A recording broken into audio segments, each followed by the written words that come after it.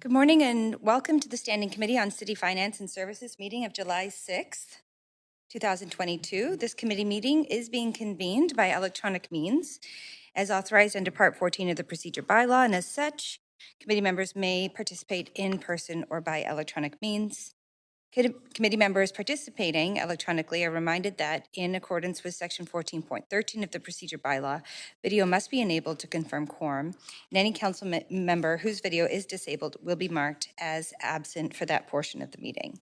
Members are also asked to please advise the clerk if they need to leave the meeting. If a committee member loses connection during the voting process, staff will get you back online quickly while we suspend the voting process, and staff contact information has been circulated to you. Video of committee members speaking, presentations, and vote results will be projected on the live stream when available. Members of the public who wish to participate are encouraged to submit comments online or participate via telephone. We acknowledge that we are on the unceded homelands of the Musqueam, Squamish, and Tsleil-Waututh people. We thank them for having cared for this land and look forward to working with them in partnership as we continue to build this great city together. I also want to take a moment to recognize the immense contributions of the City of Vancouver's staff who work hard every day to help make our city an incredible place to live, work, and play. Clerk, may we have the roll call, please? Yes. Mayor Stewart. Present. Councillor Carr.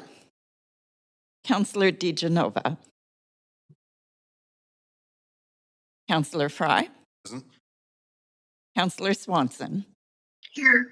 Councillor Hardwick. Present. Councillor Wiebe. Present. Councillor Boyle.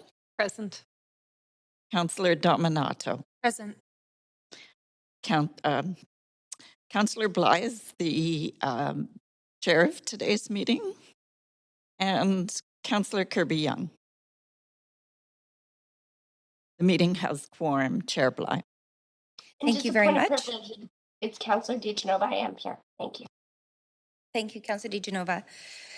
So the plan for the day, we have 2 items of business on today's agenda, 1 report and 1 member motion referred from yesterday's council meeting. We will recess at noon for lunch and then reconvene at 1 p.m. Should the business not be completed prior to 5 p.m. today, we will recess for dinner at 5 and reconvene at 6 p.m. Should the business not be completed this evening, the meeting will reconvene July 22nd at 9:30 a.m. Finally, I'd like to remind council members that if amendments are brought forward, they must be submitted to the city clerk in final written form before the council member introduces them. Please ensure the clerk has received your amendment by using the council meeting amendments DL. So before we begin, I want to note the City of Vancouver's long-standing commitment to equity, diversity, and inclusion, including utmost respect for all genders. I remind council that when addressing speakers and staff, we will avoid using gendered honorifics and will instead refer to the person by first and last name, role, or title.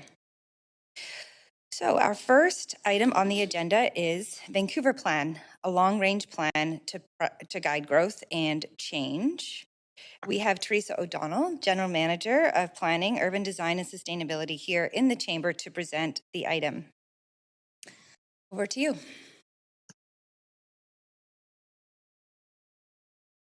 Members of the City Council, my name is Teresa O'Donnell, and I am delighted to be here today, along with my colleagues, to present the Vancouver Plan to the City Council.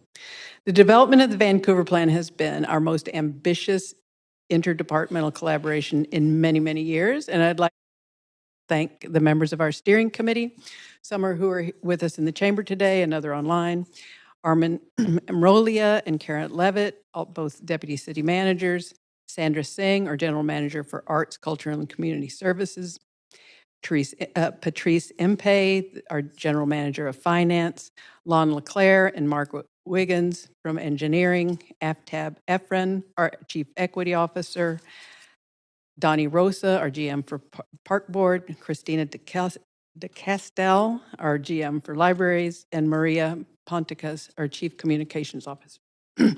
I'd also like to introduce the key members of the Vancouver project team that will be here helping me present today. Karis Hebert, who is the project lead, Lil Rollins, our policy lead, and Andrew Pask, our public engagement lead. And we also have other key members of the team, Doug Smith, the Director of Sustainability, Donnie Wong from Engineering, Carrie Dow, Urban Design, Channy Joseph, our senior planner, Neil Wells, and Megan Kaplan, who are with comms. Finally, I'd like to acknowledge a very special guest in our audience today, and I want to thank Susan Haid for being here. Thank you, Susan. So let's get started.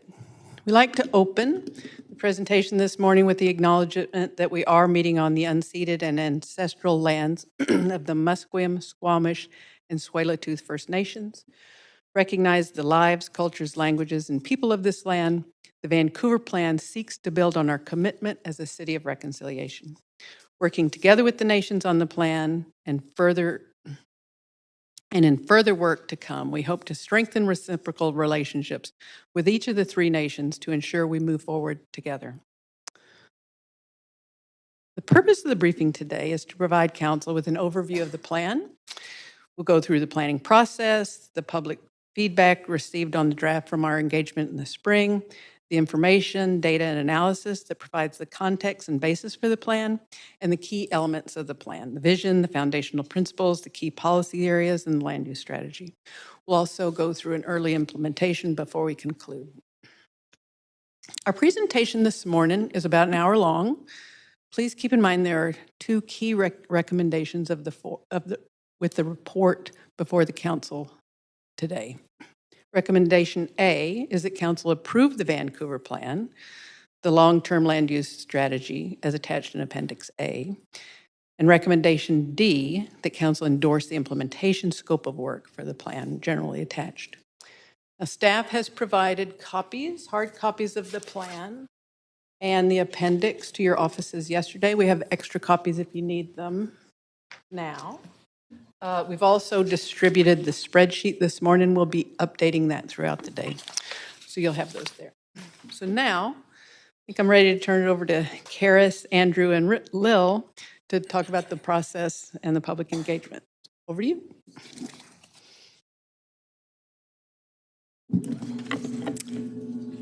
Thank you, Teresa, and good morning, Chair and Council.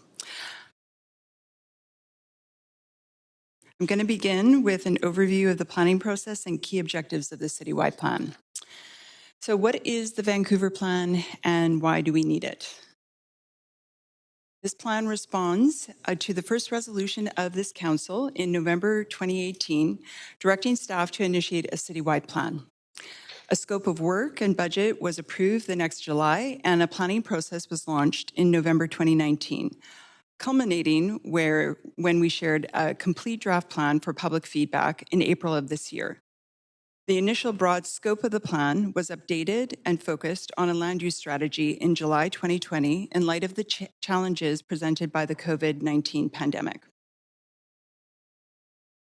As Teresa has noted, the Vancouver Plan is a long-range plan to guide growth and change for the next 30 years and beyond.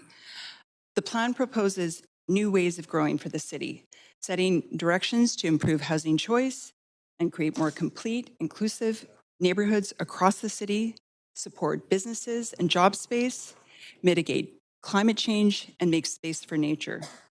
If approved, the Vancouver Plan will become the city's first council-endorsed citywide land use strategy.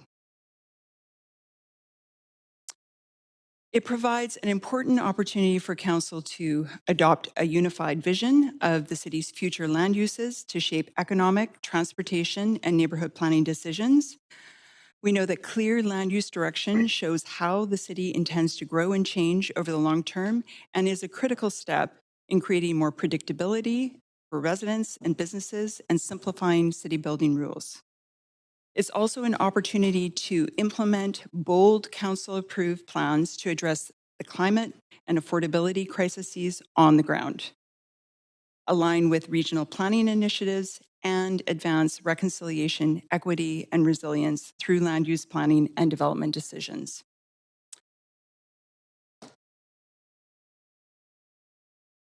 The plan builds on our many strengths. Many diverse strengths as a city, both our geographical and natural assets, but also our diverse and cherished neighborhoods, businesses, cultural scene, and of course, the people. It addresses our very difficult challenges like housing affordability and homelessness, the climate crisis, lack of access to daily needs in many neighborhoods, and other issues that have arisen in part from decisions about how our city and neighborhoods grow or stay the same, who is included in decision making, and what receives attention and funding. The plan does not solve all these problems, but it definitely moves the dial towards solutions. It is a policy plan that sets general long-term land use guidance. Vancouver Plan does not create development rights, nor is it rezoning enabling policy. It is a higher level policy that does not provide guidance about people's homes or specific issues. It doesn't supersede policies like Housing Vancouver, Resilient Vancouver, or the Climate Emergency Action Plan. Rather, the plan complements these important and related policy initiatives and advances them on the ground with a land use strategy. It builds on recently approved community plans such as the Canby Corridor, Marpole, Grandview Woodland, West End, and Downtown Eastside plans. It links to and has been developed in coordination with concurrent planning processes such as the Broadway Plan. More localized details will come during Vancouver Plan implementation, but this is a first and necessary step for guiding more equitable and sustainable land use decisions across the whole city. Implementing the vision and the land use strategy of the plan will require more detailed land use, financial, and infrastructure analysis. However, what we have established with this plan are key directions for future land uses and citywide policy objectives based on technical analysis and extensive community input. I'm now going to ask Andrew Pask, Senior Planner and Public Engagement Lead on the Vancouver Plan, to brief you on the planning process and public feedback on the draft plan.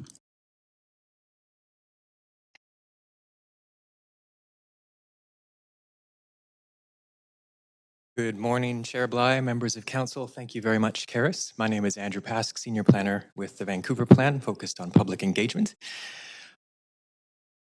I'm going to begin my remarks by talking about an overview of the planning process and highlight the deep collaboration and technical work across many city departments with key partners and broad, in-depth community engagement undertaken over the past 2.5 years. The planning process launched in the fall of 2019 and ended with us sharing the entire Vancouver Plan, the draft plan, with the public and our partners through April and May of this year. Planning unfolded in 4 phases.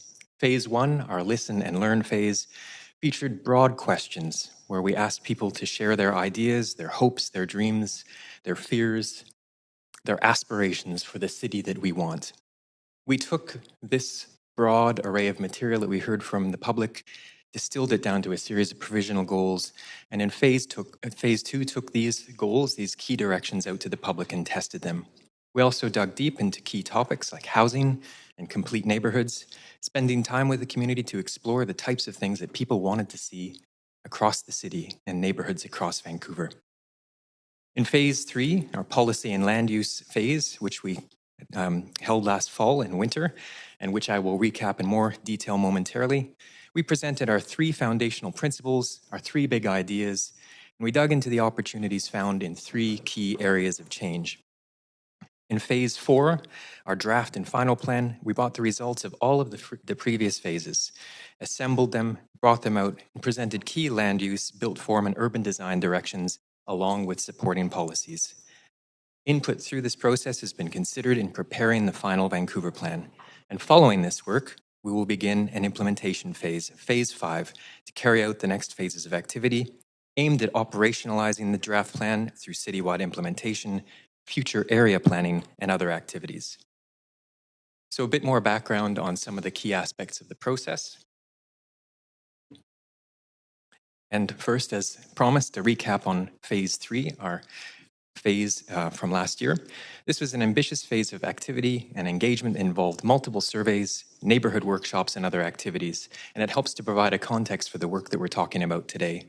Not only did we validate our earlier work on complete neighborhoods, but we heard through this phase broad support for additional housing choice across Vancouver, measures to support the economy, and very high levels of support for actions to support climate response and restored ecosystems. This phase also provided an opportunity for people to share their perspective on how and where the city should grow, with the majority of respondents supporting a more diverse mixture of uses in neighborhoods, new types of housing off of arterials, support for growth around amenities like parks and community centers. The majority of respondents also favored a more distributed versus concentrated form of growth, particularly around transit and shopping areas. There are a few other things to note about this overall process that really helped to set the context for our work. From the beginning, we've had partnership agreements that were developed with Musqueam, Squamish, and Tsleil-Waututh Nations and the Metro Vancouver Aboriginal Executive Council, with funding supports provided to support capacity for self-determined involvement in the process. Working together on this plan, and in further work to come, we hope to strengthen reciprocal relationships with the nations and urban Indigenous communities and peoples to ensure that we move forward together. Reconciliation is not an overnight process. We've worked hard to use this plan as an opportunity to move the dial in that respect. It is a foundational principle that is woven through the work that we're presenting today. Broadly speaking, staff engage with residents, businesses, and organizations in a process that involved over 52,000 engagement touchpoints. We engaged 250 organizations and held over 500 events and meetings. Throughout this process, there were a wide variety of ways for the public to get involved, ranging from workshops, open houses, asset mapping exercises and charrettes, information sessions, conversation kits, walk-in tours, an online dialogue session, and many more engagement opportunities. We placed a focus on delivering activities accessible to equity-denied communities and youth to support participation from people who've often been left out of the planning process. We recognize that the results here are imperfect. There is more to do, and we have had many learnings along the way, but the plan again strove to really involve people that had not been involved in planning processes of this nature before. And of course, in addition to the challenges of delivering a broad-based and inclusive process, we were also challenged by the reality of the pandemic. While we were dealing with COVID and the response to that, we found that we were able to pivot quickly to new methods of engagement, and community members adapted quickly as well, responded to new methods of online and outdoor engagement. And for some, I would add, opening up online forms of engagement like this has been a positive. It has enabled accessible activities for people that would not otherwise be involved. The picture in the middle, I would just note, is our youth planner, Stina, facilitating one of the many outdoor youth workshops, 118 of those in total as well. Let's now take a moment to review public feedback from our most recent phase of engagement, Phase 4 activities. Between April 5th and May 10th of this year, staff hosted engagement activities to share and receive feedback on the draft plan with members of the public, stakeholders, and government partners. These included 2 surveys. The first utilized the city's Talk Vancouver platform and was an opt-in survey, meaning that anyone who wanted to share their feedback could do so. We also enabled opportunities for customization so that people could respond to the questions and topics that they wanted to and skip others.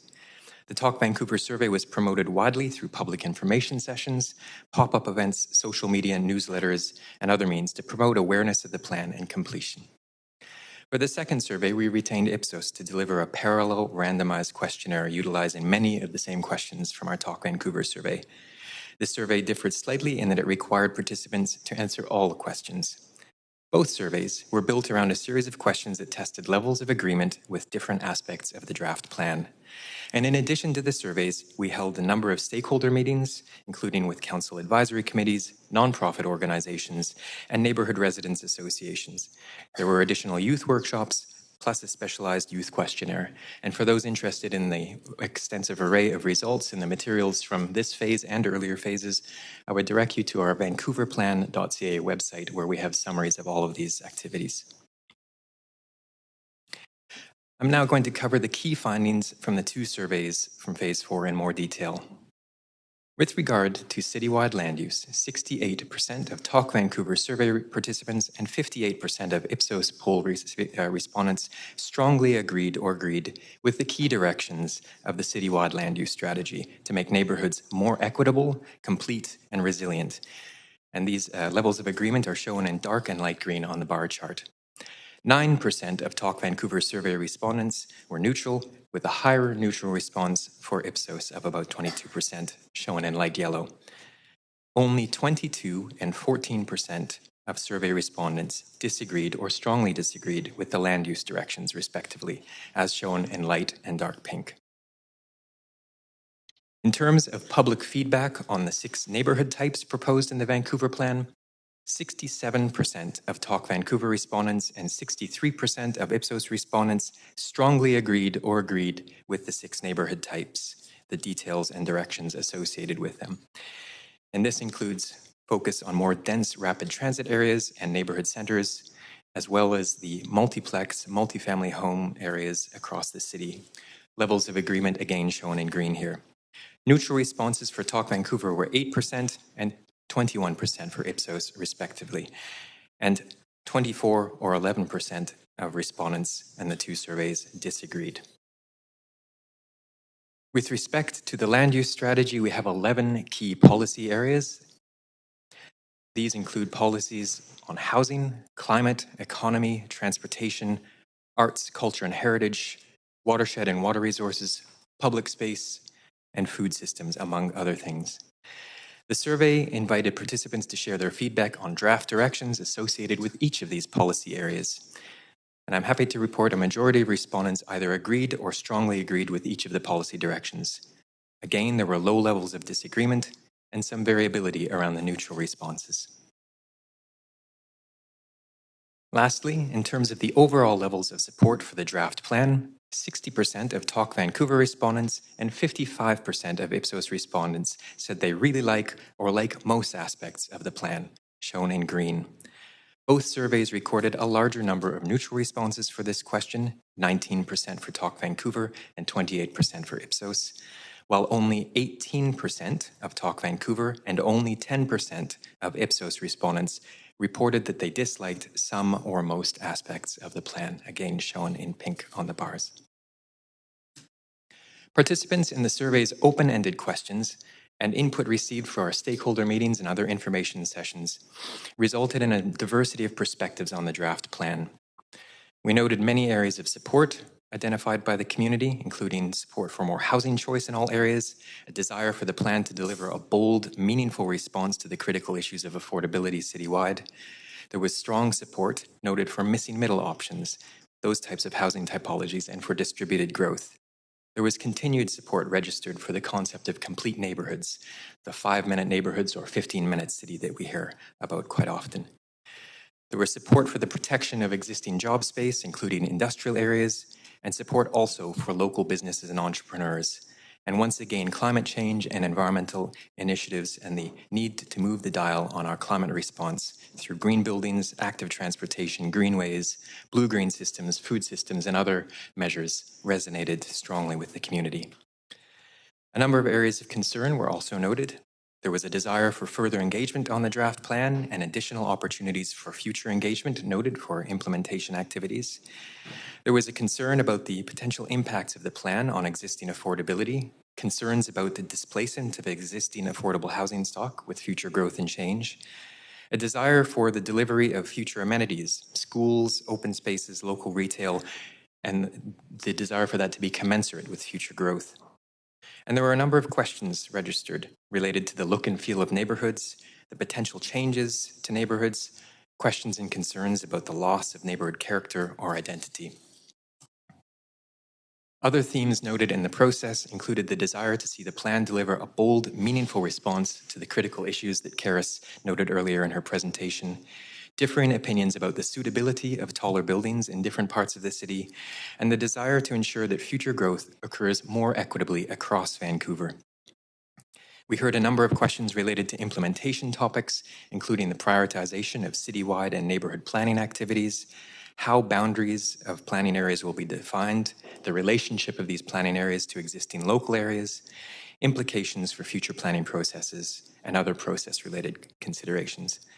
And I would add, if we're to summarize these things in a very broad sense, there were a number of people who felt the draft plan should go further, and a number of people who felt that it went far enough. The plan, from our perspective, strives to find a balance between these two broad perspectives. Given the general support for the draft plan and the diverse and somewhat conflicting ranges of perspectives shared, most of the changes made to the final plan that you see today involved adjustments for clarity, emphasis, and consistency. Other enhancements were made to improve graphics and better support a connection between plan directions and implementation. The enhancements include those related to overall engagement, including Phase 4 engagement details, further information on specialized or targeted engagement through the planning process, for example, with Indigenous partners, equity-denied groups, and youths. There was also the addition of several feature spreads, which have been added to highlight key topic areas of interest that arose during draft plan engagement.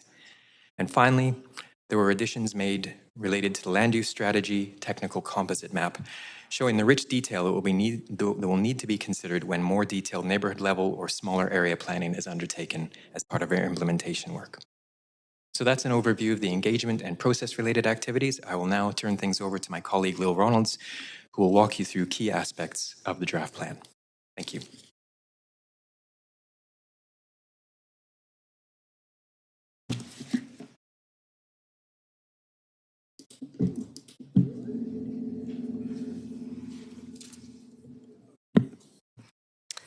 Thank you, Andrew, and good morning, Chair Bly and Council. It's a pleasure to be here today. Lil Ronalds, Senior Planner with the Vancouver Plan team.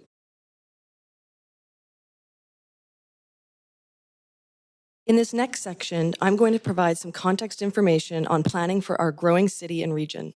Metro Vancouver and TransLink have recently updated their long-range plans, and Vancouver Plan is our opportunity to align with our regional partners.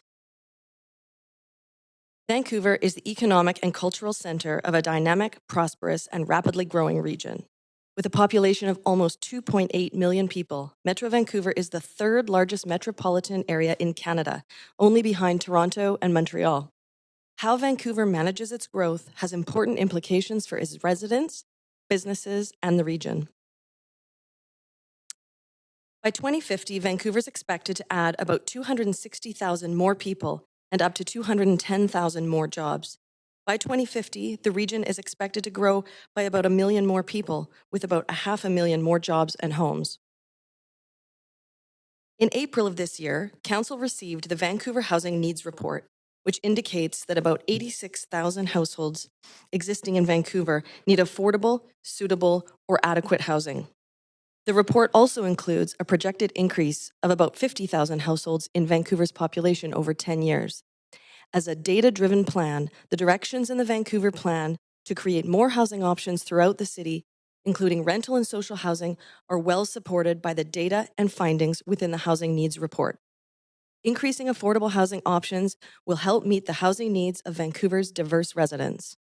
This approach received strong support in both our Phase 3 and Phase 4 engagement. Over 3/4 of respondents in our Phase 3 survey agree or strongly agree that Vancouver should have a range of housing options in all neighborhoods. Respondents also consistently expressed support for missing middle housing forms like townhouses and low-rise apartments, and they want to see opportunities for more rental housing as well.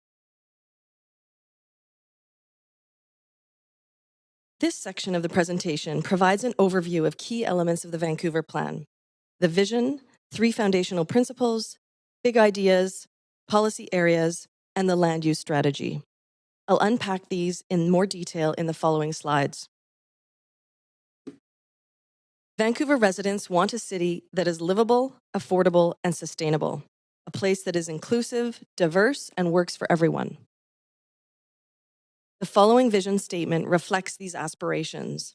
Vancouver is a city that lives in greater balance with our ecological systems while providing more complete, inclusive, and resilient neighborhoods where people of all ages, incomes, abilities, and backgrounds thrive. The plan includes 3 principles that provide a foundation for the plan. These foundational principles are reconciliation, equity, and resilience. The principles are woven throughout the plan and build on approved council direction. They've enhanced the planning process and informed policy development and serve as a framework for implementation. Alongside the commitments put forward by the Vancouver Plan, work is underway at the city with partners and communities to continue advancing these goals across the organization. For reconciliation, we'll continue to form relationships of mutual respect with Musqueam, Squamish, and Tsleil-Waututh nations and urban Indigenous peoples, and integrate these values in land use planning and processes. We will advance a more equitable approach to planning with particular attention to equity-denied groups. The map shown illustrates disproportionately impacted populations across the city, with darker areas showing higher concentrations of populations experiencing systemic barriers. Measuring equity is not a straightforward task, but this map can help us understand how inequities show up across the city. For resilience, we will proactively plan for an uncertain future so we can, in our neighborhoods and as a city, withstand, adapt, recover, and thrive in the face of shocks like earthquakes and climate change impacts, and reduce stresses like unaffordability and inequity. Excuse me. The map shown illustrates overlapping hazards and risks under current conditions. Components of the map include current flood hazard, future flood hazard with sea level rise, air quality, extreme heat, and seismic risk. The three big ideas of the plan were tested extensively in Phase 3 and received positive public support. They were further validated through our Phase 4 engagement activities. The three big ideas are the main aspirations of the plan, characterizing new ways of growing that reflect community priorities. They are equitable housing and complete neighborhoods, an economy that works for all, and climate protection and restored ecosystems. The big ideas bring together policies across all areas of the plan, from transportation to childcare, and from housing to food systems. Together, they help steer us to our desired future. The first big idea is equitable housing and complete neighborhoods. For equitable housing, this means allowing more housing options across the city, including new rental and social housing in all neighborhoods. It means creating opportunities for higher density living off major streets for better livability. It means creating opportunities for everyone to choose a livable neighborhood that meets their needs. As Andrew noted, the idea of complete neighborhoods was tested extensively in Phase 2, with many findings validated again in Phase 3, where 68% of respondents support increased heights and densities in neighborhoods to create more affordable housing. 77% of respondents support more rental housing on smaller local streets within neighborhoods, similar to what we see in neighborhoods like Kerrisdale today. And 84% of respondents support adding new housing types near neighborhood assets like schools, parks, and community centers. This is significant and meaningful for the future of our city. For complete neighborhoods, it means building on what we love about our neighborhoods, like grocery stores and other shops and services, lively public spaces, reliable walking, biking, and transit options, and valued amenities like community centers, arts and culture spaces, and libraries. It also means moving toward our climate target of having 90% of people living within an easy walk or roll of their daily needs. The second big idea is an economy that works for all. This means protecting and expanding areas for business and employment while continuing to focus major office and business districts. It means adding more job space to neighborhoods, for example, restaurants and home-based businesses, so they better support people's livelihoods. It means ensuring a mix of housing, jobs, shops, and services close to rapid transit. And the third big idea is climate protection and restored ecosystems. This means creating streets for people to move around by walking, rolling, biking, and transit. Supporting building methods that reduce energy consumption. It means protecting and making more space for nature in the city. This topic received very high levels of support through our Phase 3 engagement, with 80 to 95% support for sustainable construction methods, improvements to gray-green infrastructure, and managing growth around ecologically sensitive areas. In this next section, I'll go over the policy areas that have shaped the land use direction of the Vancouver Plan. These policies are critical to supporting the Vancouver Plan vision, setting direction for the city's future. There are 11 policy areas included in the plan. Each policy area includes a vision statement, policy directions, and policies. I'll spend some time in the coming slides highlighting the key directions for each. In terms of housing policy, we know our existing housing system is not meeting the needs of our growing population. The Vancouver Plan takes an equity-based approach to housing. A key priority is to enable new rental and social housing in all neighborhoods across the city while preserving affordability in areas with existing rental and social housing, helping to minimize displacement and create more inclusive neighborhoods. The dark red area shows where we will protect and renew existing affordable housing by promoting reinvestment and intensification of older housing stock. The pink area on the map are areas near transit and shopping areas and show where we'll expand housing options with an emphasis on purpose-built rental and social housing off main streets and near transit and other amenities and services. The dotted areas show where we'll enable missing middle housing, including townhomes, multiplexes,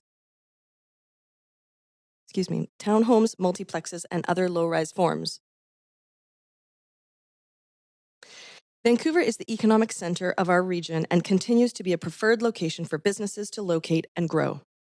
Businesses have noted this is because a Vancouver location provides the best access to a diverse and talented labor pool. But prosperity is not shared by all in the city, and the city's employment lands are under immense pressure. 50% of the city's jobs are located on just 10% of the city's land. This includes lands like the Port and South Vancouver Industrial Area, lands that are used for production, distribution, and repair. These lands are geographically constrained with critical infrastructure ties like rail and highway access. The importance of these lands and their connection to the city's resilience has been highlighted in new ways through the COVID-19 pandemic, where we experienced global supply chain disruptions and the need for space for local production was underscored. These lands are valuable.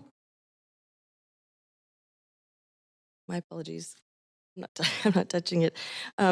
These lands are valuable, scarce, and vulnerable to competing uses, but they are critical to the integrity of the city, the region, and beyond.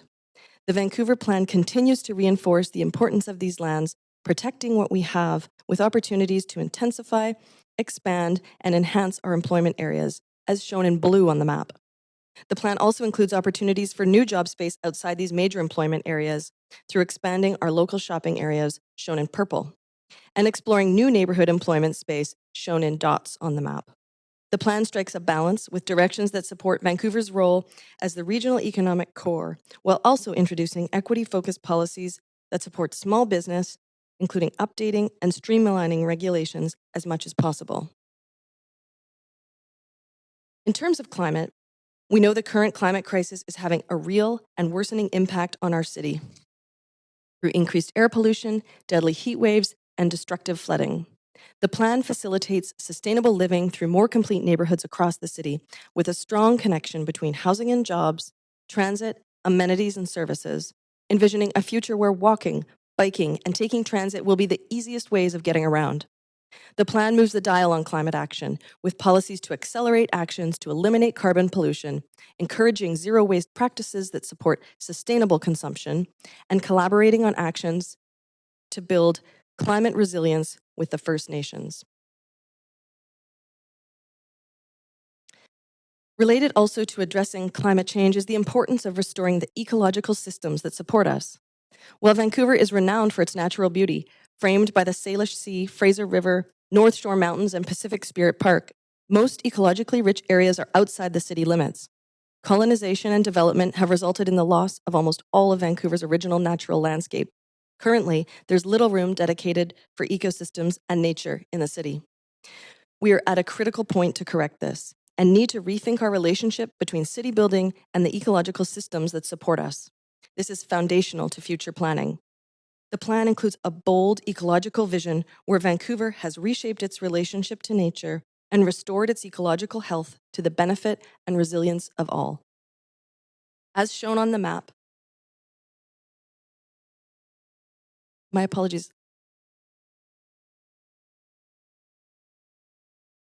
As shown on the map, the plan's vision includes a system of ecological corridors and ecologically sensitive zones that act as a buffer to natural areas.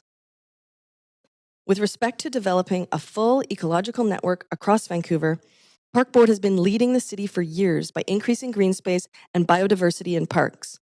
Engineering has control over the street right-of-way, and this allows them to be very progressive in adding more trees, green infrastructure, and green space. However, significantly increasing the protection of existing green space and adding more on private lands will be more difficult and will present a new challenge that staff, industry, and residents need to tackle together. Vancouver Plan sets the stage to think outside the box and seek innovative approaches to increasing ecological integrity across Vancouver. The residents of Vancouver strongly supported the ecology policies in the Vancouver Plan with 80% support in the TalkVan survey. Transportation policies in the Vancouver Plan show a critical connection between land use and transportation networks, locating people closer to their destinations with strong connectivity through a fine-grained walking, rolling, and biking network. The plan aims for people-first streets, transforming road space to support more people sharing space in our city and meeting the changing needs of residents and businesses. This map shows the long-term build-out of the city's transit network, featuring future rapid transit alignments set out in Transport 2050, which is TransLink's regional transportation strategy, and potential expansion of the frequent transit network, all of which supports growth envisioned in the plan. Access to quality, licensed childcare and early learning improves health outcomes for children throughout their lives and helps to equalize outcomes between disadvantaged children and their peers. It allows families to live in the city, and it is critical to a healthy and stable economy by allowing parents to participate in the workforce, and it's essential to achieving gender equality. Yet, in 2021, less than half of children whose parents need full-time childcare had access to it. The Vancouver Plan vision is that children and families in Vancouver can access licensed, quality childcare in their neighborhood as part of a universal system. Like many other goals of the plan, partnerships with senior government and the nonprofit sector will be critical for achieving this. Community infrastructure like libraries, community centers, senior spaces, family places, and neighborhood houses play an essential role in the lives of Vancouver residents, providing access to the activities, services, and supports people need to stay healthy, engaged, and connected throughout life. These are invaluable resources, especially for those who are from lower socioeconomic populations or equity-denied communities. The plan includes directions that support community-serving spaces across all neighborhoods to meet the needs of a growing city, prioritizing underserved communities. It also addresses the need for some of our most basic human needs, such as public washrooms in public spaces in all of our neighborhoods. In terms of arts, culture, and heritage policy, the plan recognizes Vancouver is home to diverse communities, cultural traditions, landscapes, and stories. It builds on, rather than restates, important citywide policy like culture shift and long-established heritage policy. A key priority is to continue work to integrate Indigenous and equity-denied groups' perspectives into policies and projects to expand our understanding of the city, both past and present. It also shows where policies to support arts, culture, and heritage land on the ground throughout the city. The map shows where there is protection of cultural heritage assets in distinct ethnic communities in orange. It also shows where we'd like to support arts and cultural spaces around established commercial hubs, shown in dark purple, and public spaces to promote cultural expression in light purple. The plan supports production space in industrial areas, shown in the blue hatched areas, and opportunities for cultural programming in lower density residential areas, shown in the dotted areas. Vancouver's plazas, parks, streets, paths, and beaches make the city a vibrant place to live. The photos in the slide really capture how these outdoor public spaces are where we come together and connect. Access to local public space is critical for our health and well-being, and these spaces are living rooms and backyards for many people. With a strong connection to the land, public space policies prioritize collaborating with and supporting the nations in shaping public spaces to bring them greater visibility and voice. Policies also emphasize the importance of investing in community partnerships and promoting community-led stewardship of public spaces. We will promote an inclusive public life across all neighborhoods for all users in all seasons. In terms of watersheds and water resources, the Vancouver Plan builds on One Water, an approach to water management led by engineering that considers the entire urban water cycle and integrates water management and infrastructure with nature. The plan emphasizes a holistic, watershed-based planning approach for managing all our water resources and improving the health of the aquatic environment. It includes policies to manage water on public property, including a citywide blue-green network that manages rainwater, supports climate adaptation, and creates public space opportunities. It also includes policies managing water on private property as well, ensuring a holistic approach. Food systems. We know food plays a powerful role in connecting people to each other, their cultures, and the land and water. Food systems are a key element of city building. The policies in this chapter prioritize developing an equitable and resilient food system, with policies that relate strongly to complete neighborhoods. For example, supporting food-related retail and service uses, including culturally appropriate options in each neighborhood, reducing barriers for urban farms, and supporting food wholesale and manufacturing in jobs areas.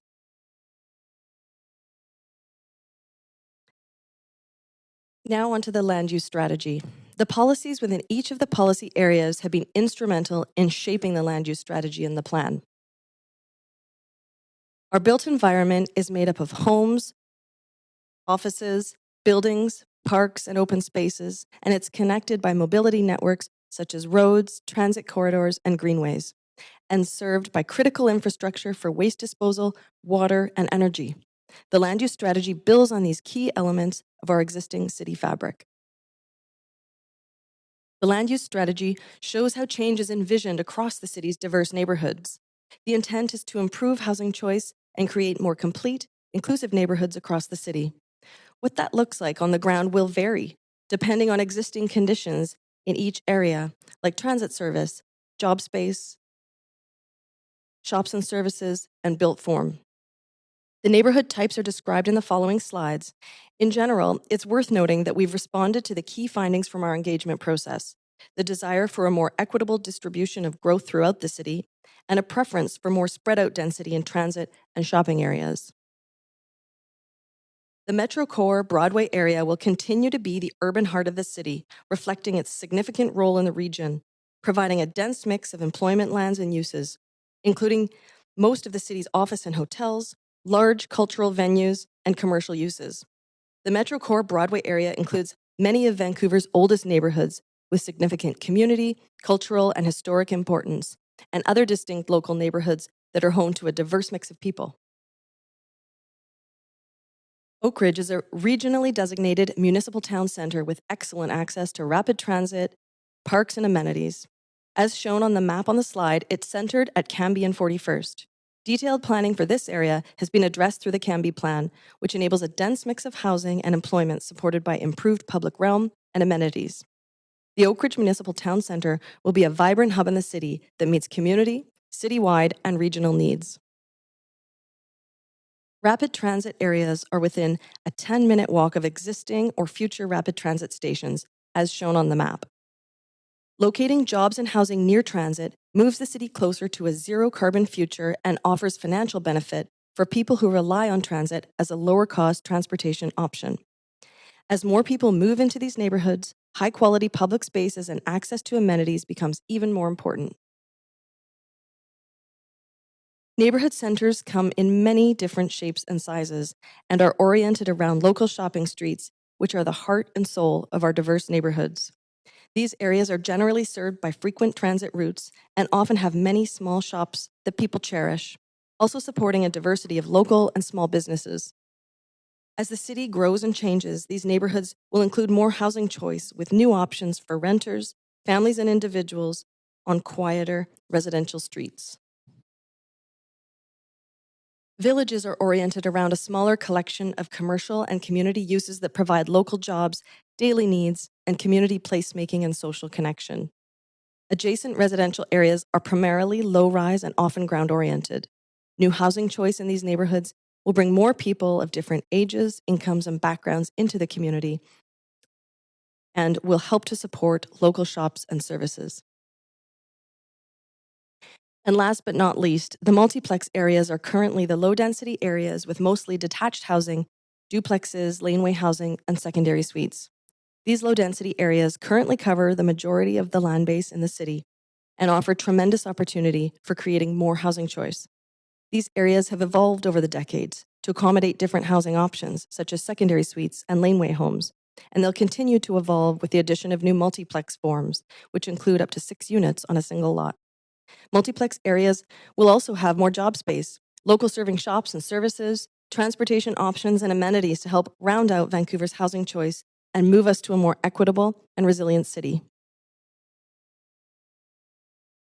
And on this slide, we see all of the layers come together in the unified land use strategy, illustrating the type and intensity of change envisioned across Vancouver's diverse neighborhoods over the long term.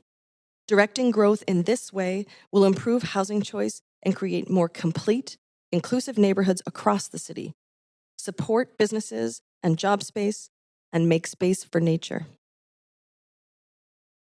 Thank you very much, Councillor Bly and members of council. Now I'll pass it back to Karis Hebert to walk through plan implementation.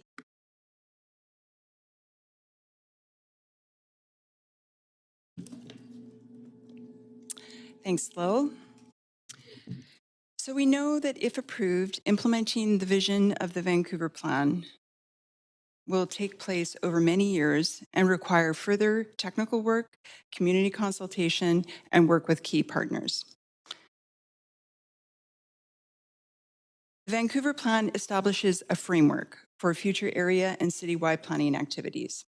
We know that we need to phase change over time and be strategic about where and how we grow, considering criteria like impacts on residents and businesses and the city's ability to deliver needed services and amenities. It will be important to set realistic expectations, continue to work with all partners, including senior levels of government, and undertake more detailed work that coordinates land use, infrastructure, amenities, and finances. So Vancouver Plan implementation involves 2 key streams of work: a review of existing plans and policies for alignment with Vancouver Plan's general directions and goals, which will result in staff recommending some policy or plans to be updated or rescinded, the development of new plans and strategies that use the plan as a framework. This staff are recommending should include a land use development plan, similar to an official community plan in other BC municipalities. The land use development plan will build off of the citywide land use framework and support the plan's implementation through the addition of the following important components. It will include an updated regional context statement that supports the regional growth strategy, a phasing plan that indicates areas of growth and change to advance over the next 10 years with a higher level outlook to 2050. Guidelines for area plans, for future area planning work that provide guidance on the content and the process. Additional reference maps that communicate zoning and rezoning enabling policy. A monitoring approach with citywide targets, for example, housing, employment space, ecological and social needs targets. And finally, the recommended process for updating and refreshing the plan in step with the regional growth strategy and census. The next couple of slides highlight work underway already that is well aligned with the Vancouver Plan directions. Many of these are council-approved work items that will progress the plan's big ideas and key directions. They include early actions like simplifying development regulations and process, which is an ongoing project and supports many of Vancouver Plan's policy directions. Transforming road space, which refers to work engineering is undertaking to reallocate road space for transit, water management, and green space. The Rupert and Renfrew Station Area Plan is underway to explore more housing choice, intensification of jobs lands, protecting and rehabilitating Still Creek, and managing flood risk in alignment with Vancouver Plan's big ideas. Planning staff are also currently undertaking work on a multiplexes pilot, which is looking at how to develop regulations and processes to provide opportunity for building these townhouse-style homes on single lots, which could provide more options for moderate and high-income family households. Other early actions include advancing research for the ecological network that refers to work underway to build an inventory of the city's ecological assets, which will inform the ecological vision of the plan if passed. Staff are beginning work on Housing Vancouver's 3-year action plan with a focus on the needs of seniors, families, and actions for more equitable housing options, including how to strengthen partnerships. And finally, staff are working on updates to regulations for home-based businesses to support people working in their homes and updating regulations to modernize and intensify industrial land to better support industrial businesses and diverse employment opportunities. These are some of the key early actions underway, in addition to implementing other area plans, like the Broadway plan that was just approved by Council and represents a fundamental part of advancing Vancouver plan. Thank you for your attention, Chair and Council. I'll now turn it back to Teresa for the presentation's conclusion.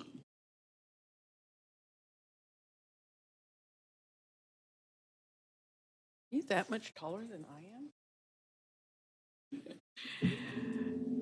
Thank you, Karis, Lil, and Andrew. Council, staff recommends approval of the Vancouver Plan, a citywide plan to guide growth and change over the next 30 years. Approval of the Vancouver Plan confirms our commitment to reconciliation in land use planning and decision-making and sets out a framework to guide growth and change in a more equitable and resilient way today and for future generations. Oops, here we go. The plan is an outcome of extensive technical work, intensive interdepartmental collaboration, and broad, in-depth community engagement spanning 2.5 years. It was developed with community input at each step of the way and reflects the priorities of our community and its direction. The Vancouver Plan was developed in coordination with a number of other very important plans, like the Broadway Plan, the Climate Emergency Action Plan, the Equity Framework, and the Housing Vancouver Strategy. It sets direction to improve housing choice and create more complete, inclusive neighborhoods across the city, support business and job space, and address climate change, and brings us into a greater balance with nature. Okay.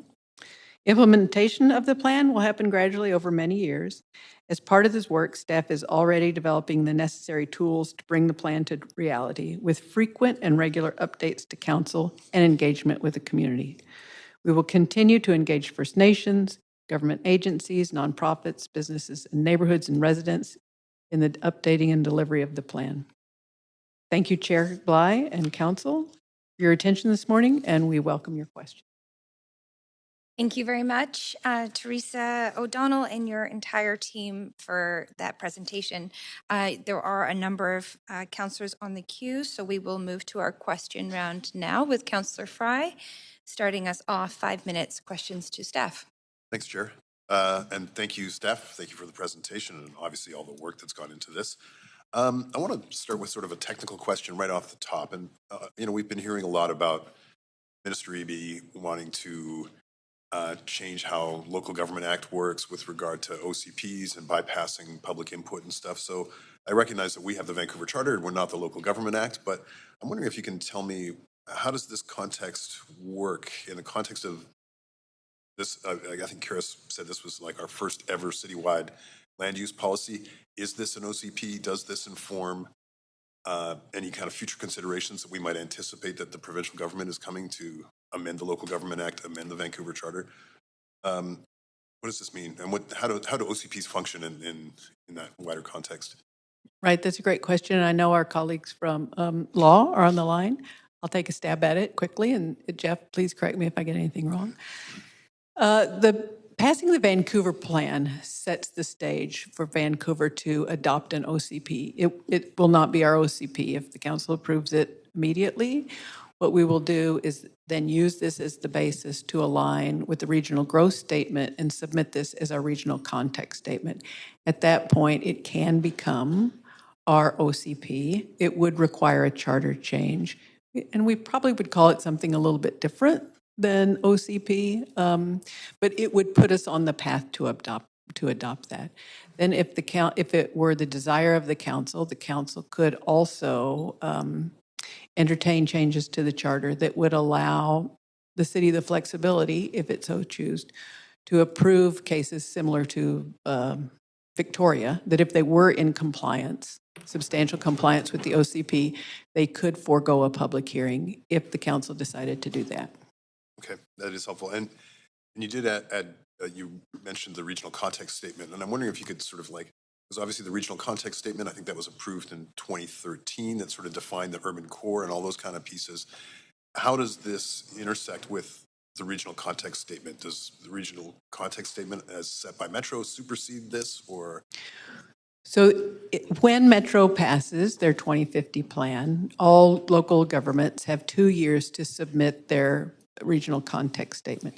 In the past, the City of Vancouver has used the array of plans that we currently have on the books to serve that purpose. This would, the Vancouver plan could take the place of that large array of plans that now serve as our regional context statement. But so this does support the already existent regional context statement by and large. It's not. It does.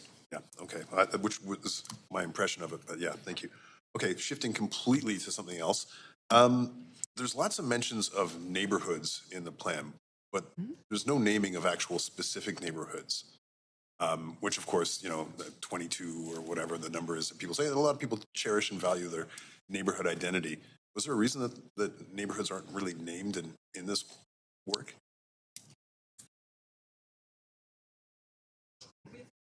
Come on up, Karis. I would just say that with the land use strategy, we were trying to communicate a lot of information with the land use strategy. And so, of course, the local neighborhood boundaries are still there and very much in effect, but they weren't shown explicitly, just the balance of communication. Right. So, and the direction in Appendix E that is going to do that sort of future, I think you called it small land area planning or something of that nature, that would sort of tease out a little bit more of that particular? Yes, exactly. Mm-hmm. Yeah. Thanks. I'll make some space this last. Okay, thank you very much, Councillor Fry. Councillor Weep.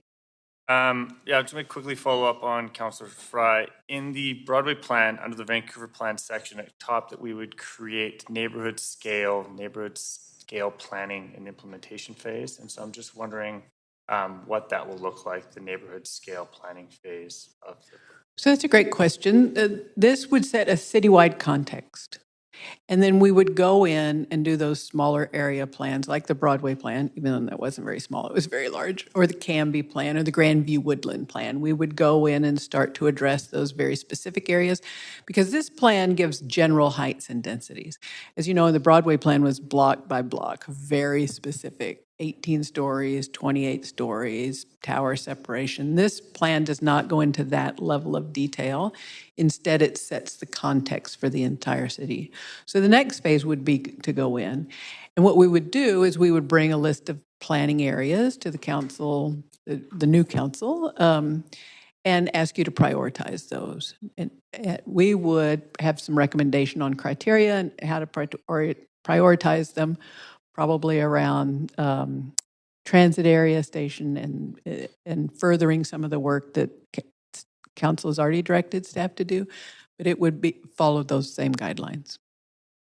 Okay, so because this talks about kind of replanning the whole city, so if it's not in one of those area plans and it's only a context statement, how would we see population growth in neighborhoods with declining populations or in areas that have large school capacities that might not be around a transit-oriented development? So recognizing people want to see density spread around the city, so how do we do that if there's not a local area plan?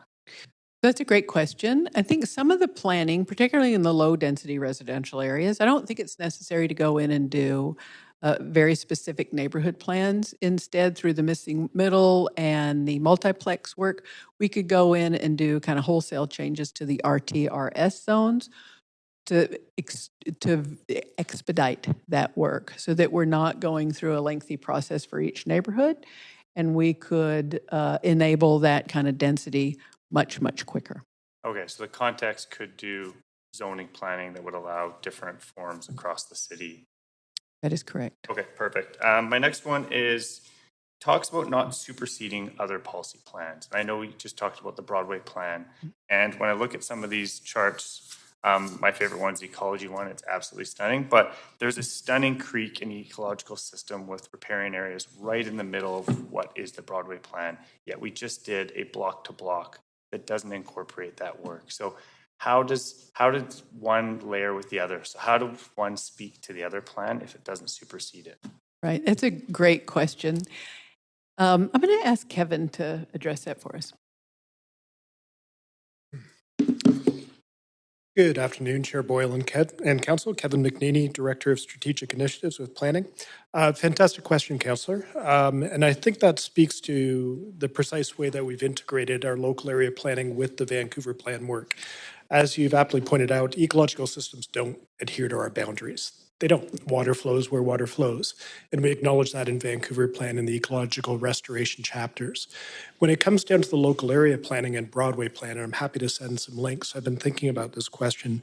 There are specific policies in that plan that speak to how development respects and restores those ecological systems. I'll read just one quickly, which is on page 459 of Broadway plan, where it says, the blue-green system is anticipated to be aligned with or will intercept major flow paths.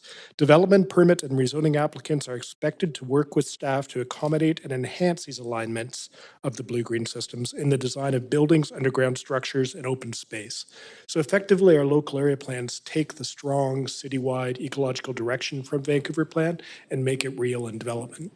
Okay, the blue-green system is a couple blocks away from this ecological path that really showcases a stream with large riparian zones. And there's also the arts and culture map and the economy map, which really shows very different elements compared to the Broadway plan. And so it'd be really interesting to see which one a developer would have to go to. I think we talked about it. So what is the overlining document? If I'm looking at my property, if I see myself as a arts and culture purple, but in the Broadway plan, I'm a yellow housing property, what supersedes and what are we going to see developed on that site? In just 10 seconds. Sorry, Kevin. I'll be quickly. Broadly, the Vancouver plan gives strong policy direction to the local area plans. The local area plans give the specifics. So both do. Both give advice to that project, and both would be reported as part of any development. Okay. Thank you very much. Councillor Carr. Thanks very much. Really appreciated the presentation and the plan itself. We've had a lot of emails from residents who are very concerned about the land use maps or zoning. Is there actually zoning in this plan now? No, there is not. Okay.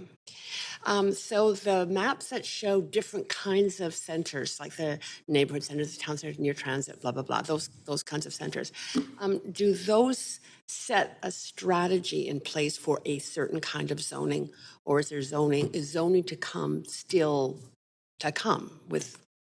Yes, yes, absolutely. It sets the broad vision, so it signals to neighborhoods, to businesses, to development community, the direction that the city wants to go, understanding that it is not in a zoning enabling policy, and that will be brought back in future work.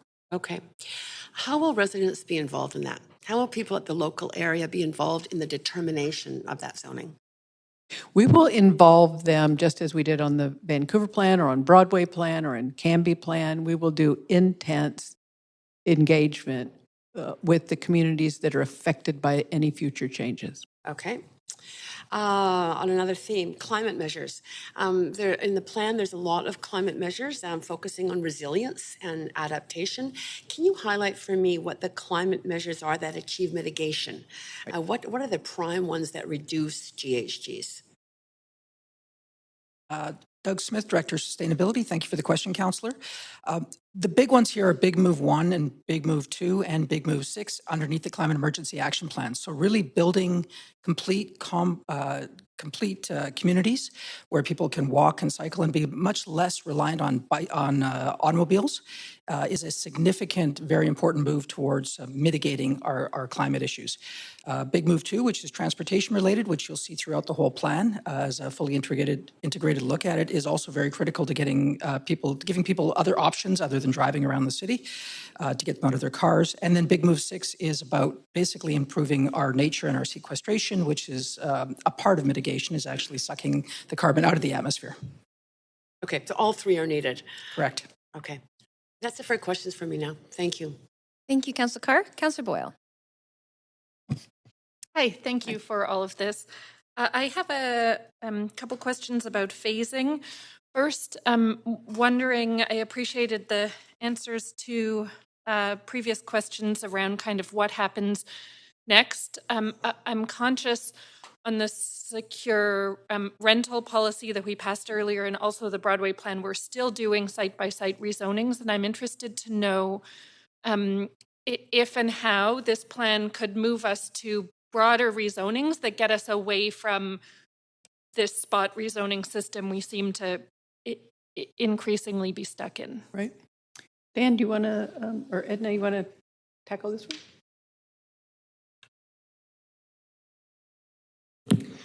Thank you, Dan Garrison, Housing Policy. I think the plan, as Teresa and Karis laid out, sets a broad framework for a future land use strategy for the city. As we go forward into implementation, that creates several opportunities for us to move beyond our current structure of site-specific rezonings under citywide policy. So it will be a phasing matter for the planning team to look at in terms of how we turn the Vancouver plan, if adopted today, into a land use plan. Which then council will have options, as Teresa laid out earlier, related to can we move ahead with projects without going through the public hearing process, for example, is something that a future council decision would be around.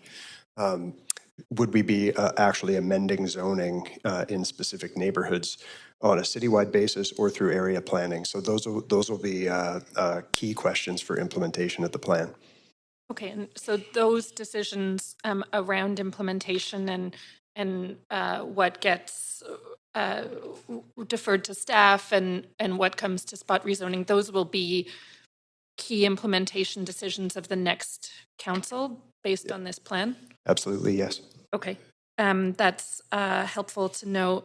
Can you give us a sense of what that timeline, decision-making timeline will look like for the next council? Like, will an implementation plan come back a year from now? If this passes, what comes back to council next and when?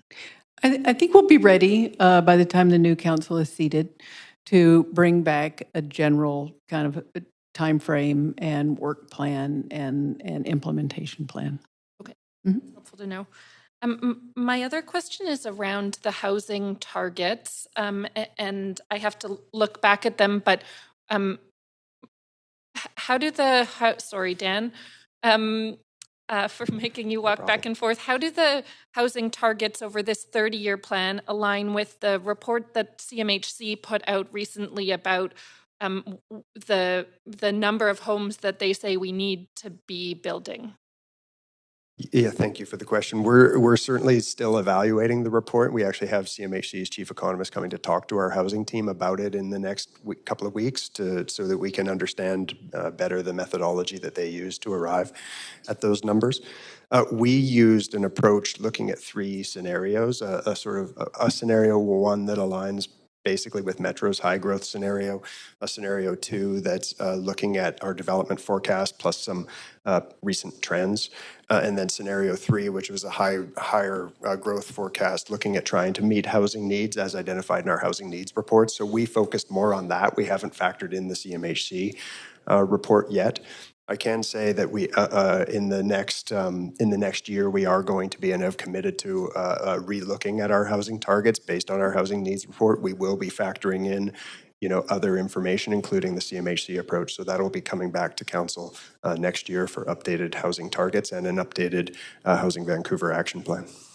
Okay, so along with some key decisions around implementation, the next council could direct staff to ramp up the ambition of the plan to meet those goals if it's determined that Yeah, that's correct. And that's a very important concept in terms of our growth projection here. This is a projection over 30 years, but over the course of implementation, over that 30-year period, we fully expect the city and subsequent councils to have to respond to the housing needs that they're facing at the time. And so there is an ability built in over the period of the plan implementation to adjust.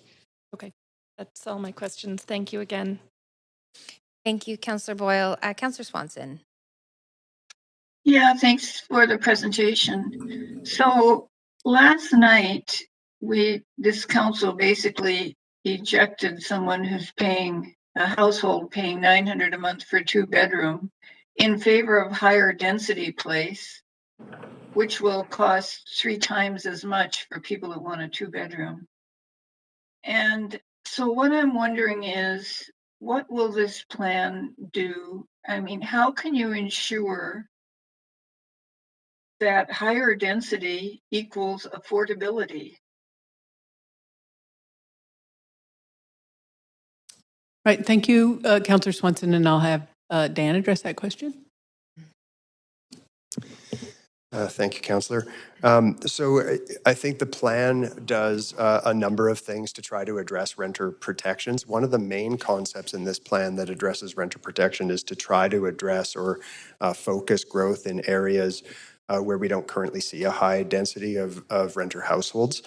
So that's one of the equity-based approaches to housing, a geographic equity-based approach to housing that this plan puts forward. It's very different from recent plans over the last couple of decades, where a significant amount of the growth and new planning has been accommodated in areas where existing renters live. So that's a key element of this. Other than that, we do have our citywide tenant relocation and protection policy, which does require compensation, mitigation measures, et cetera. In the Broadway plan, of course, we just adopted new measures which would see renter households compensated in additional ways and have the ability to return at their existing rent or below market rent, whichever is lower. So we have been evolving that tenant relocation and protection policy and expect to continue to do so. So with the 86,000 households in housing need, 52,000 of them paying too much rent, and 50,000 more coming in the next 10 years, according to the Housing Needs Report. How long is it going to take us with this plan to meet those needs? And how are we going to do it? Yeah, that's also a good question, and obviously a complicated question. We do expect as an initial implementation action, and it's listed as one of the quick start actions in the plan, to come back to council early in the next term in 2023 with an updated housing needs report, Housing Vancouver target update, as well as a 3-year action plan, which will start us down that path. So that is work we intend to do. Of course, the plan sets a framework that will allow the kinds of housing we need to be built, that takes a more equitable approach to the delivery of new affordable housing and protection of existing affordable housing. But we aren't going to be able to do this alone. The plan alone will not do it. The city alone cannot do it. We need our partners. We're going to need increased levels of investment from both provincial and federal governments, and the partnerships with the nonprofit and private sector to deliver that housing. Yeah, I think my time is up now. Thanks. Thanks, Councillor Swanson. Councillor Hardwick. Great, thank you. I'm going to start off and talk about the city plan process, which was conducted through the 1990s and the early 2000s, led by our former co-director of planning, Ann McAfee. Ann McAfee noted that over the period of the city plan process, the city interacted with 100,000 Vancouver residents prior to the creation of the internet. 100,000 Vancouverites interacted with the creation of the city plan process. We now have And so how do you respond to the criticism in light of that, that this plan that has been developed over the period that has been largely during the pandemic has failed to do the amount of necessary public consultation to get broad buy-in from the public? And you say, I think I heard the term intense engagement. How do you reconcile intense engagement of, I think we call them touch points, with the kind of public consultation legacy that the city has going back a couple decades? Thank you, Councilor Hardwick, for your question. And as Andrew went through, we had great participation in this plan. We mailed over 318,000 postcards. We had 37 newsletters. We had up to 2,200 subscribers to those newsletters. We had 153,000 page views. We engaged 52,400 community contacts. We did 4 council workshops, 100 youth workshops, 29 neighborhood charrettes, 30 pop-up engagements, 36 meetings and workshops, 119 meetings, 185 meetings and events with equity denied communities, 12 online surveys in 6 different languages with almost 26,000 survey responses, 5 online events, 3 self-guided walking tours, and DIY conversation kits for 90 million impressions. So I'm very proud of the equitable engagement that we've performed, and I do think it's sufficient for this plan. And you don't have an issue at all of that taking place over a pandemic where people were not in a position to fully participate? I do believe there was full participation. It's unfortunate that we found All ourselves right. in a pandemic period, but I think given the constraints of the pandemic, we did a really remarkable job. So how do you respond to the criticism that generations of Vancouverites have contributed literally thousands of volunteer hours to the creation of a real tapestry of community plans across the city that are barely mentioned in the body of this report? I don't want to undersell the significance of those plans. They were created with considerable time and effort from Vancouver residents and businesses and stakeholders, and they did set the foundation for Vancouver's world-renowned livability. But it's important to note that the planning approach of the past is simply not sufficient to meet the challenges that confront Vancouver today.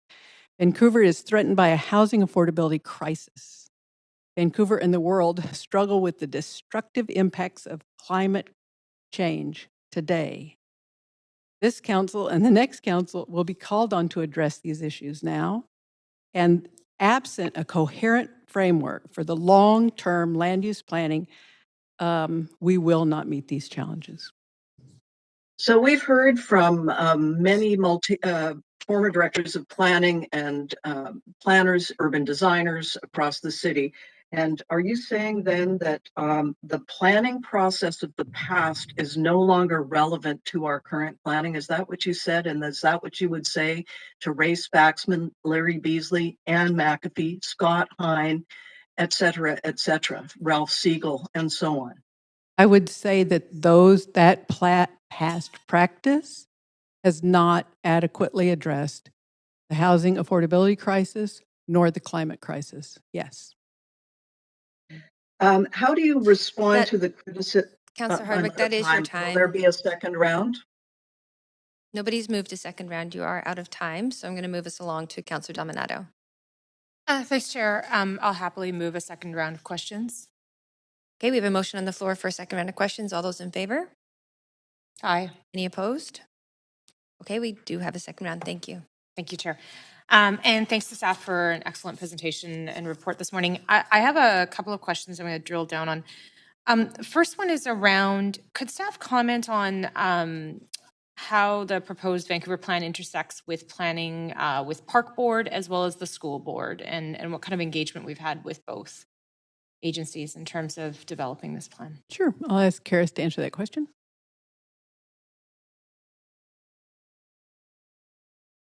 Thank you for the question. Karis Hebert, manager of the Vancouver Plan.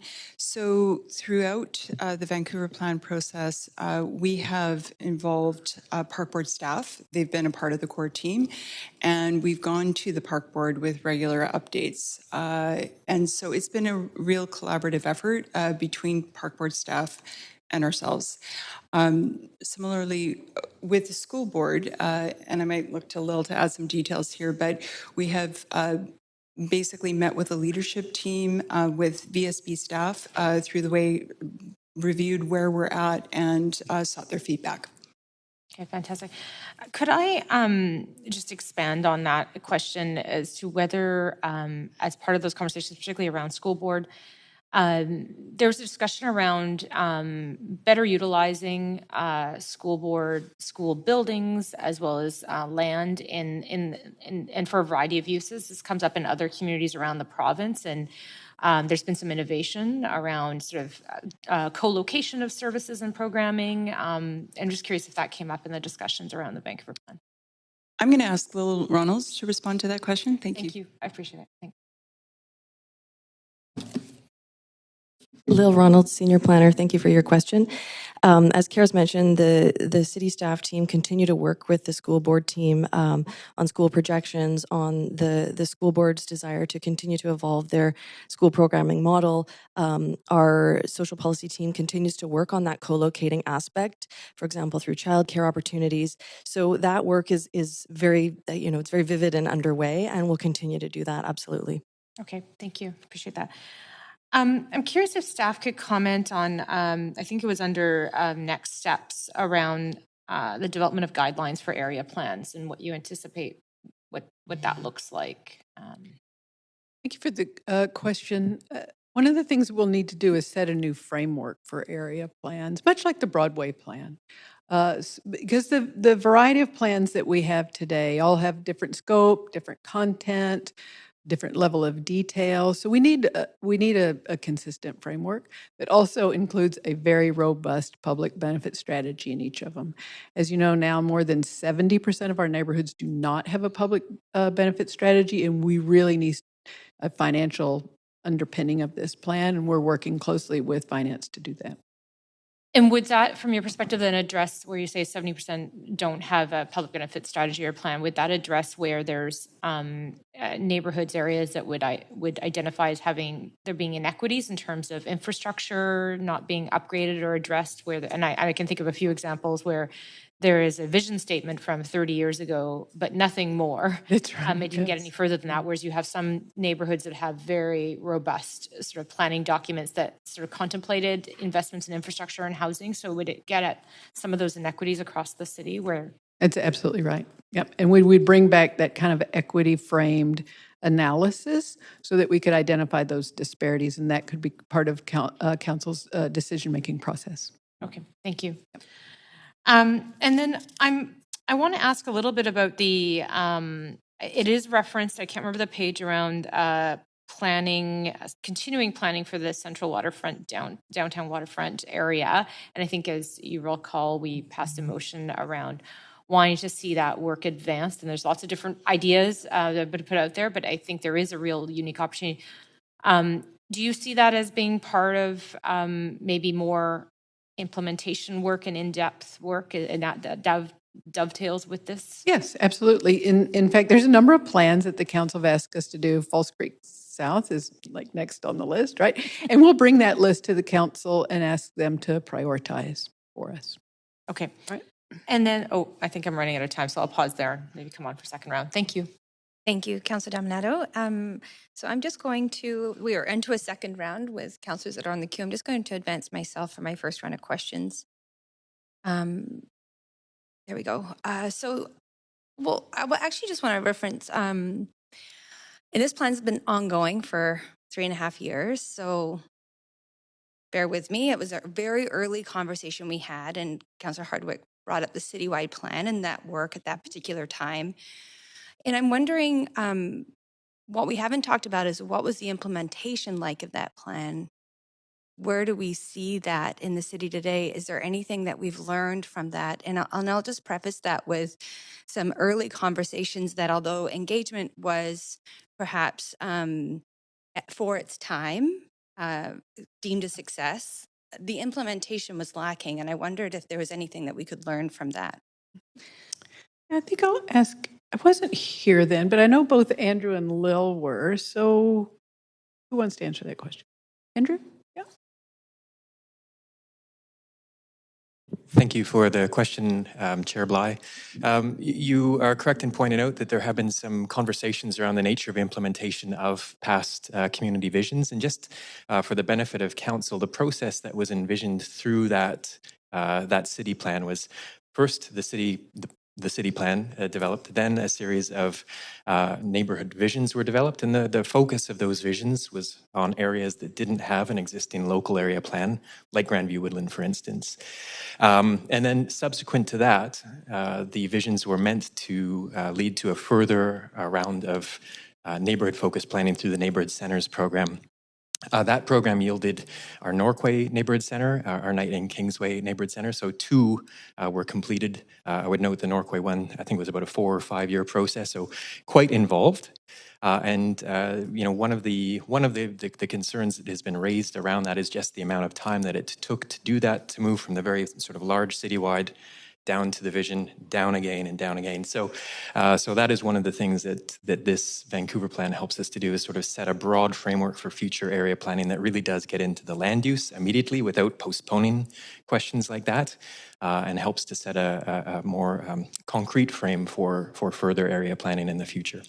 Okay, so can it be argued that the Vancouver plan as presented today would sort of be a sort of vehicle of implementation in that sense, so that we don't find ourselves spending a lot of time in the planning process and less time in the implementation process, which some may argue, recognizing there are some very, very great results from those plans. But again, we even hear from people who spent time working on them that there have been sort of untenable delays. I would just add that that message actually came loud and clear from former director Anne McAfee as well, who said among her lessons learned, it was to think about that process sequence as well.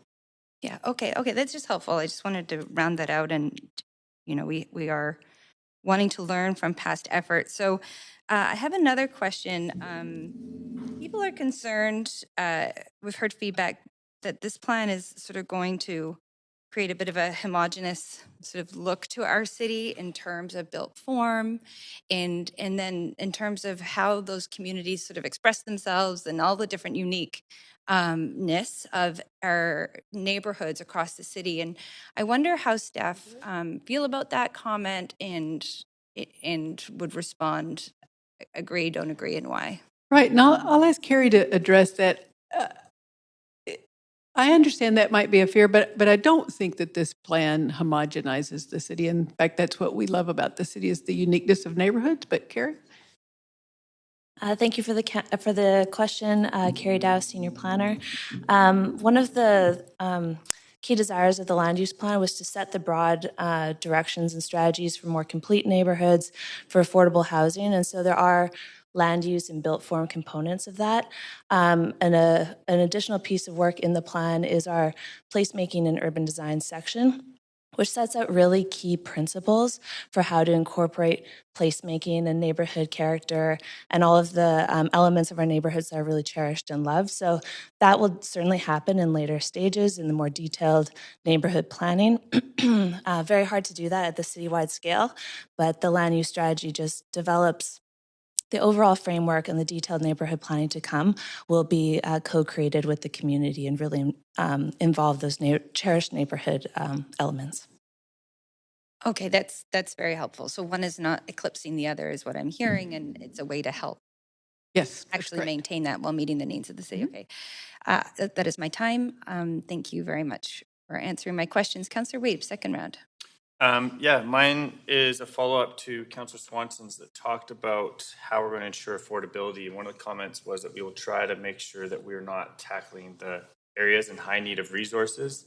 However, when you look at the equity map, the last couple plans, the Broadway plan, the Renfrew plan, Rupert, are in those areas. So how are we making sure we're going to support the section here on equity and resilience and delivering those amenities that are needed in those areas?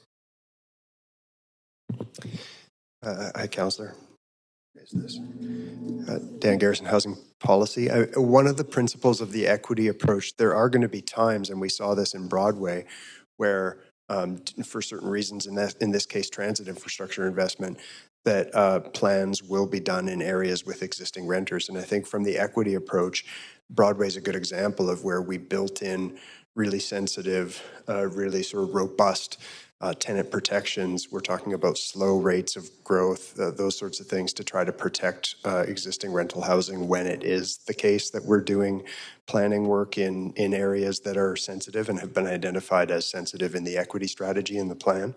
I think the important part, I think, then is going to be looking forward into the future to do planning, provide opportunities for new growth in areas where there are fewer existing lower income households, but also the presence in many of those neighborhoods where we see relatively small amounts of existing affordable housing. You also see relatively high levels of amenity, access to park space and other things that make them good candidates for areas to intensify in terms of population and housing.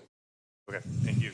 And on amenities, it does talk that we will be kind of including the targets from Van Play, so community centers, parks, and others.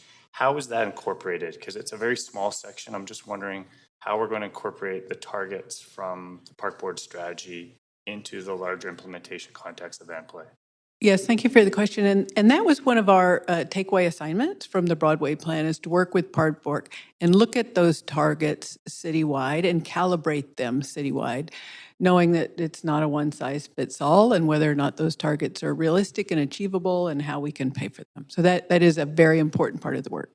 Okay, another important part of the work in area plans is the metrics monitoring review. Can you speak a little bit about what the timeline is to start to see some kind of metrics of this is what we're going to do for tree canopy and this is how we're going to deliver it, this is what we're going to do for these? So I see that the metrics aren't in here yet, and that's the next phase. Can you speak about how those metrics will be calculated, and then how we're going to monitor them, and how we're going to make sure we're accountable, and how that's going to be incorporated in capital planning? We know we just had capital plan that had no new city washrooms, no new city trees, and no new dog parks. However, when you look at this plan, it talks about incorporating those things. How do we make sure that we have metrics to make sure we're making good decisions here at council to deliver the amenities we need for the complete communities? Right, it's a great question. That'll be part of our implementation strategy that we bring back. We'll ask the council to prioritize the work, and then, of course, we'll develop those targets and metrics to respond to the council direction at that time. But you're right, what gets measured gets done, and we'll be sure to have a very robust monitoring system within the plan. And recognize my time. One of the metrics we're seeing monitored more and more in different cities is well-being indexes, well-being outcomes. Nanaimo just did their donut economy, has kind of changed their OCP to really look at how the decisions we make in a plan of this size is actually improving the well-being and happiness of our residents of Vancouver. Is that something that can be incorporated in the next phase to ensure that we're not looking at GDP, but we're looking beyond GDP? I know VC has been talking about that for our economy. So how do we change the way we build to have a strengthened economy that supports more than just GDP? Right, that's a great question, and I think that's inherent in the equity, resilience, and reconciliation principles that are the foundation of this plan, and we can start to interpret those in a well-being framework if that's the council direction. Okay, thank you very much. Appreciate it. That's all my questions. Thank you, Councillor Wade. Councillor Carr. Thank you. I'm also going to follow up on Councillor Swanson's question, which was how do we ensure higher density actually delivers affordability? So I noticed in the plan that there's language around zoning for different forms of housing, like I imagine zoning for, I think it talked about social housing specifically. Is that an outcome? How will the zoning, is that something we can pursue to ensure greater affordability? If we zone for those, types of housing, co-ops, social housing, supportive housing, that can deliver it, or are there other things we need to do to assure affordability? Well, zoning is clearly one of your most powerful implementation tools. And I'll ask Dan to look at that. I think changing some of the district schedules themselves will deliver the quickest results for the broadest area. We're certainly looking at rental-only zoning. I don't know if we have the ability to zone by ownership. So if we could zone just for nonprofits, just for social housing, but I know Dan and Edna have studied this, so I'll ask them to respond. Thank you for the question. Edna Cho, Senior Planner, Housing Policy. And absolutely, in the plan, in page 80 is the housing section of the plan. There's a direction on working with the community housing sector and looking to increase our social housing and co-op housing there. And some of the directions include continuing to use our city tools, such as inclusionary zoning, and looking at pre-zoning, which we have done with this council a couple of times through the recent Downtown Eastside work and the RM4 work. So we could look at doing that for future areas as well through the implementation of the plan. And as well, just to note, of course, that we can't do this alone. We can't achieve the level of affordability that we need to alone. We do need to bring in government partners, and that is going to be one of the key pieces of work when we do the housing targets refresh and 3-year action plan update, is to look at doing a lobbying strategy for senior governments. Okay, that's great. So that zoning is already in the direction in this plan that we're going to pursue that kind of zoning. And okay, that's great. Second question, regarding the participation of residents in the plan that's been raised by the councillors and the public. So we, during COVID, switched to different methods of engagement, primarily online. What did that mean in terms of the results of who participated and the kind of results that we got? Would they have been different, do you think, if we'd done other kinds of engagement rather than online? Thank you for the question, Councillor Carr. It's a bit of a hypothetical scenario to know how two pathways might have played out. But what I can tell you is that, earlier in the process, when, of course, we were trying to figure out how to respond, how to pivot with the pandemic, that was a very big question. Is this going to result in a major change? What are the implications going to be? We spent a fair bit of time thinking about different activities, different ways to bring people into the process, different things that we could do utilizing the platforms and technologies that we have, online events, but also outdoor events as well. What we found is that our numbers remained, as Teresa reiterated, quite good throughout the process. We also heard as well, and this was the sort of unexpected takeaway, that access for some actually went up. It became easier to participate, while balancing childcare needs, or easier for folks with different accessibility considerations to participate as well. And so we saw, I think, a fairly good diversity of folks come out to the events. We had extra staff in place to support, where technical considerations were at play.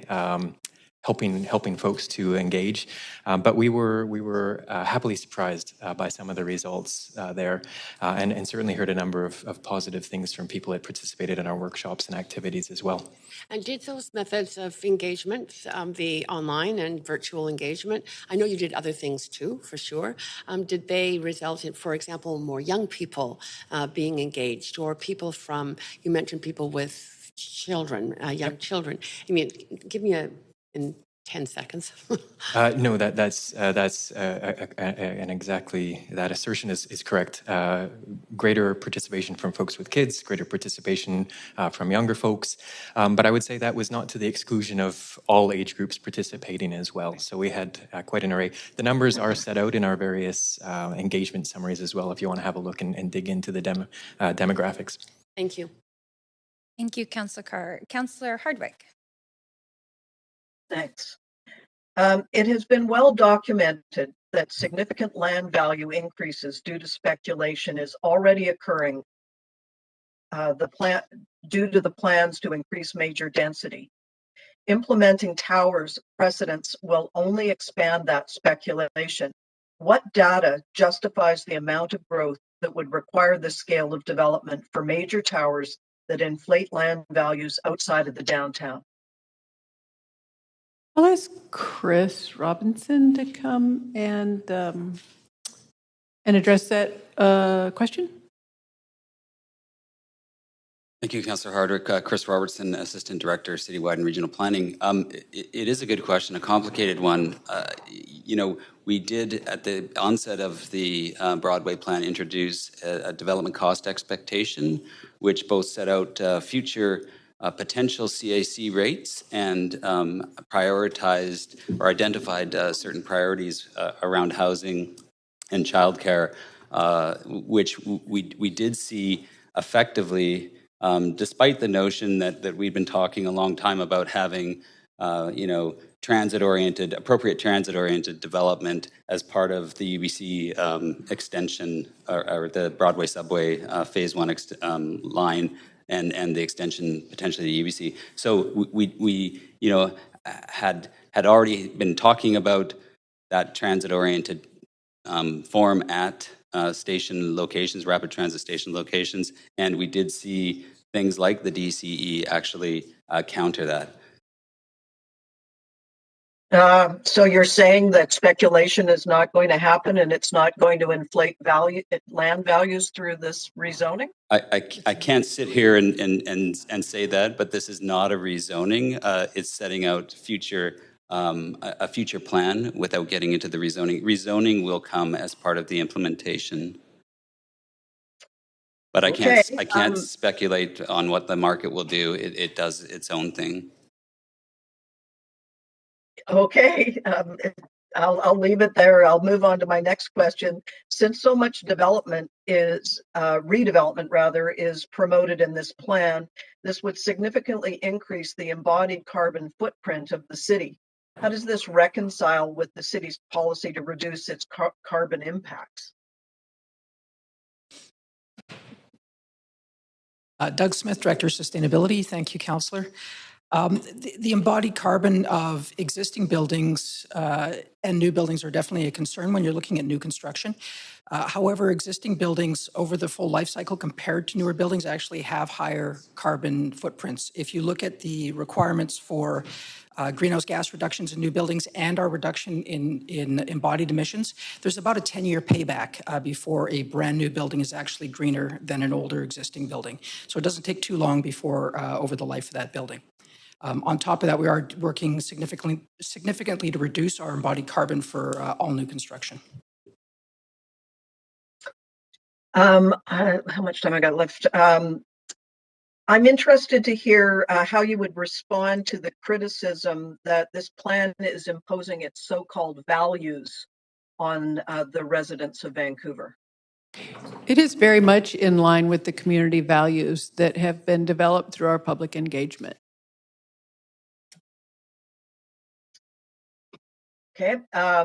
The proposed, well, we're not talking about rezoning. So the current plan, though, will override the existing community plans and extensive planning done by the communities, many of which were only completed a few years ago. I know you weren't here, but the former council pulled the plug really on planning that was underway that had carried on up until the early 2000s. Why are the existing community plans not informing the Vancouver plan rather than the other way around? The existing community plans, particularly the visions, as Andrea said, were never completed, and they certainly didn't contemplate the increased housing capacity that we need to address our housing affordability crisis today or the climate crisis. What do you see this as promoting development or managing development? I think promoting growth or managing growth? This is managing growth in a much more equitable way than what we have seen in the past. I'm out of time, but it's certainly a debate. Thank you. Thanks, Councillor Hardwick. So I just have a couple follow-up questions for my second round, and one is related to slide 43, where we talked about equitable housing and complete neighborhoods. And I am paraphrasing, but what I heard was looking to enable housing options, a diverse range of housing options where those core community amenities are, including schools and parks and other types of amenities. And I wonder if staff can comment on how this plan will sort of manage that, recognizing that where a private sale of a piece of land happens is pretty open, and we see that in our rezoning processes where we get an application come forward, it's that plot of land that was purchased, and so it's that plot of land that's being considered. And I'm wondering, can this plan provide more guidance and controls around that to ensure that the development is in fact within walking distance, let's say, to some of these core community amenities? That's an excellent question. Yes, the plan will absolutely provide that type of guidance. The growth and the concentration of housing in the past has been north of 16th. So that the majority of our population who are renters they have a very limited choice in housing. And we're limiting them to corridors, the downtown peninsula, and the areas north of 16th. This opens that choice across the neighborhoods. You'll see in our atlas and in some of the data maps that we've provided is those older neighborhoods south of 16th that are more suburban style and character are losing population. They're losing children.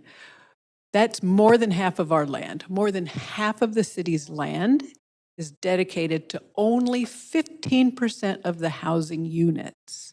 So when you take half of your assets, half of your resources, and you devote those only to a very small share of housing, it's not an equitable housing approach. We want to open those neighborhoods so that more families, more residents have access to those neighborhoods. Okay, so that's really interesting. A quick follow-up to that then is, and I recognize that we're in a high-level planning picture right now. We're not talking about implementation, but I wonder, have staff considered the opportunity, and we see this in other Canadian cities where they have brought in a policy called first right of refusal, where the city is actually able to identify opportunities where they can have a first right of refusal if land comes up for sale, be it it could be school, it could be religious institutions, it can be private land lots, and I'll just note that that's been brought in order to enable affordable housing, recognizing that our most affordable housing can be built on land that we own. Right.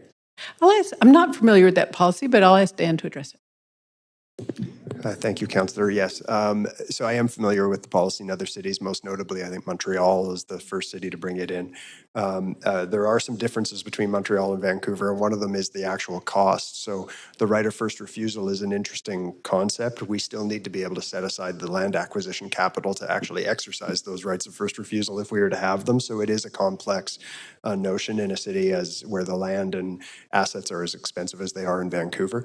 But I do think that's something we can follow up on as we do the next action plan for Housing Vancouver, as we come back with the targets and we think about all of the ways that we can do what several of the councillors have been asking about. How do we actually action our need for affordable housing?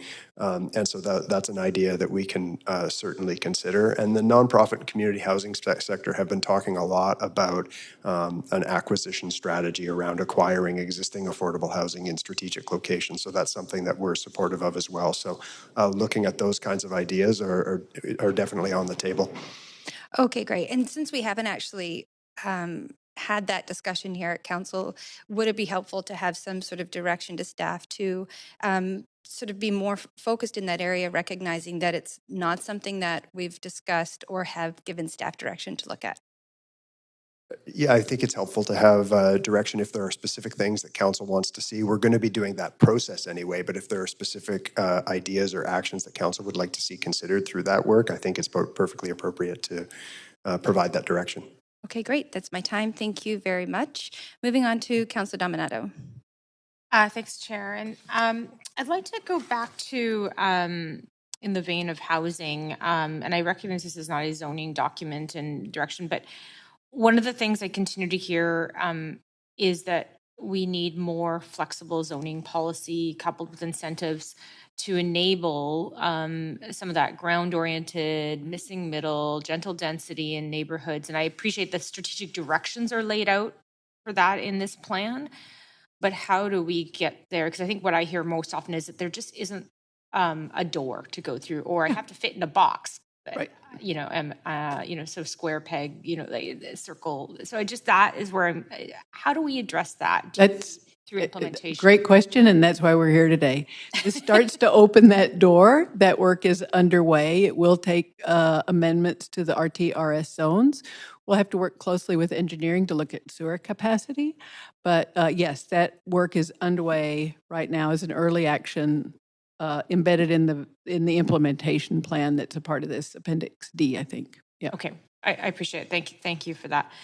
I also want to circle back on a couple of other topics. I thought it was coming through this as as we talk about the economy component of this, home-based businesses and amendments to the existing bylaws, because typically you couldn't receive clients. Right. And with the pandemic, I think the world's really changed in terms of how people are doing business, wanting to reduce overhead of having a storefront.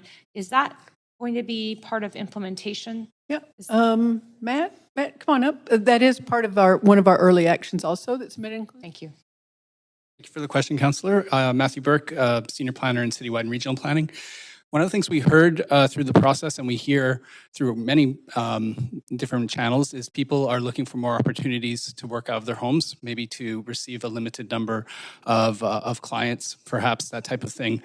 Our rules right now don't allow that. And so as one of the kind of nods to more equitable economy, we're looking to consult with the community over the next little while and make some recommendations to change those rules. Oh, fantastic. That's great.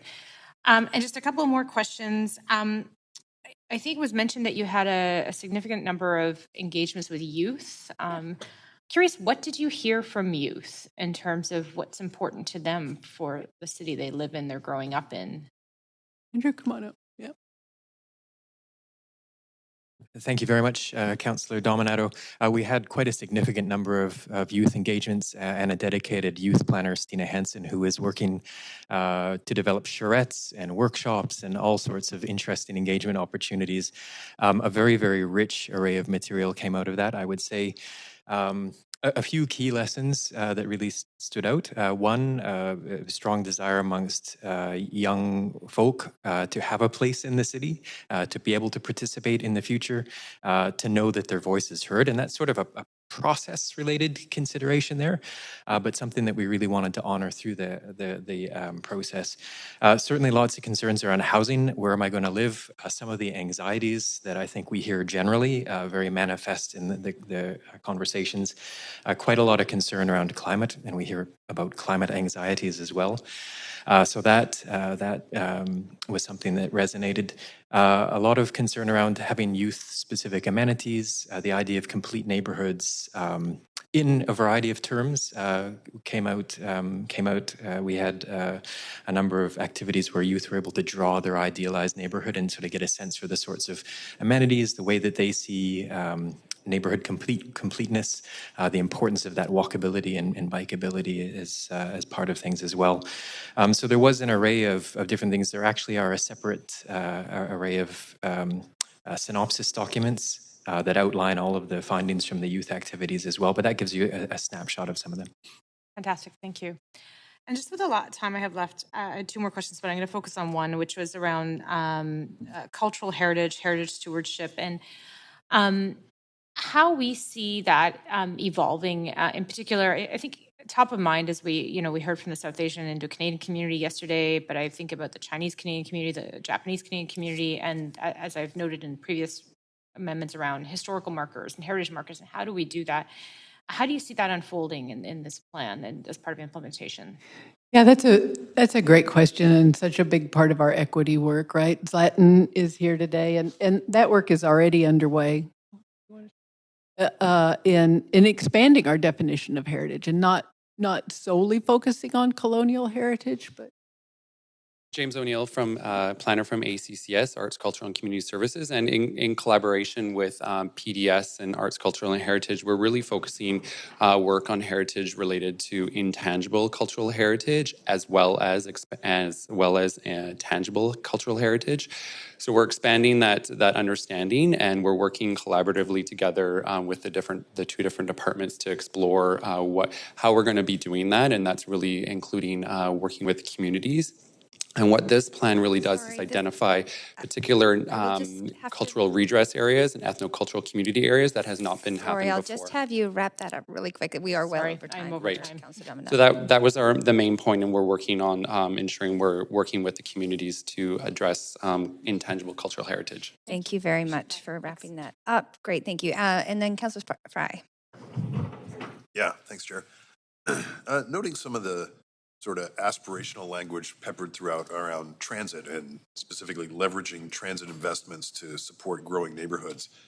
But then when I look at like Nanaimo station, which has the great transit investment, but nothing going on, or then I look at like the River District where, East Fraserlands, where there's lots of growing community, but horrible transit access. How are you going to make this happen how does this plan move that ball forward? That's a great question, and I think that shows the limitations of our current planning framework, that we do have to go lot by lot, area by area. This sets a broad vision for the entire community so that the expectation is there. And then we follow up with the detailed plans, but this sets that expectation now. So, and I'm assuming that TransLink has been part of this process to date, and And it is hand in glove with TransLink 2050 plan. Yes. Okay, I'd love to see that part actually happen. Yes. Okay, and then lastly, again, this is more of just of a general concept question, and I know that it's not necessarily the aspiration of this plan, but how can this plan suppress land values, recognizing that affordability is the #1 issue in our city? How can this plan be affected to suppress land values or make land more affordable? That's the big question. This is not a zoning enabling plan. We make that very clear in several areas of the document. When you get to the level of detail that the Broadway plan in, we look at tools like the development cost expectation. We'll explore additional tools, both that we have available to us now and with the province, because you're right, that speculation can run rampant, and we need to be able to tamp that down. Have we seen any immediate fallout as a result of Broadway plan? I've heard rumor that we've certainly read the newspaper stories and seen odd advertisements from realtors, but I've not seen any data that suggests that prices started going through the roof. No. Would there be anything additional that we could add to this strategy to suppress future land values? Chris, I'll ask Chris to think about that. Remember, our amendment tracker is now open. Yeah, thank you for making me think about this.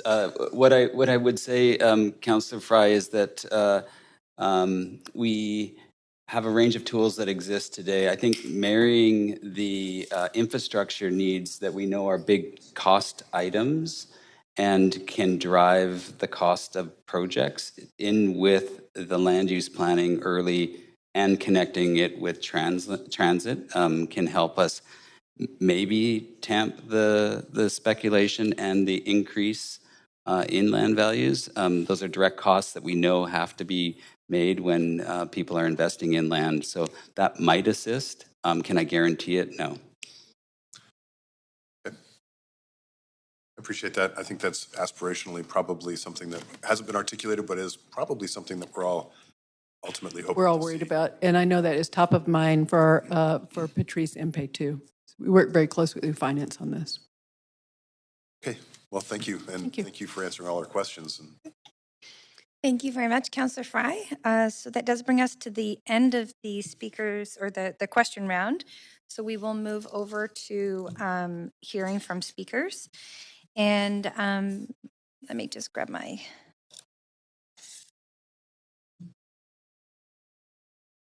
Right, so before we start with speakers, I would like to remind speakers that they have 5 minutes to make their comment, should state whether they're in opposition or in support of the recommendations, and may only speak once.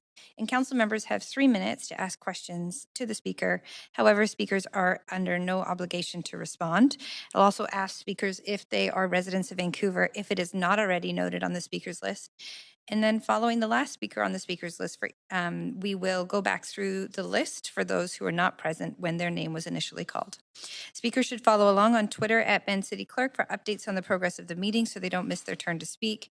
And any comments on agenda items can be sent to council using the web form on the city's website. The link to that form will be tweeted out on at Ben City Clerk.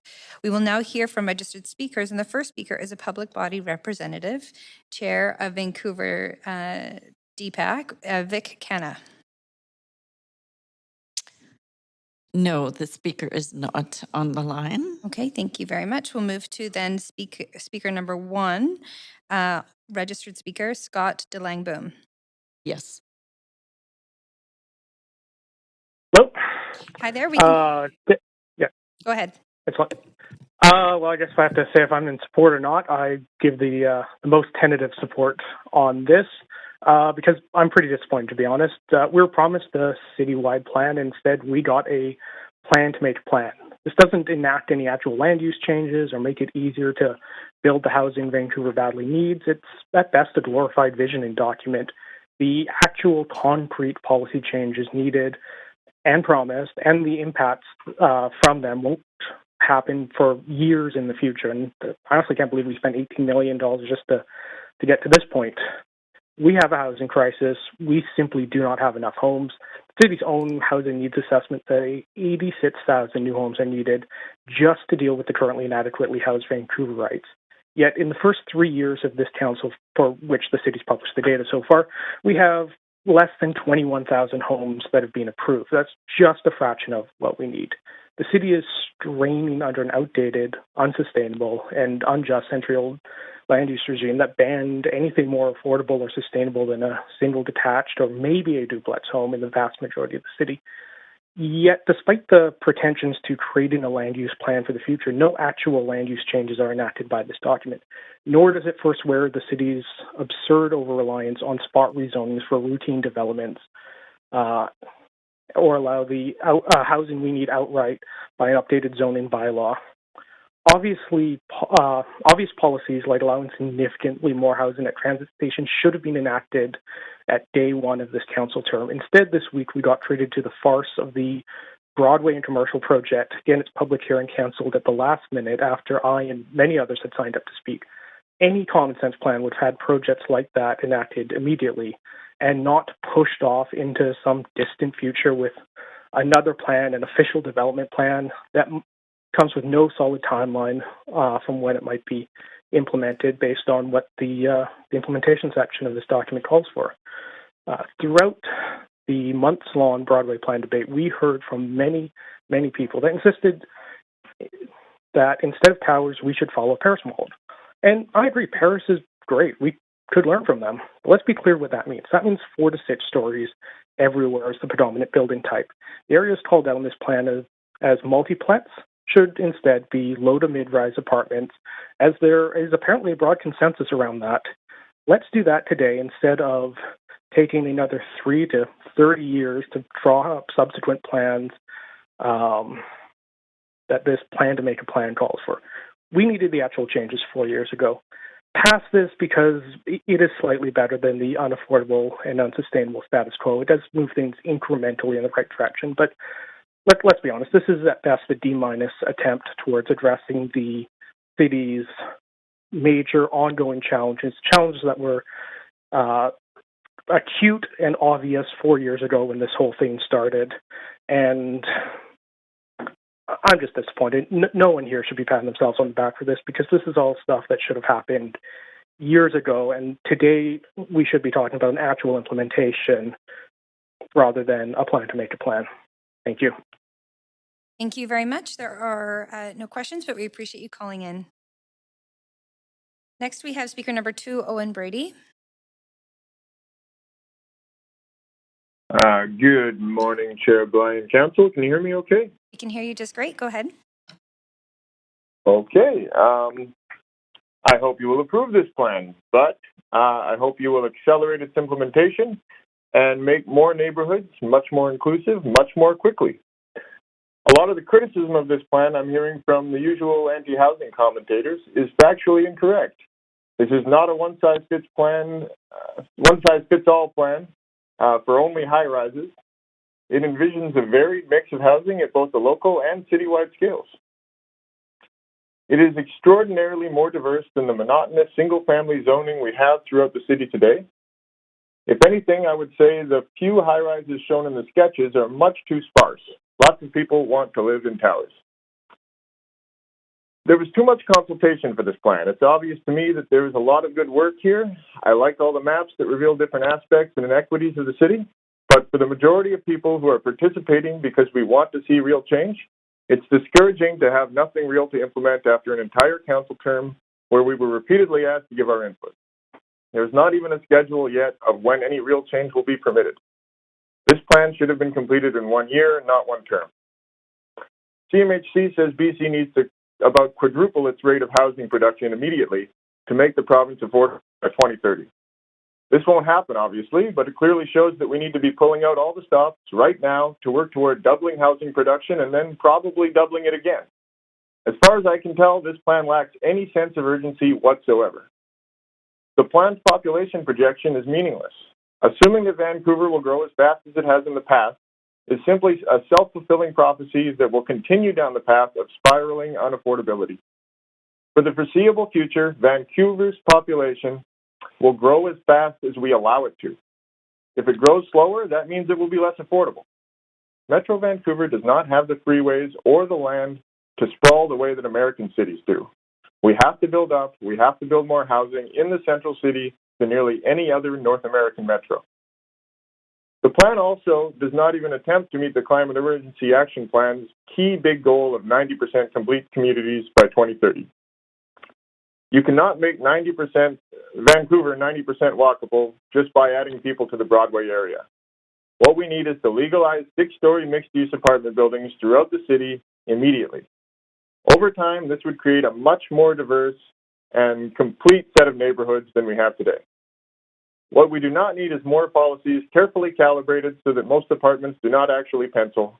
We need policies that are intended to do something, that break with our current bureaucratic labyrinth and meaningfully address the housing shortage. In closing, please do not listen to the comfortably housed people who always have criticisms and only hypothetical solutions. We don't need more consultation to double-check that we have a severe housing shortage and whether that's a problem. We have all the evidence. We have the polling. It's time for action. Thank you for hearing me out. Thank you very much. Appreciate hearing from you today. I'm going to move to the next speaker. Next, we have speaker number 3, Nathan Davidovich.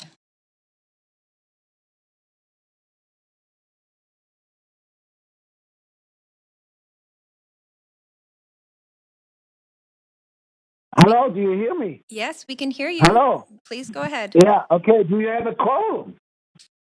Go ahead, Nathan. You're on the call. Yeah, I know, but I don't know if you have a quorum. Last night when I spoke in the middle of my speaking, the quorum was lost.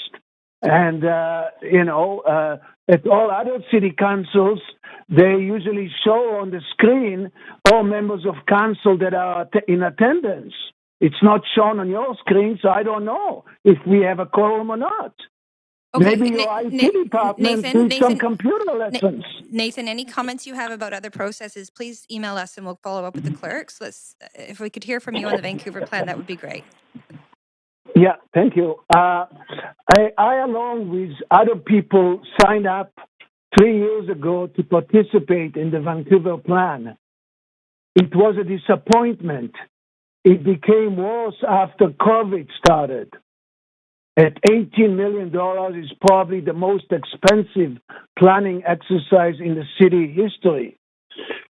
It was mentioned that City Council had 4 workshops on the Vancouver plan, but these workshops were closed to the public, as well as other meetings that the City Council hold on Mondays. So what's wrong with the Vancouver plan? Many former city staff and academics do not support this plan. Read their comments on the City Hall Watch website. I think Councillor Carr and Councillor Hardwick that got this plan started know now that staff kept making mistakes over the last 3 years and that they should have micromanaged the staff in order to get a proper plan. Vancouver plan is based on the new Transport 2050 and the 2012 Vancouver 2040 transportation plan. Both reports are bad and are not progressive enough, and they will set us back compared to other major cities in Canada. City of Vancouver needs a proper official community plan like every other municipality in BC. Sooner or later, it will be mandated by the BC government. There is no reason for Vancouver to be the second densest city in Canada and the U.S. after New York City, especially when we do not have proper transportation now, and the 2050 plans are inferior and will result in a gridlock in Vancouver by probably 2040. Can we do better? Yes, we can do much better just by copying from successful cities that have a proper transit. The Mayor book on political science that he has information about Canada's major urban area is a good book. But the Mayor has changed his vote before, and he should know that minor amendments to this Vancouver plan would not make it better. The plan is based on many former vision directions, and almost all of the staff are from the vision era. So please do not vote for it. There's already 4 people, I think, that are against, 4 councillors. There might be more. So thank you very much for hearing from me. You do have questions, Nathan? Just hang on the line for a second. Councillor Weeb. Okay. Hey, Nathan, your understanding of transit's important. The Greenway strategy in this is one of the most comprehensive Greenway bike networks that we've ever seen in any city. Can you speak to, do you think this is an improvement? Do you think this aligns with Transit 2050 and the regional Greenway strategy? Do you think this is something that we should be supporting? Well, it is good to have greenways, but what is the mode split in Vancouver for transit and active transportation compared to other cities? Montreal and Toronto are way ahead on both transit and active transportation. And you can only get so many people to switch to active transportation. Transit is the main things to move people, and unless we get a proper transit system going, which we had 130 years ago, but it's been eroded, especially over the last 30 years, and that's the problem. It's good to have greenways, yes, but not everybody can use it, and it's not going to switch too many people to active transportation. Okay. Thank you. Thank you very much, Councillor Wade. Those are your questions, but we do appreciate you calling in. Thank you. Thank you. So next we have speaker number 4, Mary Boulanger.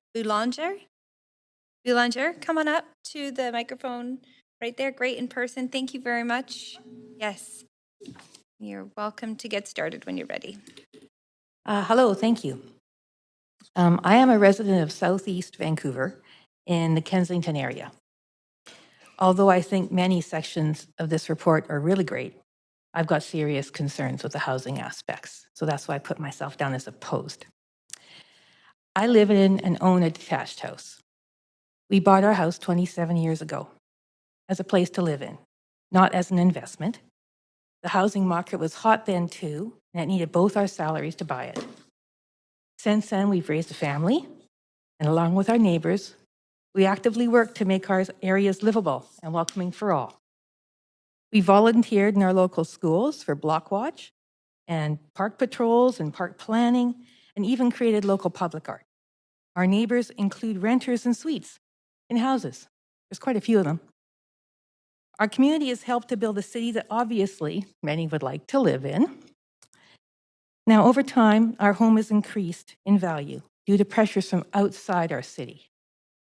And now my community is one of the areas that the Vancouver Plan describes like this, quote, "These amenity-rich neighborhoods offer very limited affordable housing options.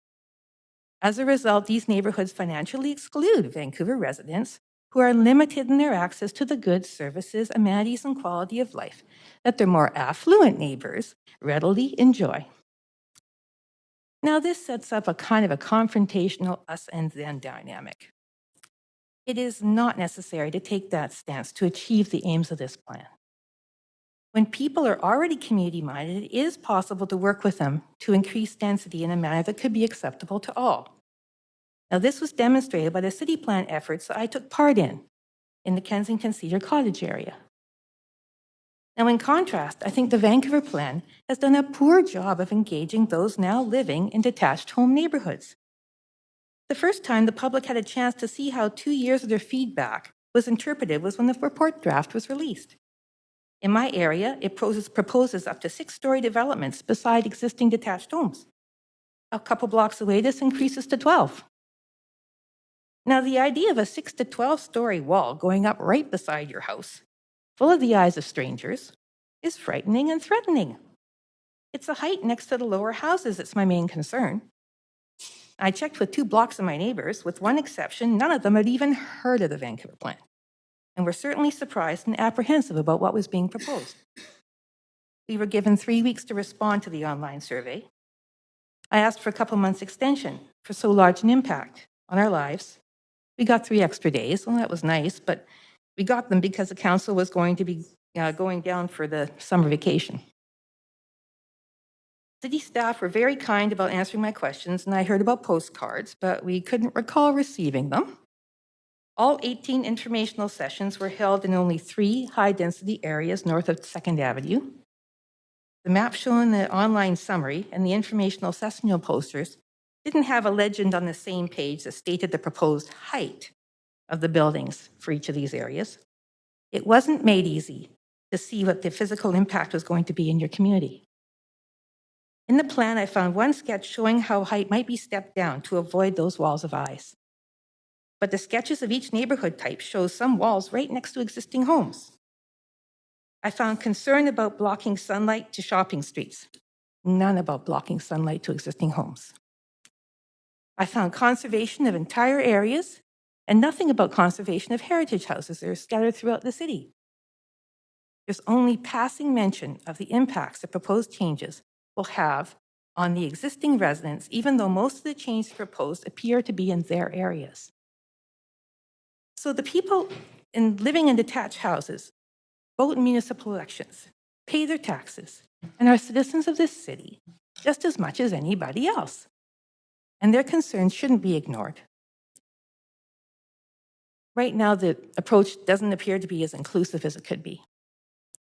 I'm asking you not to approve the land use planning sections of the report that deal with housing and building heights, mainly because I don't believe you did a good enough job of communicating these plans to detached homeowners, and that you have not worked with them to mitigate impacts. It's not okay to leave that to the next stage if this plan has already set expectations. Thank you very much. There are no questions, but we do appreciate you coming in and speaking to council today. So council, we are right at the 5-minute mark. So I'm going to say that we break for lunch. We could hear from another speaker, but of course, if there's questions, we'll go over. So unless there's a motion to extend to hear one more speaker, I think it's time to break for lunch, and we'll come back at 1 o'clock. And hearing none, we will take our break. We'll see you back here at 1 p.m.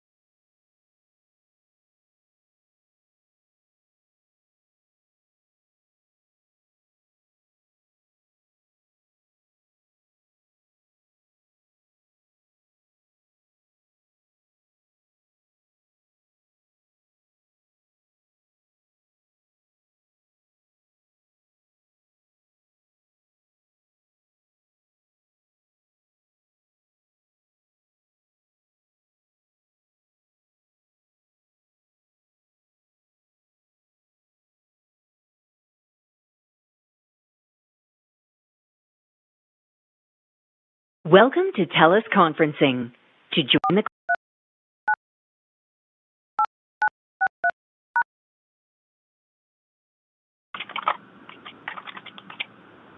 Hi, Elise. Can you hear me? Hi, I can hear you. Okay, thank you.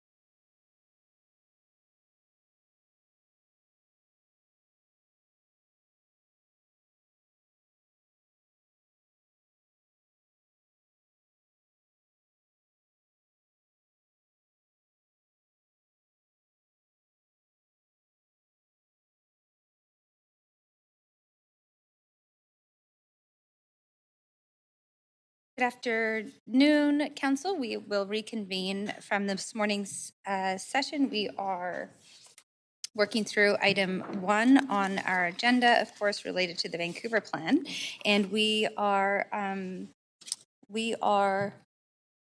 at speaker 5 on the speakers list. However, we did have a technical issue on our end, and we had a registered speaker, speaker number 2, as a public body representative who was not on the speakers list. And so that speaker is Mark White, co-chair of the Seniors Advisory Committee, and Mark is here in person. So if there's no objection from council, I'd like to ask Mark. And I see Councillor Boyle's on the queue. Sorry, Councillor Boyle. So just pause that for one moment. Please go ahead. Don't have an objection to that. That makes sense to me. I just, on a different matter, wanted to ask Chair, we have a second item on the agenda today, Member Motion B2. And I wonder, given we have 83 speakers on Vancouver Plan, just to try to give a bit more certainty to the speakers for that motion, if we could refer it to an upcoming meeting so that those speakers don't have to wait all day and night, wondering if we'll get to them. Okay, that's a very wise idea. So the motion on the floor is to refer item number 2 to the next, and I think it's the committee meeting, which is on July 20th. And I'm getting a nod from the clerk. So the motion on the floor is to refer item number 2 to July 20th committee meeting. Yes, and just for the speakers, I know we don't know that agenda exactly, but it would be after staff reports, so likely early afternoon. I would say let's not put a time on it, because that could get a little bit confusing for folks, given that there's a lot of work before then. Tuesday, July 20th. Yes, it'll be on the committee agenda for July 20th. Wednesday, July 20th. July 20th. Yeah. I was going to say June, so okay. July. Got it. Great. Okay, so that motion is debatable. And so I see Councillor Swanson. Go ahead, Councillor Swanson. It's not July 22nd. That was a date I heard floating around earlier. It's the 20th. July 20th. Yes, and I can respond to that, Councillor Swanson. July 22nd is a Friday, and it is the continuation of item 1 of item 1. It's recommended by our clerks that for item 2, as it is a member motion, that it's most appropriate that it would follow onto a committee agenda, which would be on July 20th. Thank you. Thank you very much for clarifying that. And seeing no there's councillors on the queue, I'm going to call a vote. So all those in favor, say yay. Any opposed? Okay, great. Thank you very much. So we'll ensure that communication goes out to the speakers registered for item 2 so that they have certainty around that. And now we have Mark White, co-chair of the Seniors Advisory Committee. Thank you, Chair Bly and councillors. So I am Mark White, co-chair of the Seniors Advisory Committee, and I'm speaking on behalf of SAC. And all SAC members are grateful to live, work, and volunteer on the unceded territories of the Musqueam, Squamish, and Tsleil-Waututh Nations. SAC is speaking in favor of the Vancouver Plan. We would like to thank city staff for incorporating SAC input and feedback. We are pleased the vision statement specifically recognizes that complete communities are where people of all ages, incomes, abilities, and backgrounds thrive, and noting the importance of social connection for seniors and others. And where everyone, low-income residents, of which many are seniors, newcomers, seniors, young people, and growing families should have access to housing that's adequate, secure, and affordable. We're pleased to note the Housing Vancouver Strategy in Appendix F will include policies and programs that focus on meeting the needs of seniors first, families, just in terms of noting the order, and newcomers, and actions towards more equitable housing options, including a strategy to strengthen partnerships.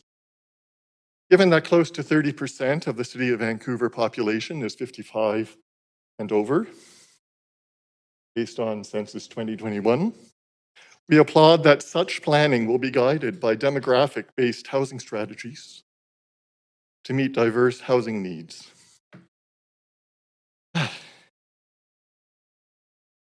And noting that seniors are very diverse. They include people with disabilities, women, low-income households, racialized communities, 2S LGBTQIA+, but also face the burden of ageism. This is particularly important given that 50% of senior renters are in poor housing need. We are pleased that public accessible washrooms are recognized as integral components to creating complete communities in all neighborhoods. We hope that all advisory committee are invited to participate in co-identifying and developing implementation actions to address strategic priorities along with timelines, ongoing monitoring, and evaluation. We strongly urge city staff and city council to incorporate key metrics underpinning the UN Decade of Healthy Aging under the Healthy Cities strategy, improving the quality of life specific for older adults, mitigation of poverty, food security, expand opportunities for civic engagement, opportunities for lifelong learning, age and gender equality, job opportunities, internet access, digital support, and housing.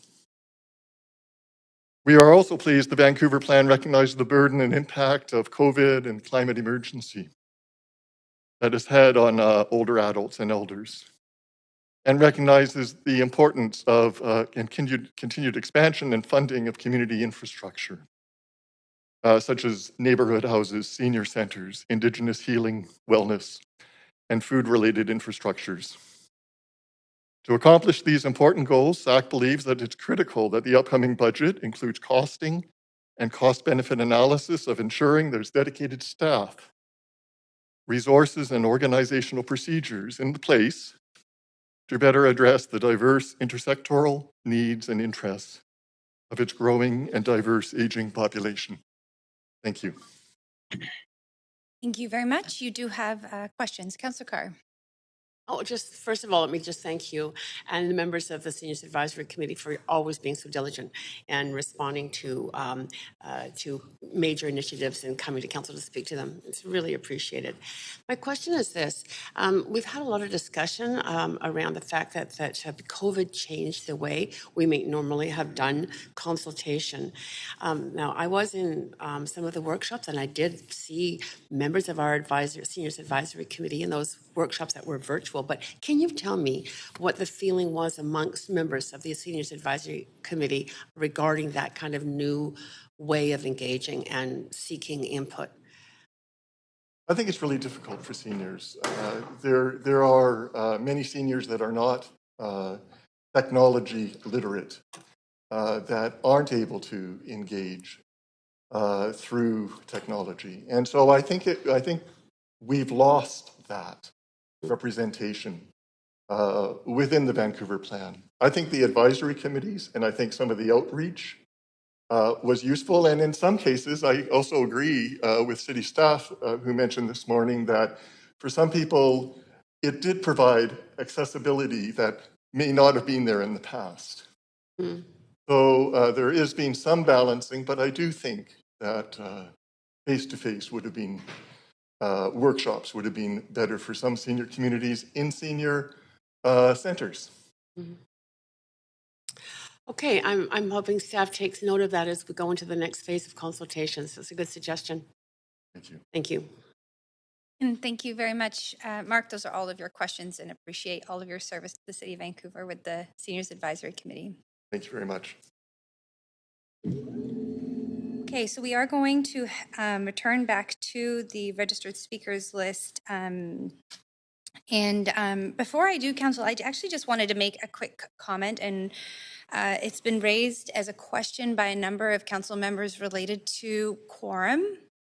And so I think it's just helpful to clarify that because of the dynamic nature of being online and in person, it can be very difficult for those who are participating to count who's actively present in the meeting. So as chair, and it is chair's discretion, I will keep track of quorum. And if we happen to lose quorum, I will just pause the proceedings, pause the speaker, and ensure that anyone who may not have realized that we had lost quorum will have a chance to rejoin the meeting.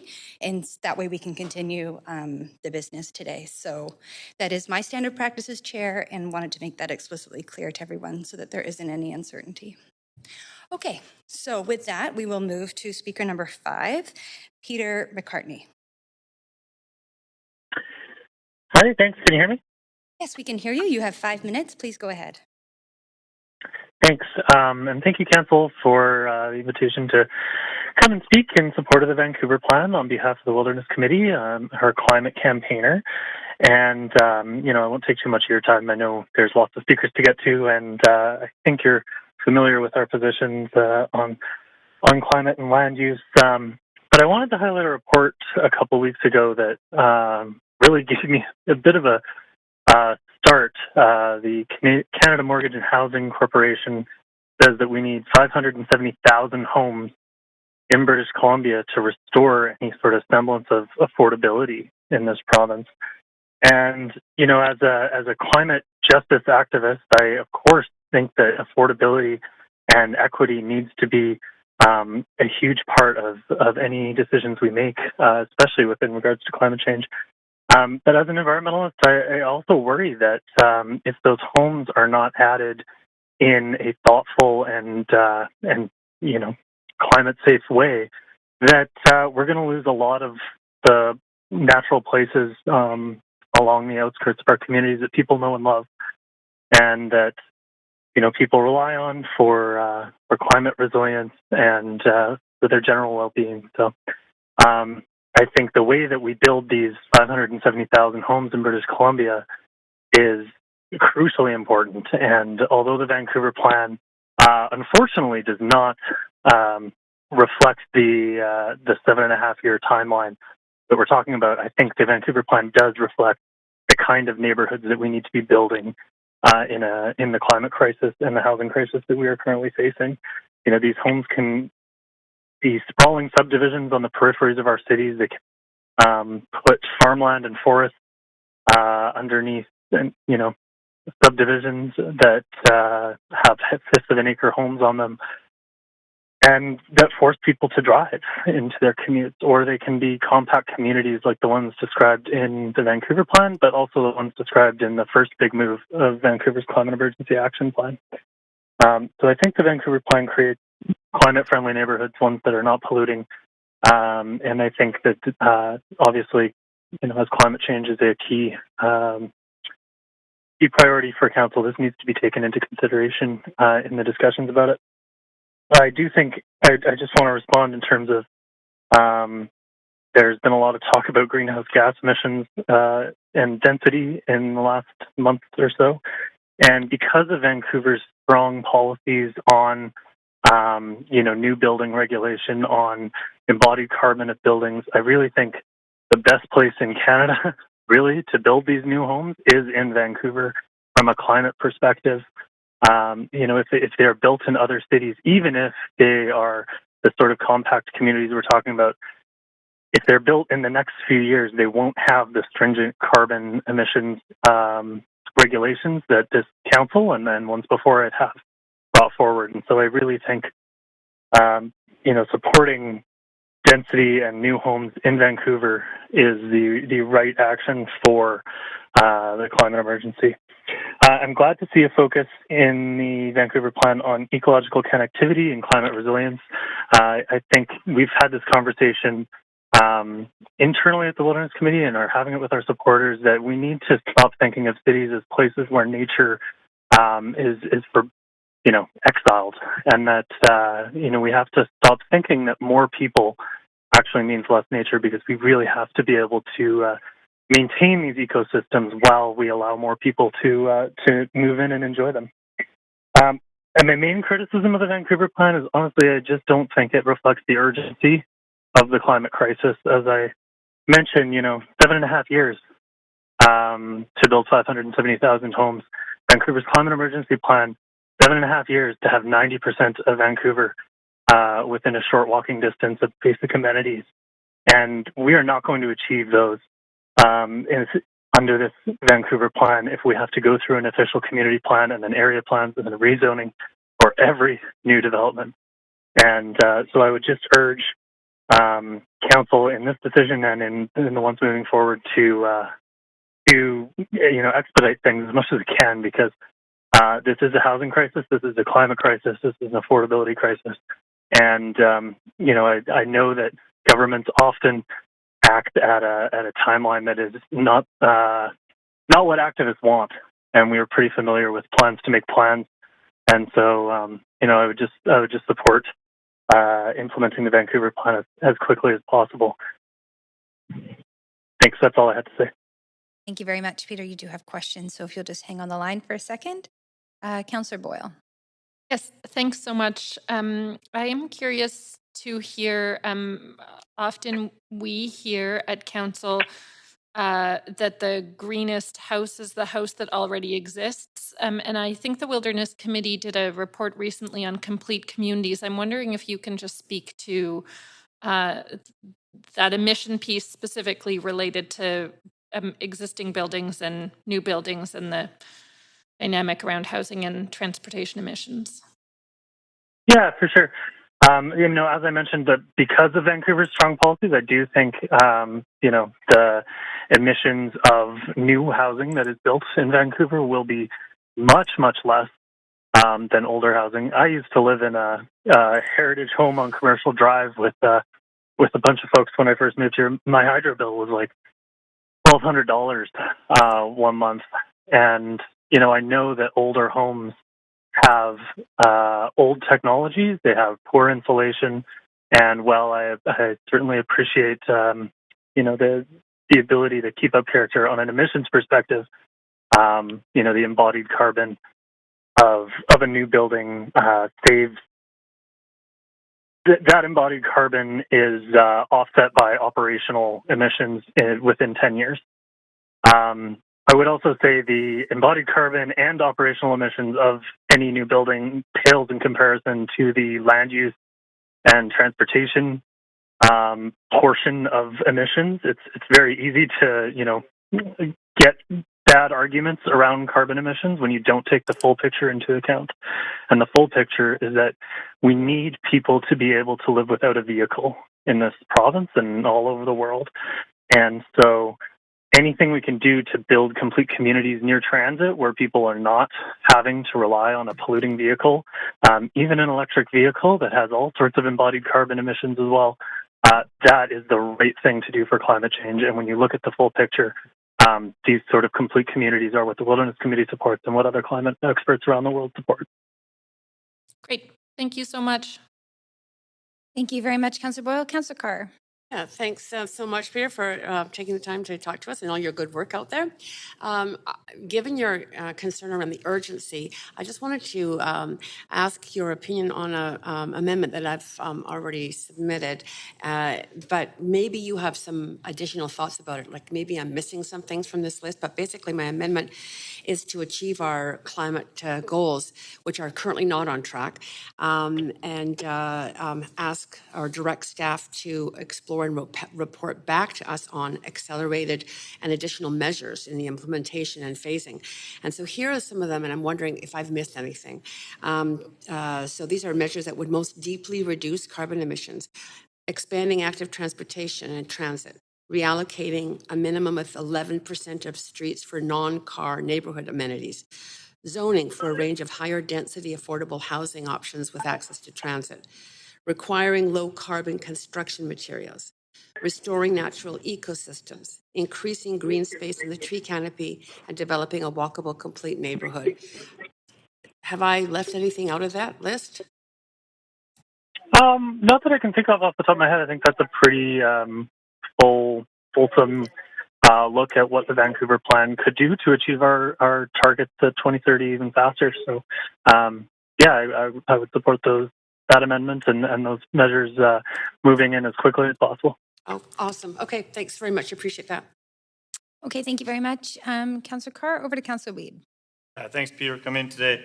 On ecosystems, the vision is to build a city in better balance with ecological systems. I'm recognizing that organizations like yourself could play a key role in mostly helping preserve these ecosystems and create support and funding because they are more expensive to do in an urban setting.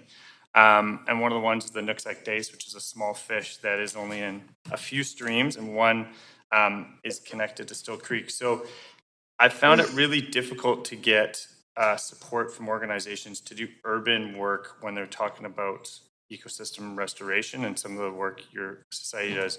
How can we get more organizations to focus on an urban setting to bring back our ecosystems? Yeah, that's a good question. I mean, we've done a fair amount of work around the Nooksack Dace, specifically as it relates to Trans Mountain. As you know, the Burnaby River system or Burnett River system would be at massive risk of it. I think there are particular groups that work on ecological restoration. That's not necessarily our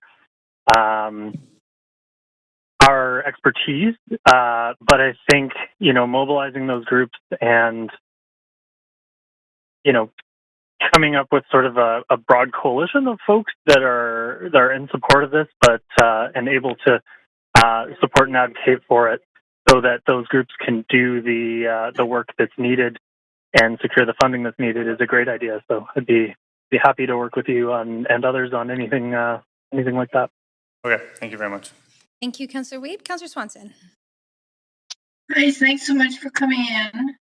So I really want to advance on climate change here. I spent 4 days in jail for the Trans Mountain, and I like the idea of complete communities. But when we look, for example, at the housing for the Broadway plan, which was just approved, by my calculations, 87% of the planned new housing is for people earning over 80K, who make up only 28% of renters.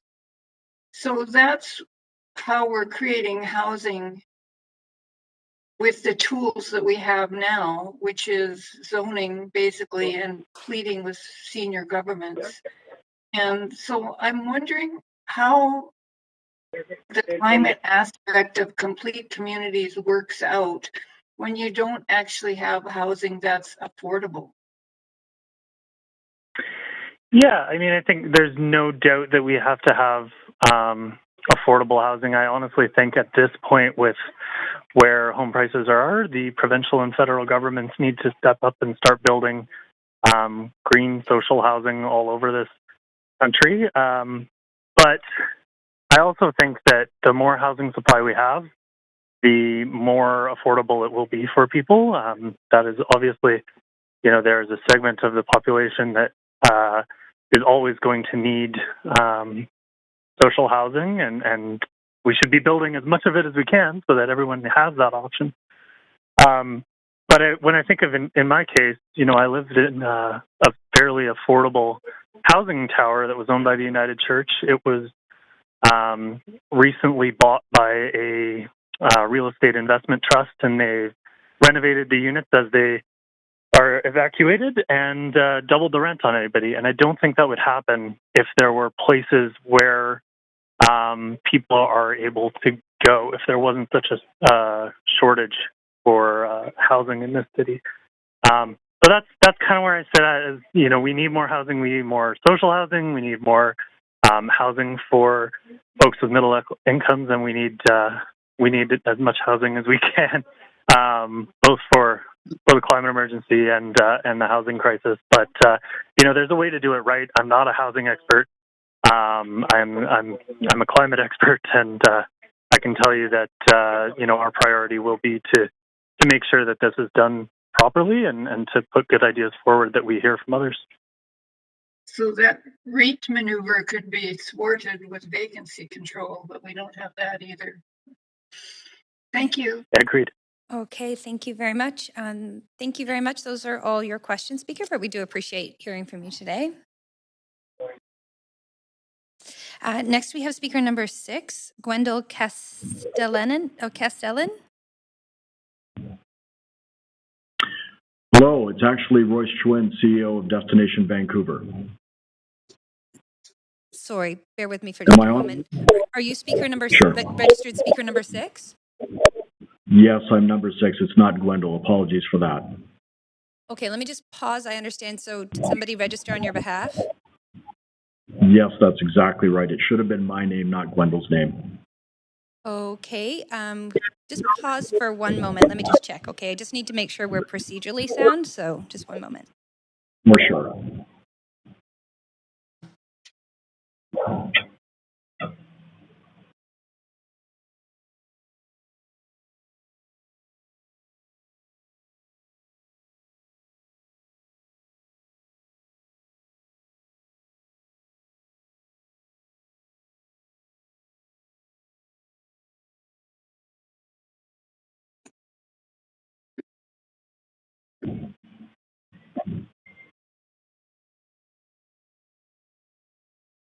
Hi there, speaker.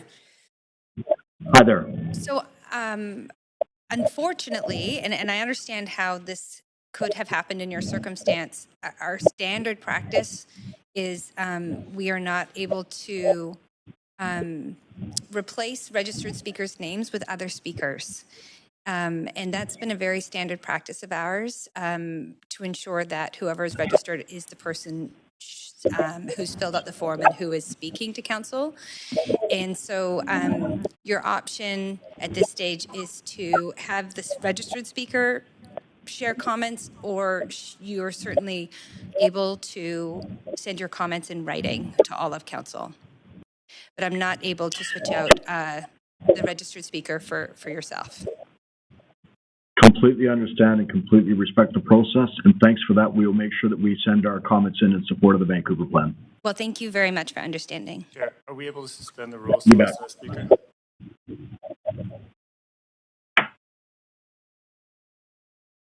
I see we've got councillors on the queue. Yeah, I'm wondering if we can... Councillor Weeb, let me just acknowledge you and advance you on the queue. We've got a line open, so I'm going to pause for just a second.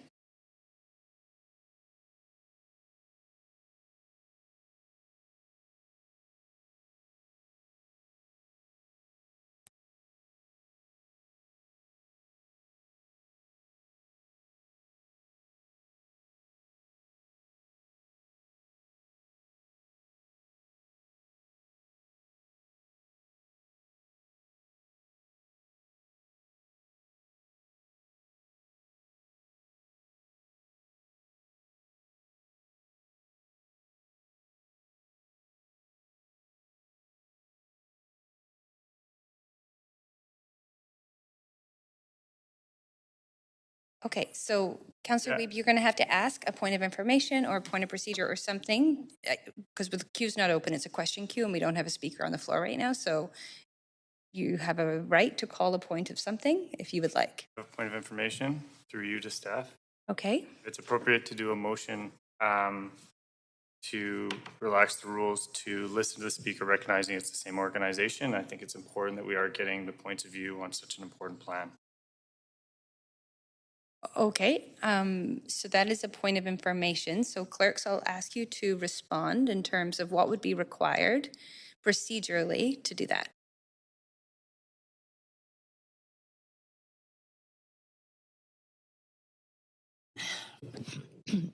Thank you, Chair Bly and Councillor Weeb, for the question. It is a very unusual practice. There's nothing I can point to specifically in the procedures bylaw, but it has been practice when a speaker asks staff if they can swap in for a different speaker. We indicate that the procedure bylaw does indicate registered speakers have to register and do so an hour before the meeting. So we do not, in practice, allow swapping of speakers.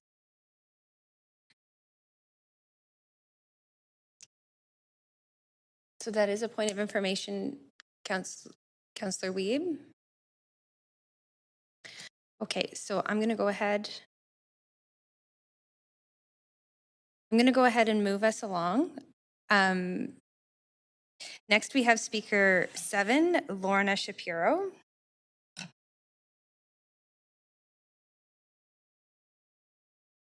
Speaker number 7 is not on the line. Okay, thank you. Speaker number 8, David Johansen. Yes, I'm on the line. And your name? David Johansen. Okay, great. Yes, you're speaker 8, so please go ahead. Yes, I have a sort of a question of not having fully read or I've done my due diligence, I guess, about your Vancouver area plan. But I wish to know that the concepts involved in how you are going to maybe allow these super densities to exist. And my concern is, and my curiosity is, does this plan follow basic planning concepts that you would always tend to have more focused around existing commercial, local or neighborhood commercial areas that also already have some multifamily areas? Or is this plan that you're proposing, you can say take 10 acres of a couple of grand residential properties at 54th and Oak Street and turn them into a massive development, but without being immediately available to all the amenities that other established commercial neighborhoods have. So that's a question that I have before I can go further, but maybe nobody can answer that. Right. So the way that this process works is that we can take note of your questions. Councillors can ask those questions back to staff after we hear all of the speakers. So that's my question. And my concern is that commercial local neighborhoods are vital to the well-being of a city. I appreciate there's many problems with the type of residential housing, et cetera, and the inequalities of it. But it seems to me obvious that when you have existing areas which are going to be hopefully advanced in importance by such developments, are those that are already established as neighborhoods? And thus my concern is, so that's a question, because if that is their concern, that you do wish to maintain the viability of local commercial neighborhoods, then to me, living in Point Grey, it is contradictory to allow or to foster the new Jericho development land, because what that will do is it will get a SkyTrain place, but the Upper 10th Avenue commercial residential area with multifamilies right around it, low, well, 5 or 10 stories is plenty high, but there's been a vibrancy there for the last 70 or 80 years. Currently, it is sort of much in abeyance because Safeway has closed their doors for quite a few years, where they have 3 acres of land.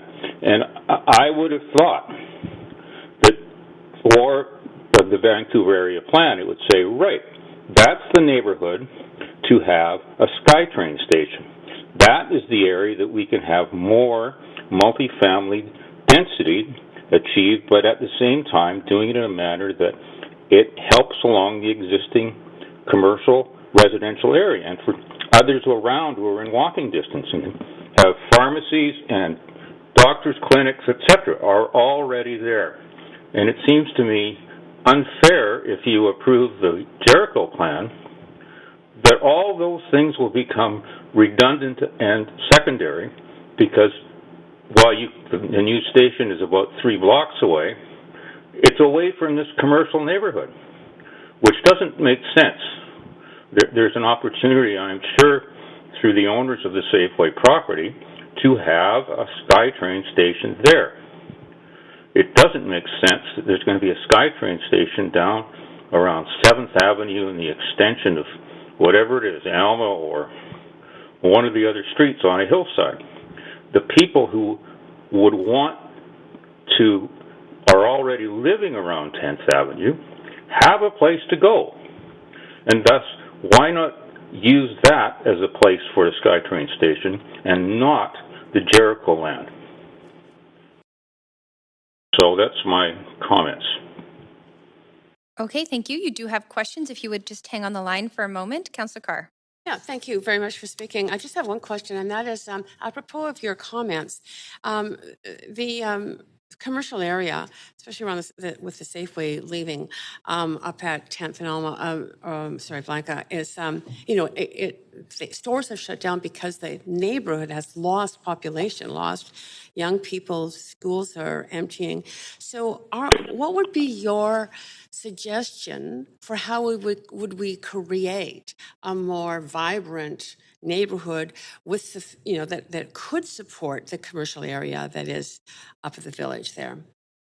Well, obviously, the commercial area can be slightly extended going, I guess, east of Discovery, but that's when the hill it starts going downhill, which is beyond it.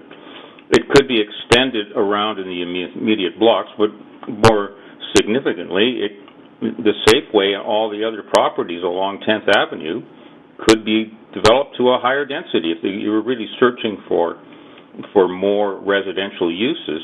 And surely if you have that and you have it developed at a scale which really supports the commercial ground level activity, that's the most important thing that makes up neighborhoods and cities everywhere in the world. And you know that. You can't have just great big 30-story towers because nobody's going to be on the street.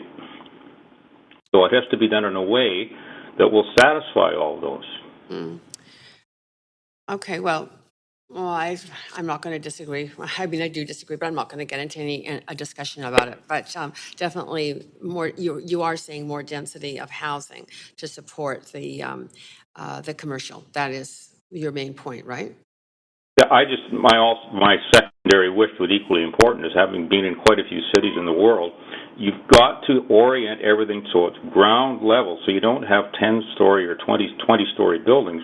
You can have 3 or 4-story high buildings, and the buildings are going to be much closer together so that there is a confluence or a flow of traffic, that there will be people along that street to be able to interact and maybe go to restaurants or whatever, and also have a library, and it's all there right now. Okay, thank you very much. Okay. Okay, thank you very much. Those are your questions. Thanks for calling into council. Okay, thank you. Thanks for your time. Thank you. Next, we have speaker number 9, Christine Wong. I decided to sign up to be part of this speaker list because I have signed up for every possible City of Vancouver to be informed and updated of every single major planning event in this area, including Jericho Lands. And over the last 2 years, I've not received one email from the City of Vancouver on any of these events, including this council meeting. So the only reason why I'm aware of it is because I have to be on the Nextdoor app, and local neighbors and residents informed me. So I do think there is something amiss in terms of the general transparency about the process to the broader community, because I do think that after 2 years of having received your input, thank you, we will keep you informed and updated, that not having one of these events, and I understand there's been a number of council meetings where they've already passed the Broadway plan and other progressions that I was never informed of them. So that's one. Second, I would just say that all my input into the city staff has been around the lack of, I think, real technical assessment. So there's a lot of sort of great buzzwords that have been discussed in this Metro plan with respect to, local neighborhood living and climate change, yet I don't think any of the real assessments from either heat from density and high-rise in particular, earthquake, rising sea levels. I have to be in the Point Grey area as well, near Jericho Lands. And when I consulted in the pop-up with the city staff about Jericho Lands, one of the studies that I have seen, which they acknowledged, is that Jericho Lands up to about 5th or 6th Avenue is at risk of rising sea levels. So I really fail to understand how, in the case of, say, something like Jericho Lands, where it's much further along in terms of the consultation process, those 2 renderings last fall were essentially just renderings. There is zero, when I asked about specific parts of those 2 renderings, whether or not they were stormwater ponds that were just sort of beautified, there really wasn't any answer to that. So my sense is that they really were just made up renderings and that there really wasn't any technical assessment. So to some of the other speakers and questions, I don't know how you can plan for transit or you can plan for any kind of major infrastructure from all that density. And that is essentially sort of my comments. And so I am opposed to this plan. Thank you very much. There are no speakers, or sorry, no questions for you, but we appreciate you calling in. Next, we have speaker number 10, Judy Osborne.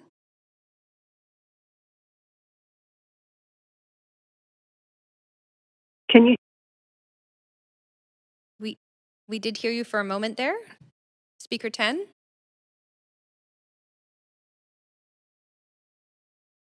Do you hear me now? Yes, we can hear you now. Okay, thank you. Yes, I'm Judy Osborne. I'm a long-time resident of Vancouver, currently living in Kitsilano.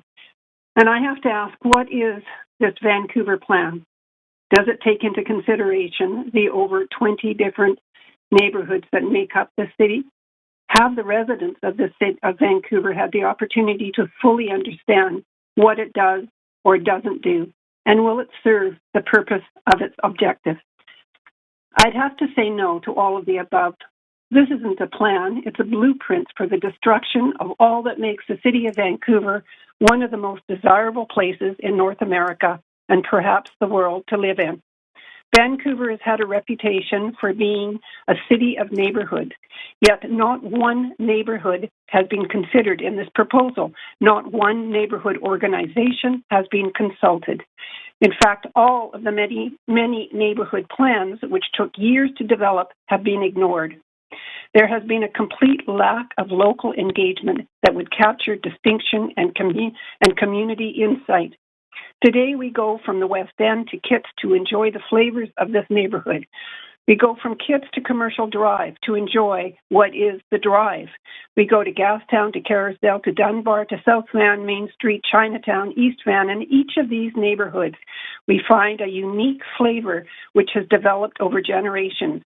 We find something that speaks of the generations of people who have lived there and helped build these communities. We must recognize the unique qualities that each neighborhood contributes to our city as a whole. This proposal would homogenize Vancouver and erase all of the history, including heritage buildings, to do what? Allow developers a free rein to build high-rises from one corner to the other. Turn this beautiful city into an image of concrete and steel. Rid it of all that makes it our home.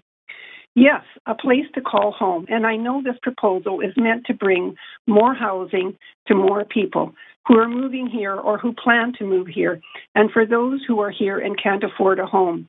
There are so many better ways to increase our density in a manner that it will address these issues without destroying the very soul of our city.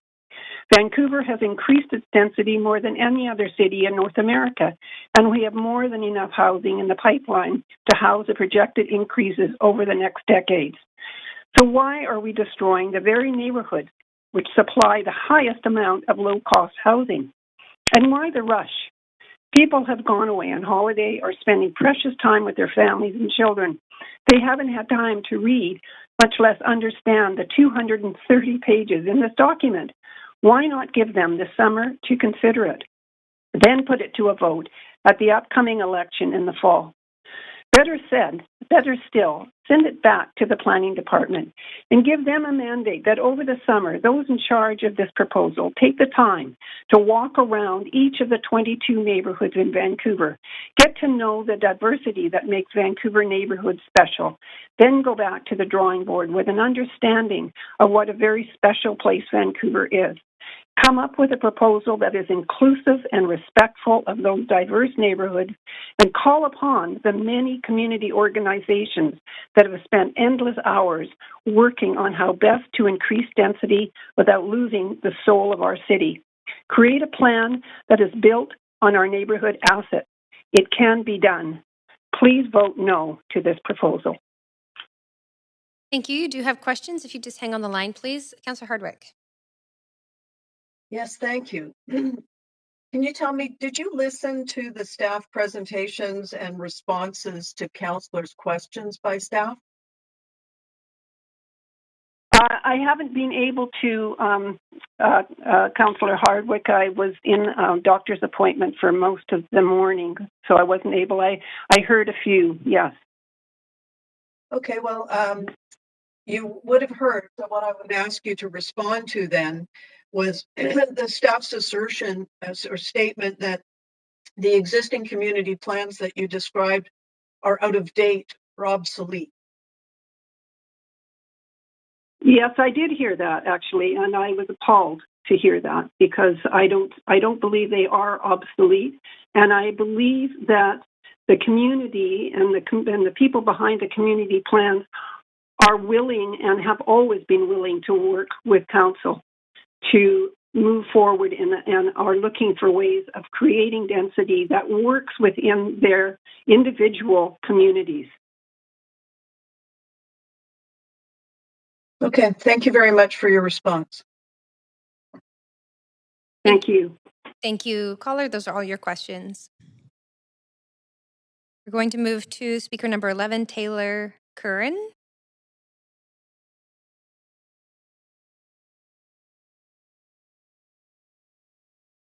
Speaker number 11, Taylor Curran. We have speaker 11 as noted on the list. It could be a muting issue. Just give us a second, please. Okay, thank you very much. We'll just wait a moment. Okay, I'm seeing a note that speaker number 11 is not on the line. Okay, thank you very much. Next, we'll move to speaker number 12, Brian Palmquist. Thank you. So much of substance has been written by those opposing the Vancouver plan, including me, but I'm a minnow amongst the opponents. 3 of the past 6 planning directors, Ray Spaxman, Larry Beasley, and Ann McAfee, have indicated their unhappiness with the plan. Of the other 3, one now works as a consultant to developers, and the other 2 have simply left town. Ray, Larry, and Ann have all made suggestions for improvements which have been ignored. Former senior planning staff opposed the plan, including Ralph Siegel, Trish French, and Scott Hine. Apologies for those I've missed. They have made even more detailed suggestions about how to improve the plan, including the processes that led to it. These have also been ignored. I'm unaware of any senior planning staff other than current employees who support this plan. Local academics with urban design credentials who oppose the plan include Dr. Patrick Condren and Dr. Penny Gersten of UBC. Academics I'm aware of who support the plan are those with economic and urban land economic backgrounds. They look at pro formas rather than neighborhoods. Some former politicians I'm aware of who oppose the plan and have written to you about it include former Mayor Mike Harcourt and former NDP MLA Dr. Tom Perry. I'm sure I've admitted many who oppose apologize to them. For me, the Vancouver plan fails because it has not involved the communities that your Director of Planning, Teresa O'Donnell, claims. The only engagement with neighborhood groups occurred as a pair of Zoom meetings organized by staff during the month between the tabling of the draft and the final plans. Every neighborhood I've asked, as well as a coalition of Vancouver neighborhoods, which represents 27 neighborhood groups, had confirmed they were never engaged during the 2.5-year so-called consultation until this 11th hour let's check the box Zoom effort, which has led to no changes in the plan. In response to councillor questions this morning, your Director of Planning has told you that, quote, we will involve neighborhoods in the detailed work arising from the Vancouver plan, just as we did with the other plans, the intense engagement that we did with the other plans. If that statement is correct, it means that as with the Broadway plan, there will be no neighborhood consultation. As with the Cambody Corridor plan, neighborhood consultation will be ignored as building after building is approved at greater density and height than the plan contemplated. A friend who lives in the area has cataloged every Cambody Corridor project. More than 90% exceed what the plan contemplated, each and every one with the approval of planning staff. I'm sadly not done yet. Regarding the Director's indication of intense engagement, such as occurred in Marpole, Grandview, Woodland, and Mount Pleasant neighborhoods, I am aware of spot rezonings emerging in Marpole and Grandview Woodland that run counter to the planning work on which the neighborhoods were engaged. The very recent work with Mount Pleasant has been repealed by the Broadway plan, as has the earlier planning work in Kitsilano, Fairview, and Burrard Slopes. That abject, deliberate failure to interact with our 22 neighborhoods makes this plan a monumental fail. In response to questions, your planning director has indicated that the Vancouver plan may likely form the basis of a Vancouver OCP, which might allow council to eliminate future public hearings. For me, this illustrates planning's real agenda for future public participation. Addressing the many valid comments about the urgency to build quickly and also concerns about housing affordability, I refer to my Homes for Whom database, which remains the only database of spot rezoning housing in the city, in the continued absence of data from staff, which was requested 2 years ago. My database is built from my review of more than 380 Shape Your City websites, which is the only place the public can find out what's going on, plus the building permit database, which tells us what happens after planning approval. In summary, and to Judy Osborne's point, there are currently enough Vancouver homes approved or in the process pipeline to accommodate 250,000 more Vancouverites as soon as they are built, which is the number that is staff's most generous estimate. We don't actually need to approve any more, which is not saying we shouldn't, just that we don't need to. Less than 1% of these homes have been started and completed during the term of the current council, yet scant effort is being devoted to any ways to accelerate the design and construction process, other than eliminating public consultation as the Vancouver plan has done and staff proposes to continue with. To be clear, these 250,000 homes do not include the additional homes arising from the Broadway plan, from the Vancouver plan, or from any of the proposals that have been tabled but not applied for, such as the Jericho lands, the Renfrew and Rupert Station areas, Skeena Terrace, etc.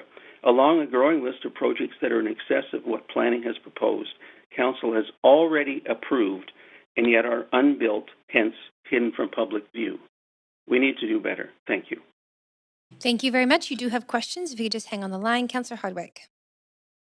Thank you, Brian. I presume you listened to the staff presentation and answers to council's questions. That's correct. How do you respond to the statement from staff that the existing community plans are out of date or obsolete? Well, I understand that a previous council cut off funding to some of the city plan work abruptly, and so that may have resulted in some of the work being incomplete, but that's not a neighborhood fail, that's a council fail, previous council fail. The plans such as Mount Pleasant are very recent and have been repealed by the Broadway plan. I think as a general comment, tons of work by many, many dedicated individuals has been tossed into the garbage can. And I don't think that is the same as saying it is obsolete. It's just throwing it out.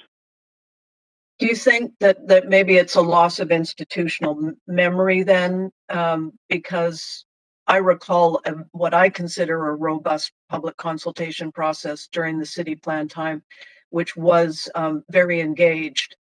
But maybe the measuring stick is different. Have you been involved in the past in similar kinds of public processes? Yes, I have. In fact, I led process in relation to Cole Harbour and the North Shore of Falls Creek. Attended dozens and dozens of community meetings with all sorts of interest groups and neighborhoods, and we listened to what they had to say because we knew if we didn't, our efforts would be for naught. So I've certainly participated in many of those kinds of discussions. But then the observation is that it's changed over time. Oh, it's changed a great deal over time. Yes, the pandemic has provided cover for as you say, setting aside institutional memory. It's one of the reasons why so many former senior city staff and politicians and senior planners have come out against this plan. I believe is that they see that the work of 2 generations has been thrown in the garbage can. Your analysis and data collection has established a pipeline of development that is coming into Vancouver. Councillor Hardwick, I just want to remind you, it's actually 3 minutes to Oh, shoot. speakers, and you're at Okay. your 3 minutes. So, Sorry. yes, okay, I'm going to have to move us along. Sorry about that. Councillor Dominato. Thanks, Chair, and thanks, Brian, for calling in. I heard some concerns about both the process and the outputs at this point on the plan. I'm curious if you could comment on what you would change, both in process and in the outputs of the plan. In terms of the process, I would instead of leaving the 22 neighborhoods out of the picture, I would put them front and center in the picture. I would include everybody else who's been included, all of the interest groups, all of the folks who felt that past efforts have not considered their perspective enough. They are all equally valid, but you can't just throw out the neighborhoods, which is essentially what's done. I don't know if you've noticed, but there are no neighborhood boundaries on any of the plans in the Vancouver plan, and the only place the neighborhoods are mentioned is in the acknowledgements, where ironically staff say we met with you, which they didn't, and yet we're going to leave you out. So that's an absolutely key thing, and the output, well, as I kind of alluded to, should include as a very minimum the boundaries, if you will, of the existing neighborhoods, and obviously a lot of development, a lot of things spill between neighborhoods, as they should. They're a continuum. They're not a discrete bunch of little fiefdoms. But there needs to be an ability. I mean, I've had so many people ask me, what's going on in Dunbar? What's going on in Grandview Woodland? I can't figure it out. When you deliberately downplay or erase that engagement, you make it really hard for many, many people, regardless of whether they're a neighborhood proponent or just an older person who lives in a neighborhood and they want to find out what's going to go on in their neighborhood that would affect a senior citizen. You can't do that. So the output needs to be framed around what it means for the city's neighborhoods, I think. And it also needs to listen, given that we have all the housing we need already in that so-called pipeline that staff will not share with you or the populace, except indirectly. Okay. It's all there. Okay. No, that's helpful, and I'll follow up with staff on that. I had one more question for you, which was quickly, yes. Did you believe that the Vancouver plan will wipe out public hearings? Because I'm more under the impression that the province will likely get rid of public hearings. Is that your impression, though, is the Vancouver plan would do that? Councillor Dominato, there's no time to answer that question, unfortunately. You're right at 3 minutes. Thank you.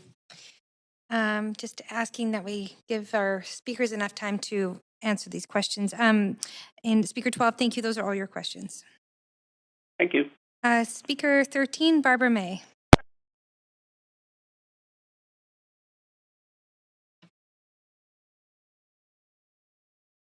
Residents Association. We're dismayed at what the Vancouver plan envisions for our neighborhood, and we ask that you either amend it or send the report back to staff for changes. The Vancouver plan calls for drastic changes to our neighborhood and Kitsilano as a whole, and is being brought forth for council approval in less than 1 week. This gives our members very little time to respond to the massive plan that will replace all community plans in the city. While writing this on Monday, July 4th, less than 20 people had signed up to speak to the Vancouver plan. Is this because residents are not aware of what's happening, or have they simply given up on a council that continues to vote against them despite huge opposition? Most of our members tell us that they do not have a problem with adding density that respects the character of our neighborhood. However, towers of 12 to 18 stories are not the right build for increasing density, and we suggest that low-rise, ground-oriented units for family is the kind of housing that is most needed. But But perhaps the biggest disappointment in the Broadway plan is the lack of affordability offered by new concrete towers. About 70 to 80% of the additional density will be market and luxury rentals. Many of us are asking why we are even considering this, which leads to the next point. Why would we be considering displacing existing tenants who live in truly affordable rentals to build expensive towers? If you want to cause an exodus of people who live and work in the area who don't have to take transit to work, this plan will do it. What we haven't seen in the plan is the need for adding amenities to support the new population. Carnarvon Community School is very small and alone could not handle the increase in people arriving here. Kitsilano Community Center and Secondary School would also need to be expanded. As for the public input process, we take issue with the Shape Your City survey that contained misleading information. Residents were asked to respond to new types of neighborhoods based on a map that did not tell the whole story. The map shown in the Vancouver plan shows Upper Kitsilano as both the neighborhood center and rapid transit area, but in the survey it was only shown as a neighborhood center. UKR reported this to council members and some councillors responded. Councillor Colleen Hardwick forwarded it to head planner Teresa O'Donnell, but the map was not corrected. This completely undermines the validity of the survey. The survey results are wrong and out of date with the new changes that have been added, which have not been approved by the public. We would ask all of you to think about the near extinction of green space as these new shoeboxes in the sky sprout up, the shadowing they cause, and the destruction of our city's heritage. It is clear that the Vancouver plan does not represent what everyone wants for this city. That would have had to include resident-based planning, which is sorely lacking these days. Thank you. Thank you very much. There are no questions at this time. We do appreciate you calling in to speak to council. You're welcome. Next, we have speaker 15, Roberta Olenek.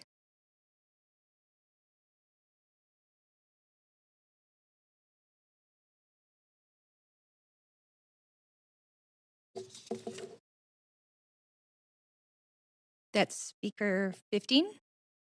Yes, I'm just double checking, but I believe speaker 15, Roberta Olnek, is not.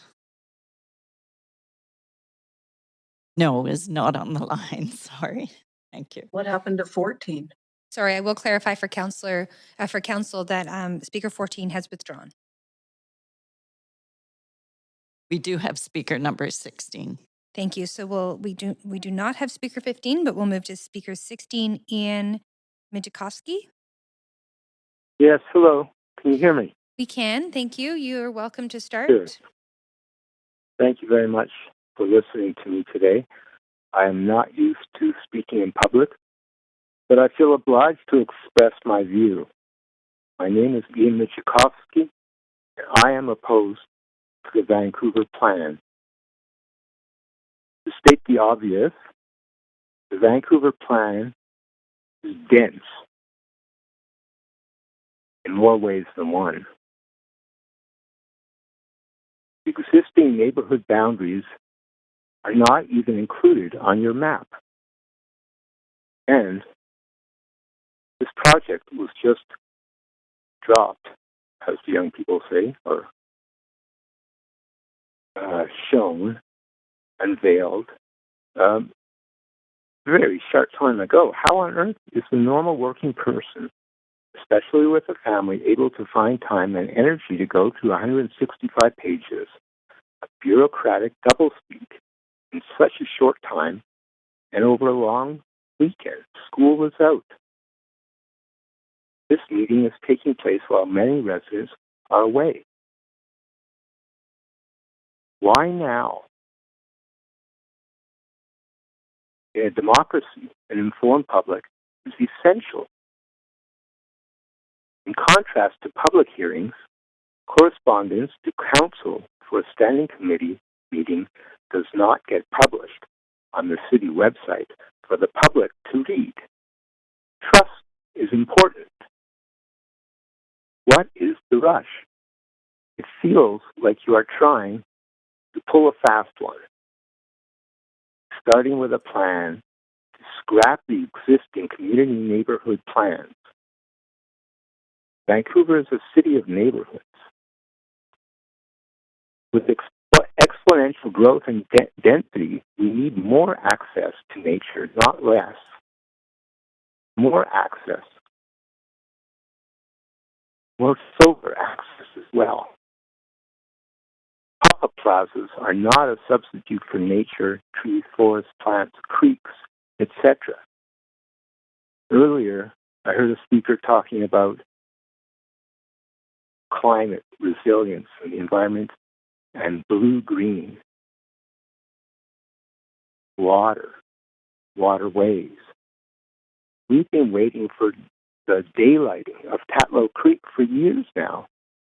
And we're supposed to believe all the jargon about creating greenways, and land use planning that respects nature, preserves and restores adequate space for ecosystems to thrive, and protects the land and waters. Platitudes, aspirational comments, no details. Quote, Vancouver's urban forest strategy. The vision for the urban forest strategy is to protect, plant, and manage trees to create a diverse, resilient, and beautiful urban forest on public and private lands across the city. Vancouver's urban forest, I got this more. One moment, please.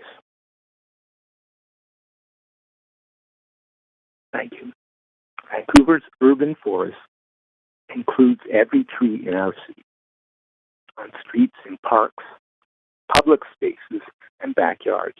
Our urban forest plays important environmental and social roles. It cleans the air, absorbs rainwater, provides bird habitat, and improves health and well-being. This is from the Vancouver website, vancouver.ca/home property development/urban forest strategy. I say, let's protect the urban forest in our community, starting with Delamont Park Village Forest, the 50-plus mature trees at West 7th and Arbutus, right across from Delamont Park. Kitsilano has an illustrious history that we should keep in mind, that we should celebrate, that we should honor, respect. Greenpeace began 50-plus years ago right here in Kitsilano. In fact, the first office was opened in a backroom storefront on Cypress and West Broadway, southeast corner in Kitsilano, Vancouver. Speaker 16. Within half a year. Speaker 16. That is yes. your 5-minute time. If you have one quick wrap-up sentence, but that is your time. Okay. I think we should create a park there. We need more green space, not less. We're in a climate crisis. Code red for humanity. You're building these skyscrapers when we have 4 to 6 story houses. You're saying you're building, for instance, at 7th and Arbutus. Okay, I'm going to have to leave you. I'm going to have to cut you off there. Okay. I'm very sorry to cut you off, but now we're well over time. No, I understand. Okay. No problem. Thank you so much for calling in. There are no questions, but we appreciate hearing from you.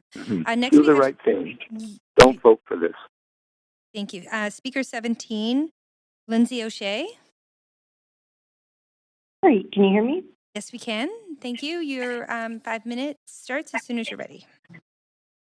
Okay. I'm in fierce opposition to the Vancouver plan. This is Vancouverism to Plancouverism.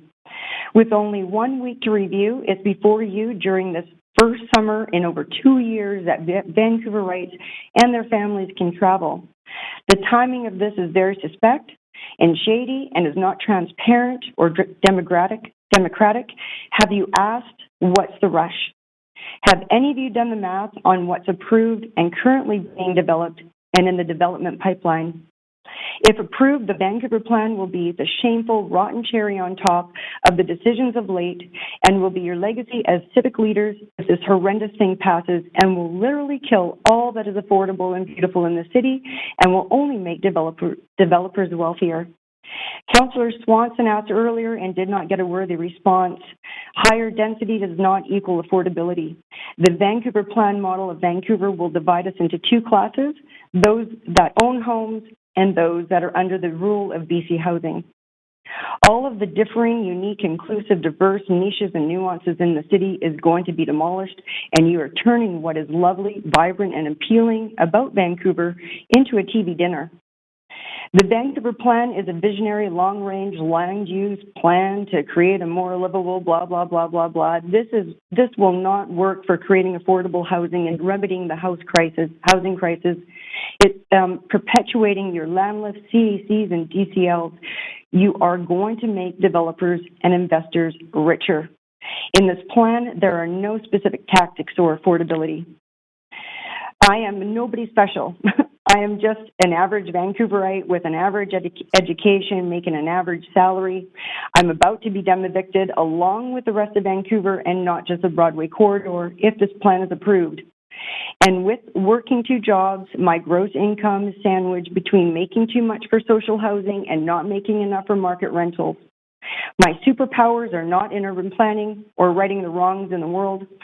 There are, however, many Vancouver super voices, not those implanted from Dallas, that are authorities in urban planning and have weighed in, namely Ralph Siegel, who's a senior architect, urban designer, and development planner. He stated approval of the Vancouver Plan and its approach to planning and affordable housing will nail it as a disaster. And I hate random urban design. In fact, it doesn't exist as a bona fide urban design term. There's no such animal.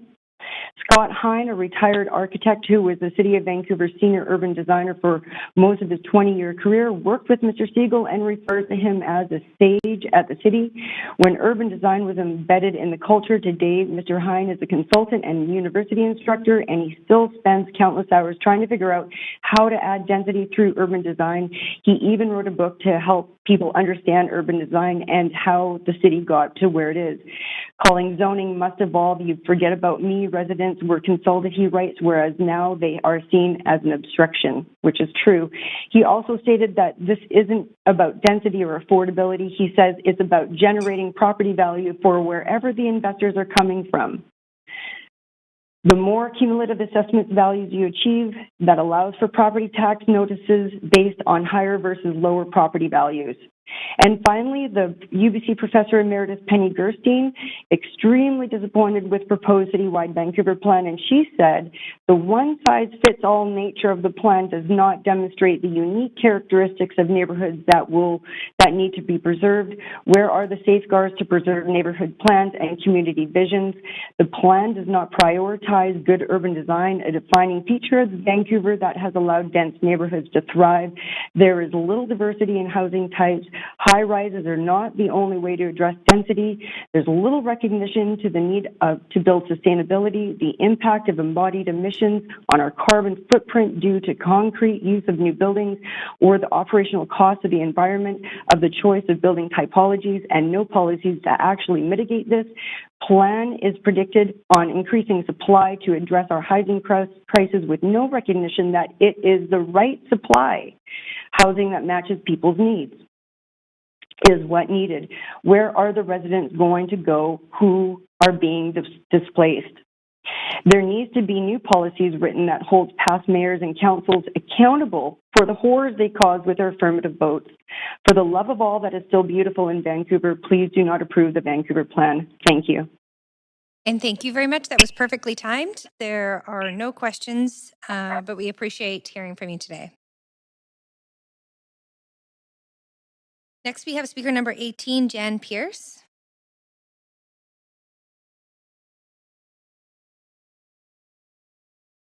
Hello. Hi there, speaker 18. Yes, I'm on the line. Okay. Can you hear me? We certainly can. You're welcome to Good. start whenever you're ready. Okay. Thanks for allowing me to speak about the problems in this plan as relate to my neighborhood of West Kitsilano and for the city as a whole. I am opposed. Our letter from West Kitsilano Residents Association outlines the result of what following a one-size-fits-all approach to planning the city will mean for our neighborhood. The various levels of overlay are so complicated, it took me several readings to figure out exactly what they meant for West Kitsilano. And when I finally figured it out, I was shocked and dismayed. Staff have said that these are not actual zone changes, but we all know that this sets an overall vision for what is going to happen. The actual zoning schedule changes that will occur will follow the policies approved by Council in the plan. Developers and land speculators know this and will not be waiting for the actual rezonings. Not only that, but under future legislation, it is quite likely that there will be no public hearings for most of these zoning changes. The commitment from staff to engage later, just like for the Broadway plan, is not encouraging, as this engagement process was deeply flawed. I'm happy to speak further about that if asked. So if you look at the land use map, note that all of the western parts of Kitsilano are covered by either rapid transit area or neighborhood center. Now look more closely at the areas of West Kitsilano that are north of Broadway, the RT7 and RT8 areas that have been part of character area zoning. These are areas where the planning department has done a great job of integrating new development into an established area of character and heritage houses. The zoning has successfully protected hundreds of affordable ground-oriented rental units, provided a good mix of family, ground-oriented strata conversions and duplexes, while recycling and reusing much of the original housing stock. We are increasing our numbers of children. This is truly one of the most successful neighborhoods in the city. All of this will disappear under this plan. We have two arterials, West 4th and West Broadway, just 5 blocks apart. Planners have used these streets as the focus for neighborhood center areas, even though these streets have many blocks of purely residential mid-rise apartments, many of them rental. The plan states that neighborhood centers are to be located around clusters of local shops. Why have they included all the blocks of both these streets when many of those blocks are residential or even parks? This means that the whole area from Vine west to Alma has been made into a neighborhood center.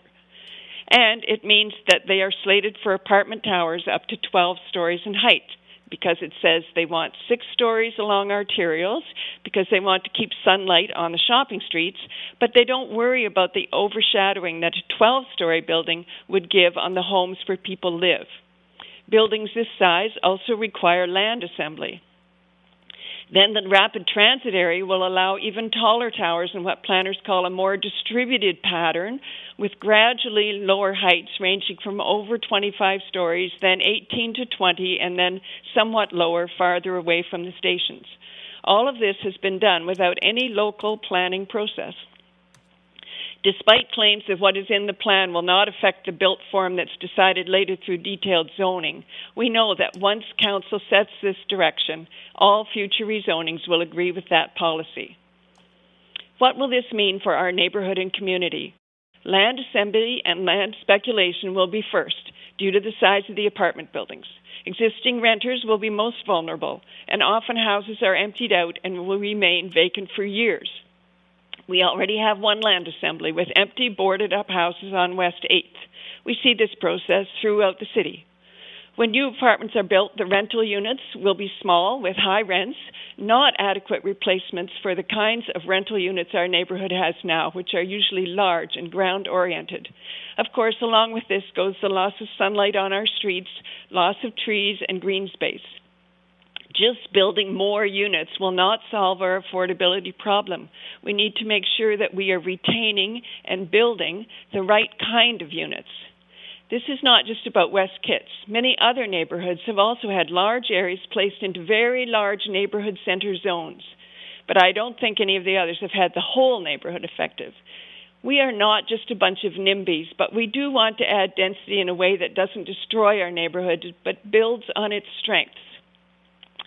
My recollection of the surveys, if we're talking about community engagement, that it was full of descriptions about complete neighborhoods, walking to shops and community centers, welcoming neighbors, lots about the new green space.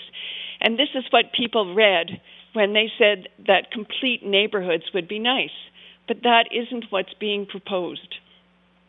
We have enough density right now for years to come, available throughout the city in large projects, in zones like the Canby Corridor, existing zoning, neighborhood plans, the streamlining rental policy, the Making Home pilot project.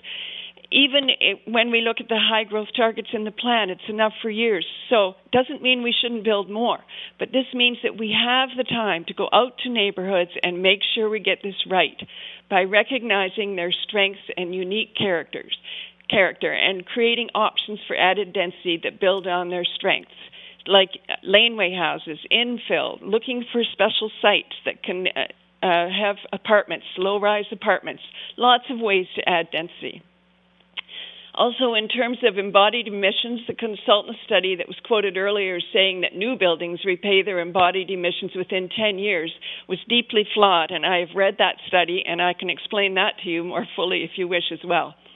There are so many problems with this proposed plan, it's hard to know where to begin. But specifically, before you approve this plan, please amend it and make planners go back to the neighborhoods to reduce the size of the neighborhood centers and develop an approach to densification that responds to each neighborhood's unique qualities and built form.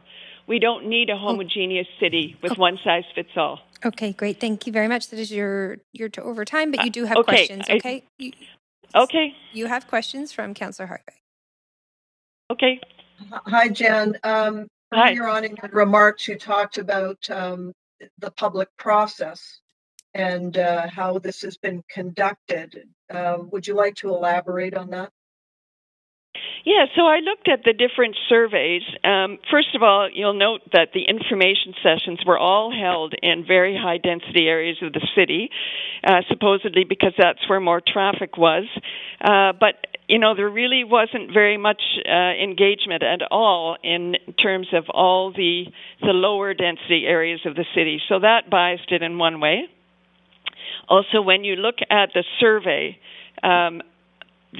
the wording of the survey question, not the question so much, but the material that was given out before you were asked the questions, was very, very value-laden, rosy pictures of what was being proposed. And it was only in the very last stages of in the last few weeks that it became clear about the 12 stories, and there was no detail for a long time. It was all just about aspirational goals. So yeah. So one of my observations in this is there's a difference between narrative and evidence in this whole dialogue, and part of that I think is again the supply. On the one hand, we're hearing that if you look at the pipeline and zone capacity, there's plenty to accommodate growth based on projections. But we're seeing the notion that there is, we need more, crisis. Can you respond to that? Well, first of all, I think, and you heard this loud and clear in the Broadway plan, and it's the same situation in my neighborhood. There is a whole bunch of affordable, really valuable housing that the city really needs. It doesn't make sense to take away so much of that housing in one part of the city and then try to replace it later somewhere else. And there's no guarantee it can be replaced elsewhere in the city. So, I mean, there are a few small areas left where they're saying, well, we're going to have multiplexes and replace the single family houses. But what is the cost of those units going to be? How many of them actually are going to end up being built? We need to really value the kinds of housing and forms of housing that we have. And I noticed another amendment I don't see anything in the plan saying that no buildings on the Heritage Register would be eligible for redevelopment. The whole heritage section in the plan is extremely weak in terms of the built form. It's mostly about arts and culture. Okay, that is Councillor Hardwick's time. Thank you very much. Speaker, there are no more questions for you, but thank you for calling in. Thanks. Next, we have Speaker 19, Ian McPhail-Bartley.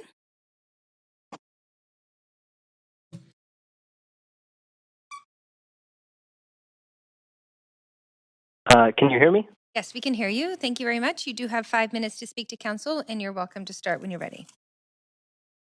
Hi, this is my first time speaking to council, although I've spent a lot of time watching council online and have written in many times.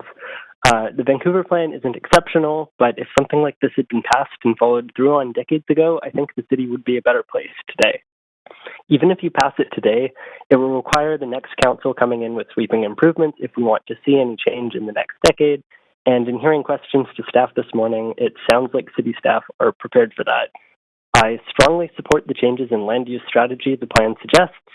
In particular, I'm glad to see the plan touch on allowing apartment buildings off of arterial roads, reconsidering the need for parking minimums, and allowing local serving businesses in residential districts. Though the plan doesn't actually do any of these things, having them in official policy is at least a tiny step forward. Increasing the number of places that people can live without requiring a vehicle for their daily needs is helpful both for reducing the cost of living and as climate policy. So expanding mixed-use density into the RS and RT zones is very welcome. For affordability, it would be nice if the plan did at least as much as pre-zone something for nonprofits. Having to wait for spot rezonings adds an unnecessary delay to each new building, even without a public hearing. The plan shows no urgency for the affordability crisis. At least the plan has some policy to allow apartments to be built on quieter streets. Right now, you force them to be clustered on busy roadways in most communities. This leads to inequitable experiences in noise and other pollution when you compare those who can afford to live in houses on quiet streets versus apartments on vehicle thoroughfares.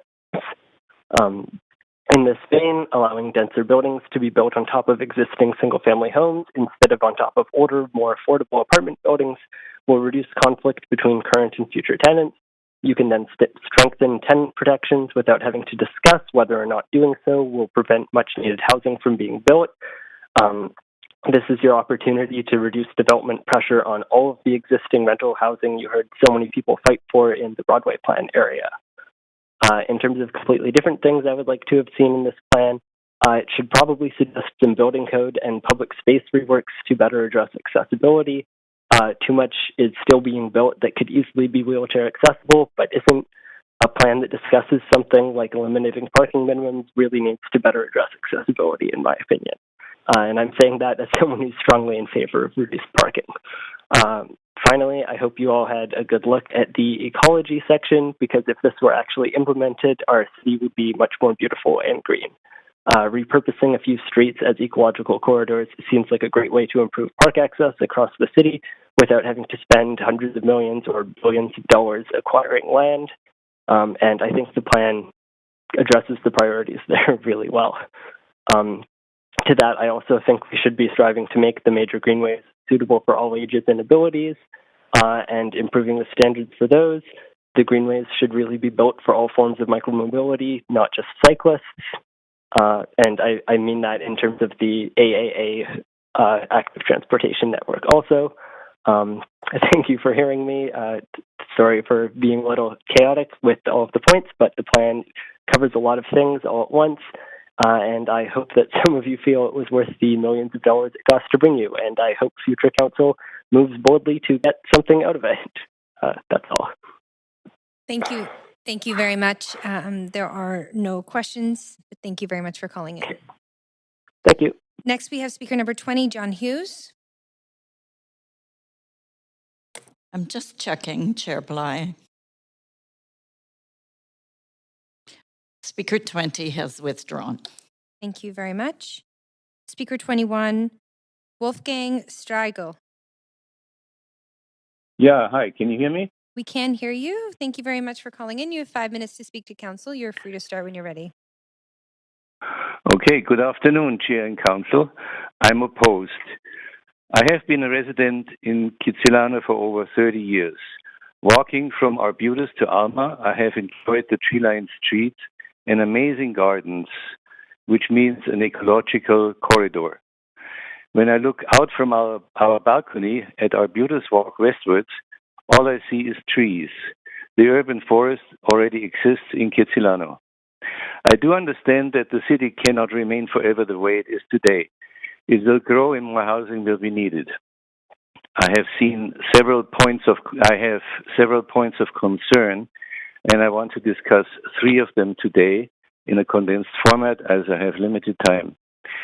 First of all, the environment. The proposed plan will replace much of this greenery, which I just mentioned, with concrete blocks and destroy the unique character of this part of Vancouver. It is not just the charm of kids. I'm concerned about the environmental impact of reducing vegetation through the proposed zoning.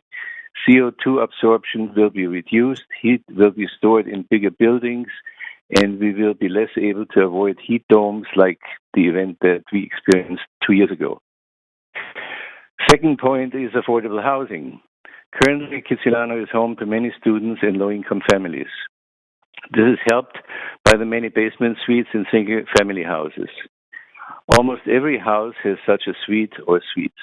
Not all of them are the nicest accommodations, but they are cheap. Thirdly, heritage. Many of the kids' houses have heritage status. These are protected from teardown, as far as I understand it. Can you imagine how it looks when high-rises or even 12-story high concrete blocks are interspersed with 100-year-old heritage buildings? Please let me end with a specific question to get away from generalities. Take a student in a low-income or a low-income person who now lives in a basement apartment in a detached house for $1,200 a month. What cost can this student expect in a 12 to 16-story building, and what subsidies or other financial support can he or she expect? Please be specific. Thank you very much. Thank you very much. There are no questions, but we appreciate hearing from you today. Next, we have speaker number 23, Chris Fleurlage.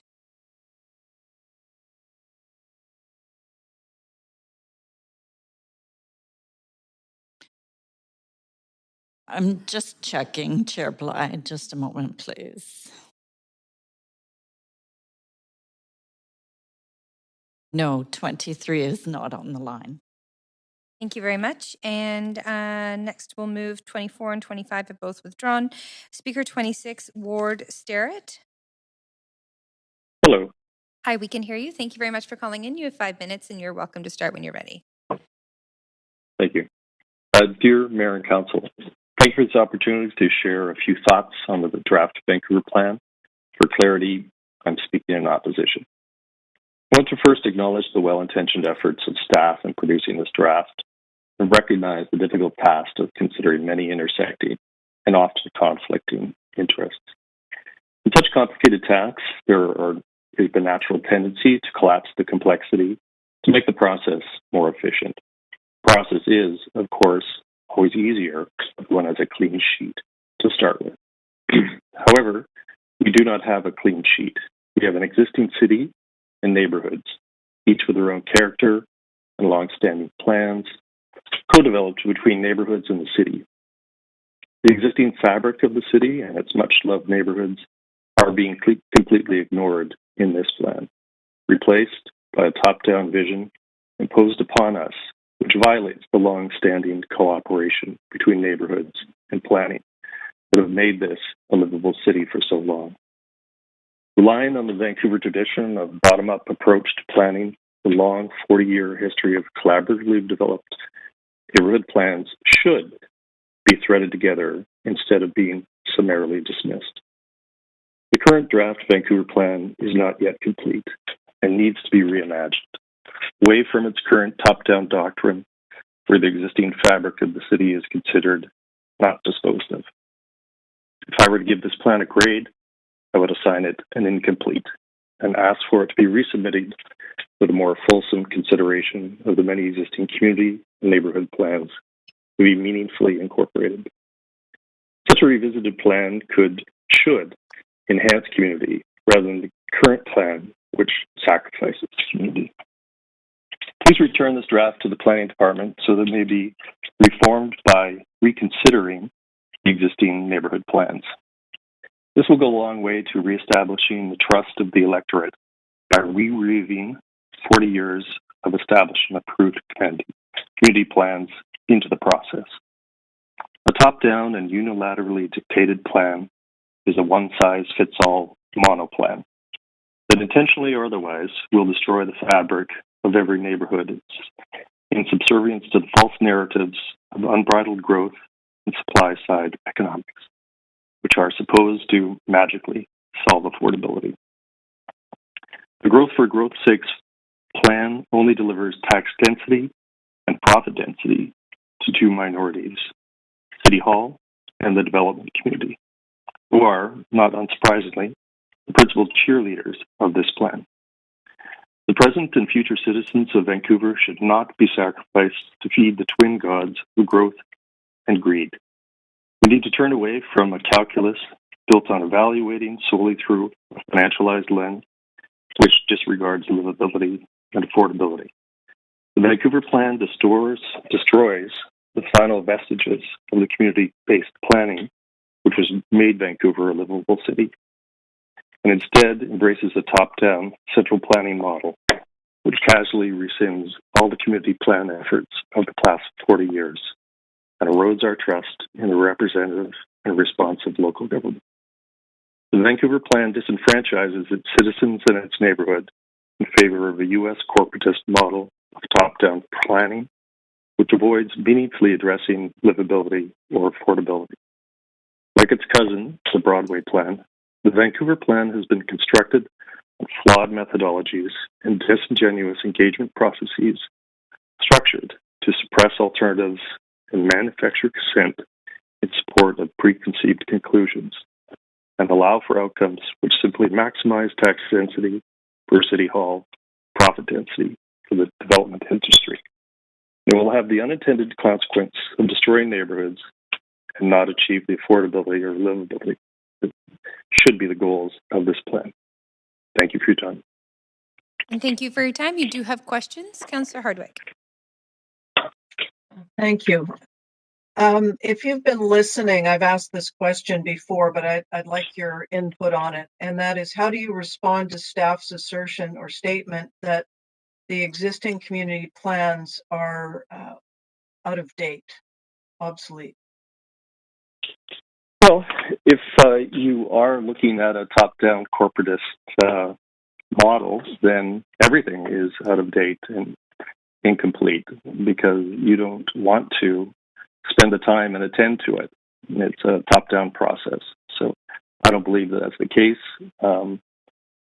The pace of growth that is anticipated with this plan is really just all about tax density and income density to maintain the illusion that eternal growth is the solution to everything, and it is not. Do you have a sense of what might spark such large population growth in excess of historical norms and projections? So if we've got expecting, 70,000 per decade, for example, over the next decade, what would drive it to add another 100,000 on top of that across the city?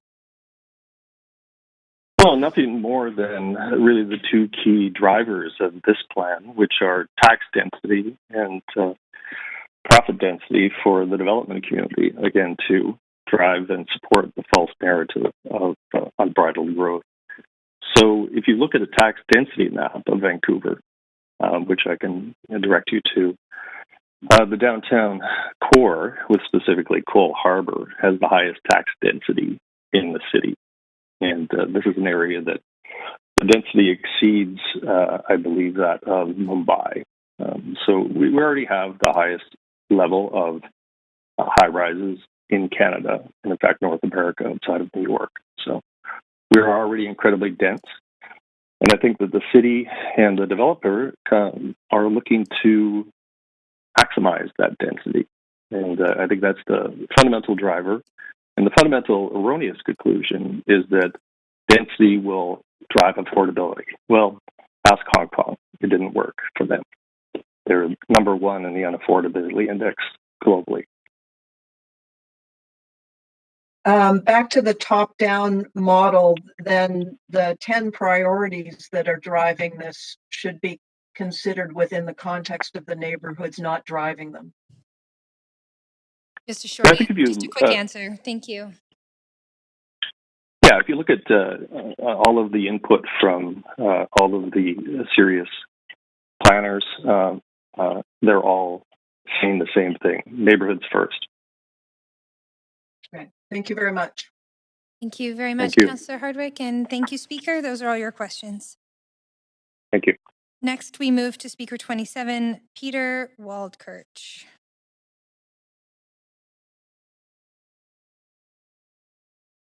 Hello, can you hear me? Yes, we can hear you. You have 5 minutes and you're welcome to start when you're ready. Great, thank you. So, thank you. My name is Peter Waldkirch, and I'm here to show my somewhat tentative support for the Vancouver plan. Tentative because I'm disappointed, because I don't think this is a plan that has any sense of urgency around either the housing or the climate crises. And let's be clear, these are crises. The city is in a crisis. It may not look that way if you own a house and your main goal is for things to not change. But for everybody else, the housing crisis touches every aspect of life in the city. It pushes our friends and family out of the city. It discourages young people from thinking they have a future here. It strangles the economy and prosperity of the city. Is the city supposed to just be a playground for the wealthy and people who were lucky enough to buy property decades ago? And I want to be clear, for this failure of urgency, I am pointing my finger squarely at you, Council, because whatever staff come up with, it only means anything if our political leaders have the courage to act. And under this Council's watch, new housing policy is basically completely stalled, and the housing crisis is worse than it's ever been under your watch. And we were told, wait for the Vancouver plan. Well, here it is, after 4 years and $18 million, a plan to make a plan to make a plan one day. But nonetheless, you should pass it because there's some good stuff here, and it's better than doing nothing. The rapid transit areas look pretty good. And I was really encouraged by some of the things that your chief planner, Teresa O'Donnell, said today. In particular, I was glad to hear a recognition that we need to do things differently. Orthodox Vancouver planning is not suited for the challenges of today. Over the past 30 years, fewer than 1 in 5 new residents in the Metro Vancouver region have found a home in the city of Vancouver, and that is the result of our housing shortage. That means we are still fueling car-dependent sprawl right at this very moment, today. So a housing crisis, a climate crisis, these are the legacies of Vancouver planning. It has been a failure except for land-owning incumbents who have seen their wealth skyrocket. The planning approach of the 70s is not suited for the challenges of the 21st century because those approaches helped create those challenges. And if we want to address them, we need to change the way we do things. There's a few ways we can do that. First, we know that a more equitable approach to planning requires us to encourage growth in today's low-density detached house area. And this plan doesn't go nearly far enough in allowing new housing options in the multiplex areas. The only apartments allowed there are those allowed by the streamlining rental policy, which is totally inadequate. The very limited off-arterial option there don't probably even pencil, and in any event, they're only half of a block off the arterials. You know, many of you councillors have spoken about how inequitable it is to force renters to live on busy, polluted arterial roads, and you're right. So it's very disappointing to see this plan offer so little in that regard. 6th-floor rental apartments should be buildable by right in every multiplex area. Second, we need to rethink the role of consultation. And that means more housing generally should be buildable by right without spot rezonings. Just to get personal for a moment, I got to tell you, I feel totally burnt out by being consulted. There's been too much. Just recently at this council, multiple days on the Broadway plan, multiple days on 8th and Arbutus, the Vancouver plan. Just the other day, highly transit-oriented housing at Commercial and Broadway, one of the busiest transit stations in Western Canada, got punted to the next council because this one is incapable of moving through business in a reasonable way. I do workshops, I attend open houses, I check Shape Your City, I write letters. I'm tired. We know that traditional consultation processes are inequitable. Look at today. How many people can phone in the middle of a weekday at a totally uncertain time? How many people can take time off from childcare responsibilities or work to attend umpteen open houses? Putting too much weight on these processes just gives disproportionate power to self-selected groups of people who, studies have shown, are disproportionately white, home-owning, and retired. People who do not reflect Vancouver's diversity or their needs. You were elected, each and every one of you. Do what's right. We need more focus on outcomes, especially housing affordability and climate progress. Otherwise, we will keep on doing what we're doing, consult ourselves in circles, while the city hollows out in a housing crisis and people are forced to drive to pick up a liter of milk in the midst of a climate crisis. So the bottom line is this plan isn't nearly ambitious enough to meet our housing or our climate goals. It's a fact. We're not going to meet our 2030 complete communities goals, not with this plan. We're not going to meet the CMHC housing production goals, not with this plan. And you should engage in some self-reflection as to why your leadership has resulted in our failure to meet these critical challenges of our times, because the ambition needs to come from you. The courage needs to come from you. Do you have it in you? Those are my comments. Thank you very much. There are no questions, but thank you for calling in. Next, we have speaker 28, Rex McLennan. Thank you. Can you hear me? Yes, we can. Thank you very much. You're welcome to start when you're ready. I'm a third-generation resident of Vancouver, and I am strongly opposed to the Vancouver plan. There are three compelling reasons for rejecting this plan. First of all, it's not really a plan at all. It reads like a 230-page, ideologically driven identity politics manifesto. It's long on social platitudes and short on specific risks, consequences, and impacts. It's based on flawed objectives and assumptions that appeal mostly to a narrow range of stakeholders. Its vision is founded on a core principle of entitlement for all, no role for meritocracy or common sense, no role for neighborhoods. This would never be accepted by the majority of mainstream common sense citizens had they been properly engaged and informed, had they been made aware of how devastating the impacts on their neighborhoods could be. For a city rightly concerned with the future impacts of climate change, a premise of ever-increasing population and thus increasing housing density makes no sense. Vancouver does not need more people. Its area is severely limited. We must discourage growth.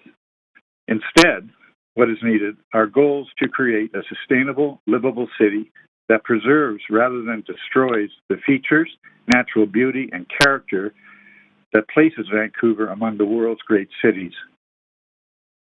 We simply cannot allow the city's vision and planning to be held hostage to assumptions of perpetual growth and entitlement for all. Secondly, the process of stakeholder engagement has been fatally flawed. The pandemic restrictions obviously prevented adequate engagement. The foundational vision, objectives, and assumptions were simply served up to the public rather than thoughtfully conceived through true engagements with citizens, not least the residents of our neighborhoods who are most impacted. The so-called evidence of support for community engagement I would describe as a glorified social studies opinion poll. Its questions and structure were designed to elicit responses suggesting broad public support, but in fact, there has been no meaningful ongoing dialogue and consultation with mainstream citizens, those who pay the city's bills, the primary stakeholders bearing the risks and consequences of this plan. The main engagement tool utilized by city staff was an online survey available only briefly between April 5th and April 27th. The questions and premises for them were carefully scripted to duck important controversial questions and issues, and only some 2,700 residents responded, and these mostly a demographic not representative of the more adversely impacted stakeholders. Responding to a Talk Vancouver online survey is not proper public engagement. It cannot reflect the values and views of mainstream Vancouver residents who are unaware of the impacts of the Vancouver Plan until very recently. There were no survey questions regarding the impacts of implementing the plans in the neighborhoods. The survey tools used by the city staff are no substitute for real engagement and cannot be viewed as validation of the Vancouver Plan. If there's any doubt about that, just look at the recent groundswell of outrage from neighborhood community groups to the rezoning proposals. To allow 40-story concrete towers to be erected at Broadway and Granville, the Jericho lands, and more recently at Kitts Point would be tragic. This has not been a transparent process. Had proper due process been followed, the Vancouver Plan would be based on community objectives and values, a vision and objectives obtained through meaningful consultation with citizens, a vision founded on the preservation of our neighborhoods whose character have earned admiration and respect from around the world. Finally, the land use plan described in Appendix A is a plan for a concrete jungle of 40-story towers in the heart of neighborhood communities. If implemented, it would forever, irreparably scar the landscape of the city.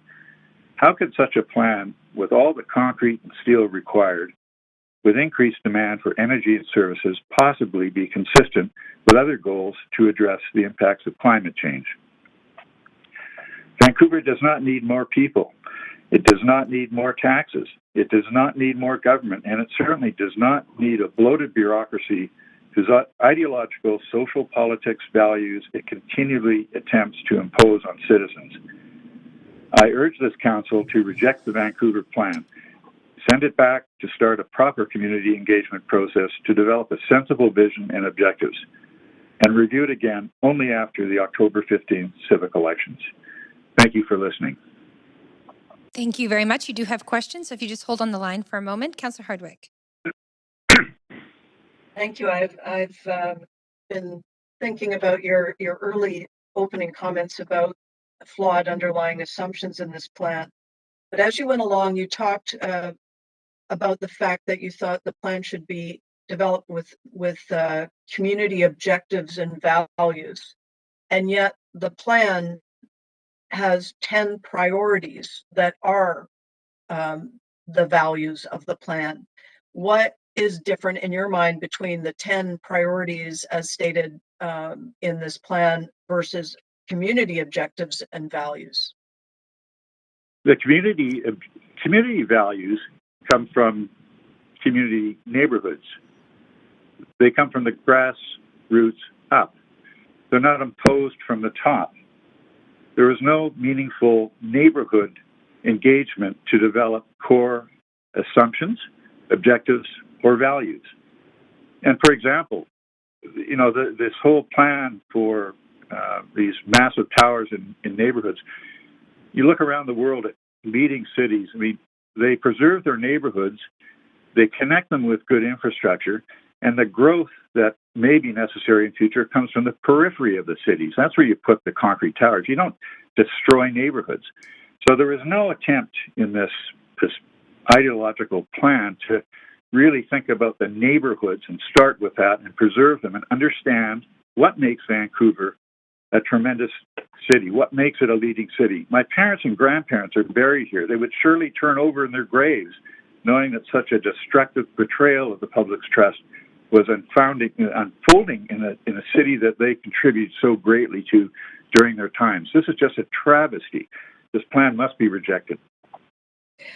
When I asked the question of staff that I asked you, I was answered that this plan knits together a series of other plans that have been developed over the last decade plus, and those plans are what underlies the 10 priorities in the plan.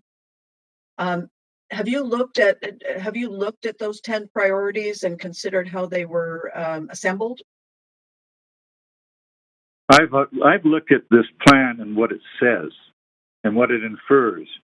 And what it infers to me is a complete and abject failure to engage with neighborhoods. Again, I come back to my point. As you well know, in recent months, there's been absolute public outrage in the neighborhoods affected by the land use plan and the implications of it for building these towers.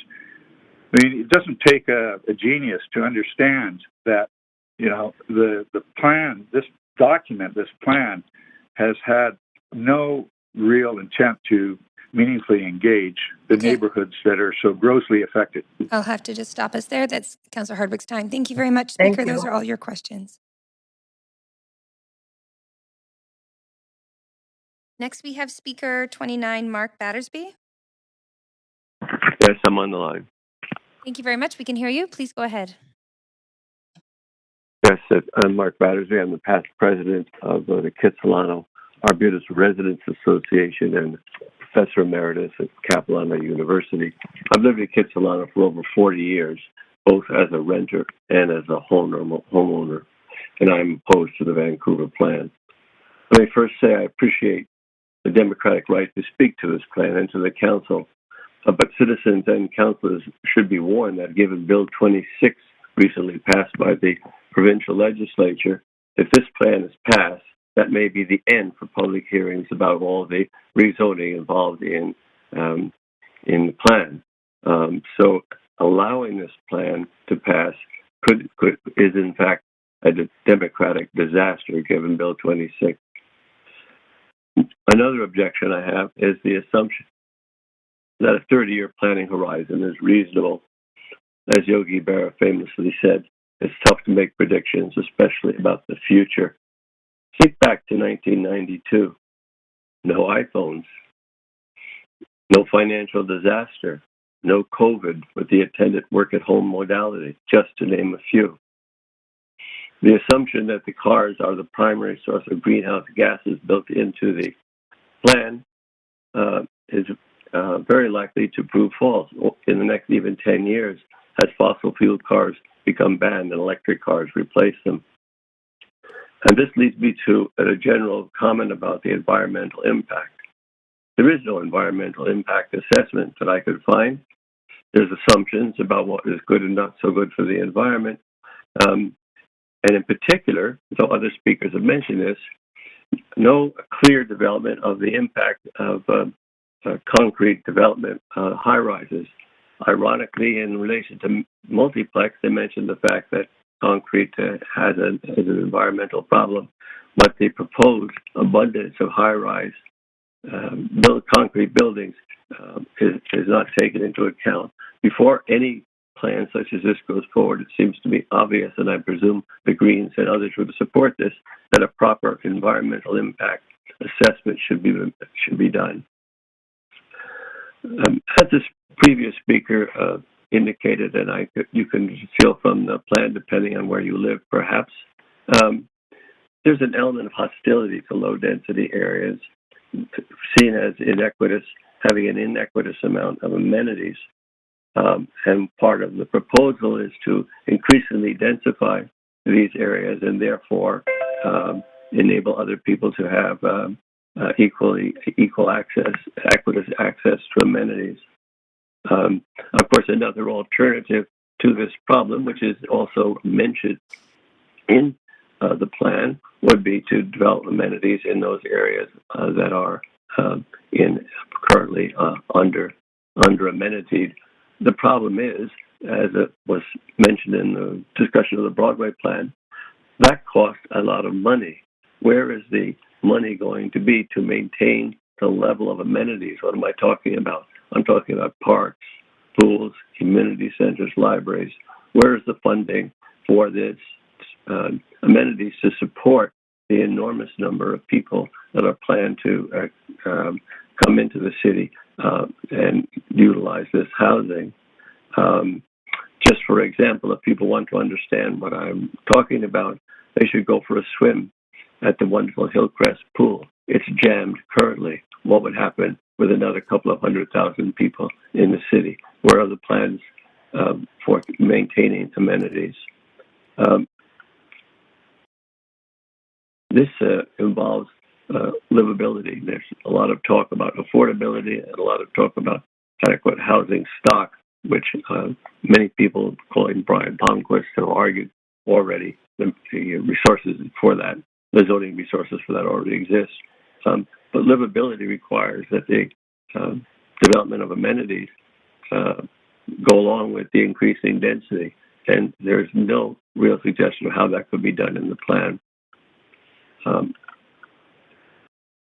The plan argues that there's been extensive and adequate involvement of the city and that the plan reflects citizens' thoughtful understanding.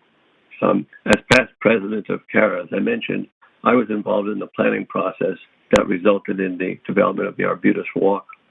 And I have firsthand experience of what it takes for a deliberative, citizen-based process of planning. CARA was supported by over 500 of our neighbors at periodic large-scale meetings, but most of the work was done by... Mark, I'm very sorry, but you are over your 5 minutes. So what I'll do is I'll pause you there, but you do have questions from Councillor Hardwick. Thank you.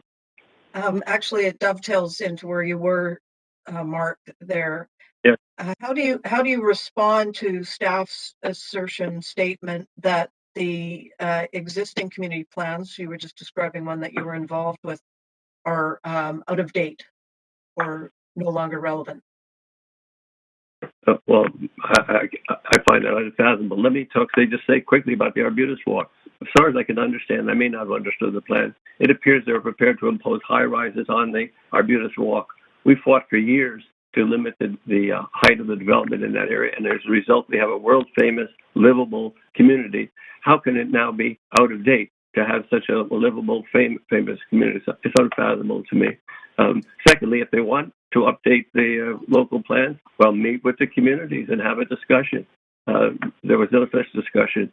Making wise decisions takes time, takes a lot of chances to hear other people's opinions and to talk back and forth. That can't be done just by top-down development by planners. How do you respond to the 10 priorities that are used in the approach of applying those priorities broadly across the city? I was afraid you were going to ask me that question, Colleen. I'm not actually enormously clear what these 10 priorities are, so I can't respond intelligently to it. But the priority that I would speak to is that the community get involved, be appropriately involved in the deliberative process, and they can decide on what their priorities should be. And of course, people are not NIMBYs. They would support reasonable development. I think former Mayor Hardwick called it gentle development. There's lots of support for that. There's just not support for this dreadful imposition of high rises. And as to the speaker who was unfortunately bought the story that you folks are responsible for the lack of housing, what hogwash. The problem of affordability is not solved by supply, and we know that, as a previous speaker mentioned, referencing Hong Kong. Great. Thank you very much. Thank you. Those are all your questions, Speaker. We do appreciate you calling in today. Thank you. I hope you... Council, we're going to take a quick recess. We've moved through a couple of hours of speakers here and are moving quite well. We do have to troubleshoot a couple speakers unidentified on the line. So let's take 5 minutes for a health break, and we'll come back at 13 minutes past 3.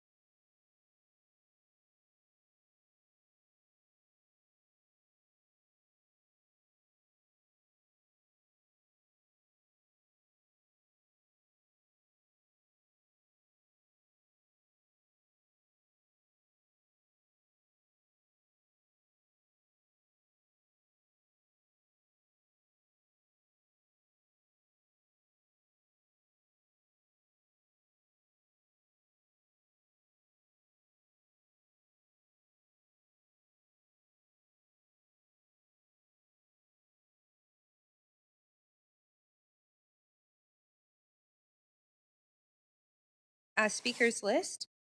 So next on the list, we have speaker 30, Nikki Renshaw.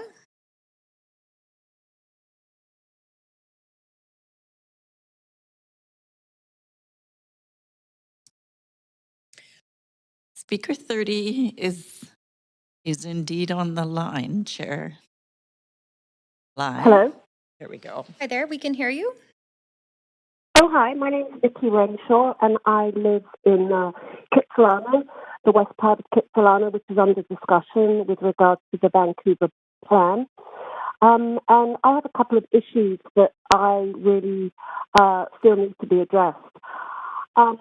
This is a thriving community here. Only up until recently, we were only zoned for duplexes, which didn't allow us to divide our homes into 3 suites or be able to build laneway homes. There are a lot of heritage houses, mine included, in this neighborhood. And there's a real thriving rental community here. Of the whole of the west side, Kitsilano is still below market price for the other areas. And it seems that we're being penalized, that these houses could easily be converted into 4plexes with 3plexes and a laneway home. I don't know what's going to happen with the people who are renters, long-term renters, who've been living in this community. We have a huge amount of new homes that are going to be built on the Jericho lands. There doesn't seem to be an enormous amount of infrastructure that's going to support that. We've got 4th Avenue that since you closed Point Grey Road is rammed with traffic most of the time.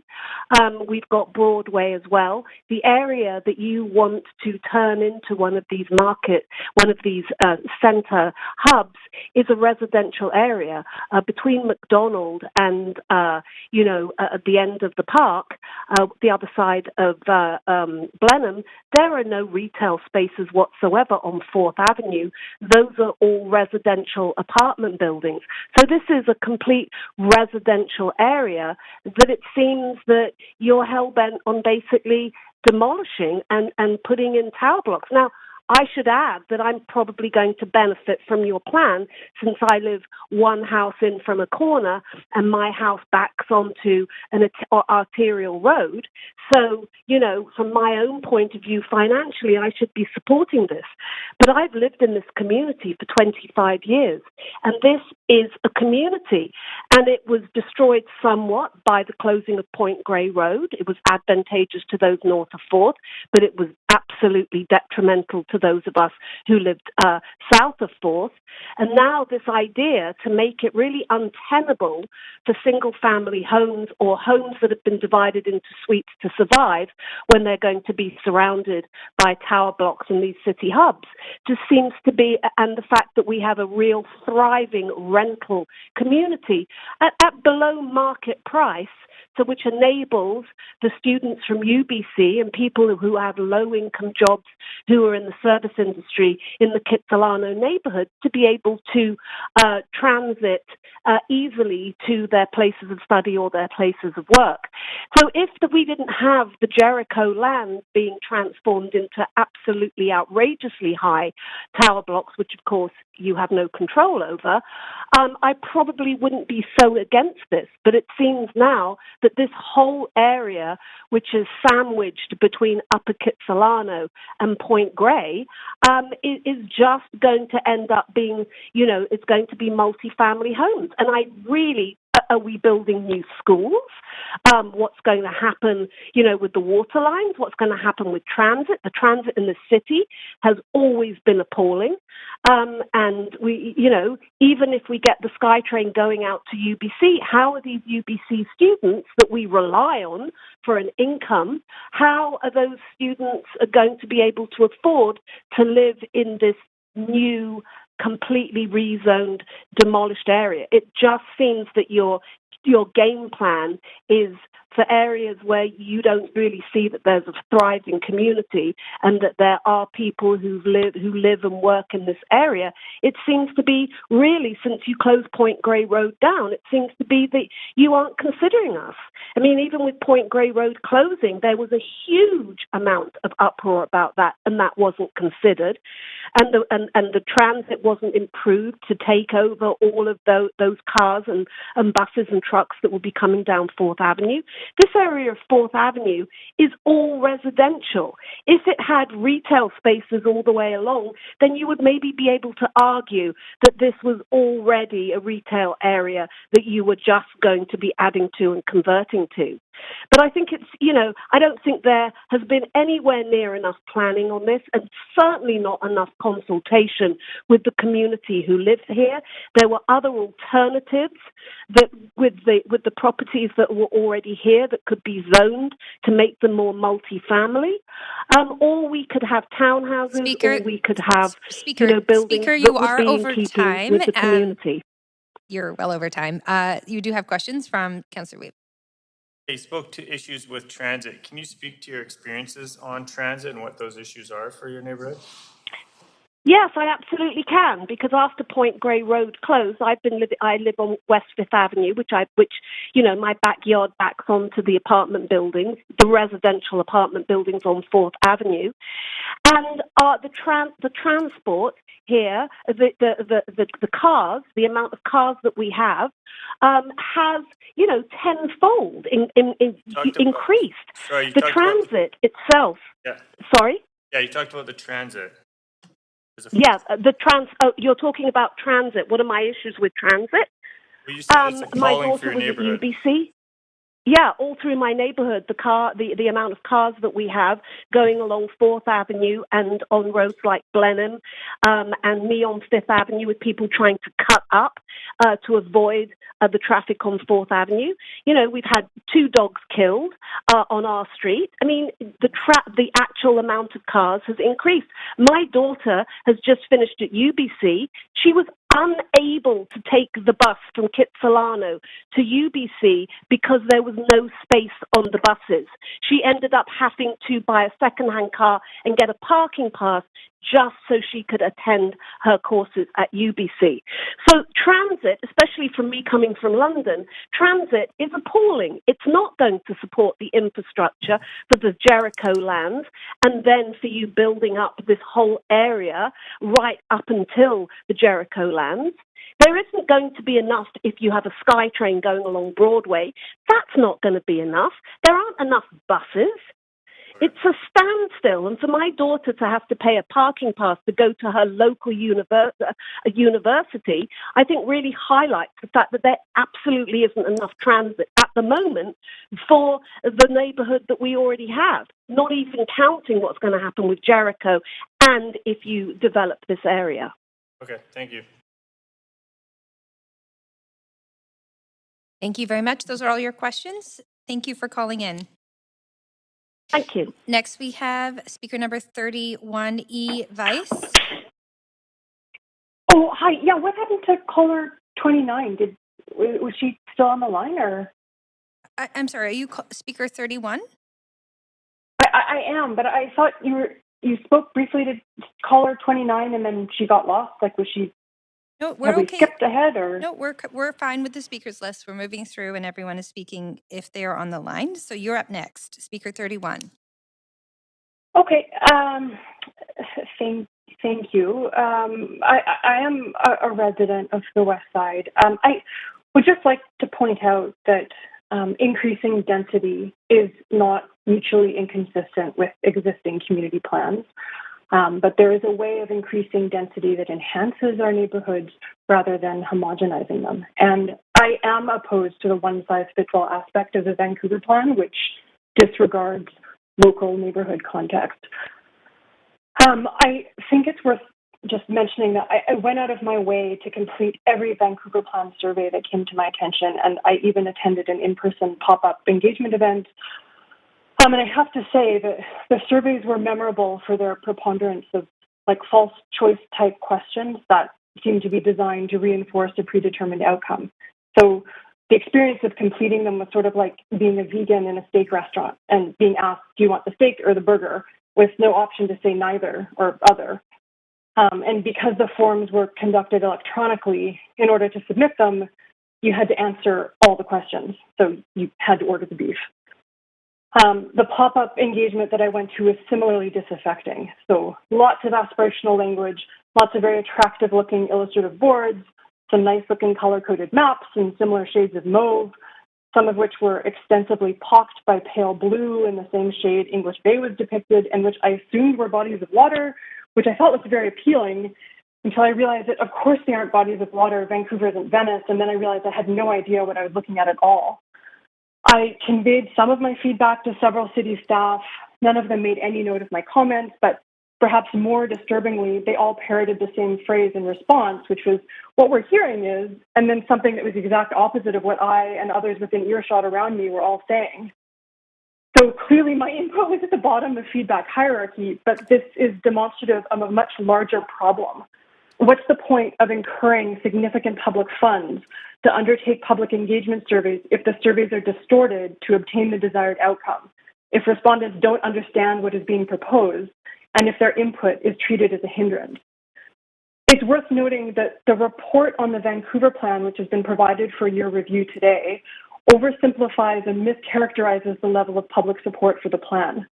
In each summary of individual public engagement questions, the responses of those who somewhat agree are treated as flat-out endorsements and aggregated with responses of those who fully agree.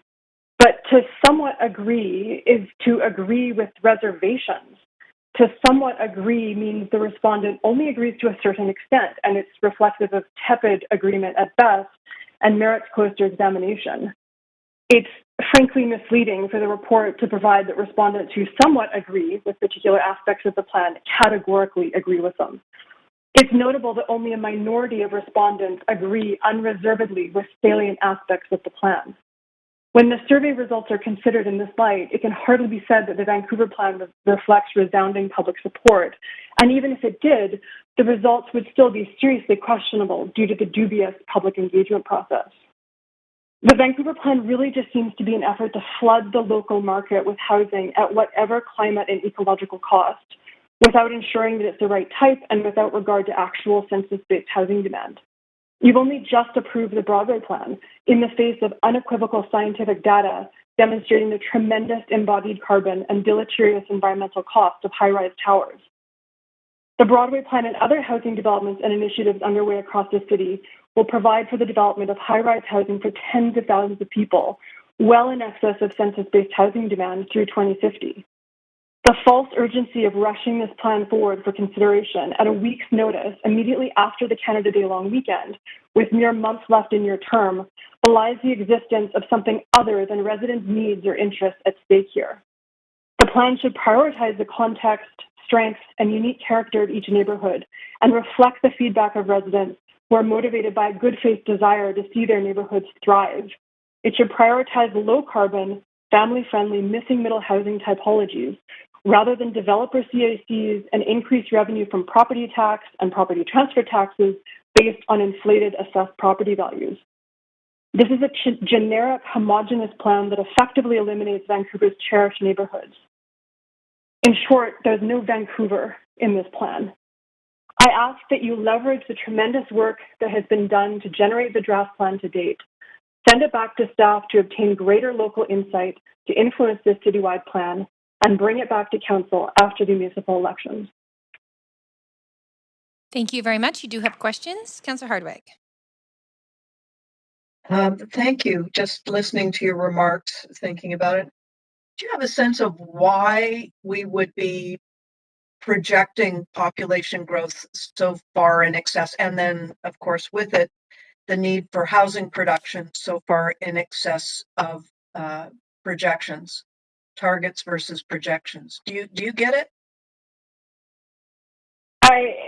From my perspective, it's just an alarmist lightning rod that justifies unchecked development without close scrutiny of the facts.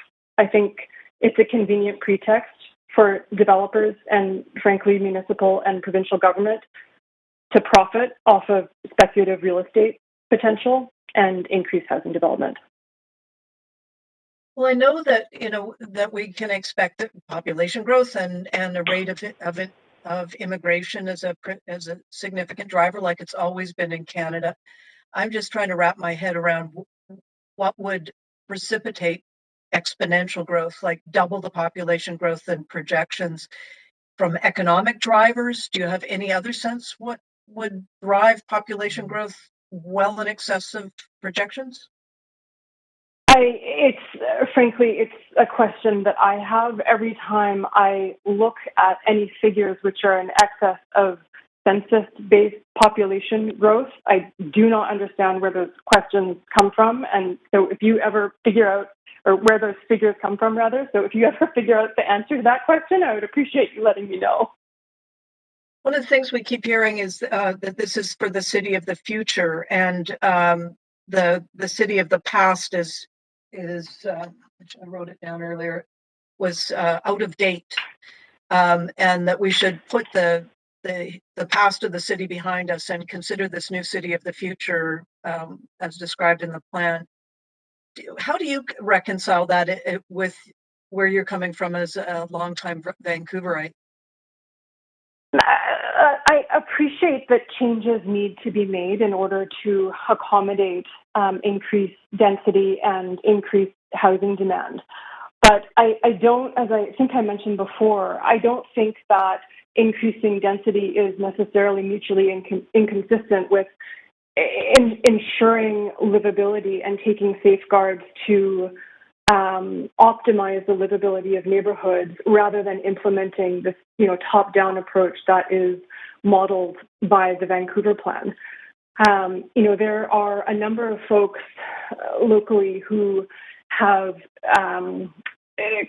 done their own analysis and concluded that the city's density targets can be achieved without much high-rise development at all. And so I think there is a more neighborhood-specific, thoughtful way of increasing density within each neighborhood in order to accommodate future housing growth. Great. Sorry, I didn't mean to interrupt. That isn't such a sledgehammer I didn't mean to interrupt as provided by the Vancouver plan. That is all the time Councillor Hardwick has. And those are all your questions. Thank you very much for coming to speak. Next, we have speaker number 32, Stephanie Allen. Hello.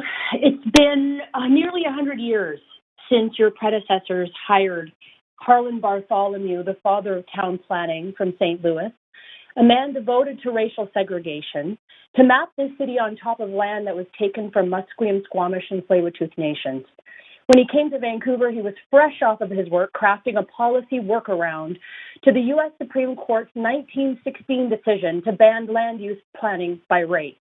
His method was to divide the city by first and second residential zones. First residential zones allowed only high-quality single-family homes with limited commercial use, and second residential zones were placed on low-income racialized neighborhoods that contained dense multifamily homes and where polluting industries were permitted, ensuring not only segregation but also inequality in housing and neighborhood quality. Bartholomew is the same person that developed urban renewal as a means to invest in urban areas while displacing low-income and racialized neighborhoods. The Canadian Mortgage and Housing Corporation copied and implemented urban renewal from the United States, and your predecessors implemented it here, destroying the only Black neighborhood to ever exist in Vancouver. The legacies of these institutionally anti-Black policies have been far-reaching. While some Black people in the city have been celebrated, such as Rosemary Brown, Emery Barnes, and Joe Fortes, thousands of others have been neglected, erased, dismissed, and harmed. We have to understand anti-Black racism as a structural and systemic, not episodic or accidental occurrence. I know that oftentimes when people are confronted with these difficult truths, they shut down, lash out, and spend considerable energy refuting the experiences and evidence of discrimination instead of taking a pause, being curious, and coming to terms with a past that very much shapes our present. Let me offer this really important point. Using the word equity, putting it in this document, and repeating it frequently does not make this plan equitable in outcome or impact for Black residents of Vancouver. They are the only ones who can tell you that, and so far their voices have not been fully heard. Resistance to change in this city is real. You hear it every time people from Bartholomew's first residential area speak, to including more neighbors in their community. Those opposed to multifamily housing are very likely the same ones who love visiting Perth's walkable, dense communities with lots of amenities and culture. I support adding more housing in our city where the long shadow of race and class segregation, now 100 years old, still persists. It's deeply disrespectful for people who have been here for 3 generations to assert dominance over lands that Indigenous peoples have called home for thousands of years, and where First Nations, Métis, and Inuit people are 13.2 times more likely to be found homeless. In the last few days, as discussions have occurred with Black community organizers and leaders who shared their feelings of exclusion from this critical conversation, that really, if done well, could offer redress and repair. In those conversations, we agreed on the following amendments. 1, that the city acknowledge Harlan Bartholomew's public record as a segregationist, devoted to enshrining race and class segregation in city planning, and acknowledge the long-standing and ongoing harm that has been inflicted on Black communities in Vancouver stemming from anti-Black racism. 2, that the city offer a meaningful apology to Black communities past and present for the 100+ years of various forms of structural and systemic anti-Black racism carried out by city employees and their affiliates in the dispensation of land use and other civic policies. 3, that the City of Vancouver enables and resources Black-led and centric organizations that represent the spectrum of policy areas to lead engagement efforts that will inform and expand the Vancouver Plan in ways that address anti-Black racism and ensure that Black residents of Vancouver are fully supported to participate in civic life free from discrimination, exclusion, or marginalization of any kind. And finally, that the City of Vancouver commits to enacting policies that address anti-Black racism in all civic service areas, and that this policy work will be guided by Black-led and Black-centric organizations and advisory committees across the spectrum of policy areas in this city. I want to thank Henry Daniel, Parker Johnson, Marie Tate, Antonia Ogundelli, Udo Camp Irogbu, Kona, and many others for contributing to these amendments and comments. Thank you. Thank you very much. You do have questions, Councillor Swanson. Yeah, thanks so much, Stephanie. Could you send council your remarks, especially the suggested amendments, so we've got them in writing? Yes, I have submitted those in writing to the mayor's office, but I'll be happy to send them out to council as well. Okay, thank you, dear. Thanks for taking the time to put all that together. Really appreciate it. Thanks, Jean. And those are all of your questions. Thank you very much for calling into council today. Next, we have speaker number 33, Paisley Woodward. Yep. Great. Hi, Council. Hi, please go ahead. Hi, Council. I live in East Van, and I'm just a citizen. What troubles me mostly, actually, is COVID did get in the way, and there hasn't been the time needed for consultation and to review and consider this plan. I finally found the PDF. It's actually not that you have to click around quite a bit, and this thing just came out before Canada Day. So I know that staff says there was consultation, but it wasn't great coming out during COVID, and it wasn't the original idea, as I heard Councillor Carr saying this morning about the kind of consultation that had been envisioned. And it seems to me that, okay, now COVID's diminished, but all of a sudden you as council, like many other organizations, are suddenly being held to the standard as if COVID never existed and to pass this thing as if it didn't happen. And that's when I think when one gets into trouble, when decisions are made based on urgency and without proper consultation, things go bad. And so the crisis did happen, and I think that you just have to grit your teeth and accept that and ignore the pressure to jam this thing through. And just as a side point, there's a diminishing number, as we all know, of reporters and journalists out there covering everything, including city issues. So there hasn't been the time that's needed for discourse and discussion and analysis. I, like many others, I'm very concerned about this no mention of neighborhoods in this in this plan. Of course, you guys would all be on board with the idea that local is everything. We're Vancouver being a community of communities. We need neighborhood diversity. Diversity is everything, and that needs to be reflected. And we can't all be homogenous, and I'm concerned that the existing neighborhood plans will be brought in line to conform with this overall plan. And that's a big mistake. Life is messy. Neighborhoods are messy. We need heterogeneous neighborhoods. And that an enlightened, thoughtful plan would recognize that.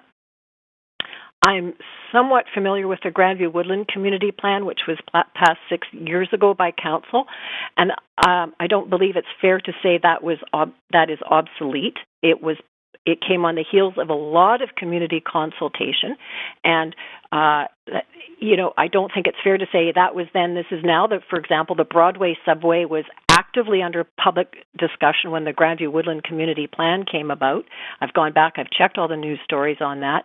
And so what is a community plan for? When you involve the community, exhaustive the community, spend city money to get the community involved, if it's to be swept away in a brave new age of that was then, this is now. And I think that when you override neighborhoods and neighborhood consultation, you just create what you don't want, none of us want, is cynicism and apathy. They don't care. They don't listen. Why bother participating when they're going to ride roughshod over us anyway? So I know it's exhausting. Citizen engagement is, but it's just as Churchill said, democracy is the worst form of government except for all the others. I have some concerns about what I've read in this plan. I am desperate for affordable housing, like we all are. I support the making home policy of the mayor and council, and I support density near transit hubs, but our transit hubs are in neighborhoods, and permitting towers of 25 stories or more at strategic locations and at these transit hubs gives developers a blank check. They'll definitely go for the 25 or plus. And on the arterials, they'll go for not the mid-rise up to 12. They'll go for 12. And I say that because of the experience of looking at what the proposal is at Broadway and Commercial, where the local plan calls for 12 to 24 stories, buildings ranging between 12 and 24 stories. You're not seeing that. You're seeing a proposal which is beyond 24 stories. So the developers will always push the envelope because they have to make money and maximize their returns, and that's their raison d'etre. I don't think permitting high towers will solve our affordability problem. I think what we actually need is incentives for the nonprofit sector and for senior governments to get in and help us with social and low-income housing. I don't think you should fall for the supply side arguments. And there's nothing to be said for wisdom. We all like to give lip service to people who've experienced, but take it seriously. Listen to, I'm sure you're reviewing them, but really take it seriously what these experienced thinkers have to say about the plan. Ralph Siegel, Ray Spaxman, Brian Palmquist, Scott Hine, Penny Gerstein. And I encourage you to, rather than feeling this urgency and desperation, that you actually take some time to make it livable and have it lead to the affordability we're desperate for. Thank you very much. Thank you very much. There are no questions, but we do appreciate you calling in and sharing your perspective. Next, we have speaker number 34, Nova Stevens. Hi, can you hear me? Hi, yes, we can hear you. Please go ahead. Okay. Thank you. Good afternoon. My name is Nova Stevens. I am a Vancouver resident and the founder of BCC, Black Culture Celebration. We are a group of artists, entrepreneurs, and thought leaders. We organize free cultural events to highlight the Black community around the city. Our first event was the celebration of the first annual June 19th celebration, which was this June 19th, which we've actually self-funded with no government help whatsoever. For those that may not know, June 19th, 1865 is the day that slavery was abolished in the United States. Although we are Canadian, we see the importance in celebrating this day because a lot of us have roots in the United States. I recall reaching to the Vancouver Park Board for funding, and they said they did not have the funding to support it. 2 weeks later, I attend Symphony at Sunset, which is funded by the Parks Board. It's clear to me that the issue isn't a lack of funding, rather a lack of interest when it comes to supporting the Black community. I understand that we're giving you our thoughts on the city's plan, which predominantly speaks on land, but also culture and arts are also important to include in this plan as well. I, like many, was not aware of the city's plan. It was brought to my attention by Hogan's Alley, which is quite upsetting, to be honest.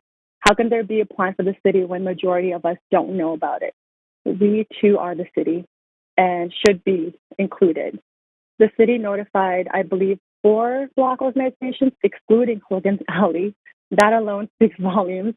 It's hard to show excitement for something that feels exclusive of the Block culture at large. In 2020, I had the mayor of Vancouver declare August 1st as Emancipation Day with the help of Councillor Pete Fry. So thank you again, Pete. For those that may not know, Emancipation Day is similar to June 19th. August 1st, 1834 was the day slavery was abolished in all British colonies, which included Canada. As you know, in 2021, Canada declared August 1st as Emancipation Day federally. Since then, I have tried to reach out to the mayor's office in hopes of the city doing more than just signing a piece of document. My question to the mayor and the city is, when signing, did you believe this was enough? Was it because Black Lives Matter was trending and you wanted to be seen as a supporter or of our fight for injustice, or were you intending to do more? Because a lot of us in the community feel that there's so much more for the city to do. I have a few ideas. One of them being August 1st is Emancipation Day in Canada, and it's fast approaching. I believe it's important that the city include in its plan the funding of Emancipation Day and other cultural events, not us, the Black community, who are already having to deal with racism and equality in the workplace. Inequality, my apologies. You talk about equity. I do not see equity in the city's plan. So by the city doing this, allowing funding for Black cultural events, it will show us that your actions speak louder than your words. So when you do that, we will feel more confident in your city's plan, because as of right now, I don't feel like I'm included in the city's plan. I do support what Hogan's Alley has been saying. I stand by them, as they have been fighting for the voices of the unheard Black people for many, many years. I will end with a question, another question. I hope you have been noting my questions from before. Do you feel as though in your plan, the Black community is included, and if so, in what way? Because I did not see any plans put in place. Thank you. And thank you very much. There are no questions, but we appreciate hearing from you today. Next. Are they going to answer my questions? Oh, the way that this process works is councillors have listened to your comments and okay. then can note any questions and feed them back to staff through points of information, but direct answers do not come during this part of the process. Okay, thank you. Thank you very much for sharing your thoughts. Speaker 35, Michael Seisme? Sisme, yes. Hi. Sisme. Thank you. We can hear you. You have 5 minutes. Yes. Please go ahead. Okay, great. I've been listening to a lot of the what people have been saying, so I'm probably going to go a little bit off script here, but what basically I've got a slide to show you. I work in a tour boat, and I'm not really super well educated, but I have I take things at face value, and I see it says the official development plan shouldn't be altered, or nothing should be done contrary or variable to, or blah blah blah blah blah, right? And so I think that is true. I mean, okay, so you can't mess with them. And then you got the beginning of this presentation where they said, oh, okay, well, we're going to be working in conjunction with the community plans, and then I go to page 14 of the report and it says, yeah, well, we're going to streamline them or sunset them or whatever. I guess that's just another buzzword for scrapping it. But I when I hear things like them saying the plans are out of date, like, I live in Satsona, and like the False Creek Flats plan, when I saw it, I was really excited about it, because here was this, dead, empty, piece of land, and it was going to be great. I could visualize it. I could see it as all tying it, Grandview together, and it being an engaging space, and people had really thought about it. I could see that there was community engagement in all this. I was raised in the city, and I remember when False Creek was just like this polluted mess, and Cambie Street Bridge was a swing bridge, and it was full of log booms, and it's just like real vision. I've seen the city really step up and do amazing things. I mean, all the False Creek Southlands and Granville Island, and and cleaning up False Creek. I mean, in Science World, I mean, it's just, that's a real miracle to see that happen. And I was seeing that in the False Creek Flash Plan. That's community plan. So when I hear that someone say that it's outdated, I just go like, what, the arrogance, the hubris. It's unbelievable because it's sort of like, what are you replacing it with? I mean, I feel like, Donald Trump, when he's going on about the Affordable Health Care Act, he wanted to chuck it. And everyone's going, well, what are you going to replace it with? And he said, it's going to be a beautiful health care plan. It's going to be amazing, right? You just wait and see. And I feel like I'm getting the same, kind of line of BS from this Vancouver plan. So anyways, that's all I really had to say. Did anyone have any questions? There are no questions for you, but we do appreciate you calling in. Okay, great. Thank you. Great. Thank you very much. Next, we have speaker number 36, Patrick Condon. To be speaking with you again on this important issue. In 2018, I was thrilled that at long last the city of Vancouver, the city I love and where I live, was finally formulating a citywide plan. Our city is the only city in the region that is not required by law to have one. This is due to its exceptional status as a charter city, the charter being silent on the necessity of a plan. And some of you may recall that in the heat of my initial enthusiasm for the plan, I offered the not too surprising opinion that affordable housing should be the nearly singular objective of the plan. As a city that is no longer affordable cannot be sustainable or livable absent this critical need. I am deeply saddened that this plan not only fails this test, but it pursues a path that can only ensure further hardship for those citizens for whom this plan should be designed. What is for me the most alarming feature of the plan lies not in what it says, but in what it feels no real need to say at all. Because of course some things go without saying, like water is wet or the sky is blue. And what is it that this plan assumes? It assumes that adding an additional 200,000 housing units will somehow make our city affordable. This is a curious assumption for our planners and indeed many of our citizens to hold to so firmly, when we have dramatic past evidence that affordability does not follow the addition of hundreds of thousands of housing units. Indeed, we, more than any other city in North America, have a 40-year track record of trying exactly that strategy. Since the 1980s, Vancouver has added more housing units per capita than any other metropolitan area center city in North America. From a time when the city was already considered built out, this city has added another 55% to that housing stock.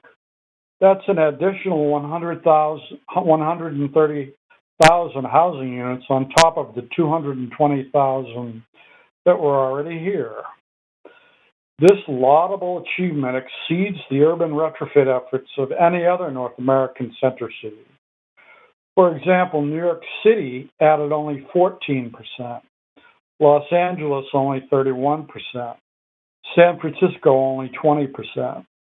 If adding new housing supply would lower home prices and rents, Vancouver should have North America's cheapest center city prices. Instead, when measured against average salaries, it is the most expensive city in North America.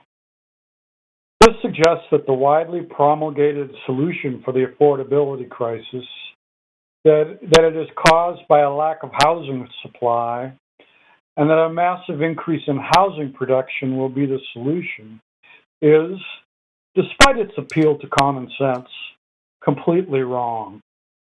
If this were true, the most fundamental premise of the plan is also wrong, rendering the plan itself tragically flawed. Now, Council is, of course, right to ask, what then is the solution to our existential crisis of housing affordability? I offer that the answer to this crisis will not be found in adding more supply. We tried that, it won't work. The answer, in my view, is to attack the problem where it is: land speculation. Land cost per buildable square foot in the city of Vancouver is now over $500, far exceeding the cost of constructing that same square foot. And as Council has seen, it does no good to try to dilute the land cost component of new construction by allowing new density. That just ratchets up the cost of the dirt till there is no reduction in the land cost per buildable square foot number. Oh, what to do? Council should insist that all new construction be approved only on the condition of providing at least 50% of the units affordable to those making median household income or below. Such a demand will have the salutary effect of controlling land price inflation. The only losers in this process would be the land speculators. Proof of this claim of mine can already be found.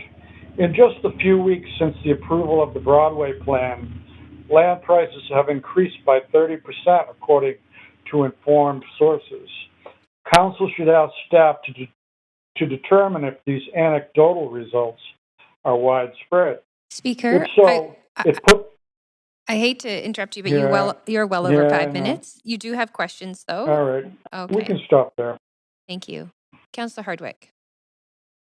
Thank you, Patrick. To what do you attribute the inconsistency between the evidence, such as you cited the 55% housing production growth over the period, and the aspirations of this plan? Yeah, it's been which I think my statement might make clear, my strong impression that there is an assumed truth to a statement that adding new supply will lower prices. And in my examination and the examination of others of this phenomenon, particularly here in the city of Vancouver, this does not hold true.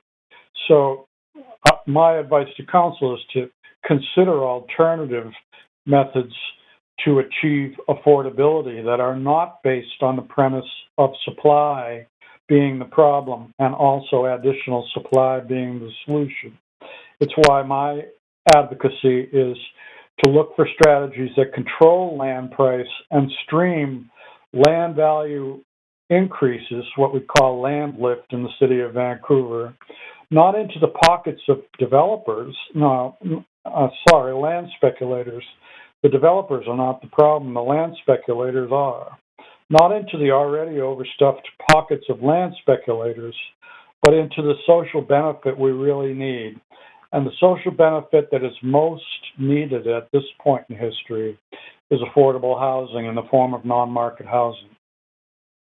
Presumably, a first step would be slowing the rate of inflation by slowing. I mean, it's precipitated by volumes of rezoning. No.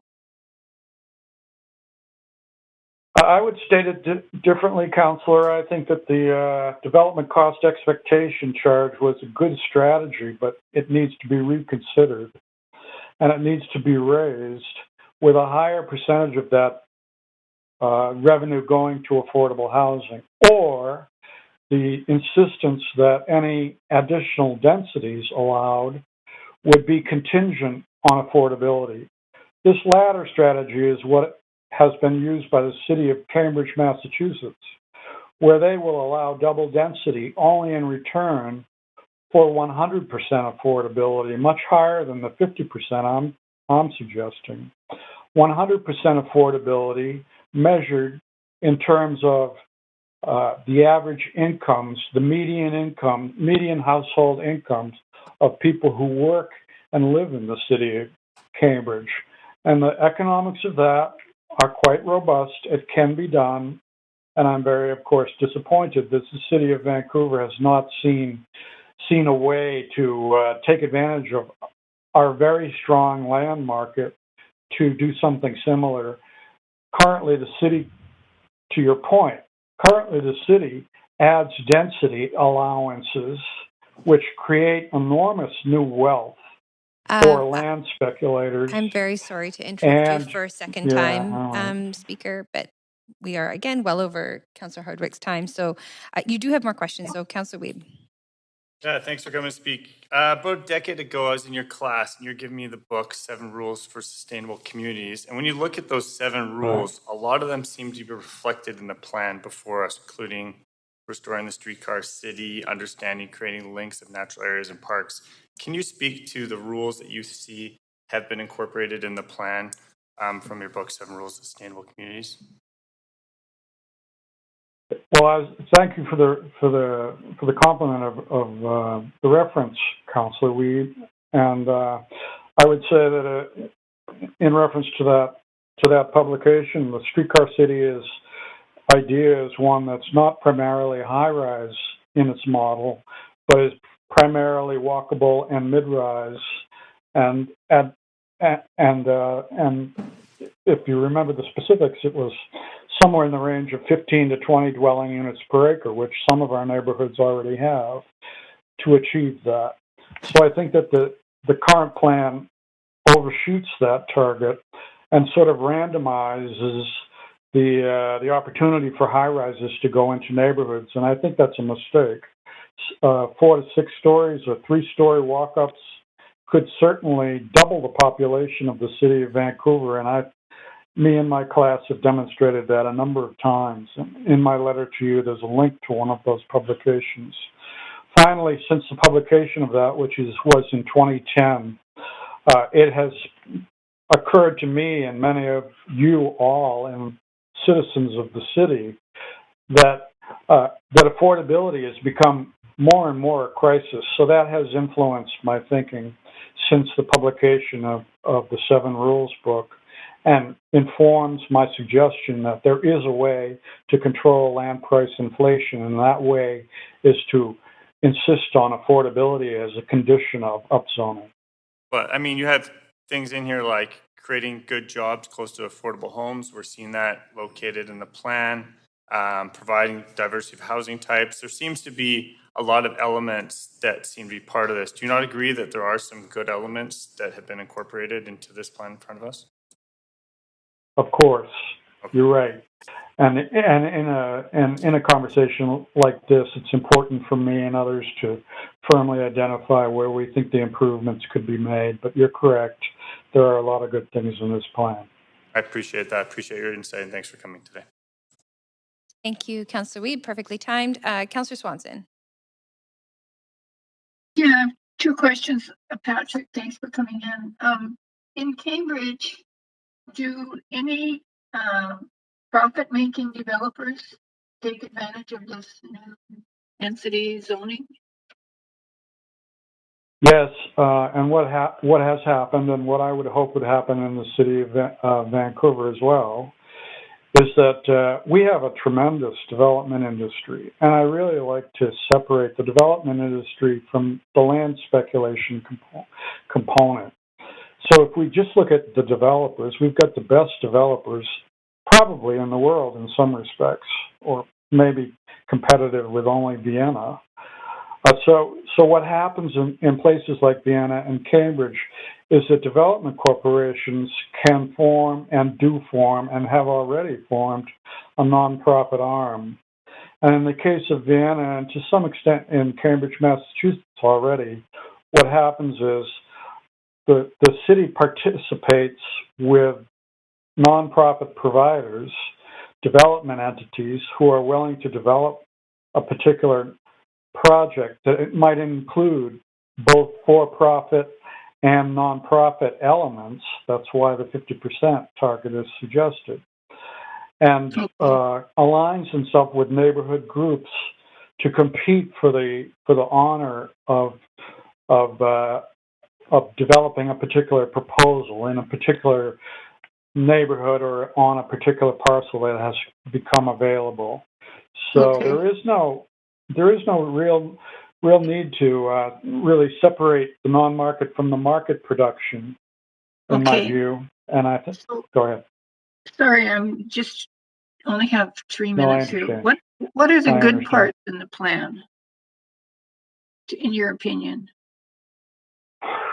Well, I think Councillor Weeb has talked about some of them. The idea of a balanced city that has a diversity of house types and development throughout the city that infills the city and reinvigorates our commercial areas. But as I've made, I think maybe overly insistent in my remarks, none of all that will be, in my view, in vain if we can't figure out that a way for this new development to be affordable to the people who we want to keep in our city, and that would include our own sons and daughters in many cases, and certainly the service people, the service industry people, the baristas, the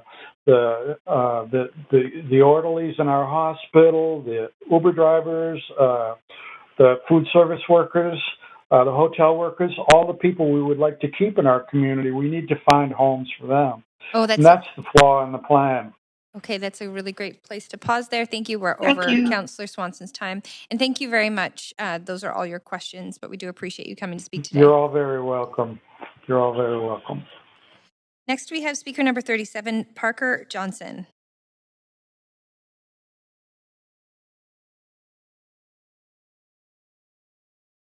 Hello, can you hear me? Yes, we can. Hello? Thank you very much. You have 5 minutes and you can start when you're ready. Oh, okay. Thank you. Yeah, my name's Parker Johnson. I previously worked for the City of Vancouver as a staff person from 2007 to 2017. And I live here in Vancouver on the stolen and occupied lands. I'm also a descendant of stolen people on these stolen lands as an African American living here in Canada.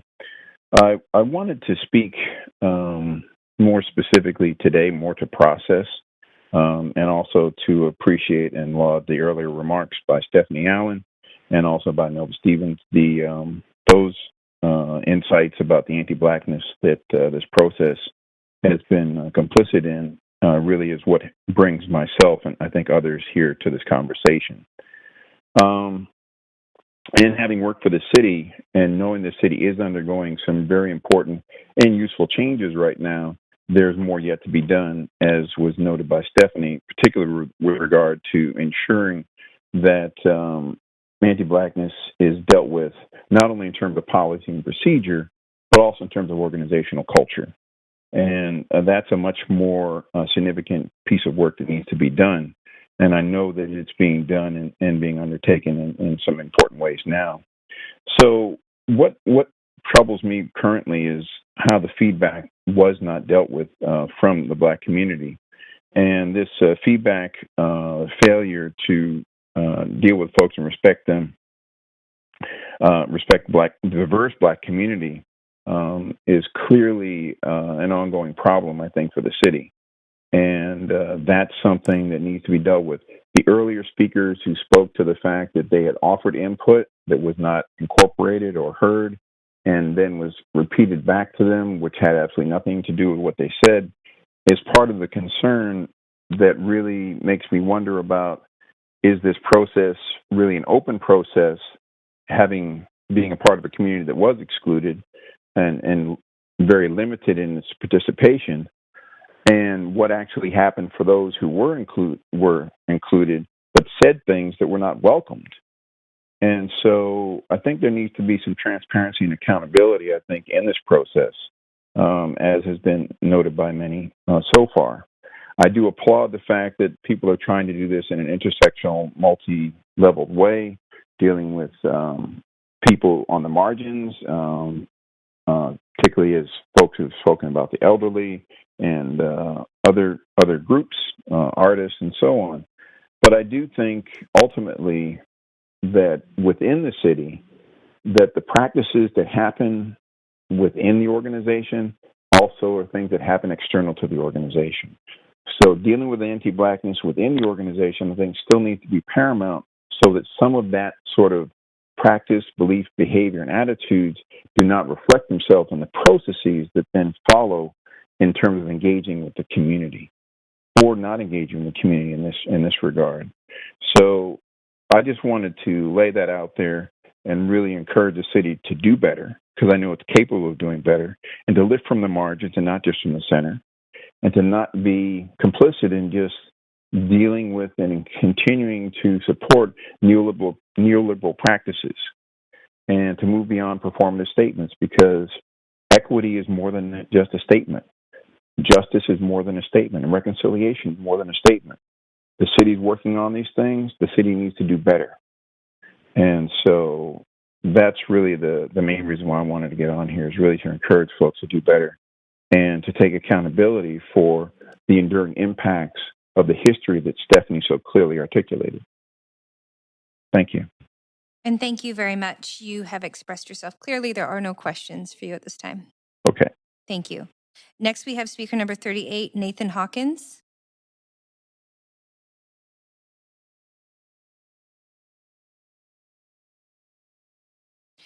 I'll just call that name again. Hello? Oh, there we Hello? are. Can you hear me? We certainly can. You have 5 minutes to speak to council, and you're welcome to start when you're ready. Hi, thanks for having me. My name is Nathan Hawkins. I'm 28, and I'm a renter in Vancouver. I am in support of the Vancouver plan, and I've heard a lot of questioning so far today, and I want to be really clear on the expectations that I think the public has. All of council was campaigning on this Vancouver plan. And frankly, if you're voting against it, you're demonstrating to the city that you do not deserve re-election because you've failed in your biggest promise. If you have issues with the plan, and I have some issues with it, it was your failure to champion the right pieces that needed to be included in this plan, whether it was more accessibility or, more inclusion of equitable and diverse people. But the responsibility is fully on you. And I personally will be really upset if councillors have gone through this 4-year process and have nothing to show for it and are going into a new election expecting to be reelected. I also want to talk about the status quo, because there's been a lot of people who are talking about, we're so afraid of the change. Well, the status quo is people are being evicted for higher rent. Vancouver is pushing out minorities. Vancouver is pushing out poor people. And it's true, there were some people who weren't consulted. Like we've heard from so many speakers before me, the Black Bank community in Vancouver of Hogan's Alley was basically banished from the city. We have not heard from them. The urban Indigenous communities, who are consistently discriminated against day in and day out, we have not had their feedback on this plan. It's incumbent white landowners who think they deserve to control the city, and they think they get to control who gets to live in it. And all they care about is their property values going up. There was a speaker earlier who said it out loud that the wealthy white landowners rely on the poor people and the students for income. They don't care about us. They're not offering us rent out of the goodness of their heart. We're just a cash cow for them. And frankly, living in a basement suite is no way for people to live. There's a literal landed gentry class who lives above working class people, and they think they're doing us a favor. And they think that's the future of Vancouver that should continue. I think that's a deeply, deeply dysfunctional and frankly, a disgusting opinion. So I think that we need the changes that the Vancouver plan is talking about. I think people deserve to live above ground. I think people deserve to live in a space that is their own and not just granted to them by somebody who owns the land. But there's a few things that I think the plan could improve on. I think we need to center accessibility. 1/3 of the sidewalks in this country or in the city are not accessible at all. Somebody on a wheelchair just can't access 1/3 of the city. That's ridiculous. We need to be fixing that. We need to have a huge increase in bus frequency and bus routes, because there's people talking about how it's so difficult to catch a bus. Either they're overcrowded or they only come every half hour. And that is a big piece of the equity framework, because not everyone can afford $8,000 a year to own their own car. So I think we should be dedicating something like 25% of road space exclusively for public transit. We need more connected bike routes. Buying a bike is like $500 if you're buying a new one, and it's cheaper if you're buying them used. And we need a safe and a functional network for people to get around, especially for South Vancouver and East Vancouver, who are just always included. You should be implementing the 1995 Greenways plan within the next 5 years and expanding massively beyond that. And finally, to the people who are complaining about concrete, I agree concrete isn't great, and I think the city should be championing mass timber apartments 7 to 25 stories tall, or however tall you need to make them to make it work. But there's a lot of people who want to come to Vancouver because it's a desirable place, and there's a lot of people who've been pushed out of it because we're not doing enough to build housing that is cheap and is affordable for people to move here. And you need to be taking more action, more seriously, faster. Thank you. And thank you very much. You have clearly expressed yourself. There's no questions at this time. We appreciate you calling in. Next, we will hear from Speaker 39, Gail Mountain.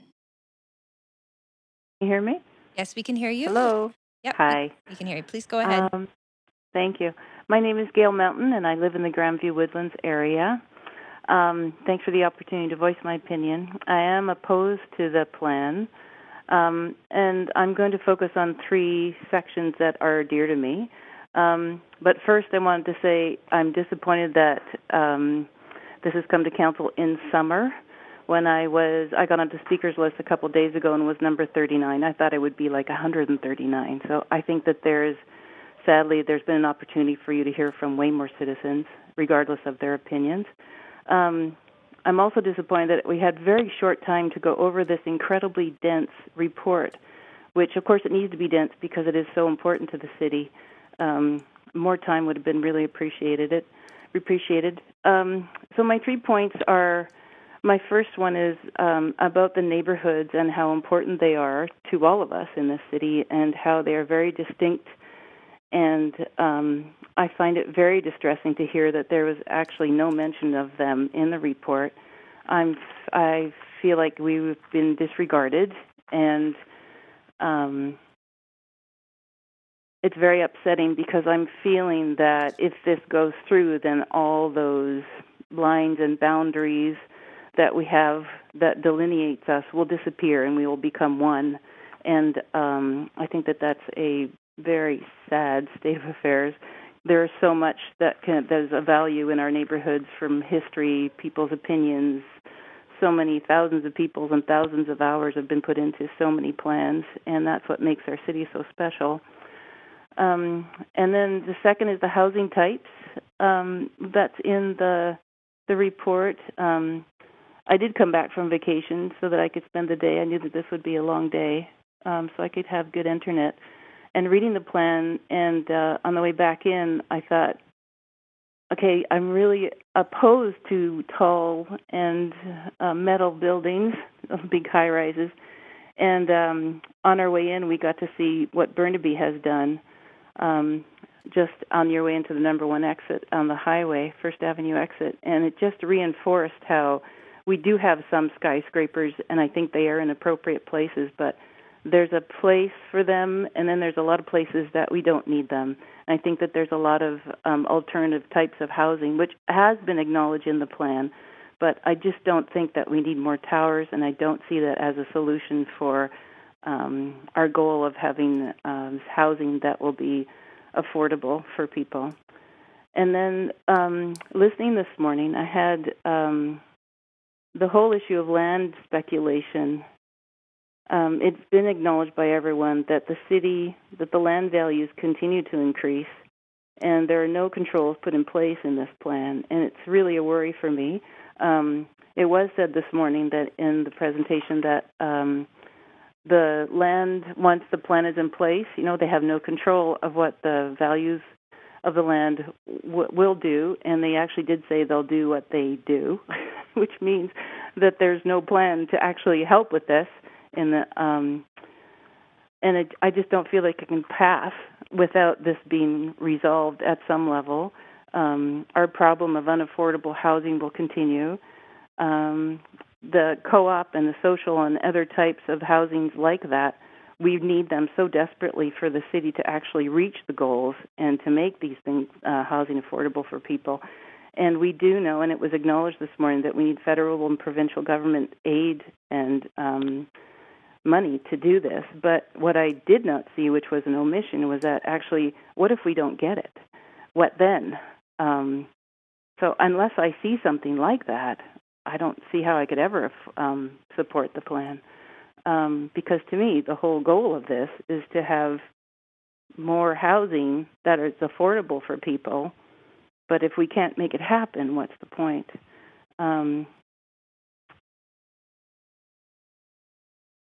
I think those were pretty much my issues. I'm feeling quite ignored living in Gradview Woodlands in this plan. I did hear from many speakers, they feel the same, and I think it's really a shame that we have not been more involved in this. Anyway, thank you very much for letting me have my say, and thank you to everybody for all the work. And thank you very much. That was perfectly timed. There are no questions, but we appreciate you calling in. Thank you. Next, we have speaker number 40, Rohana Rizal. Hi, good afternoon, Chair and Council.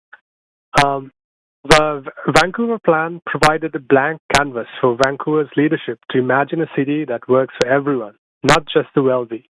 Instead, the Vancouver plan before you is a continuation of Vancouver's decades-old practice of ignoring gentrification and displacement of working class and low-income families in the pursuit of neoliberal policies of market development under the livability narrative. That's not my view. In their detailed analysis of 37 planning documents and City Council reports, University of Waterloo master student Giuseppe Tolfo and Professor Brian Doucette established that the City of Vancouver's current definition, approaches, and application of livability contributes to the gentrification of vulnerable communities across history. The researchers stressed that the Vancouver's low-income residents and vulnerable populations face a difficult future if there are no pertinent actions to stem the tide from shifts in the greater political economy of the city. Tolfo said, I quote, thinking about true livability from an inclusive or equitable perspective means considering movements demanding the universal right to housing, racial justice, public transportation and infrastructure, education, social infrastructure, food security, fair representation, and democracy and health services. On every count, the Vancouver plan fails and fails miserably. The word gentrification does not appear in the plan at all. There's a section on renter protection, but no concrete policies are defined in the plan. The word financialization does not appear once in the plan. There's a section on speculation, but the policies offered to combat speculation are wishy-washy at best. Anthony Damiano and Chris Frenier of University of Minnesota, using Minneapolis upzoning as a case study, found that the market rate development benefits the affluent while worsening affordability for the poor. Using New York as a case study, Jenna Davis of Columbia University found that upzoning activity is positively and significantly associated with the odds of a census tract becoming whiter, suggesting that neighborhood upzonings might accelerate rather than temper gentrification pressures in the short term. The Vancouver plan is great if you are affluent and white, but the plan as it's before you will mean gentrification and displacement for everyone else. So how do you rescue this plan? Well, I have some ideas. First, pre-zone every inch of Vancouver for non-market housing and for non-market housing only. Second, mandate the right of return at existing rents for all tenants everywhere in Vancouver so people don't get dem-evicted or rent-evicted.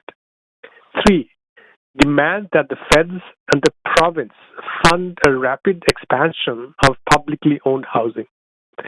Those are my comments. Thank you very much. Thank you very much. You do have questions, Councillor Hardwick. Thanks, Rohana. You brought up a key word in this, and that was the financialization of the land. You talk about having non-market housing, but at the same time, of course, the city has become increasingly reliant on CACs and other form of developer contributions to fund, in particular, its capital budget. And the financialization, so it works on two sides, on the land speculator side, but also in the piece that the city takes of the action, as it were. So can you comment on how you would think that the non-market housing scenario that you described would work, given the fact that the city is so dependent on maintaining this existing model? So that's a good question. I think I can't remember who wrote that article. There was an article about the CAC addiction, right? The financialization, the city depends almost entirely on CACs for the capital budget, and that in itself drives the kind of development that takes place in the city, because there's an incentive to prioritize basically luxury condos, luxury high-rises, because that brings in the most CACs. So I think that entire model needs to be reevaluated. I'm not a financial expert, so I'm not probably the best person to talk about how this should be done. But I think that entire taxation model needs to be rethought, and then at the same time, we need to figure out do we really need some of the things that are being built in the name of livability? Clearly, we need amenities because they're good for the public, and if we take a growing population for granted, that. But at the same time, we need to prioritize above all affordability, because what's the point of having the fanciest looking community center in the world if the people around it can't afford to live, right? Just for your information, it's 45.5% is in cash and prizes combined of the capital budget. Okay. But as we look at the widening gap between rich and poor, as you described, do you see a correlation between the financialization of the land and this plan? Oh, absolutely, and that's been an ongoing concern, and I feel that I was hoping that this plan would change direction, but it's just a continuation of the same financialization model, where it's just increasing density without any thoughts about affordability, without even considering gentrification. The word does not appear in the plan at all. So, Rohanna, that is all of Councillor Hardwick's time, yes, but you do have more questions. Thank you. Councillor Swanson. Okay. Yeah, thanks for calling in, Rohanna. I love your 3 suggestions there. But I have a question. Oh, one question is, could you send me a link to the Minnesota study that you're talking about? Oh, absolutely, yes. And then the second one is, you were talking about gentrification, and I always think that you have gentrification if you put richer people into a lower income area. But in this case, for a lot of the city, we're talking about opening up single family areas for rental and hopefully, fingers crossed, some social housing. So that wouldn't do gentrification, right? Because the people that are moving in would be lower income than the people who own single family homes there. So in my neighborhood, if you look at my neighborhood, I live in a suite in a single family home. I rent a basement suite in a single family home, and there's lots of people like me in these single family homes, because the basement we found that it's a lot cheaper built rentals. It's half the price of the purpose of a similar purpose built rental. So just replacing single family homes, higher density, without regards to affordability, is cause gentrification, because I know that when homes are sold, that the tenants end up being kicked out.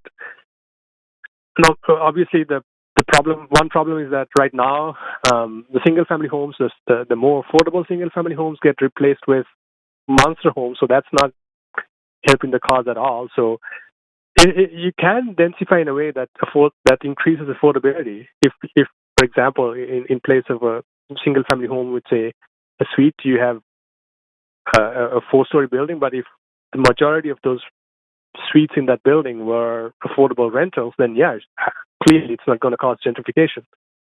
But just increasing density alone is going to cause gentrification. That's my concern. Okay, thank you. That's a good point about the basement suites. Thank you. Thank you, and those are all your questions. Thank you very much for calling in today. Okay.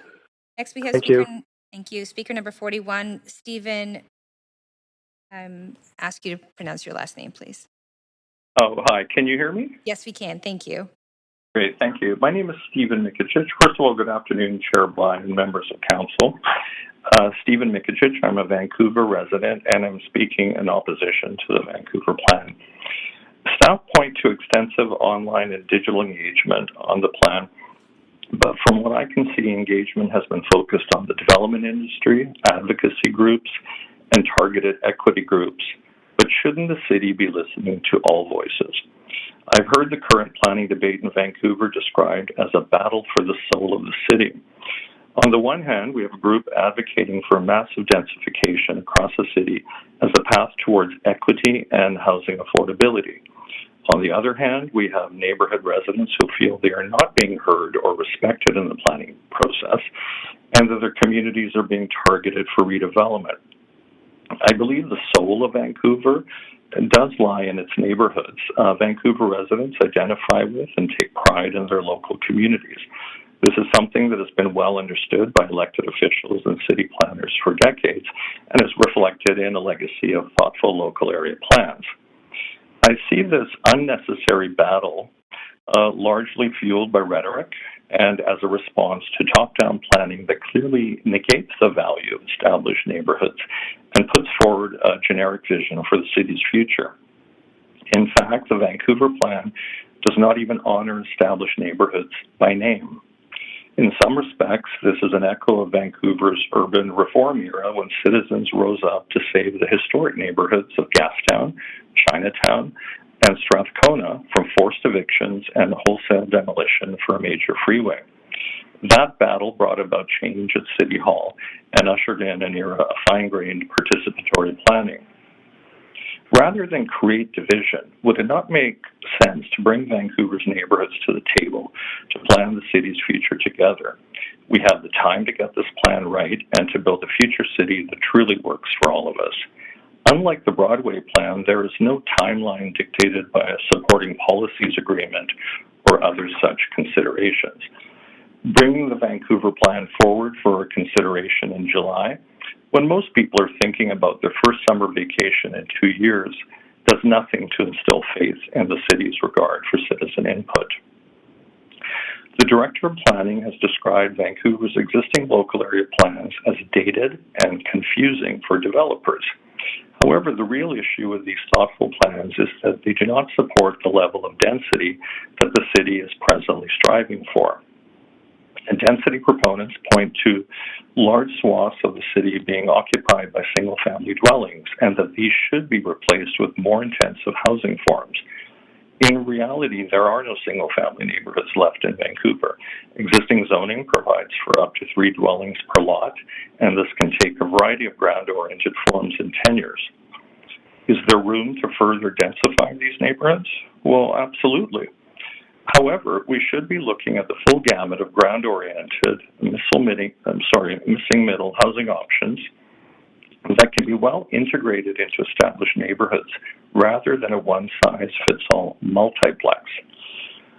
For more significant development opportunities, we should be looking at much-lauded precedents such as Arbutus Walk, which many experts believe is density done right. The Vancouver plan proposes a multiplex designation for all of Vancouver's lower density neighborhoods. This building typology comes with few details, but will have significant implications.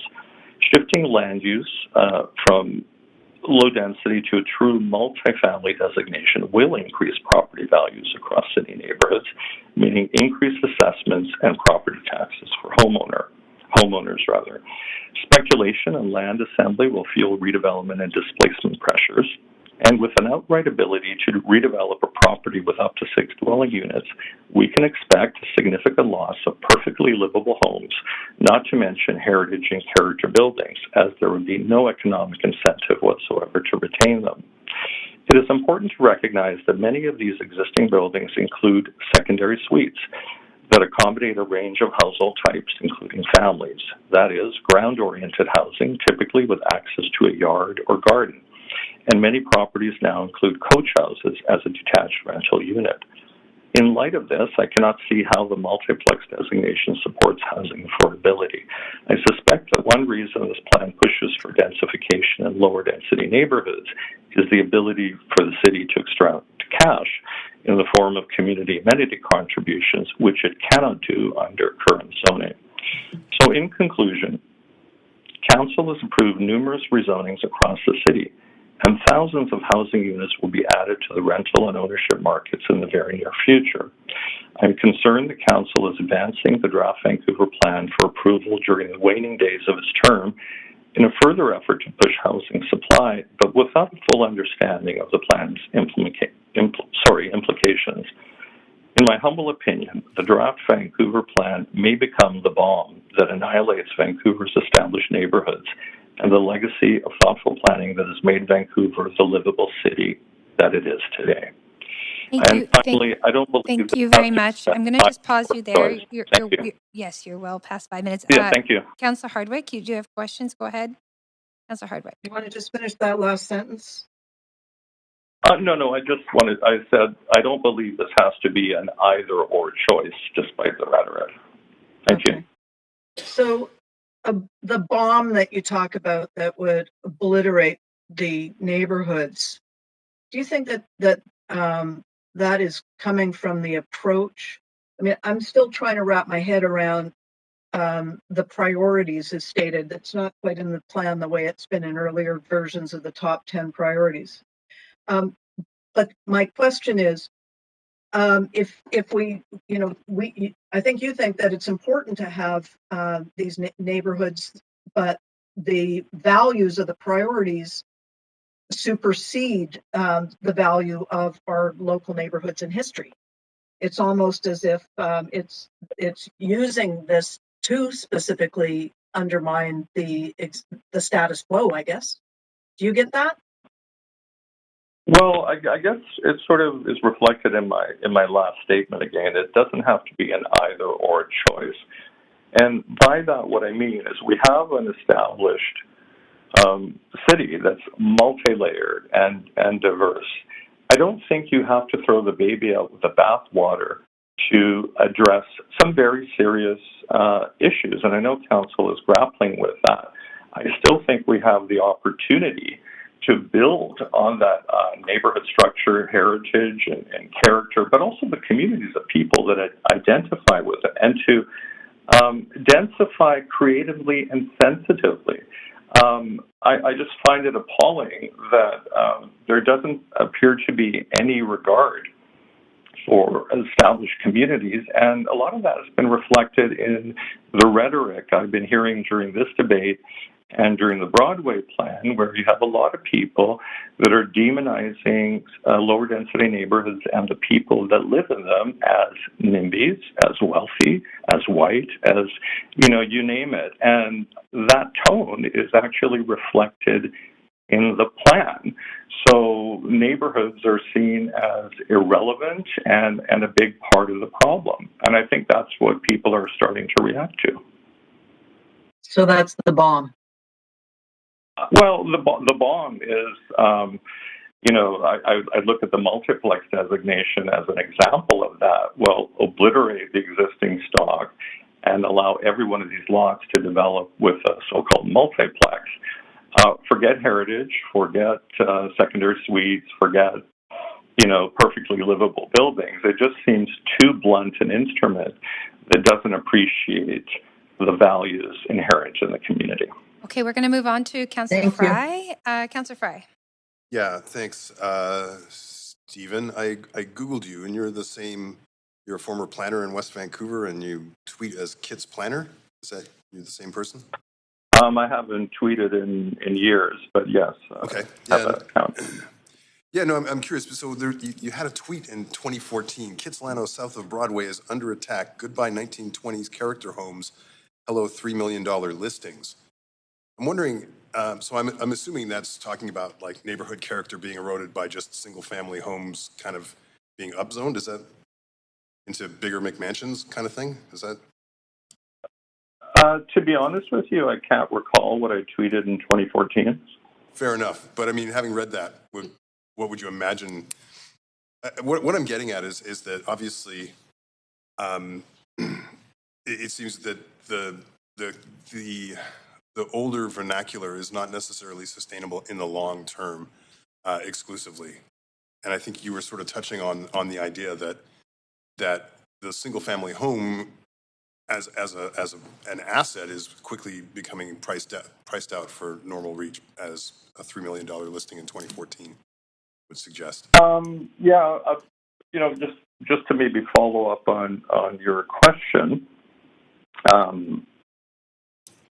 what I do value, and I've seen Vancouver's done an amazing job in the past. I worked in Mount Pleasant as a student when zoning was being developed to incentivize the retention of heritage and character homes, which were otherwise going into the landfill with apartment construction.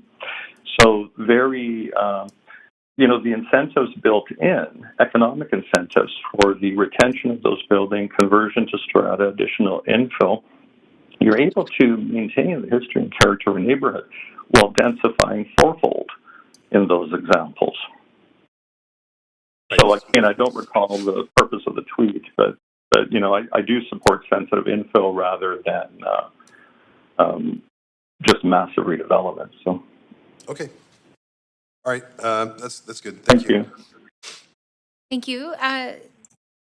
Those are all your questions, Speaker. Thank you very much for calling in. Next, we have Speaker number 42, Maureen Sharon. Hello. Hi. I take it you can hear me. Yes, please go ahead. Thank you. I have to say that I can't believe this, but you're actually losing me. There is way too much happening, jamming way too much down everybody's throat. And consultation, I don't really think there was that much consultation on the whole citywide plan. I'm going to say that I wholeheartedly endorse the comments of the last speaker, Anna Patrick Condon, and I think the First Lady, I forget her name, number 33, who spoke about all the professional planning people who have come forward and have huge concerns about this plan. The number one thing we need is affordable housing. I don't see that happening at all within the context of the plan. Speculation, I keep hammering this to David Eby. I'm not getting through yet. It's the biggest problem we have. Everybody thinks that you get rich by buying property, so let's do it, and hopefully somebody will come by and offer you a bunch, and isn't it wonderful? Not. I don't think, in fact, I know for a fact that if I had the same career that I had starting right now, I would not be owning the place that I own, which is absolutely ridiculous. Because I'm in that category of the people, at the high end of the category of the people that you're trying to help. It's just nuts how much house prices keep going up and up and up. And I cannot believe that it has not dawned on staff and council that community amenity contributions are just contributing to the ever-increasing land lift that we see and will continue as we carry on. And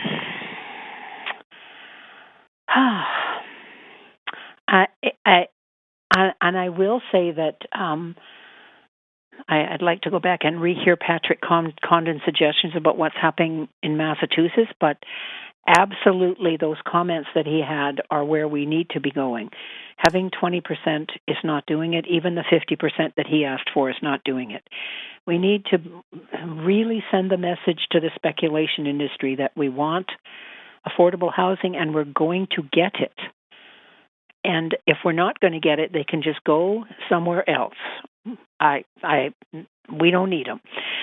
And I guess my last two comments around neighborhoods, because I find this very distressing that neighborhoods are sort of viewed by some people as kind of annoying and in the way, and we just want to wipe them off the map, and we want to just throw all those plans away.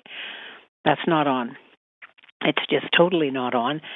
And my last comment is there are some fantastic heritage streetscapes like along McDonald and particularly along Stevens from 8th to 7th to 6th that are just a massive repetition, and there's nothing in the plan that says, could we keep some of these?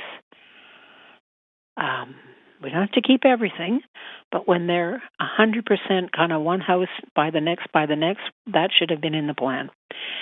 Anyways, I won't keep you any longer. Thanks so much. Thank you very much. Thank you for speaking to council. There are no questions for you. Appreciate you waiting on the line. Thank you. So next we're going to be moving to speaker number 43, Celia Wong.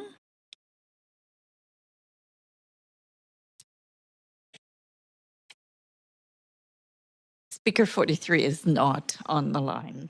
Okay, thank you very much. And we now have speaker 44, Laura Semoto, who's here in person. Yeah.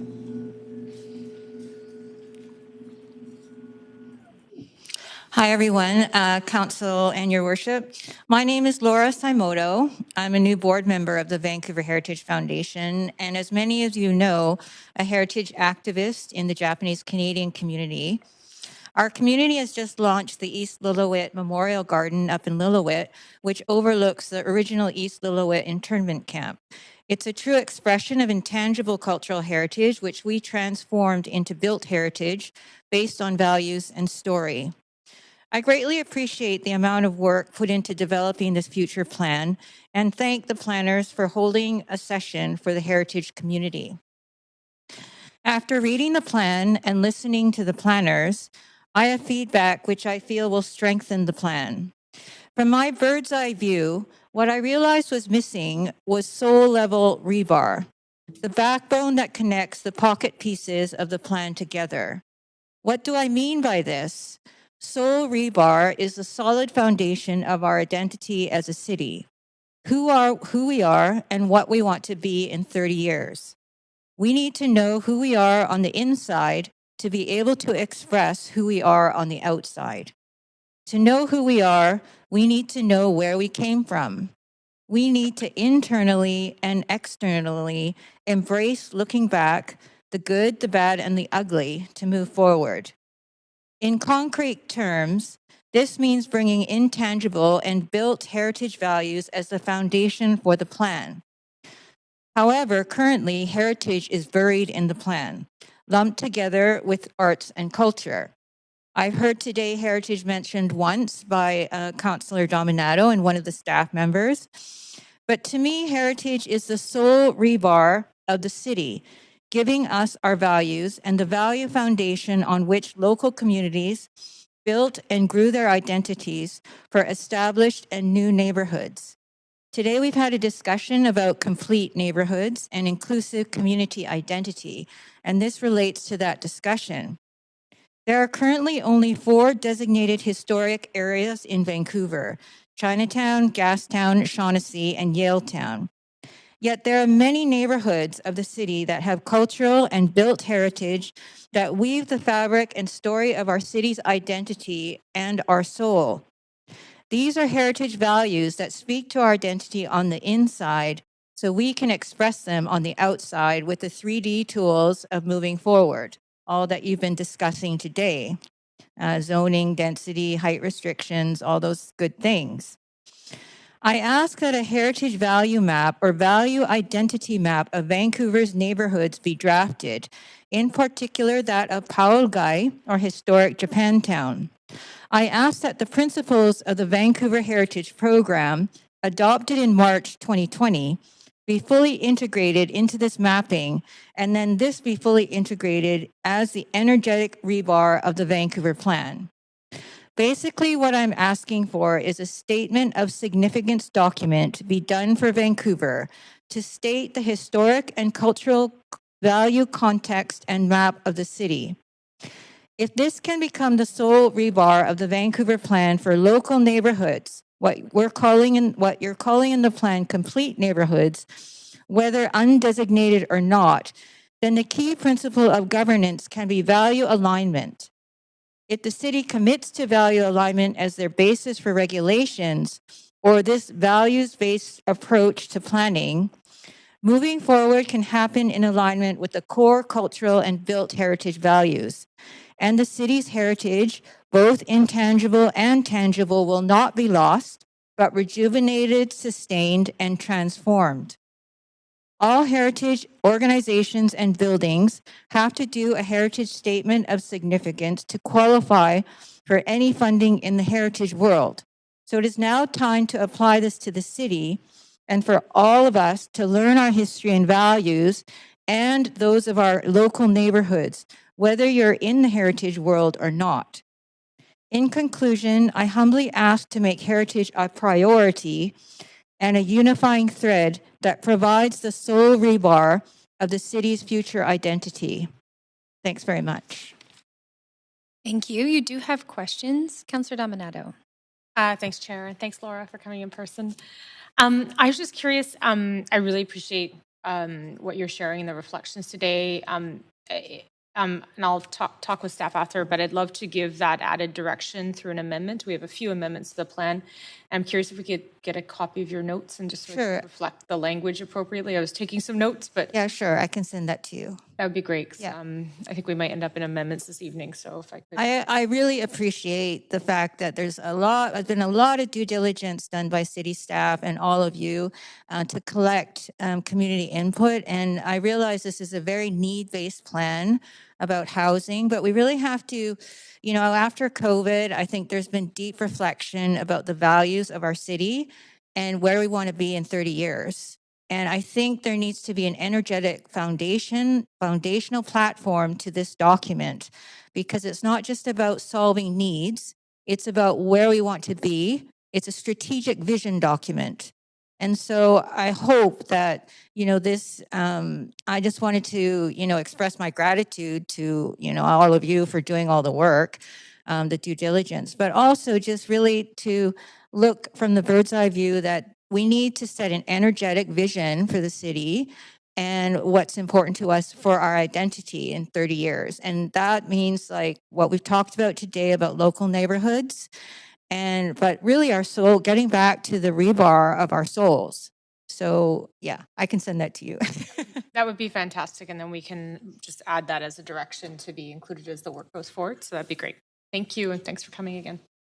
Thank you very much. Those are all of your questions. Great. Thanks very much. In person today. Let's have one more speaker. Speaker 45, Michelle Frost.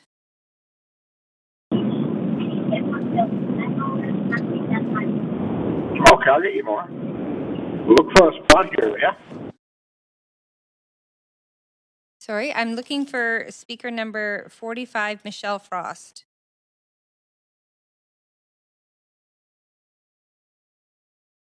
Speaker 45 is not on the line.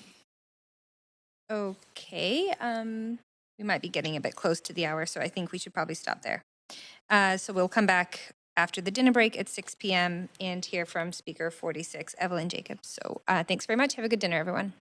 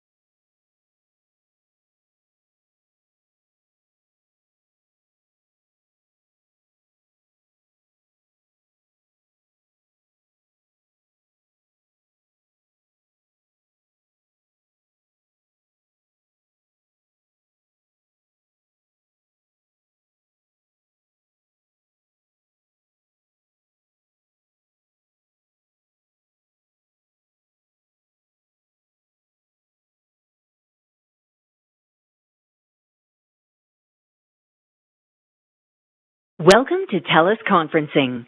To join the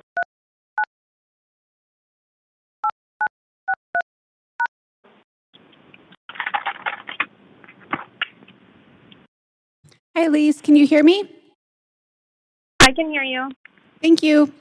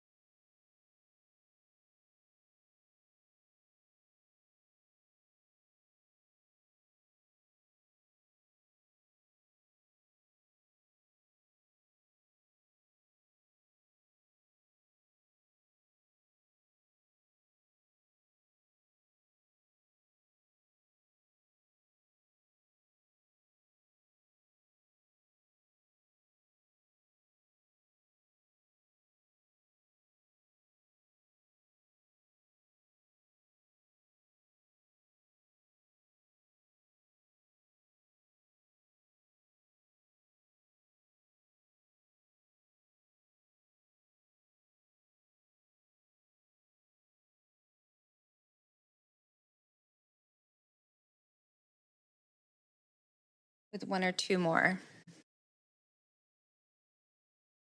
Councillor Hardwick, that counts for two. There we go.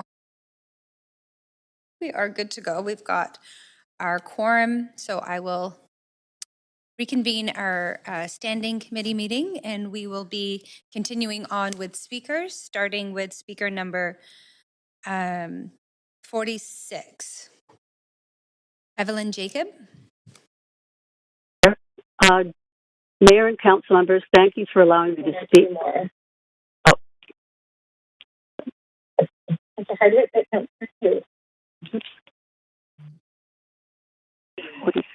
was talking to no one. Speaker 46, we can hear you. You are connected. You may just want to turn your live stream off because there's a slight delay. Okay, so should I just go ahead? Yes, please. Okay. Mayor and council members, thank you for allowing me to speak tonight. My name is Evelyn Jacob, and I am opposed to the Vancouver Plan. I live in Upper Kitsilano in a 1929 home that houses 6 people, 3 of which are renters. I'm going to repeat what a council member said during the Broadway Plan hearings, and that is, quote, cities have the capability of providing something for everybody only because and only when they are created for everybody. When cities fail, they fail for the same reasons democracies fail: corruption, tyranny, homogenization, over-specialization, cultural drift, and atrophy. Some of the late planner Jane Jacobs' words are particularly apt when reviewing the Vancouver Plan. If you look at the new Vancouver Plan map, you'll see areas with names like neighborhood centers, rapid transit centers, villages, or both. What you don't see are the actual names of the neighborhoods. No Fairview, no Norquay, no Mount Pleasant, or Kitsilano. Not only are we losing those names, we're losing the history attached to them, including who we are and how we came to be. It's been said many times that Vancouver is a community of communities. I think we can all agree it's the distinct character of each neighborhood that makes our city so beautiful and such a great place to live. But in the Vancouver Plan world, our city will become lined with more of the same boxy towers that will not be affordable to average wage earners. In this new dystopian world, people-friendly spaces, character and heritage houses, existing affordable housing, and a forest worth of trees will be bulldozed. But we shouldn't worry because council and city staff's unelected planners know what's best for us. Residents' views don't matter anymore. Public consultation is reduced to surveys, and the surveys themselves are rigged from the beginning. For example, the Vancouver Plan map on the city survey did not mention towers, and respondents were shown an incorrect map on which to base their opinion. What the Broadway Plan really does is take planning and decision-making away from the people who elected you, those who nurture, care for, pay for, and add value to their neighborhoods. Why silence those voices? Because they slow down the massive densification demanded by this mayor, TransLink, and developers. And when I hear mention in this meeting of abolishing public hearings, it reinforces my belief that democracy in this city is truly endangered. I strongly advise all of you not to approve this plan. The public is losing trust in a city government that does not put the people and the neighborhood they live in first. And the mistakes you insist on making now will make our Vancouver even more unaffordable, unworkable, and for the majority of its residents, unlivable for generations to come. Thank you. And thank you very much. There are no questions, but we appreciate you coming to speak to council. Thank you. Thank you. Next, we have speaker number 47, Bonnie Dakin.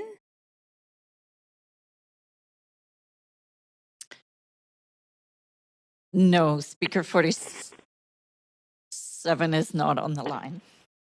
Thank you very much. Speaker number 48, Frank Heinzelman. Hi there.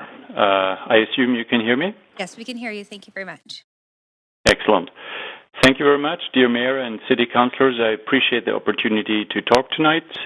I have to say up front, I'm highly opposed to the Vancouver Plan and its proposed redevelopment of our neighborhoods and city. The Vancouver plan focuses on high-rise development throughout the city without applying neighborhood-based planning principles or responding to the local context. Here are a few of the main reasons for me opposing this plan. The plan significantly increases higher density of development across the city far beyond the historical growth rates and beyond the city of Vancouver's share based on our current share of the regional population. It is basically the Broadway plan extended to the whole city. You're basically over-planning. That's what I'm trying to say. You're going way beyond what the numeric predictions actually say.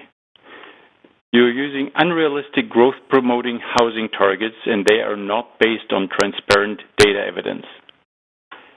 The plan promotes tower development at the expense of ground-based, human-scale, and climate-friendly buildings. And I want to repeat that. That's what I would like to see, and I think a lot of Vancouverites would like to see. Ground-based, human-scale, family-friendly, and climate-friendly buildings. The plan overrides community plans and visions. Why you would do that, I don't understand. There is little or no reference to neighborhood character.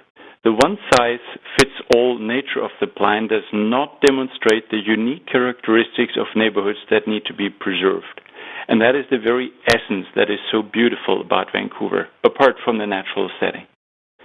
The plan does not prioritize good urban design, a defining feature of Vancouver that has allowed dense neighborhoods to thrive.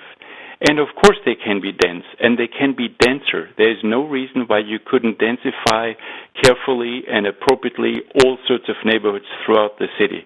You don't have to erase them or clear-cut them and then build anew with new developments. There's very little recognition of the need to build sustainably.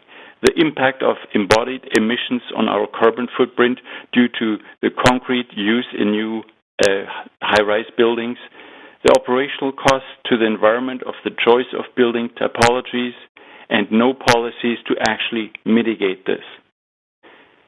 The second last point is the following. The plan is predicated on increasing supply to address our housing crisis with no recognition that it is the right supply. And by that I mean housing that actually matches people's needs.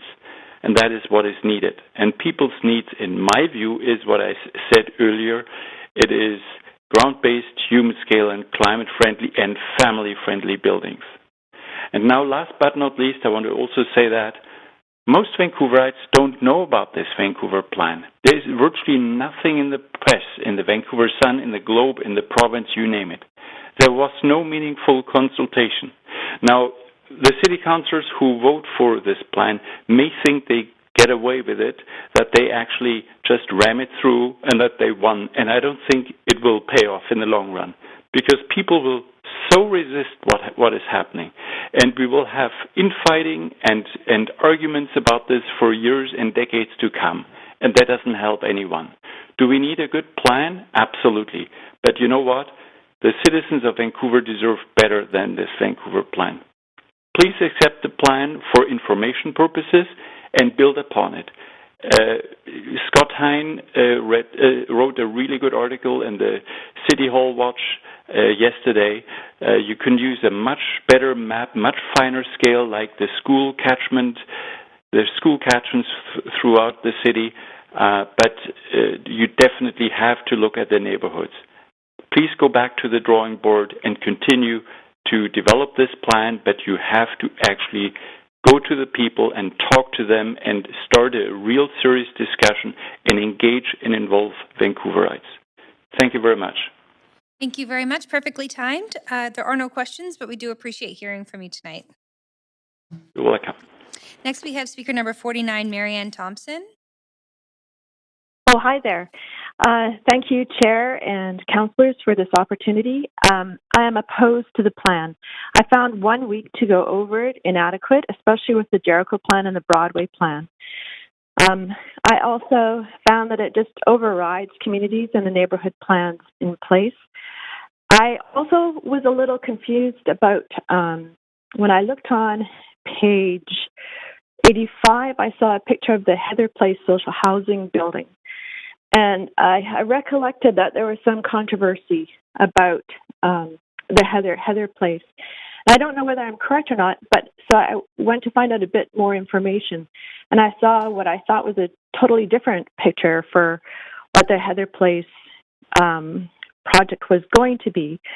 So that just confuses me and makes me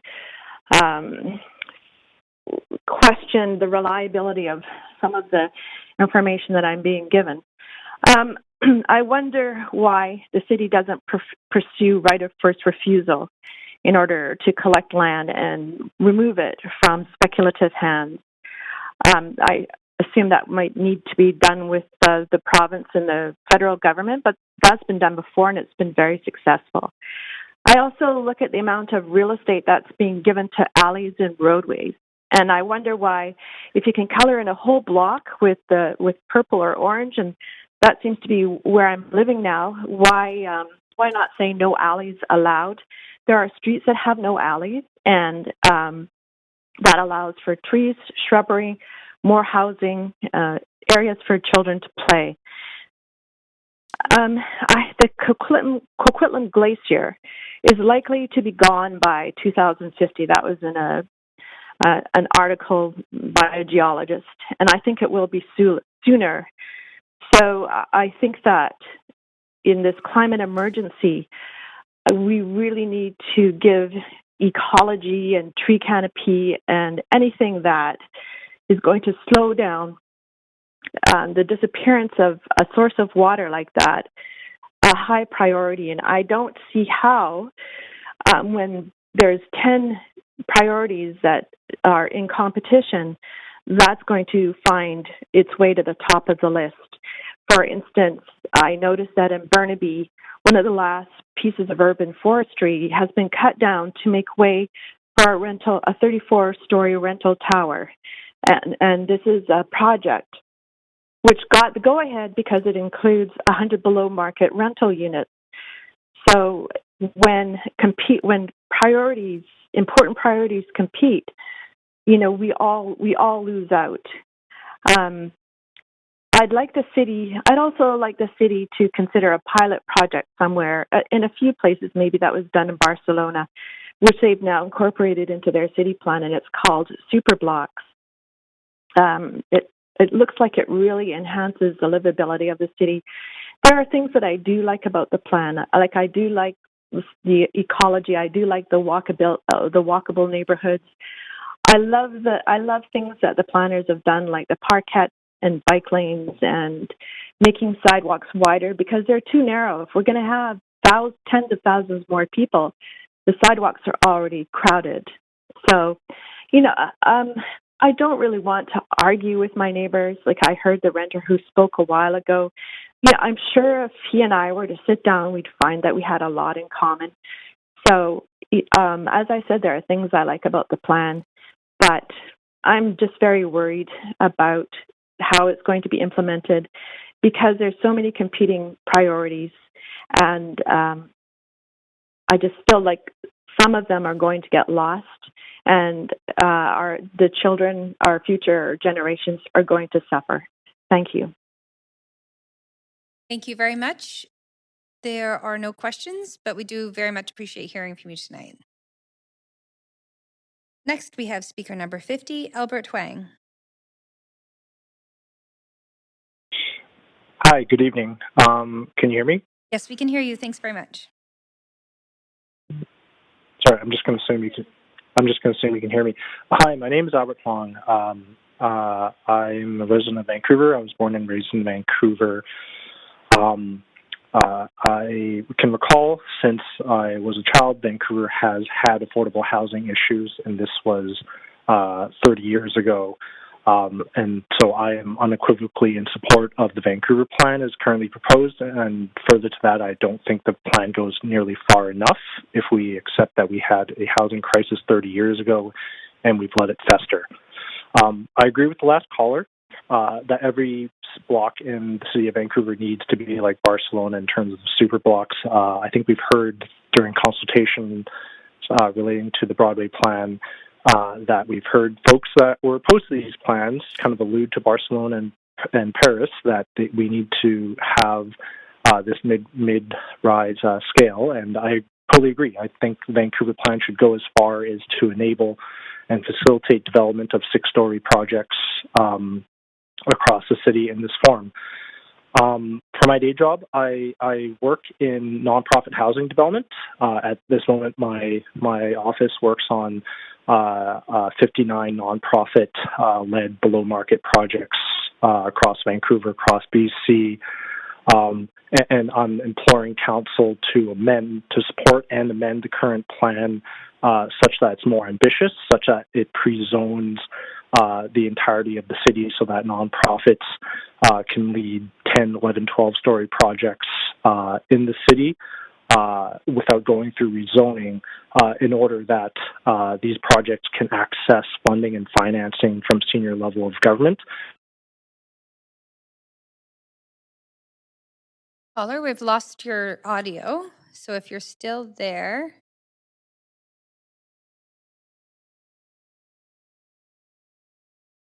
Clerks, I'm just going to check. Have we lost the connection to the caller? Thank you. I'm just going to pause this timer. It appears. Hello? Oh, there we go. You are back. Thank you. We lost your audio at about the 2-minute mark. So for the last 20 seconds. Sure. I'll finish off here, not to monopolize everyone's time. I'm just saying, I work in the development of nonprofit and below-market projects in Vancouver.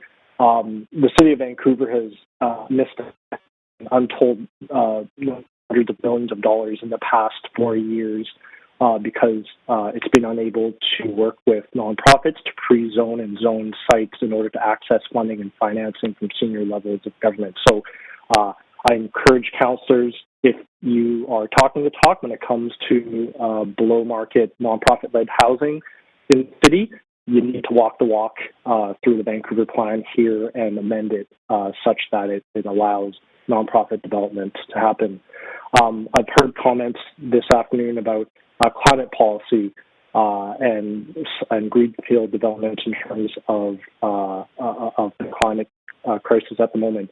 I would put to everyone, I don't think this is contentious, that making sensible use of urban land, such as in the city of Vancouver, is good climate policy because it avoids greenfield development further afield in the Fraser Valley.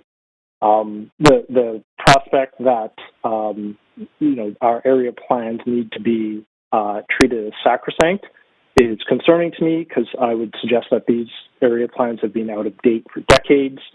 In terms of consultation, the consultation for this plan has taken place for at least 3 years, if not more.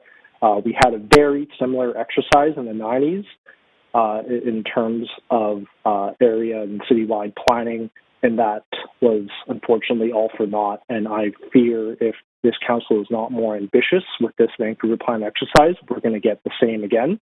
And unfortunately, when this happens, it's usually the marginalized, vulnerable, lower-income folks in the city that have to suffer the brunt of our city being negligent and of being negligent on this matter. So I would implore council to stop listening to people that don't need the housing now, because it's easy to push for the status quo when someone is securely housed. Like, the need for housing has always been a real thing in the city for as long as the vacancy rate has been below 2%, 1% for rental housing. And I think it's been the case for as long as I've been alive, with the blip of the pandemic at this moment having caused vacancy rates to increase. I think Vancouver Plan needs to be much more ambitious in terms of rental housing development, nonprofit-led development, if we're to consider affordability as part of the definition of livability. That's all I've got. Please support the plan with some amendments that embolden staff to be more ambitious with it. Thank you. Thank you very much. There are no questions. Appreciate you speaking to council. on this item. We're going to move now to speaker 51, Helen L. Hi, my name is Helen. I live in the Mount Pleasant Olympic Village neighborhood. I've been a resident of Vancouver for over 10 years. I also work for a local nonprofit housing developer and provider and operator. I'm a young person who is increasingly frustrated with the lack of action and urgency and the fact that we are continuing to prioritize the needs of those who are already comfortably housed with plenty of time to sit on the phone for many hours just to call in, while many folks who need housing, who need urgent action, aren't able to do this. It's frustrating because we are in multiple crises, and this plan is essentially a plan to make future plans. So in summary, I will say that I do support this plan. I support the vision. I feel that it's not quick enough, and that the side effects is that by not actually enabling work to be done quickly, it leaves us with the status quo, which means that lots of folks who don't already have safe and affordable housing are inequitably impacted. There are some positives to the plan. It envisions more density in various detached housing areas. It does strive to encourage more vibrant mixed uses throughout, and it does acknowledge and state the fact that there are societal and inequities and considers reconciliation and part of our land use plans, which we probably previously didn't. Some negatives, it's merely a vision. It doesn't actually provide any upzoning. So without this, we are continuing to have detached homeowners speculate and profit from the uncertainty as we continue to have housing scarcity. It doesn't actually speak to allowing widespread mixed use permitted. The plan kind of says that it might allow that throughout, but it doesn't actually identify if and how that would be done. And while it states that things like social inequities and reconciliation are now important values that the city prioritizes, these values don't actually address how they are embedded in our land use bylaws. And we understand, obviously, from previous speaker, that our bylaws and land use have historically been based on a racist and classist intent to keep marginalized and people of color in specific areas. So the fact that the plan doesn't speak to this and continue to encourage the idea that density is bad and should only be relegated to places where it can be supported continues to perpetuate that basis. I will also note the fact that the engagement, having moved online, is actually much more accessible for many people. Perhaps people forget that prior to the changes due to COVID, in-person meetings were not accessible to folks who perhaps don't have a car, who have a language barrier, who maybe have other responsibilities and cannot just drop their activities at a prescribed time to go to a different physical location. So having an online format actually encourages more people to be able to engage.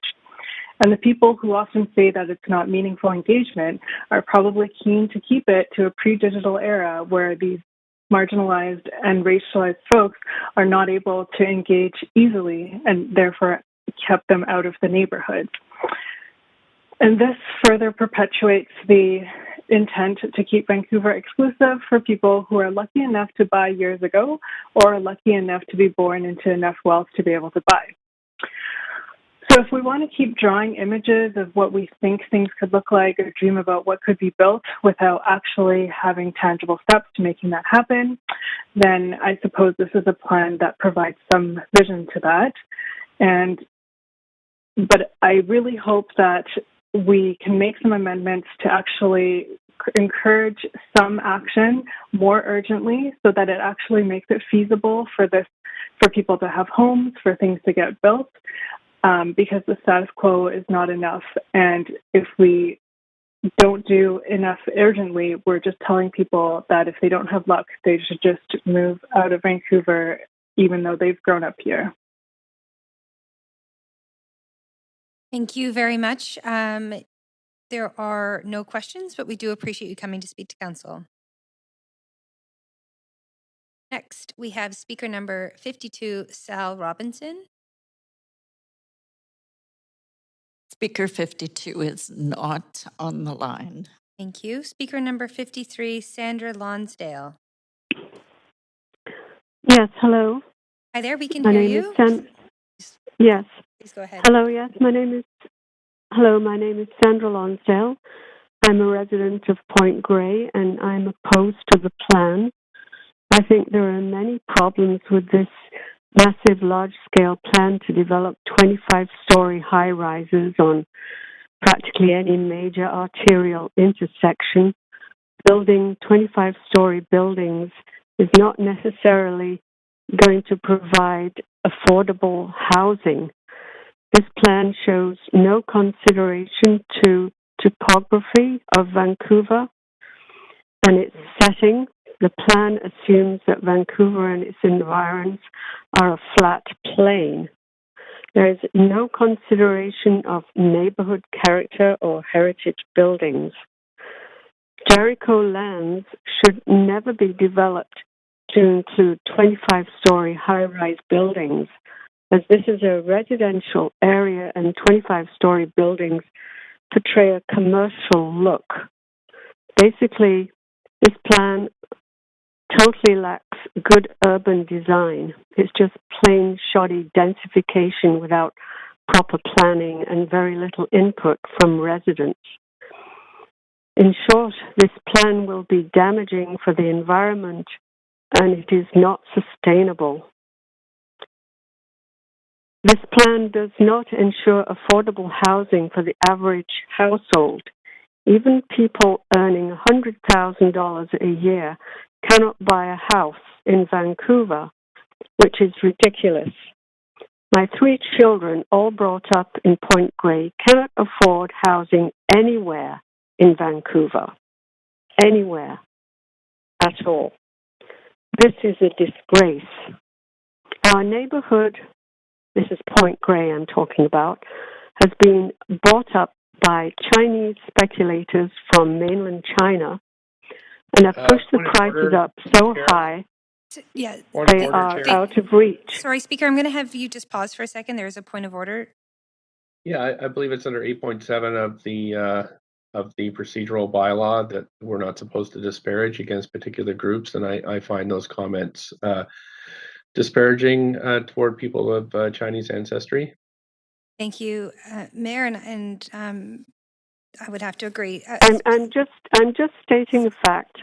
Speaker, Speaker, just before you keep going, I'd just like to caution you to be mindful of your language and not disparage any groups based on any characteristic, ethnic background, or the like. So if you could just be mindful of your comments. Yes. During the hot real estate market about 5 or 6 years ago, there were offers of 200 and 300,000 over asking. So this pushed the prices up so sky high that nobody can afford housing anymore. So anyway, if this plan is implemented, it could destroy this city for good and will make it unlivable. Okay, thank you. If those are your comments, thank you for coming in to speak to council. There's no questions for you tonight. All right, thank you. Thank you very much. Next, we have speaker number 54, Michael O'Shaughnessy. Good evening. I'm sorry, can you hear me? Yes, we can hear you. Excellent. Thank you very much. Good afternoon or evening, councillors. My name is Michael O'Shaughnessy, and I want to preface my remarks by saying I support this plan passing. There's lots to like in the Vancouver plan, specifically the strengthened commercial areas with smaller storefronts, giving opportunity to small businesses. I've always been a big fan of the idea of a 15-minute city. And frankly, the way we get there is by creating more opportunity to access services within walking distance of the place you live. I also love the transit-oriented character of a lot of it.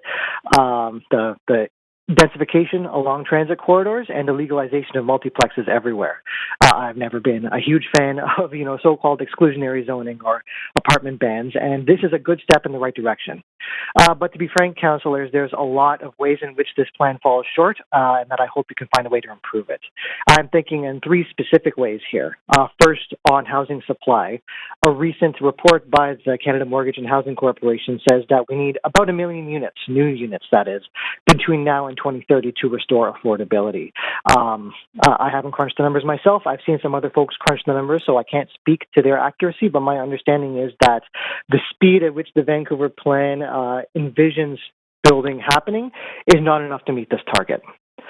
Secondly, on equality, speaking again of these multiplex areas, they'll be more accessible than the luxury low-rise housing that they're replacing, but that doesn't mean they're accessible, right? They're not going to be accessible to your average working Vancouverite. They're going to be housing for upper middle class people.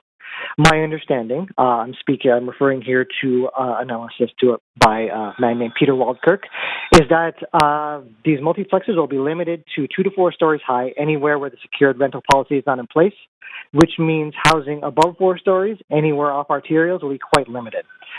6 stories is the sweet spot for rental housing, which functionally means that there's going to be a prohibition on new rental housing everywhere off arterials. I'm a renter myself. I believe that renters deserve to live everywhere in the city, and I think that this is something that needs to change if we want to have a city where everyone is equal. And third, the urgency. I spoke earlier about the CMHC numbers. We're really in a housing crisis. We have a really pressing housing shortage. I was very recently searching for a new unit. Thankfully, I found one, but it was a real process trying to secure that, of standing in the lineups, being in showings with 30 people to a unit. We need housing. We need housing now. Renters are insecure now. People are lining up 30 to a unit now. We need action now, but the Vancouver plan is a plan to make a plan, right? Even if we pass it, we're still going to need area plans, and then we're going to need detailed zoning. And after all of that work is done, we're going to get a single shovel in the ground. I think that we need to find ways to get action more immediately. I think we need to find ways to address the housing crisis more immediately, because a livable city is a place where people can live, and increasingly that's not Vancouver. This is a step in the right direction, but we need to take many, many, many more steps if we're going to get a city that's equal for everyone. That's all for me tonight. Thank you very much. Thank you very much. There are no questions, but we appreciate you calling in. Thank you. Next, we have Speaker 55, Richard Babcock. Not on the line. Speaker 56, Rhiannon Fox. Hi, can you hear me? Yes, we can hear you. Thanks for taking my call. I'm a homeowner in the Hastings Sunrise neighborhood in Vancouver, in an area that would be classified as a village in the Vancouver plan. And I'm speaking today in lukewarm support of the rather unambitious Vancouver plan. Although I don't believe that this plan goes nearly far enough, it is a small step in the right direction on several fronts. If everything in this plan comes to pass, it will help somewhat to address the severe housing crisis plaguing Vancouver, fight climate change and habitat destruction, make our streets safer, and make our city and our neighborhoods more vibrant. It's great to see that the city is hoping to increase density somewhat in low-density areas. Since this is essentially a plan to make a plan, I hope that in its next iteration, low-rise apartment buildings will also be considered in all neighborhoods in addition to multiplexes. Concentrating density where density is currently low would mean less displacement of existing tenants. And we need to make space for all types of housing in all neighborhoods of Vancouver. But unfortunately, the plan before you does not expand where rental apartments can be built in low-density neighborhoods. Although it does allow for some increased density in these areas, it maintains the inequitable status quo practice of confining most renters and lower-income residents to arterial streets, where they'll be more exposed to noise, pollution, and traffic violence. Speaking of traffic violence, I'm happy to see that the plan includes visions for expansions of transit networks and greenways. Pedestrian and cyclist injuries and fatalities continue to rise in our city because of vehicle dependence and unsafe street design.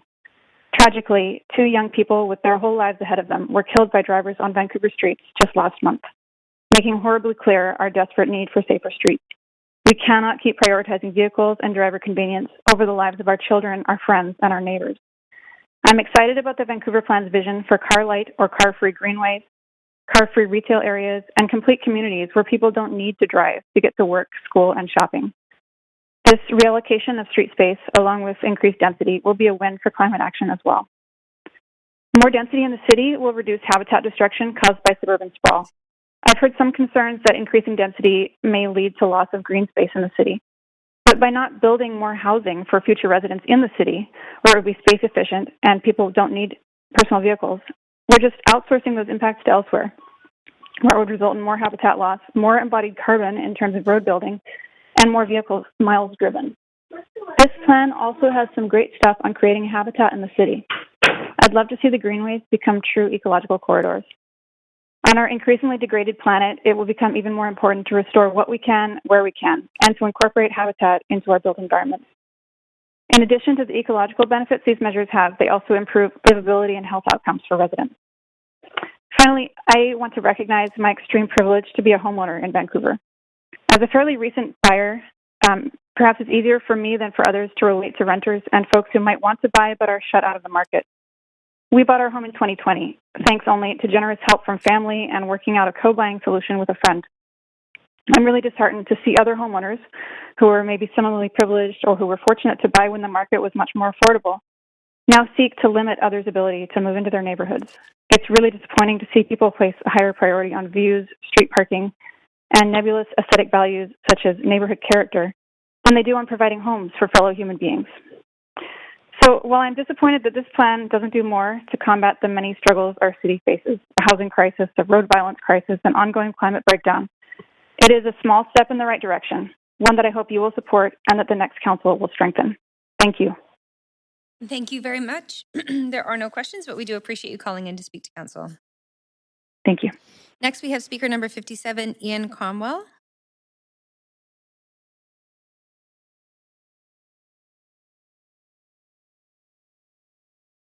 With a PhD from the School of Population and Public Health in Vancouver at UBC. I've lived in Vancouver for the past 12 years. I was born here. I moved away. I moved back. And I want to talk about, I was speaking in support, I like the phrase from last caller, lukewarm support of the plan, looking at it specifically through a lens of health and health equity.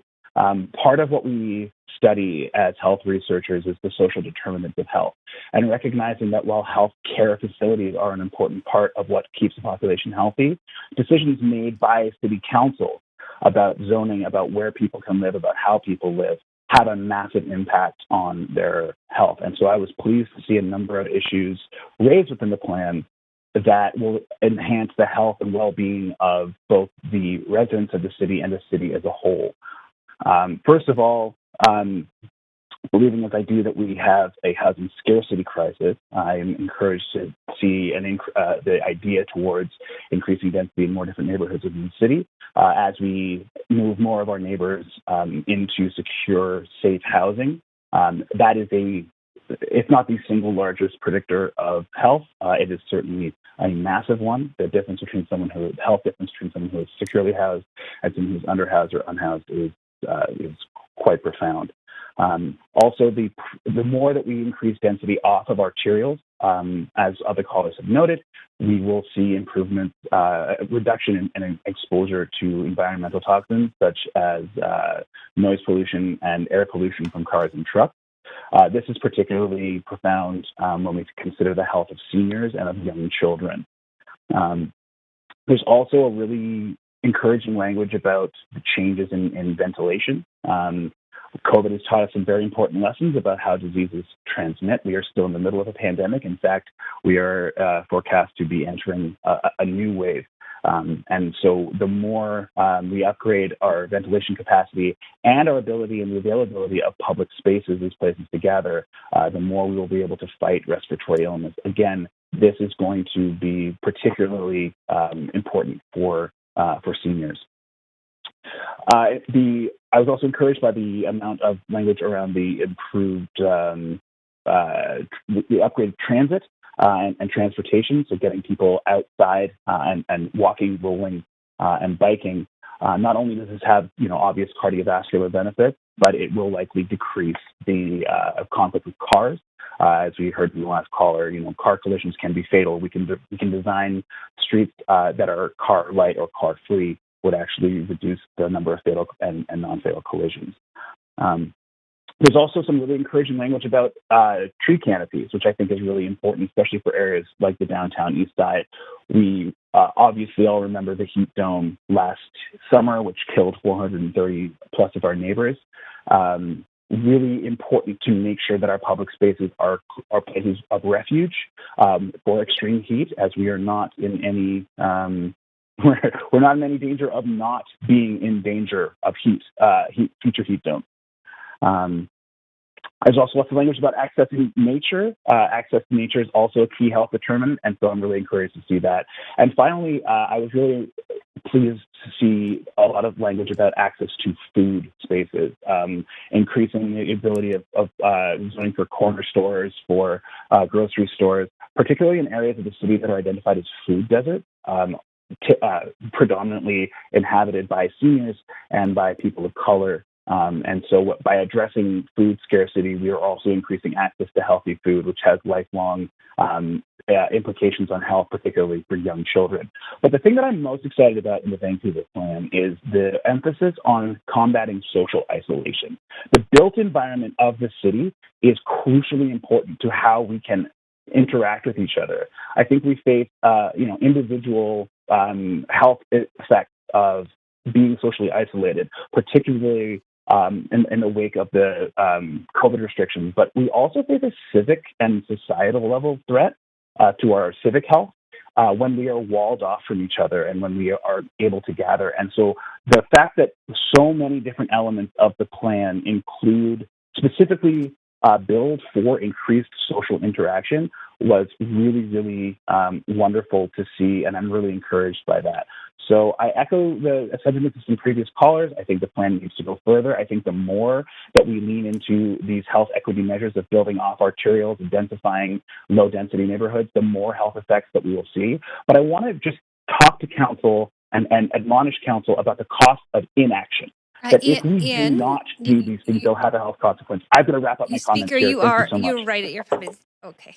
I was going to offer if you wanted a last word. Perhaps you've had it. Okay. Thank you very much. Yes, thank you. Okay, great to hear from you. And there are no questions tonight, but we appreciate you calling in. Next, we have speaker number 58 in person, Wesley Wagner.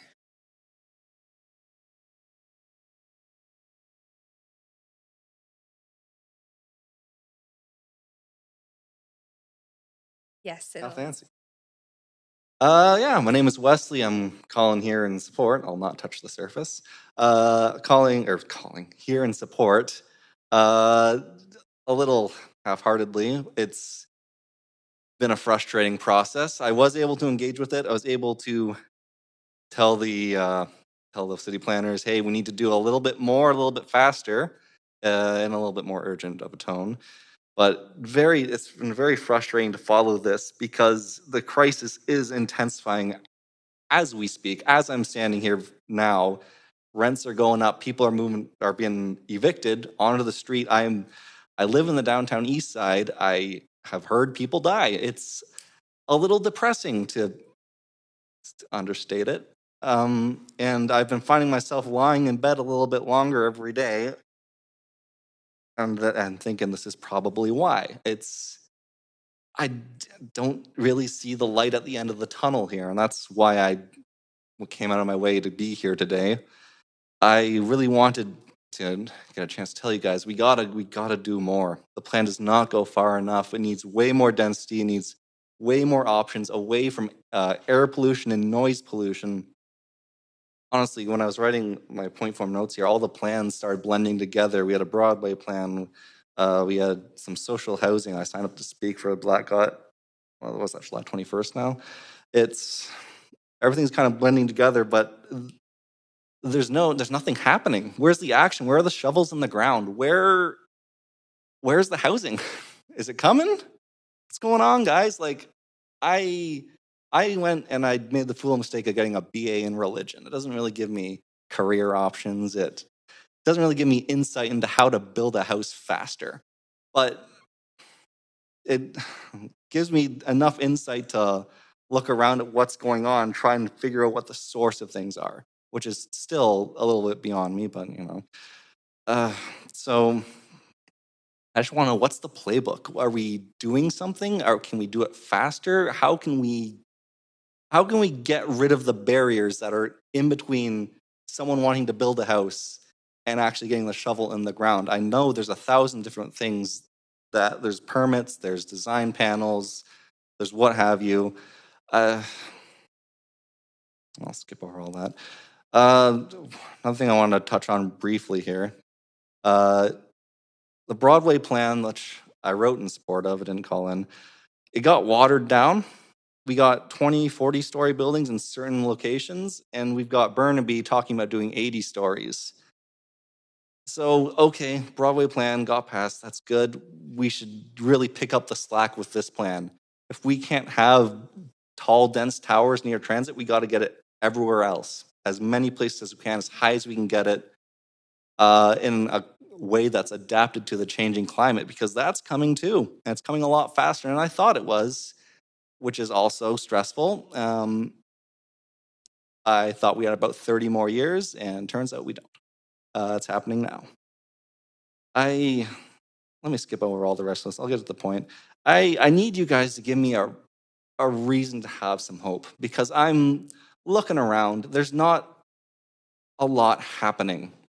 I had the chance to speak to the federal minister of housing yesterday. I asked him what was going on. Is there anything big for me to get excited about? Oh, there's things coming down the pipeline. That's okay, I guess. But I was hoping for something like, yeah, we're changing the rules of the game so we can make things faster. Okay, that gets me excited. We're doing some structural change to adapt to a changing climate, one that's going to be alien to the conditions for human civilization. This is our chance to do something, and we are running out of time, and we're running out of resources. It's never going to be easier to build than it is right now, because the supply chain disruptions are just going to keep coming. My risk appetite is enormous. I need you guys to go big. I will support you however I can, but it needs to happen. It needs to go as much as possible everywhere we can. If you need a road ripped up, just give me a pickaxe. Tell me where. I'll come down on my off time. I'll hit the road a few times. I'll do it. But it's got to be something, and it's got to be fast. I remember another caller. It doesn't matter. That's the gist of it. Thank you. Okay, thank you very much. You do have questions. If you just wouldn't mind holding for a moment at the podium there. Councillor Carr, 3 minutes, questions of speaker. So thank you for coming. And tell me, what most do you want to have hope about? I mean, what would be some things that we could do that you would say, like, for example, I'm going to do an amendment that just speeds up climate action, because I'm passionate about it, and I'm, like you said, I'm worried for the future.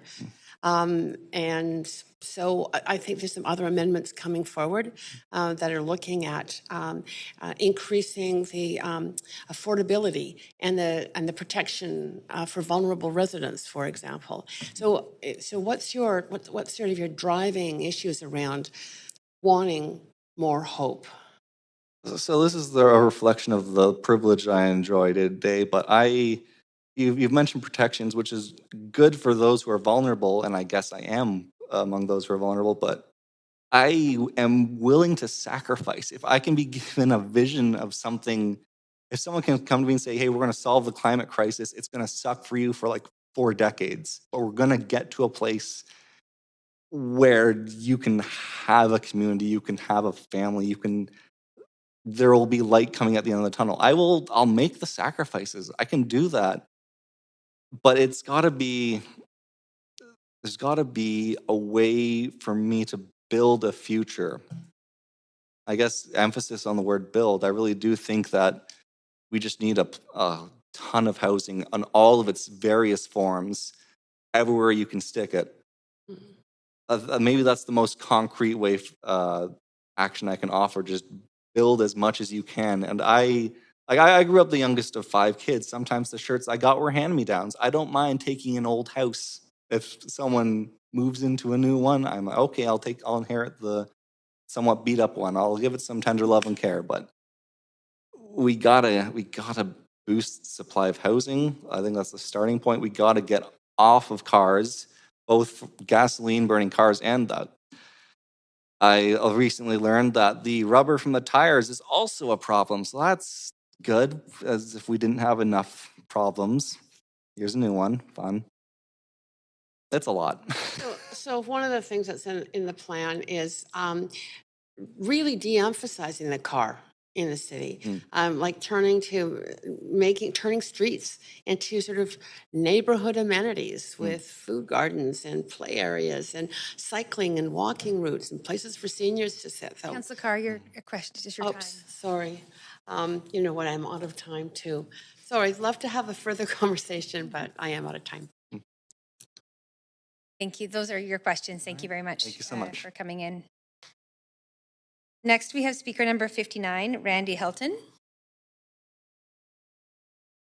I'm on the line. We can hear you. Hello. Thank you. Yes, you have 5 minutes. You're welcome to start as soon as you are ready. Okay, thank you.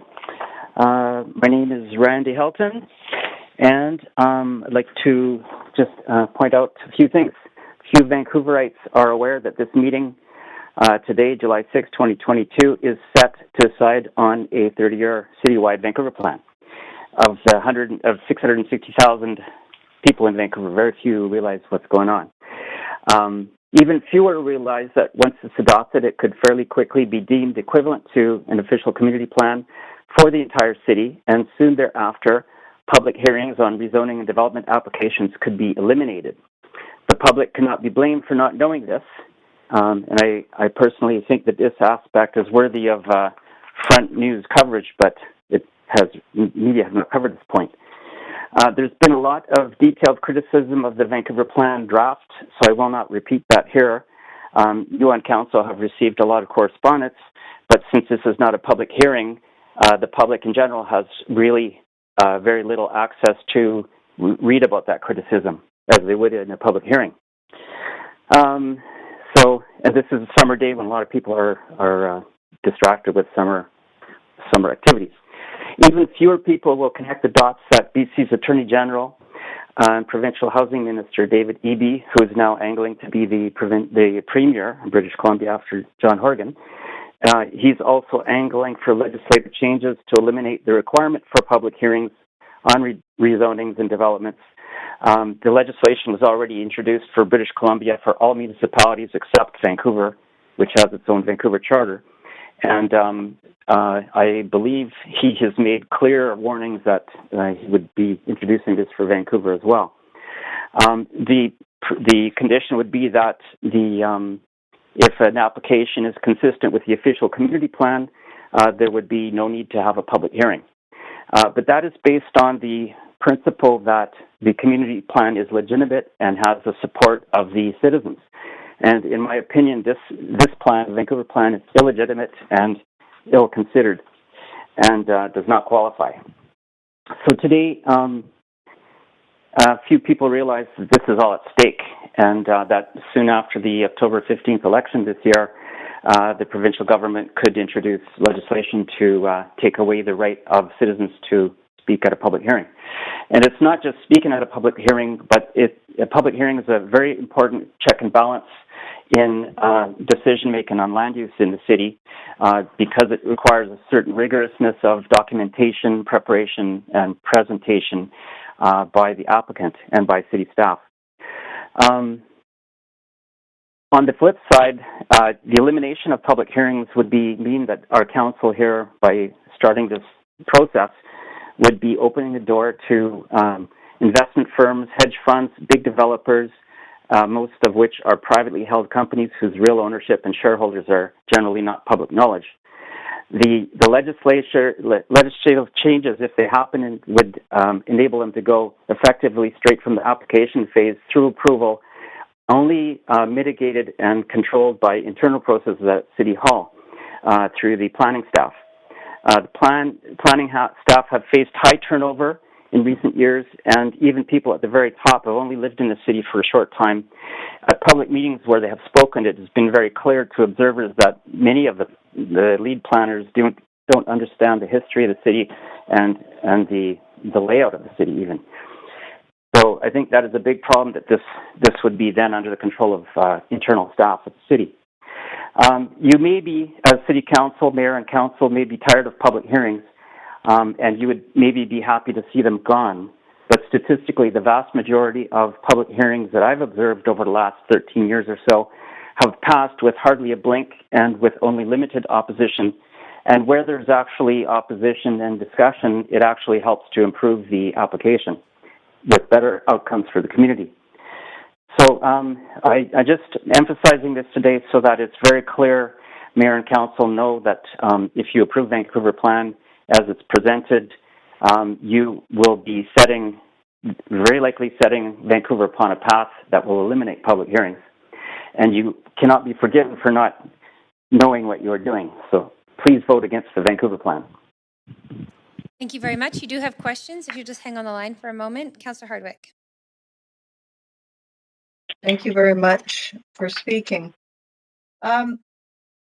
There's a real difference of opinion here between the importance of a democratic process that involves public hearings and the notion that we hear that any obstacles should be removed because we're in a housing crisis and we have to build supply at all costs. How do you reconcile those two different perspectives? I believe that narrative is ill-advised and it's highly biased in favor of the supply side argument. I believe there's a lot of there's academics and a lot of research, including by Brian Palmquist, who's got a database of all the applications in the city of Vancouver, and for sure we do need to build housing. But there's a huge amount already in the pipeline, and the city is actually standing in the way by not getting it done, stuff that's already approved. Do you see a relationship between the push for more supply and revenue generation by the city? It appears that's a major motivation. By some analyses I've seen, that the city is trying to increase the CACs through development. What do you attribute the approach of a top-down, values-driven planning model as opposed to a ground-up community planning model? Well, I've been an environmental activist for 30 years and on the international level, and I really believe there's wisdom in the communities and people who live every day in the community, and they need to be given much more respect in the Vancouver Plan, rather than work by just the planning department. But there seems to be this notion that we should be able to make these decisions absent the involvement of the community. Or again, I've been challenged by the definitions that I've heard about what constitutes good community planning and public consultation. Why do you think there's such a split in a divide in these two perspectives? Well, just 20 seconds for your response. Yeah. Thanks. Yeah. Well, I think just to defend the community respect side, I think people should refer to recent letters by Scott Hine, former planner for the City of Vancouver. And as for the reason, I think that what we're seeing is the influence of tens of millions of dollars of donations from the development industry into previous city councils, and it's now deeply ingrained in the city. Okay, we'll have to just leave it right there. Thank you very much. That is the end of the time. Thank you. Those are all your questions tonight, Speaker, but thank you for phoning in. Thank you. And next we have speaker number 60, Richard Campbell. Hello? Hi there, we can hear you. You're welcome to start as soon as you're ready. Yes, hi, Council. It's a pleasure to speak with you this evening on this. And I'd like to echo not the previous speaker, but there were several speakers before that basically said we need to do a lot more faster, especially to meet the housing crisis as well as the climate crisis. Now, so generally, I kind of support the plan, but yeah, we obviously need more sooner, and it is certainly about 1,000 million times better than the plan that was done a century ago, which is highly problematic in several ways that didn't respect nature or Indigenous people and actually, worked entirely against them. Now, what I'll focus on is one thing that I find truly exciting and visionary about the plan, and actually desperately needed, is the 100-year ecological vision. I think both in the time frame of looking at a longer period of time and the fact that there is a focus on starting to restore and repair nature.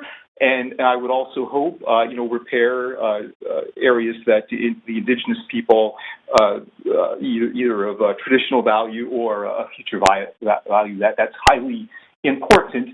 I guess my only comment is I think we would actually need more of that. And, let's set a really ambitious goal. Let's set, 50% of the city in 100 or 200 years to be nature parks, Indigenous protected areas, streams, wetlands, things that both include the quality of life for people, but also let nature, come back and thrive.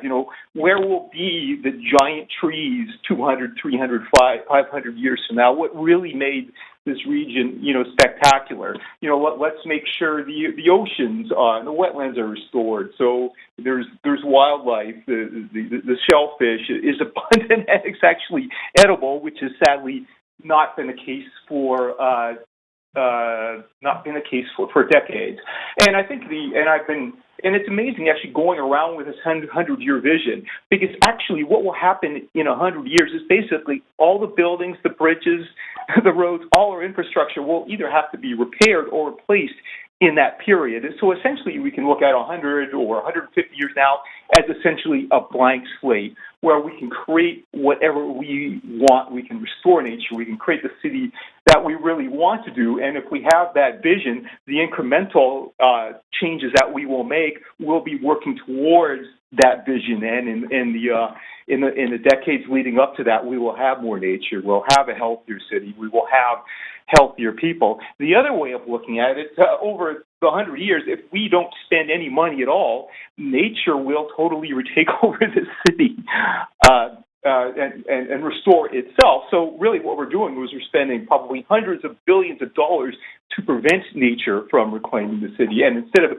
doing that, instead of fighting with nature, let's restore the streams. Let's restore the trees that are both great for people's health and also more efficient and healthier infrastructure, and putting all the water in pipes and essentially having it as toxic waste from the street. And I think looking at it from that point of view, we obviously need to build housing, but we need to be careful not to build the wrong size. So I would think the lowest we want to go is 6-story apartments, because if we're looking at 100 years, maybe that place where a duplex is built, well, maybe we want more housing there, or maybe that's park space, or maybe it's where a stream should be, so where maybe it should be ecologically balanced too. So I think kind of taking at least 100 view everything gives us a far better perspective on what we need. And then I'll acknowledge areas where we're kind of taking that already. I think Oak Ridge is an example of where we're actually building a park where it wasn't in the city, and there's going to be no service streets there. There obviously needs to be, there's been a bit done on affordability, but we obviously need a lot more done on there. And actually, Coronation Park, it's right by Inlet Center Station in Port Moody, they're actually proposing development where they're taking single-family houses and the grid and getting rid of the grid. All vehicle access will be underground, and the entire surface space will be parks and bikeways and pedestrian walkways. So I think we can take that model and do that incrementally in the city. And, between the city, the province, TransLink, the federal government and, the First Nations, either individually or through a company like, MST, we can start to restore, maybe the super blocks and bring nature back. Right now, about 35%. Speaker, that is your 5 minutes. Oh, okay, great. I'll send you an email with more of this stuff. Yeah, unless there's any questions. Great, thank you very much. No, you've explained yourself very well. There are no questions, but we do appreciate hearing from you. Next, we have Speaker 61, Carol Volkart.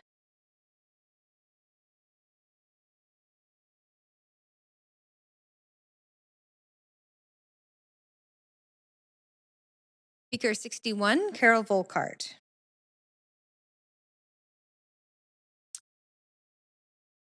Carol, Speaker 61 was on the line but appears to be disconnected.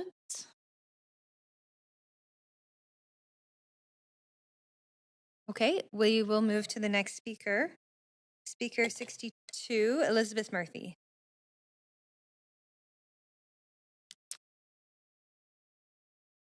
No.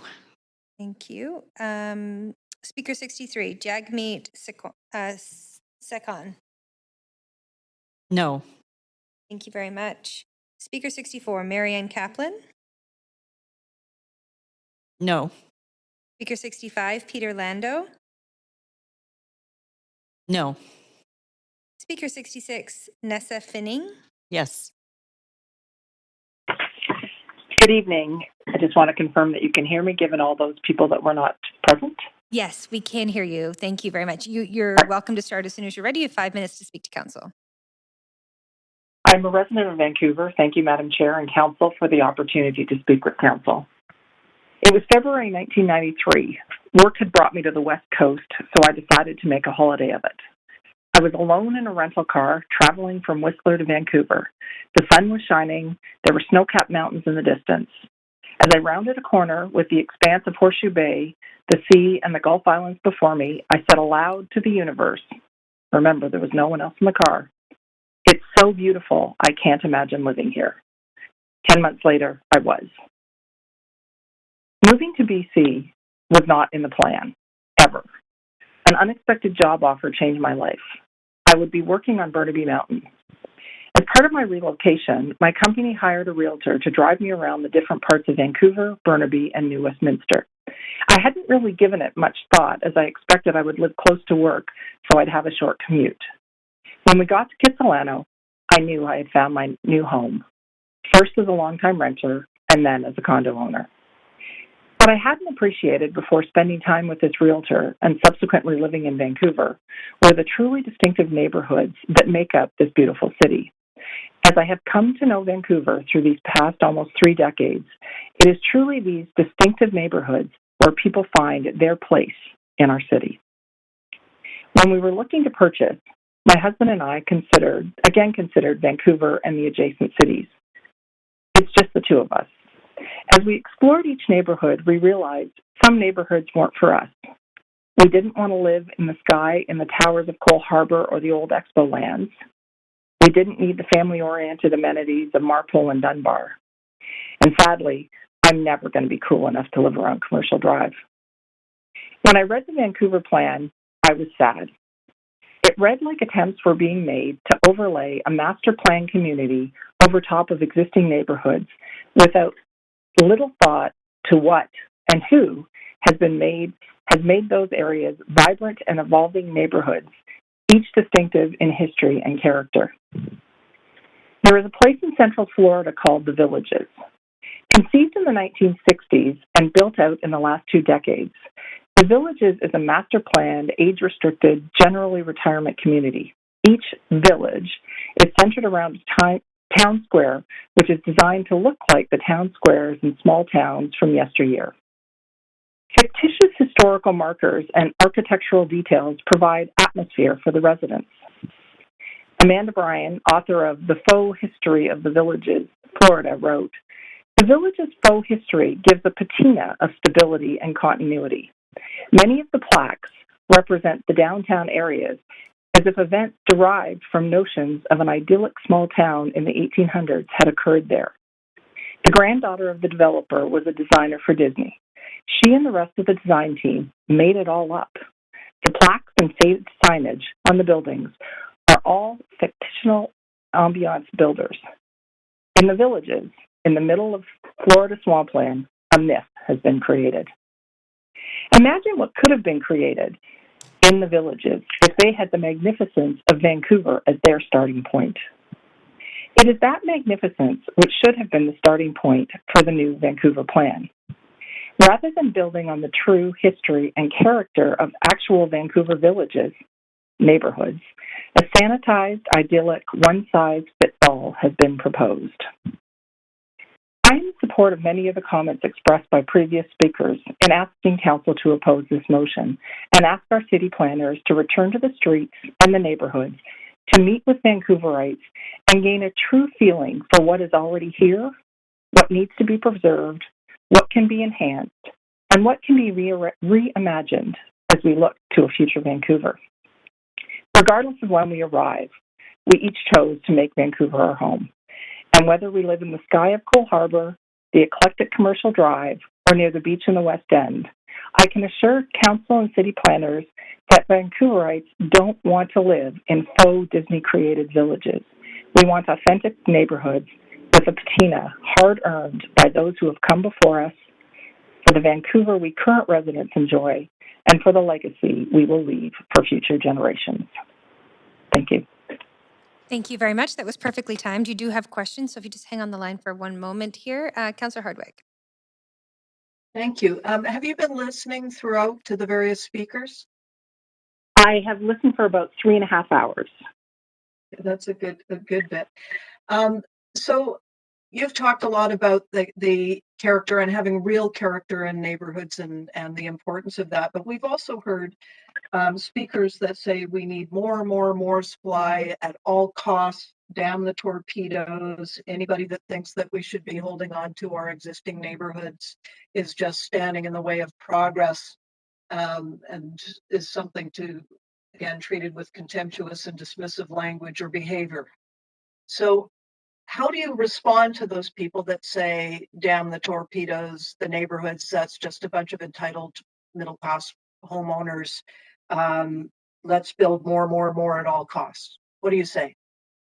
Well, I would hope that if people were saying that, the councillors would count on a point of order and show homeowners the same respect that other people who use disparaging language are called upon. So that's the first thing I would hope. The second thing is that I don't live in a single-family home. I could never afford to live in a single-family home. I have a very good job.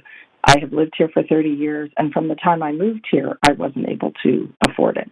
So as a person several speakers ago talked about 30 years ago, it's true. It has been the same throughout that time.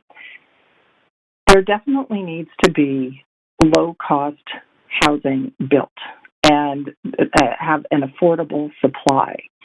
And I don't believe that what's proposed here will actually do that, because we keep hearing over and over again, it's not designed for people who are, make less than $80,000 or make less than $100,000 a year, which is a lot of people are. So we need, somewhere along the line, it became unaffordable or not desirable for people to own rental buildings. How did that happen? I have a friend who lives in the West End who's lived in her building for 23 years. She's not moving anywhere because her rent on a one-bedroom is $1,100. If she leaves, the next person will be paying $2,500. Right. Well, thank you very much for your insights today. Thank you. Thank you very much for calling in. Those are your questions. We do appreciate you taking the time. Next, Council Speaker 67 has withdrawn, so we will move to Speaker 68, Grace McKenzie. Hi, I'm on the line. Do you hear me? Yes, we can hear you. Please go Hello? ahead. Yes. Okay, good. Hi, my name's Grace McKenzie, and I have property in Cedar Cottage and industrial land in Mount Pleasant. My family's owned these properties for 80 years, since we came from the prairies. Not that that matters anymore. Okay. It seems we've heard today from many people from the west side, and thank you for speaking. I'm from the east side. I'm really tired right now. Many of us on the east side are working people who can't get time off work to attend these kinds of meetings. I've spoken to many of the folks in my neighborhood, and they feel the same way I do.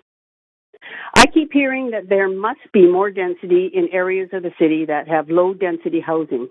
My neighborhood was a low-density area until 2019, when a 6-story market rental apartment building was built on our street with 115 units. Now, there is at least 115 cars that drive up and down our often arterial street daily. Many of these cars park on the local streets around the new apartment after driving around and around to find a parking spot. There wasn't enough parking provided in the new building to accommodate all the units. All this additional traffic creates a smell of car engine. I can no longer work outside my house on the street to maintain my landscaping because of the smell of cars, be it an electric car engine or gas. My point is that densifying low-density areas makes them high-density areas, and you lose the charm and quiet people were seeking to live in the low-density area. Using your common sense, if anyone wants to live in low-density in a low-density area because it is not busy, then you must keep it a low density to maintain the quiet charm. The Vancouver plan takes the option of having a low-density area available for anyone to live. Is that democracy? I think not.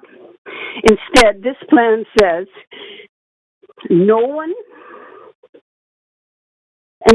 this plan says one is no longer allowed to have the choice to live as they choose because someone thinks they want to have what you have.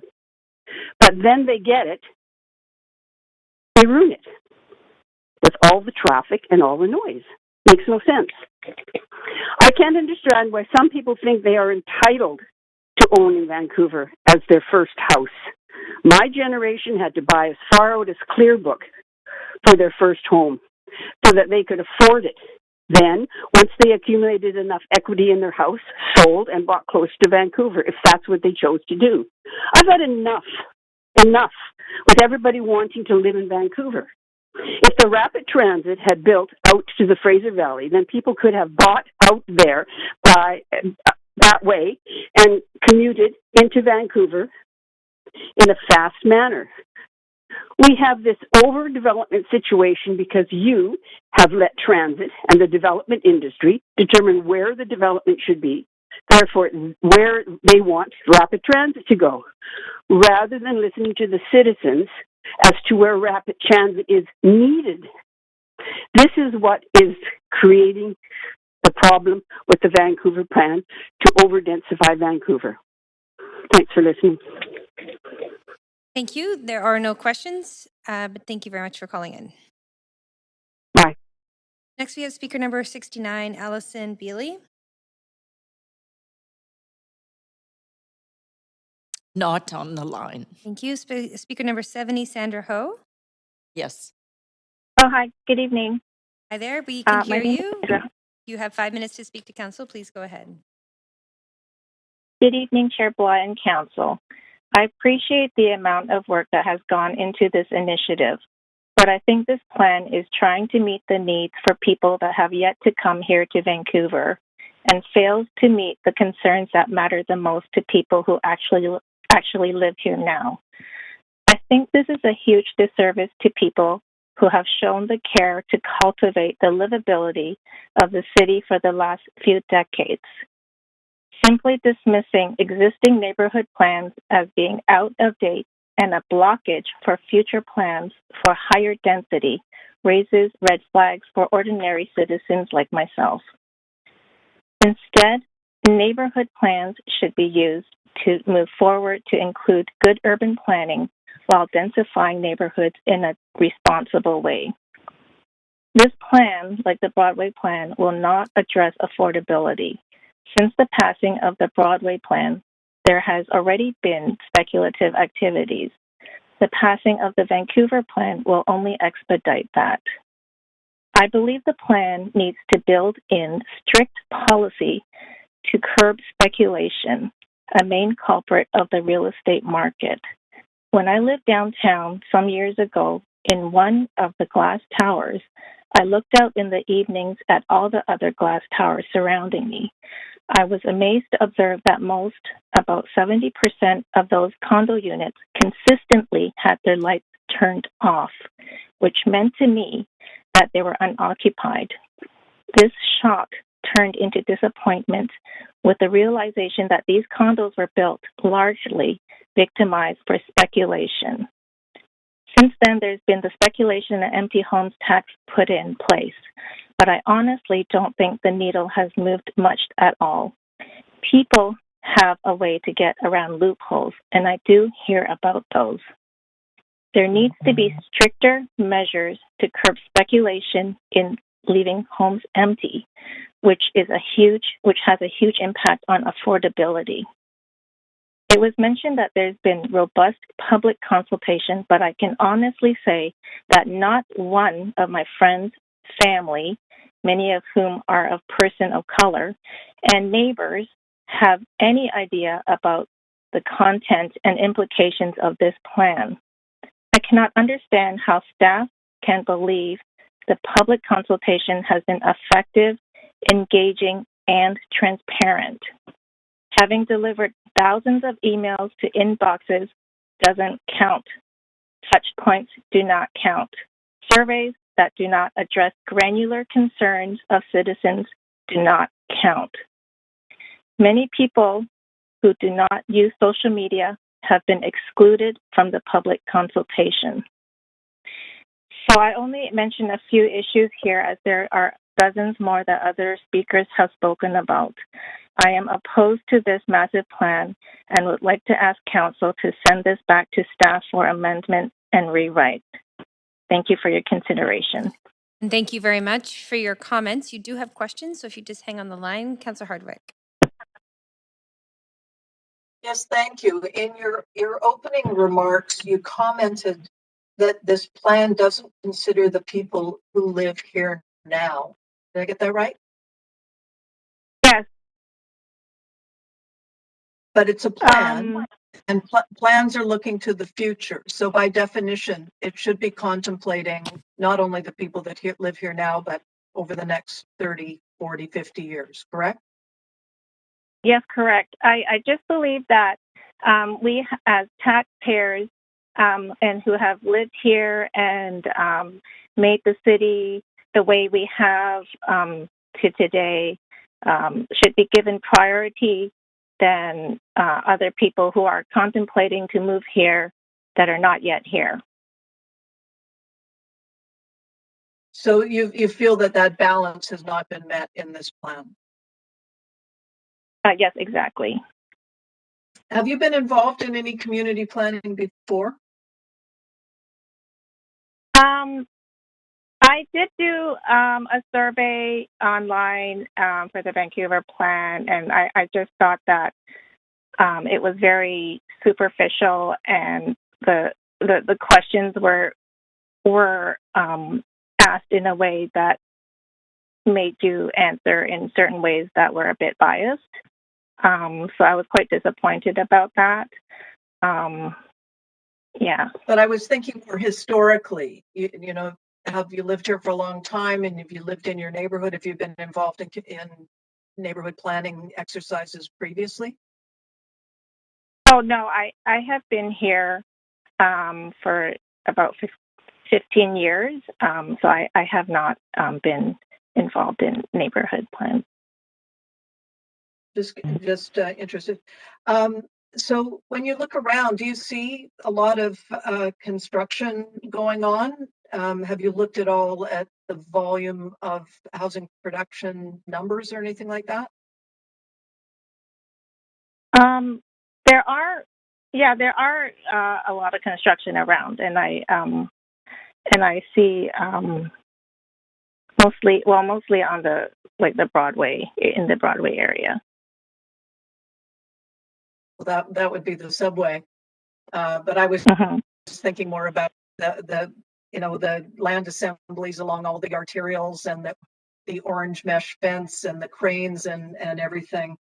I just sometimes see what you see. Councillor Hardwick, I just need you to get to a question. You've only got 10 seconds. Well, I was trying to trying to see if it's reconciling inconsistency. Sorry, I'm tripping over my tongue here. Oh, okay. Well, that is the time. I think we'll just have to leave it there unless is. Sorry about that. Okay. Thank you very much, Councillor Hardwick.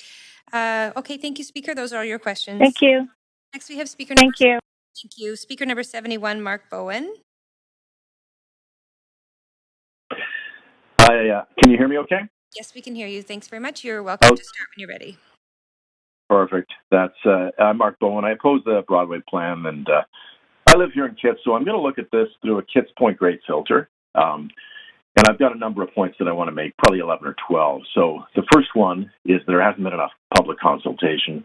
And this is against priority 10 of the plan, where the plan talks about transparency and collaboration with partners. So on the west side, most of the people that I talk to have little idea of what's coming. And they're upset when I talk to them. Our area has had little consultation, and, I feel like we don't have a lot of a voice on council. Our area's proposed density increases seem to be way higher than in any other areas of the city, so that's an issue over here. Two, the plan ignores the fact that each neighborhood is different. So in Kits Point Grey, there's obviously a value on single-family homes, duplexes, and we have heritage architecture in the neighborhood. Residents for years have fought major development. Massive change is not desired here by the residents. However, we do need to update. However, I will say that the plan is just too much. The third point that I'd like to make is, why is this being done 3 months before an election? So I'm going to suggest make this an election issue. Why is this being talked about during the summer coming out of COVID when many people are away? 4, why is it all or nothing? Why is there no test marketing in select areas? A phased-in approach that could be modified would have been better accepted. This is like an omnibus bill, so everything's kind of plunked into it. 5, the plan is too complicated and trying to do too much. So many of the topics could have been addressed, in my opinion, by individual motions with individual debate. And I'll give you an example of that. Multiplexes, advancing a new option to allow up to 6 homes on a lot. That in itself is one motion. So, in my opinion, no matter what, the document needs to be severed into many motions, not one plan in one day. 6, I think the plan is overkill in Kits Point Grey. So we already have we have to take this into account, I think. We already have the Jericho lands in the plan. We've got the Center Quad project that's going to add some massive housing units. Adding the Vancouver plan to Kits Point Grey is going to result in overdevelopment of this area compared to other areas. 7, and this is a priority 5 of the plan, create homes for everyone of 30% of their income. I got to tell you, you can certainly do something, but I don't think that's going to be possible. This is an expensive city. That's going to cause us financial problems. So, certainly you can look at producing limited subsidized units with provincial support, reducing developer charges and getting land costs down, but we have to be cognizant about how expensive the city is. 8, one of the concerns I have is to make sure that everything is costed out, as there's a primary focus, it seems, on this plan of social housing, rentals, and the missing middle, which is great, but we also have to look at the costs. And what's going to happen is we're going to end up with a smaller tax-based percentage to draw on over time if we've got more subsidized units. So it may not be sustainable. The plan's going to require, is going to have more tax requirements from a limited tax base. And questions that I have, is there a facilities infrastructure plan? How many parks, schools, and sewers are going to be needed? In other words, has a pro forma budget been done for this document? 9, instead of being an element of the plan, some of the priorities that seem to be threaded all throughout it are equity, resilience, and reconciliation. It's priorities 1, 2, and 3. And I guess weaving these elements into a plan is one thing, but to have them drive the entire plan is, I think you need more of a mandate from the public with far more consultation for that. Just my opinion, but the other thing is many of these areas are provincial or federal responsibility, like housing. So, my question is, why is the city picking up the budget for all of this? So that's another concern I have.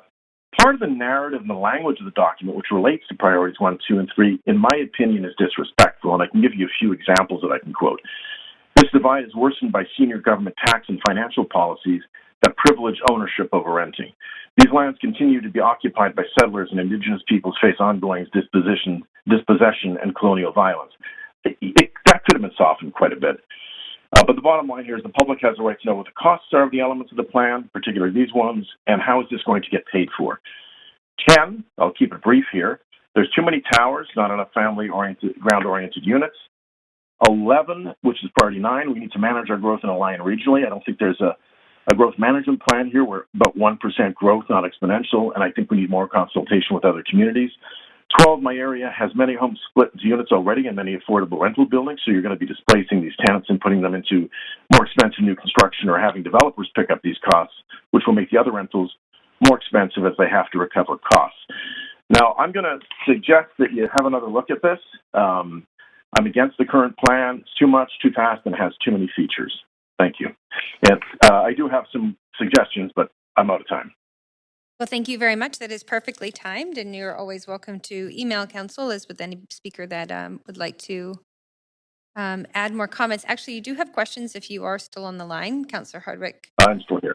Okay. Yep. Councillor Hardwick, please go ahead. Yes, thank you very much. So after all of those criticism, what are your suggestions?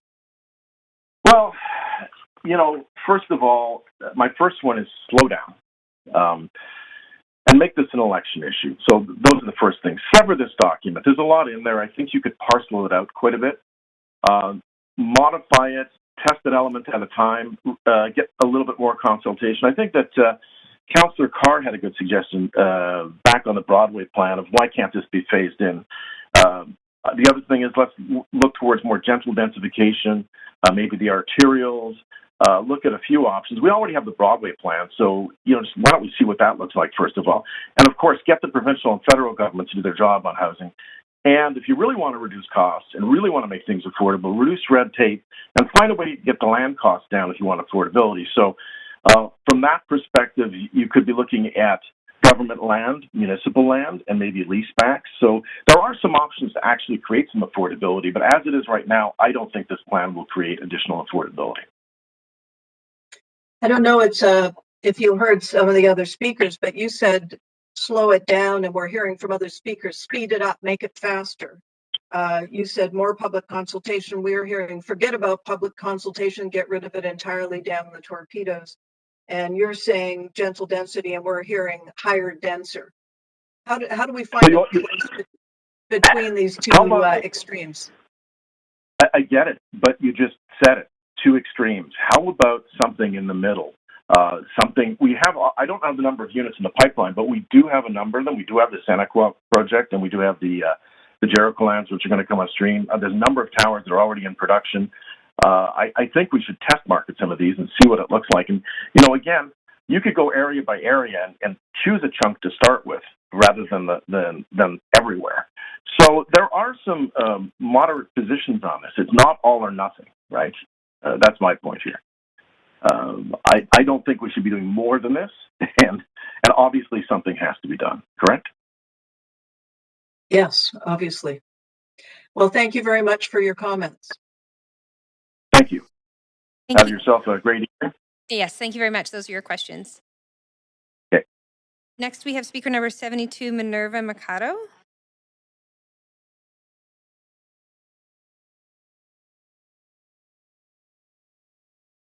Not on the line. Thank you. Next, we have speaker number 73, Will Johnston. No.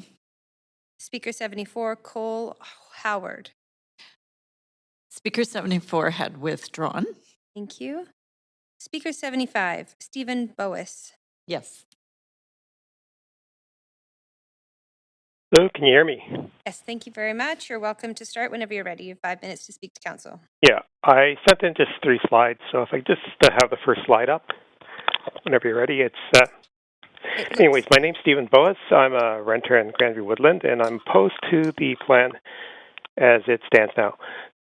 My first slide actually shows a couple of photos from the open house, and there's actually a diagram that shows a picture of something that I really see nowhere in Vancouver when I say it, because the street right-of-way, the dimensions of the street, and so on, I can't find that anywhere in the city.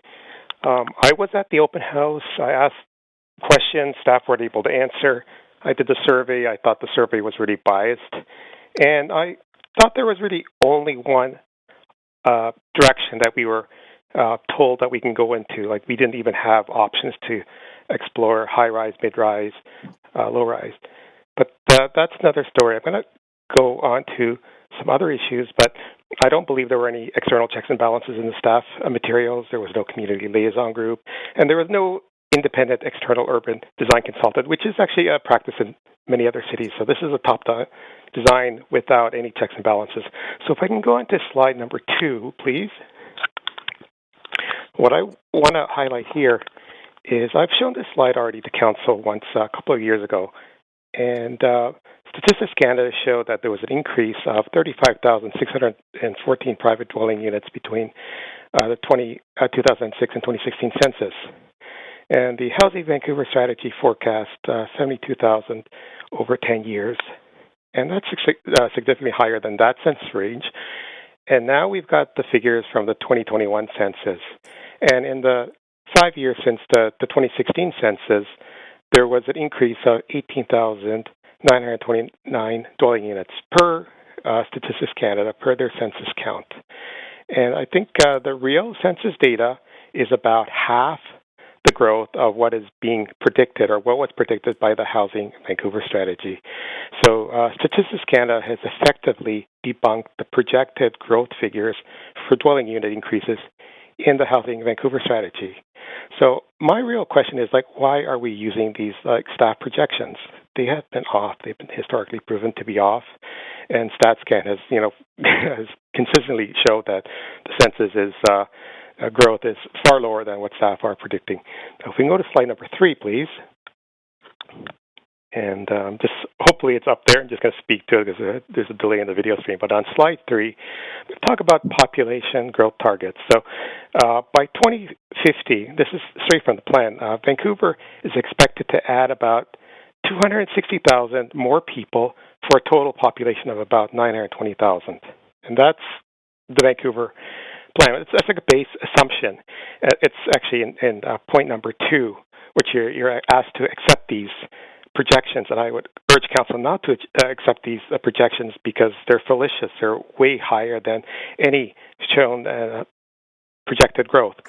And I've got essentially the breakdown. If you just take the projected growth between the 2011 and the 2021 census, that's like a 9.73% population growth over 10 years.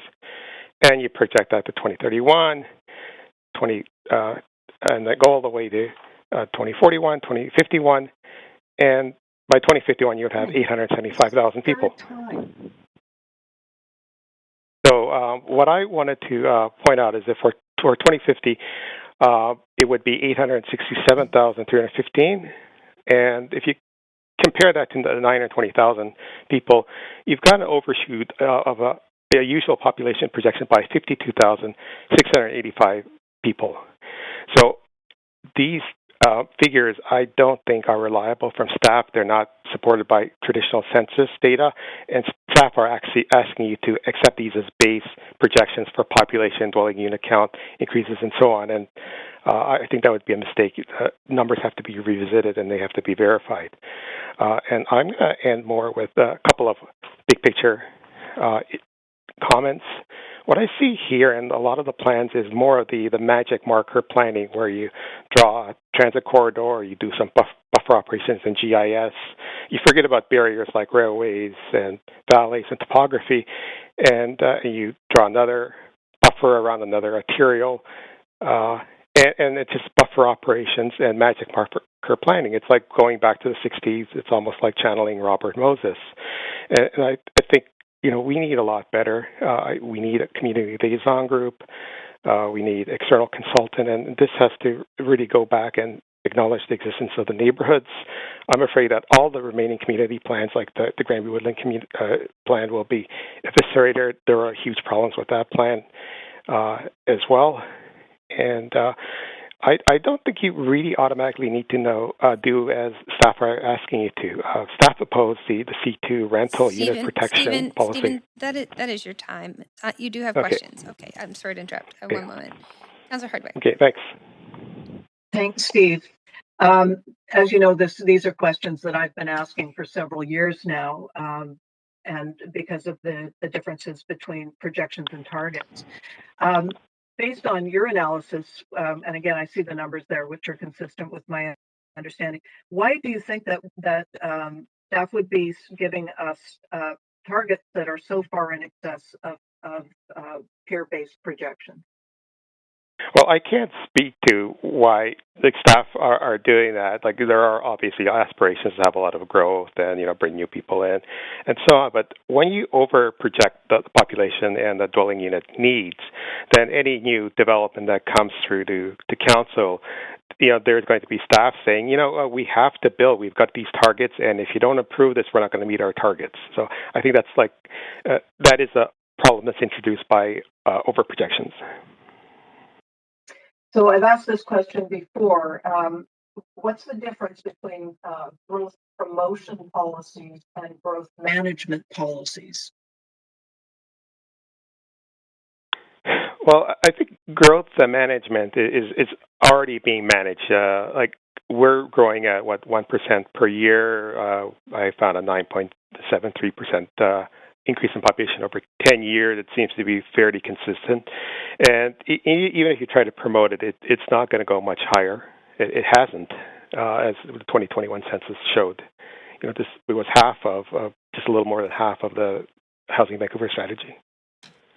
I've tried to get a handle on why we would set targets that are so much higher than projections. What economic activity, what jobs, what opportunity might drive population growth so far in excess of projections? Do you have any sense of what might facilitate that? Well, I don't see those driving growth factors in the economy here, and I'm a little bit baffled as to where those numbers would be coming to. And it would really be helpful if staff would release the numbers that they promised a couple of years ago, I believe, for the Housing Vancouver strategy, and some of that data is missing. And you also have to put this into context of how the consultation has gone about how are people feeling about these projections and their aspirations and many other factors. Great. Thank you very much. Appreciate your comments. Thank you, Councillor Hardwick, and thank you very much, Speaker. Those are all your questions.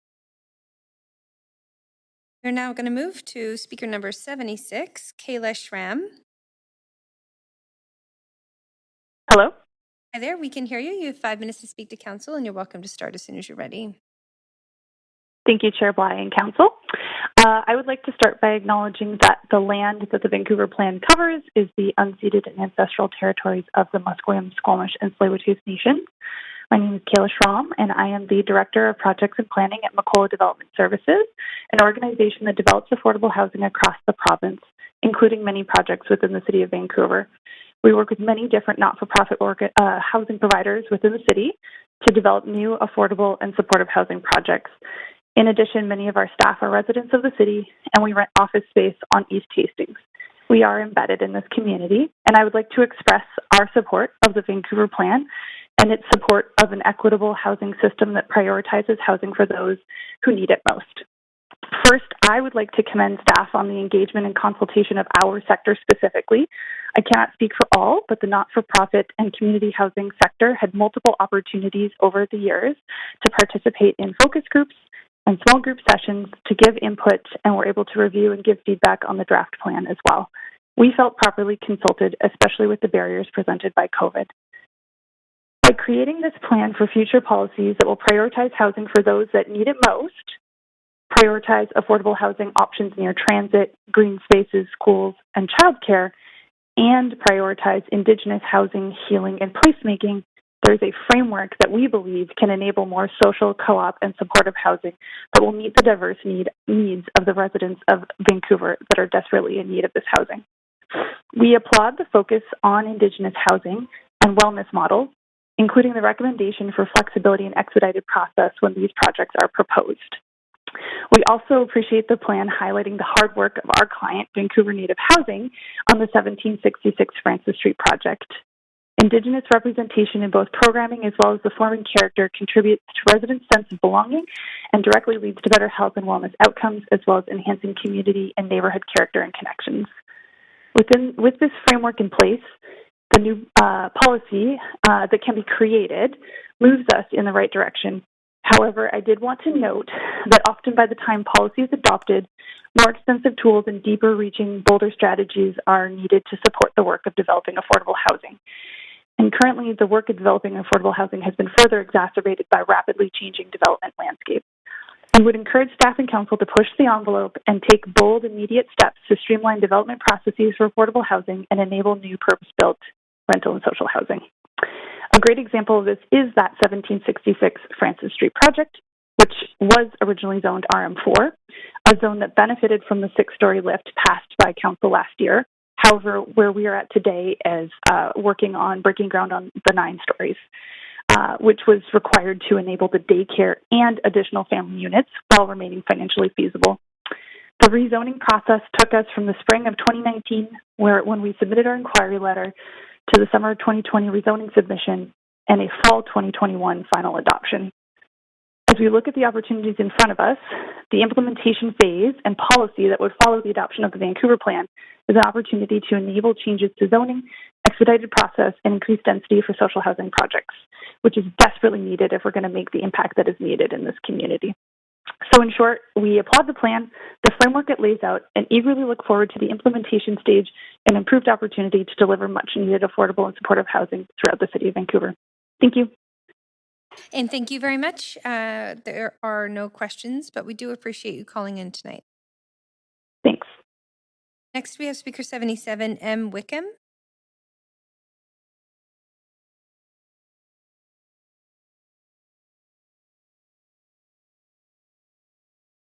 Can you hear me? Yes, we can hear you. Oh, wonderful. Please go ahead. All right. Good evening, Mayor, Chair Bly, and councillors. I'm Arlene from Vancouver, and I oppose the Vancouver Plan. I do not like the instability that the plan creates in my life. I don't know what kind of tower is going to be built next to me, especially with no setbacks. Who's going to be in the tower? Will my neighborhood be safe or livable? Will the city be livable for my children? The plan is primarily about distribution of density throughout the city, but doesn't anchor development on essential infrastructure and safety livability concerns that many Vancouver residents have mentioned before council. The infrastructure point is obvious. You need a plan and implementation timeline for repair and replacement of sewers and creation of proper transit service. How will this infrastructure be prioritized in the city? You can't make proper plans for housing development without that infrastructure already in place. The River District area was a forest cut down for development. Councillor Fry noted that it is transit poor. This type of mistake should not be made, especially when a forest was replaced with more car traffic. What about the deteriorating community centers? What is the timeline for their repair or replacement? There is no mention of how the city will be designed to increase safety. Repeatedly, I've heard that you can't police yourself out of crime. However, you could design ways to mitigate against it. This is a twofold exercise. One involves local experts in their neighborhoods, along with emergency response professionals and a city planner to be involved in neighborhood planning. This can uncover unthought of safety issues with design and how to group building types that would be complementary in function. This is being done in Saskatoon as part of its Safe Growth SEPTA development strategy, and this could be incorporated in Vancouver. The second part is developing collective efficacy in Vancouver. This is especially important when you increase the population of a lower density area and people don't know each other. Increased density reduces privacy and increases the risk of crime. How do you connect people? How do you get people to intervene when someone is in trouble? This is not a passive strategy. There needs to be concerted effort to have people behave appropriately with each other, especially in public. This could be also dealt with in a safe growth strategy and could work anywhere in the city. I would encourage the city to have a consultation with a safe growth expert. Councillor Weeb commented on the need for social outcome measures. This reminds me of the just released BC Housing Audit Report on Finances and Organizational Structure. This report stated that BC Housing had departmental silos, no established and consistent performance measures for projects, and no prioritization ranking for projects. Memorable quotations from the report included, interviews confirmed that the performance of the departmental team is primarily driven by unit count, not how sustainable a project is. There is no shared understanding of program outcomes, outputs, and activities that will be undertaken by BC Housing to achieve the program outcomes. So, the number of units by itself is not enough. Homes have to be adequate in size. There needs to be a sense of safety, attachment, and connection to the neighborhood. There needs to be opportunity for personal growth. Perhaps the city needs an audit for making processes more efficient and outcome measures well-defined and publicly reportable. I would encourage Council to defer voting on the Vancouver Plan until after the West 8th and Arbutus public hearing, as this will cover themes on adverse effects of improper planning for infrastructure, location of transit, lease agreements for city property, alternate options for housing the homeless or low-income individuals, and design principles for safety, aesthetics, and neighborly relations. I do not agree with blanket rezoning for solely rentals or social housing. This is not integration. However, I am in favor of family-oriented zoning so families have easy access to schools and amenities within walking distance. I noted that unlike the Broadway plan, there is no mention of solar access in the Vancouver plan. Perhaps that was all about a particular school. There is no plan on how to increase Vancouver's economy and increase the incomes of low-income residents. What do we know about low-income residents and what type of education and networking they need in order to have more financial success and choices? We're living in a time of escalating inflation. Everything is expensive. People will shop wherever it's the cheapest. How are small neighborhood shops proposed by this plan supposed to survive? The previous speaker mentioned the exclusion of single-family homeowners in the plan. There is no mechanism for owners to easily self-densify up to 4 levels to create future homes for their children and possibly grandchildren. I don't see why an owner needs to sell part of their home in order to achieve this. Shouldn't multi-generational living be part of an inclusive Vancouver plan? Why not provide free housing plans for multi-generational homes? The plan provides points for discussion, but there are essential pieces missing for making Vancouver a livable city for generations. Please don't pass, but continue it as a work in process. Thank you for your time. I'm receptive to questions. And thank you very much. You do have questions, Councillor Hardwick. I'd like to pick up on the line about intergenerational living. I've got 3 generations. I've had 4 generations living under one roof here. Have you thought about different forms of land tenure or other ways? It's not just the housing typology, but tenure as well. Have you considered or looked at examples in other jurisdictions? Oh, well, okay. My husband and I have talked about Greece. Well, I guess this is partly because this is for like taxation. You never have a house that's completely finished because otherwise you'd be taxed. But you know, they when Turkey expelled a number of Greek nationals, like Athens had to accommodate that population. So they developed a housing form where, well, you would have your housing, I guess you could have for your family, you could rent for like other people.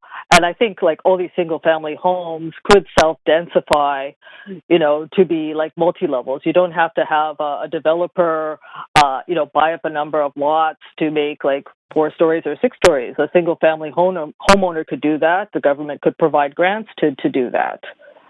Easily that could pop up like a lot of density, you know, right there. And as I recall, I think, what was it, one of Elizabeth Murphy's relatives invented the Vancouver special, and people could buy a plan for that for like $100, and that's why there's so many Vancouver specials everywhere. You could provide like a set of blueprints of like a quite a livable development, and people could just do that.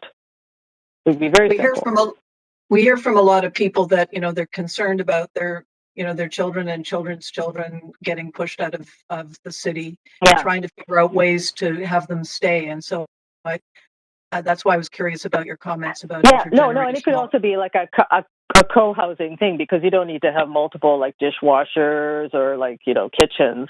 Okay, you can figure that out, that, you know, one level is going to have all of that type of those, I don't know, that type of those types of utilities, okay, and then you have your living space, and you just have to figure out like how do you have the right like the plumbing and the outlets that you can convert the units as you need. If you guess if you even need to split them up into like, you know, smaller pieces. But I think you, like with the pandemic, you know, it showed that, you know, you really need to be able to like look after your own family, your friends. Like I have like friends that have like cancer. I don't know like how they're going to be looked after. I could easily see them being absorbed, you know, into my house if I was able to build a house like big enough, you know. Thank you very much for your comments. All right, thank you. Thank you, Councillor Hardwick, and thank you, Speaker. Those are all your questions. Next, we will be moving on to Speaker number 78, Larry Benge.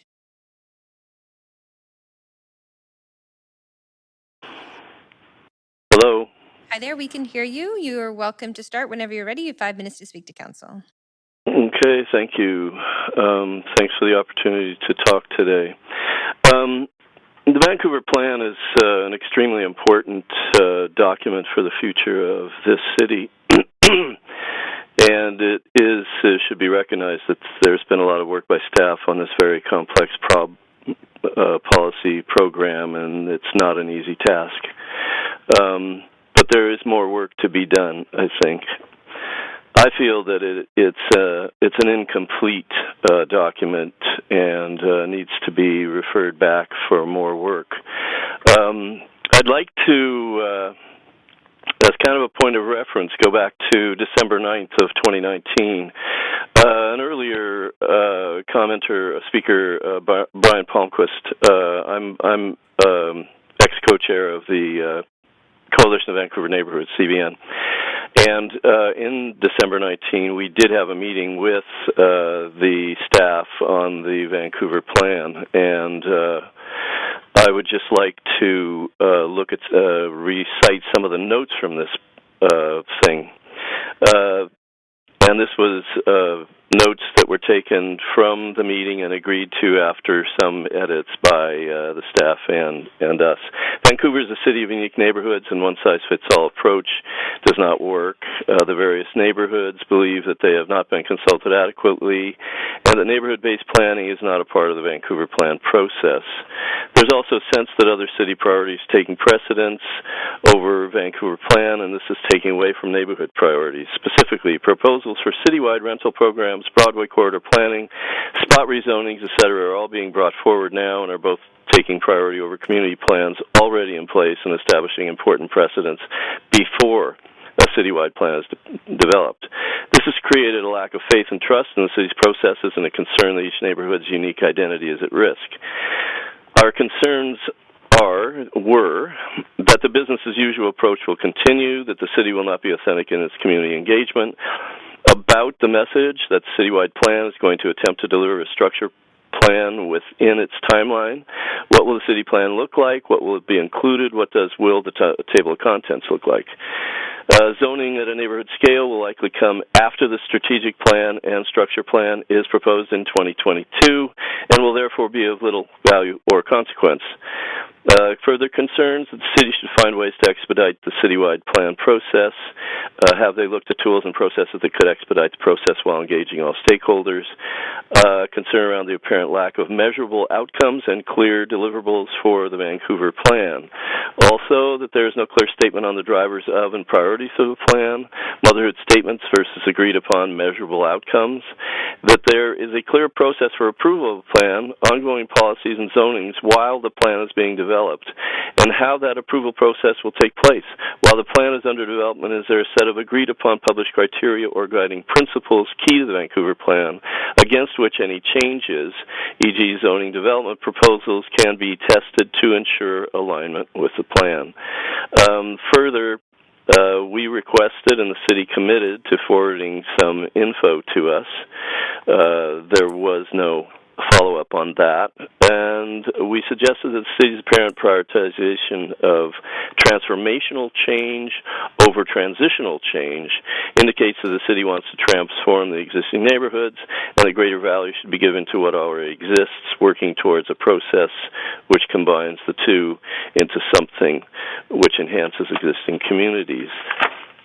Further, staff committed to follow up in the new year with deeper, more informed conversations with smaller groups and commits to updating CVN with new tools and opportunities for engagement as the schedule for Vancouver plan is finalized. And as a general note, we said that we would like to remain actively engaged with the Vancouver Plan Committee and are ready at any time to meet again and move forward in helping to co-create the viable Vancouver plan. None of this was followed up on. I look at this plan, the existing one that is before you now, as Scott Hine looks at it, as a foundational beginning. But there is lots and lots of work to do, and I don't think at this point this should be approved because there are too many things that just don't follow through. Also, the emphasis on towers is one that's problematic because you have better green options better affordability options to those who are concerned about affordability. This plan doesn't have affordability built into it at all. Yes. Okay, that is your time, and you do have questions from Councillor Hardwick. Okay. Thanks, Larry. One of the things that you said to me really struck a chord, and that was that plan was to transform rather than transition. Did I get that right? You did. So we were presented with a PowerPoint presentation in this hour and a half session, and I noted in it that their highest priority slide was the transformational, not transitional emphasis. Why do you think that is? I'm not sure. Because anybody who has a sense of what the people of this city would like to see would be transitional and not transformative. Transformative, it just smacks of clean slate. And when you have a clean slate, you can do whatever you want without limits. But we don't have a clean slate. An earlier speaker talked about this as well.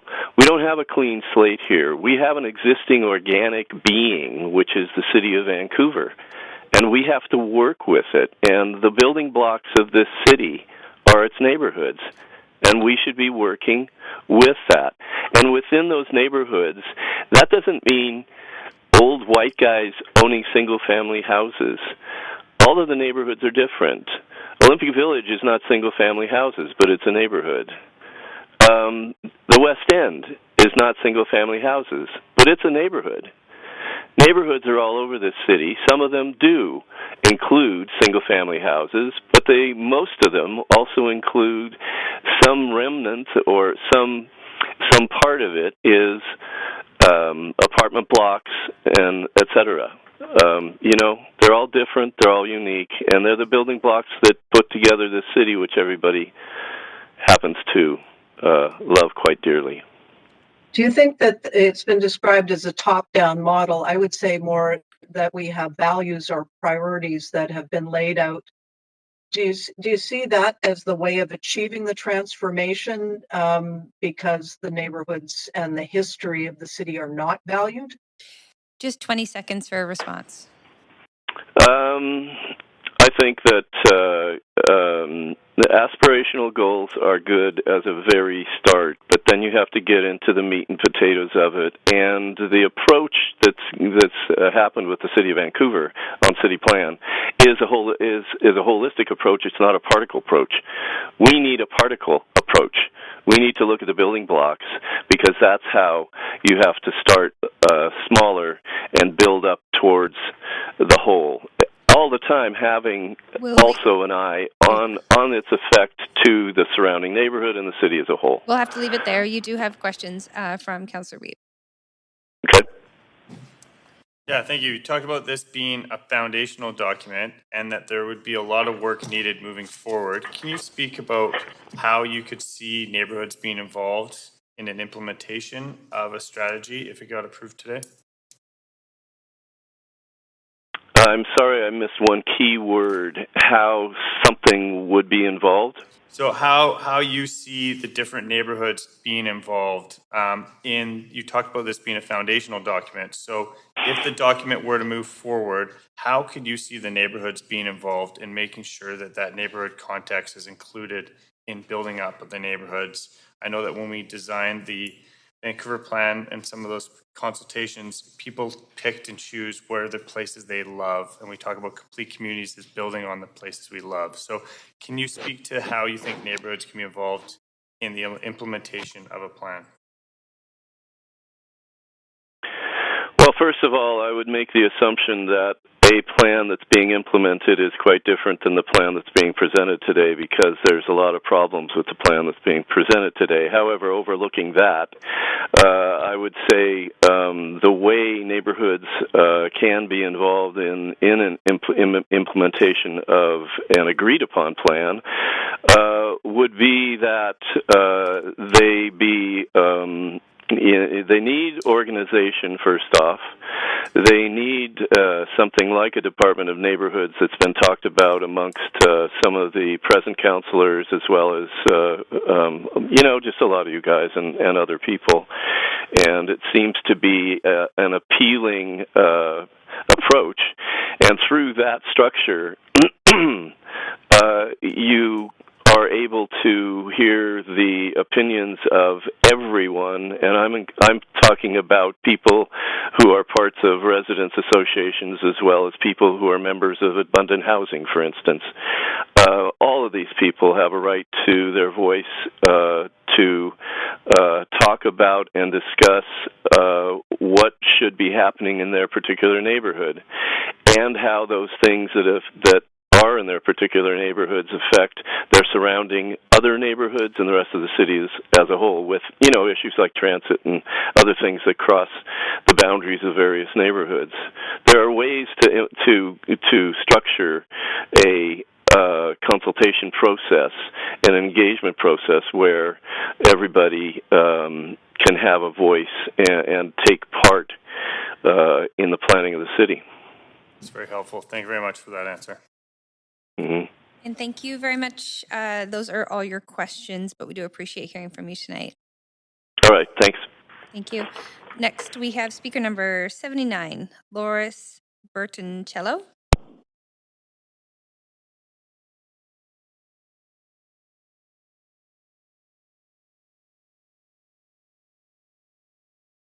Speaker 79. Yes. Hello? Hello? Hi there. Is this Loris Bertoncello? Yes, it is. Yes. Okay. Yes, it is. Great. You are up next. You have 5 minutes to speak to council, and you're welcome to begin now. Okay, thank you. Good evening, Council. Thank you for this opportunity to speak about the Vancouver Plan. Recognizing that we're on the unceded territory that we share with the Musqueam, Tsleil-Waututh, and Squamish First Nations. My name's been stated, Loris Bertoncello, and I'm providing my perspective and that of many of my Grandview Woodland neighbors near Commercial Drive. And in its current form, I unfortunately have to say I strongly oppose the Vancouver Plan, as it's much too generalized and allows for much open interpretation by any interested developer. These plans should be held to a much higher standard as we try and meet a better, loftier goal for Vancouver. And I want to highlight some of those reasons for council with some background on myself. I also just want to quickly mention the maps are quite unclear. I couldn't tell where any of the streets are within the Vancouver Plan, and I think it tends to obfuscate a lot of the detail.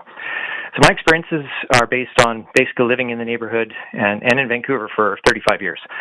I've been in Grandview Woodland for over 15, and I've been lucky enough to take part in many city planning processes when Grandview Woodland was being looked at back in 2016, based on an abrupt, strong response from our neighborhood about what appeared to be a quick decision on a plan for the Safeway site.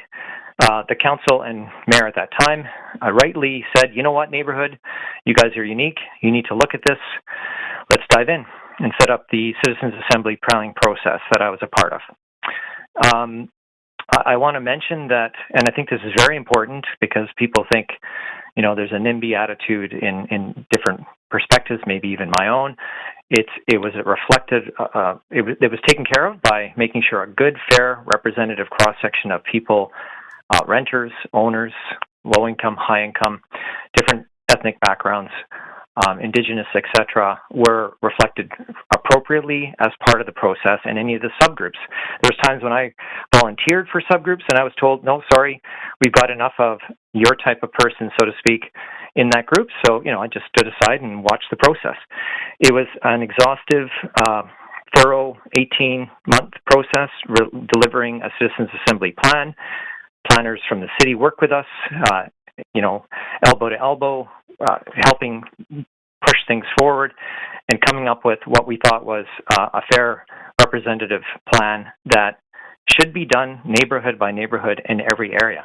Now, again, based on my experience as being a long-term Vancouverite, I think I'm kind of almost like a Joe Canada perspective on what we're hearing, and I don't have to be an expert in every field. You've heard of a lot of experts in the last day talk about specifics that are very useful, probably for and against. But what's really important and missed is that, not missed by many, some have highlighted this, neighborhoods are important. The fabric of what is a stepping stone to build Vancouver up to what it's become so proud of is our neighborhoods. Kerrisdale is different than Commercial Drive, the Drive, different than Kitsilano, and I've lived in all those different neighborhoods when I was going to school. So having the process trampled and homogenized with a broad brush Vancouver plan that by adoption nullifies our plan that we had for Grandview Woodland, so that come December when our plan will be talked about, because this was supposed to be talked about this week, you guys all know that, and that was eliminated, and it sort of creates an opportunity for developers to just say, well, hey, your plan is obsolete. I don't think a 5-year-old plan that had a 30-year window, that had an 18-month process, that was well thought out by a very good cross-section of folks that all live here, and again, not all white owners. It was a well-represented plan, and a thoughtful process that was kind and caring and reflective of the neighborhood came together. That is what we need to do here, area by area, and it's going to take a lot of hard work. But to accept this on its foundation, as I heard a recent councillor ask the previous speaker to me, the problem with that is if you adopt it, it becomes sort of the ground you work from, and then by extension eliminates more of that neighborhood voice. There isn't, I don't think we have, there's this perspective around some young renters, not everyone, that we're NIMBYs and nobody wants development. If that's true, I would be picketing every 6-story building that's already going up in our neighborhood, and there's lots of them. So I think we're keeping up with our development, and so I just respectfully ask that the council oppose this plan because it needs rework. And thank you for your time. I think my 5 minutes is up. Yes, it's perfectly timed. Thank you. Councillor Hardwick, you do have questions, so if you just remain on the line. Councillor Hardwick, over to you. Just really quickly, the Citizens Assembly process, overall, you found it to be a constructive process? I did. There were several group meetings and then subgroups that came out. There was opportunities at tables to discuss and brainstorm ideas. There was lots of opportunities where you could go and talk to individual planners if someone had a brainstormed idea. I thought it was well respected, and speakers were allowed to provide that insight. And it was, Councillor, a hard-fought effort. And I don't agree with everything in it, but I'm willing to respect it because the process was followed where an individual-based neighborhood perspective was allowed to reflect what we all need. And the Vancouver plan doesn't do that. And that's, we can't be a homogenized city and make Kerrisdale like Grandview Woodland or like Kitsilano. They have different issues. And some other folks have articulated that over the last 8 hours, and I have been listening, and I think many points have been well said. And I recognize we do need to do something. This is, again, not a stop. This is more of a let's recognize we all have to roll up our sleeves and really dig in here to do the right thing. And I really do think the Citizens Assembly process we had in Grandview Woodland, our document that suggested 12 to 16-story towers at Safeway, which was reasonable, and graduated 4 to 6 stories on main arterials, which is being done right now, allows for the suggested population growth we need, which has again been reiterated by numerous speakers about we don't need 35-story towers. This thing has gone from, my local example of the Safeway site has gone from a 12-story tower to 16, which would have been sufficient, to now suggested 35. If anyone's gone out to Brentwood Mall, and I have family out there, everybody's in shadow. It doesn't make sense. There's a lot of anonymity that gets built into towers, and it doesn't really involve or create a vibe of neighborhood that we have. So I'm so proudly able to say we have in Commercial Drive, as many that live in Kits would say that about Kits, etc. So this is where this plan falls down, unfortunately. So I strongly suggest that the council reject this plan in its current form, and let's do this together, and let's do it right, and probably with a refreshed council. No offense to the current council members, but is the mandate not nearly done? that's part of something we should all be respectful of. Also, is the voice of the process. I'd ask really quickly, do you think it's a replicable process, the Citizens Assembly for other neighborhoods? You just have 10 seconds if you can manage that. Yeah, personally, yeah, absolutely. Personally, I think it was well managed because the planning group was very erudite and careful about seeking out reflective representations of the different groups. So yes, and it worked well, and I think it worked quite well here. And it was adopted, and it has been adopted by what you see here. So thank you, Councillor Harwick, for those questions. Okay, thank you very much. Those are all your questions, Speaker. Thanks for calling in. All right, thank you. Thank you for the time, Council. Thank you. Next, we have speaker number 80, James Tang. Speaker 80, not on the line. Thank you. Speaker number 81, Gail Langton. Not on the line. Speaker number 82, Linda Diano. Yes. Yes, I'm here. Can you hear me okay? Yes, we can hear you. You are welcome to start. You have 5 minutes. Thank you, Mayor and Council, for this opportunity. I oppose the plan, not for any new reasons, really, but let me just maybe articulate a few things. Vancouver is a place of neighborhoods. No new thought there, but heavily emphasized today. It is a place where people have received immigrants. People have built their families here, their homes. People identify with Kits as being different than Commercial Drive, different than Kerrisdale. This is why people come and live here. They pick the place they want to live, and they contribute. This plan is antiseptic. It completely cleans the slate. The city is already in existence. We're not trying to recreate the city. We're trying to move the city forward. We look outside of our windows and we see towers in our neighborhood. I'm in the Commercial Drive area. We have development going on. We have duplexes going on. We have infill. We are transitioning and moving forward. The housing stock is changing. The demographic is changing. We need to do that. We know that. I just want you to hear that Vancouver is a city of neighborhoods. And that is so obviously lacking from this plan that that has to be insulting. I really ask Council to step back and think, why did you get into this role and dedicate so much of your time? It's because you connected with people in this city who inspired you to lead. Vancouver is a city of neighborhoods, and I really ask you and invite you to start and restart building trust with neighborhoods, to integrate the fabric of their existence and their willingness to change into this plan. I work in the corporate environment, and one of the things we do when we make strategic plans is we talk about the assets that we already have and what we want to build on and where we have to be. I don't see the assets in this plan. I see, again, a leveling of this city. So that's the first point I wanted to make, just around Vancouver's a city of neighborhoods. Please respect that. The second is, my experience has been that I've been a renter in different parts of this city, the West End, Point Grey, Kitsilano. I grew up in the South Vancouver area. I now fortunately have a very small place, not a house, in East Van. I'm not opposed to change, but I am opposed to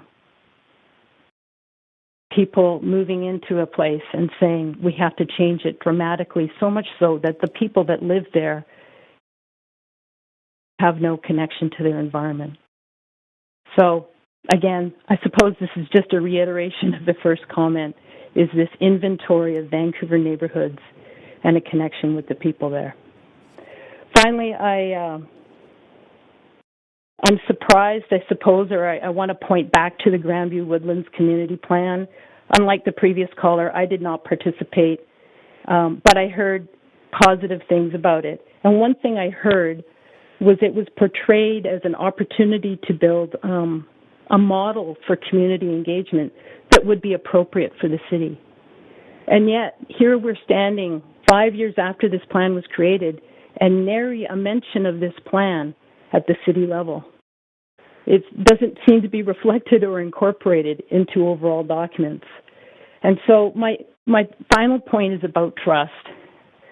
If we're really to move forward together, and we all need to be in this together, we need to build trust between the stakeholders and council and staff. And when you come to us wanting consent or input or ideas or whatever, they have to appear somewhere in the evolution of the go forward plans. And so I would like there to be some reconciliation with this neighborhood at least, and probably others who have spent their personal time pouring themselves into these plans to see them overstepped. Okay, I'm going to just ask that you pause there. You do have questions if that comes to the end of your 5 minutes. Sure. Councillor Hardwick. Great, thank you. Thank you. So to your point about the neighborhoods, we heard a conversation earlier about the difference between having transformational change in the plan versus transitional change. The transitional being, I would assume, working in transitioning neighborhoods to achieve greater density at a hyperlocal level. Do you, in your reading of this, did you get a sense of the difference between transformational and transitional change? I have to be honest, I did not. I mean, the principle that resonates is if you've actually taken stock of what exists and declare that you're building on it, then that is closer to transitioning. However, a plan that focuses on main arterial routes, for example, and the densification of those routes does not convey transition. Is there anything in the plan that you see as positive that gives you something to look forward to?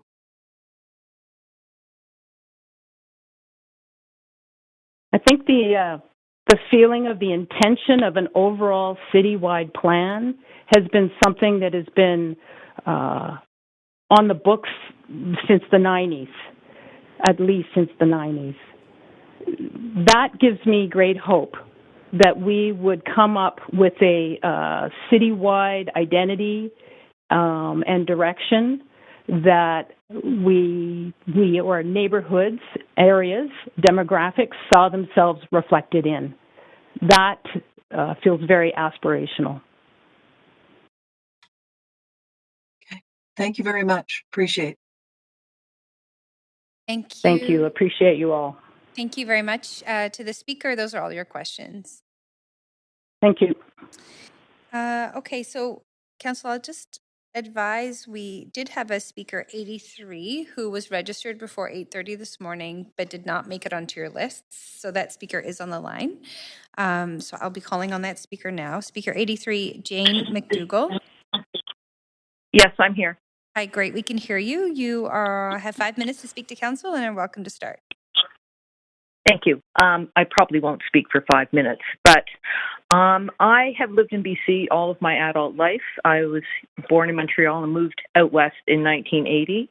I've lived in Kitsilano for over 20 years, and I love this city. What I love about it, like a lot of people have said, are the neighborhoods. I'd like to keep those neighborhoods. I think all great cities have separation between neighborhoods, and everybody likes to move between them. I love to go Commercial Drive. I love to go downtown. There's all parts of the city that are fun and interesting because they're different from each other. I'd like those differences to remain part of the city. guess I feel a little bit unsure why such a big idea is coming through and being sort of, in my mind, pushed through when there's an election in the fall. I feel like Vancouverites should have a chance to vote on this as individual voters can make a decision and not have to go through all the process of making changes. That's, in my mind, a very soon election. And I just would like to see all of this wait and be reviewed, possibly by new council. You know, it's a very big idea. It's going to make impact that will affect the city for the rest of my life. And I just would like to see it slow down and wait for an election. It is a democracy. Let's keep our democracy and let people vote on this big change.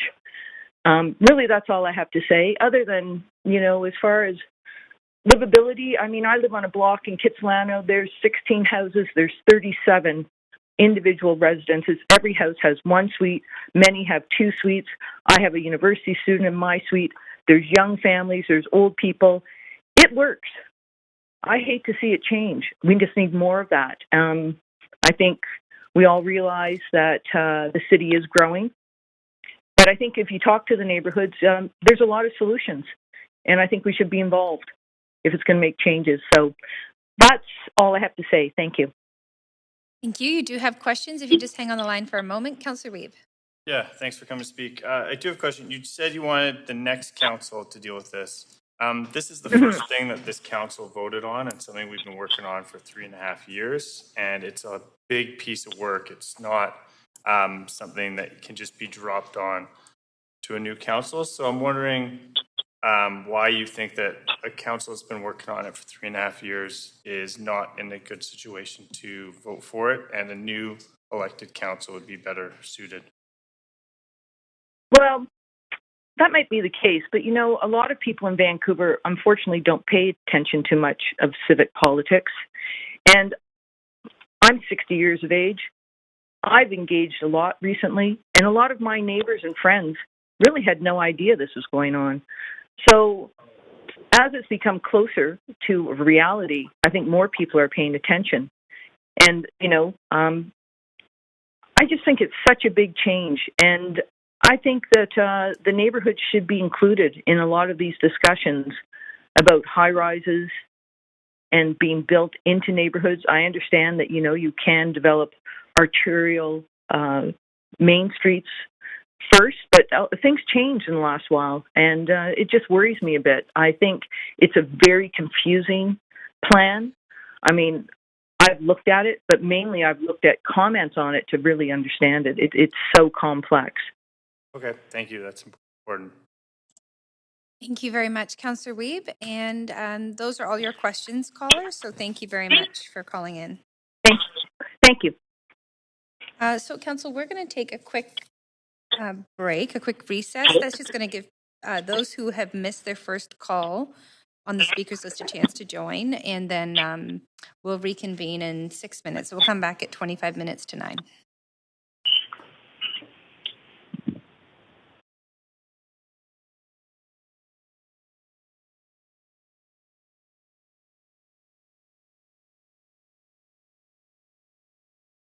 Please remain on the line as we will be reconvening shortly. Thank you.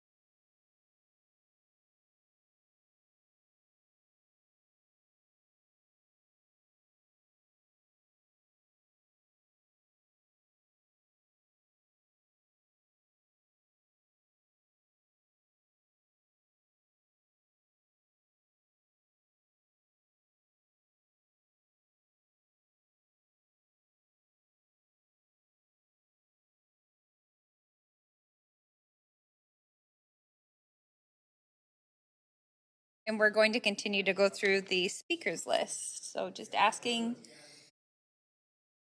if there's any counselors who can turn their videos on. I see we're just about at quorum.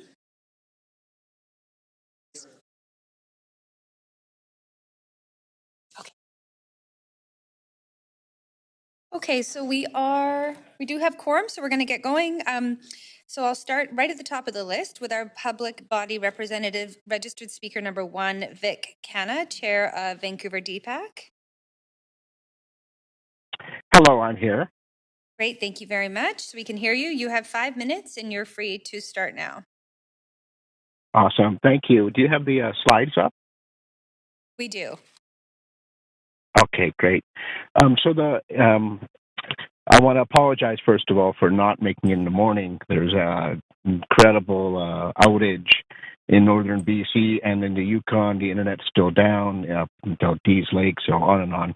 But I'm here on the phone now. I don't have my slides in front of me, so I'm going to go through memory as best as I can. Mayor and Council, it's great to be here on behalf of Vancouver DPAC today. We would like to talk about the Vancouver plan and the city planning for growth and the city planning for family-friendly housing. And then at the same time, the Vancouver School Board planning for decline and dismantling complete communities. Next slide, please. So the story of QEA is one where we already have all the ingredients for a complete community. And last month, the Vancouver School Board voted to close the QEA. And what that means is if they follow through with the disposal, then that means that this neighborhood loses an important ingredient of what constitutes a complete community. And this is not an isolated incident. In April, the Vancouver School Board, we got a copy of the redacted asset land strategy. And in there's another, a total of 21 schools marked for annexes or school closures or consolidations. So this is far-reaching. Next slide, please. Vancouver DPAC has been involved with the Vancouver plan since the beginning. So 3 years ago, we've been involved in all 4 phases, and we are really appreciative and we are highly encouraged, and we are actually thrilled to see a lot of our input incorporated. When we look at the policies and we look at dimensions of schools, the ingredients are there, and we really, really appreciate that. Next slide, please. The City of Vancouver does need to go further and broker a commitment from the Vancouver School Board and the Ministry of Education to deliver safe schools and school spaces at the same rate that the City of Vancouver is going to be delivering housing. Our ask is for the homework to be done together and for, the work to be shared. In math class, we're taught that for long division and other calculations, we're not allowed to just provide the answer. We need to go through the work and show people and convince people and make sure that we're making the best decisions possible for the future of our kids and their kids' kids. Next slide, please. So here we have a bit of an illustration of a school, and I believe the first slide is Nelson, and the VSP is declining, forecasting an 80-kid decline from today in the next decade of kids attending Nelson. Next slide, please. 100-kid decline at Hudson, and Hudson is a school that's going to be, kitty corner to the Squamish Nations development and part of the Broadway plan and part of densifying kits. And it has, a kindergarten lottery, as does Nelson. Next slide, please. As does Gordon. And Gordon is forecast to be declining too in the next decade. Next slide, please. And as is Fleming. And Fleming also has a kindergarten lottery. So a lot of this doesn't, past ground truth. So, parents, we're not expert demographers, but we just see a problem here and we question it. Next slide, please. So overall, if we add up all the schools, the Vancouver School Board is planning 5,422 fewer kids in the year 2031 than there are today. Next slide, please. So we thought about, well, what are other people, forecasting? And then we have BC Stats. This is the Ministry of Education and BC Stats forecasting a lot more kids. Next slide, please. Then we looked at census, and then we looked at BC Stats and said, well, how many kids are there in Vancouver? And, we can't figure it out, but BSB says there's 57,000 kids in Vancouver. The Ministry of Education says we're paying for 64,000 kids. And census says there's 64,000 kids. Vic, So something Speaker, doesn't add I'm up. sorry to interrupt you. Yep.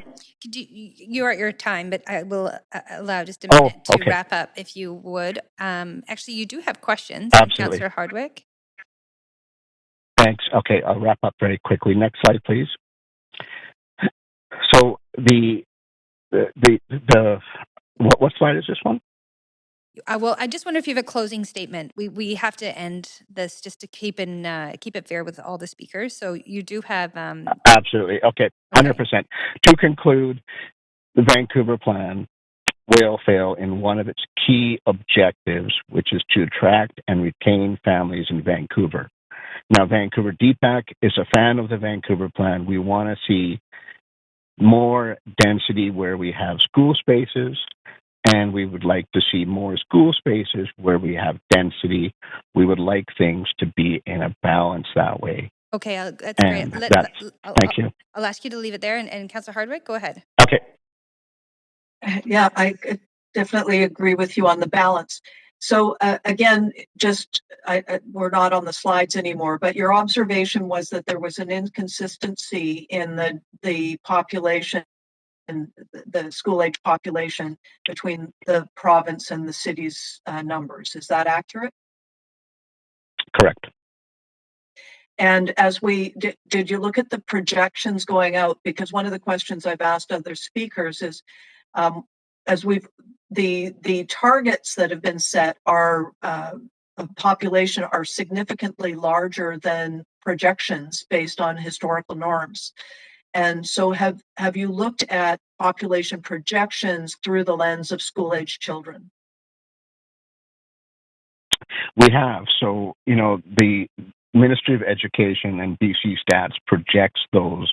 So we put that in one of our charts there so we can refer back to it. But they are projecting quite a significant difference than what the VSB is projecting.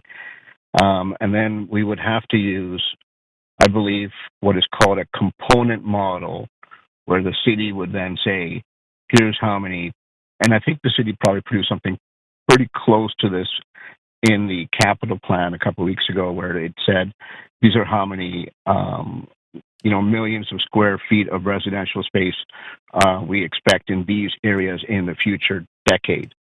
So that would be then a component model of saying, okay, well, in these areas, what percentage of school-age kids would come out?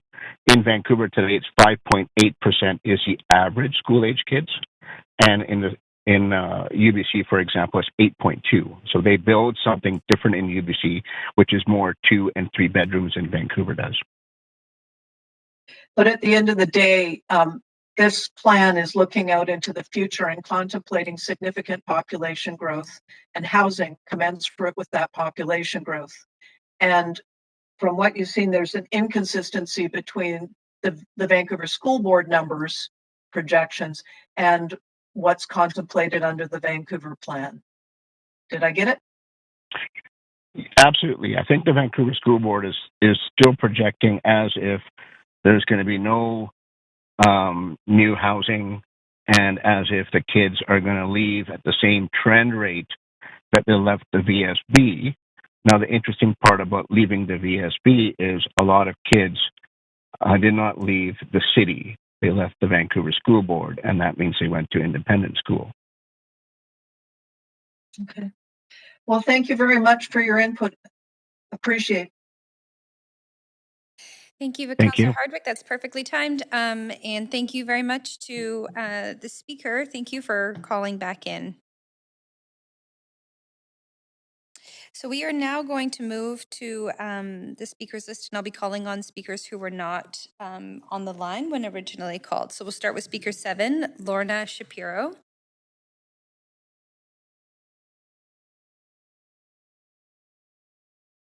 Not on the line. Thank you. Speaker 11, Taylor Curran. No. Speaker 15, Roberta Olenek. Yes. Yes, I'm here. Hi there. We can hear. So, please go ahead. Okay. Just let me swallow this mouthful of Beyond Burger.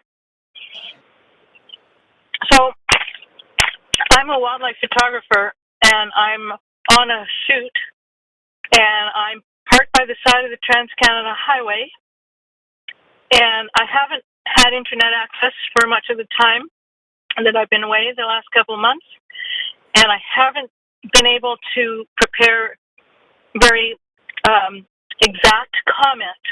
But the fact that I'm speaking to you now speaks to how strongly opposed I am to this plan. This is a bad plan. The time I've had internet access, I've been able to read articles from excellent, qualified planners, many of them who were involved in making Vancouver the livable city it was, who pen this plan.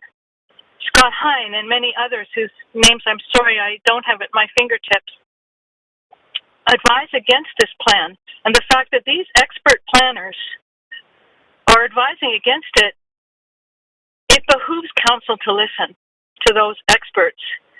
I'm sorry, my thoughts are a bit scattered. I haven't been able to prepare anything. But I know that this city was, for a long time, rated as the most livable city, #1 in the world. It has fallen down the ranks significantly in the last few years. We should be listening to the planners who made it #1 livable city. As many people have noted, this top-down process that ignores public participation and neighborhood input, to me, it's autocratic, not democratic.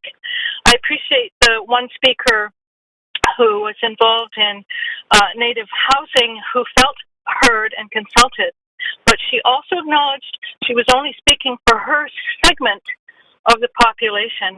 I guarantee you that my segment of the population, which is a general resident, either doesn't know anything about this plan, doesn't understand this plan, or opposes the scale of change in this plan. I don't see any way that this plan, the map is so smudgy and vague. I can't even tell what my neighborhood is to be. I haven't been able to look at the latest plan, but the previous iteration I was able to look at.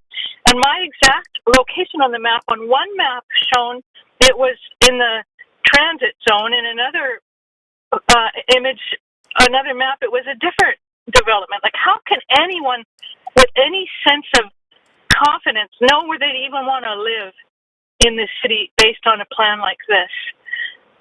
I can tell you that I am hugely anxious and nervous about this plan.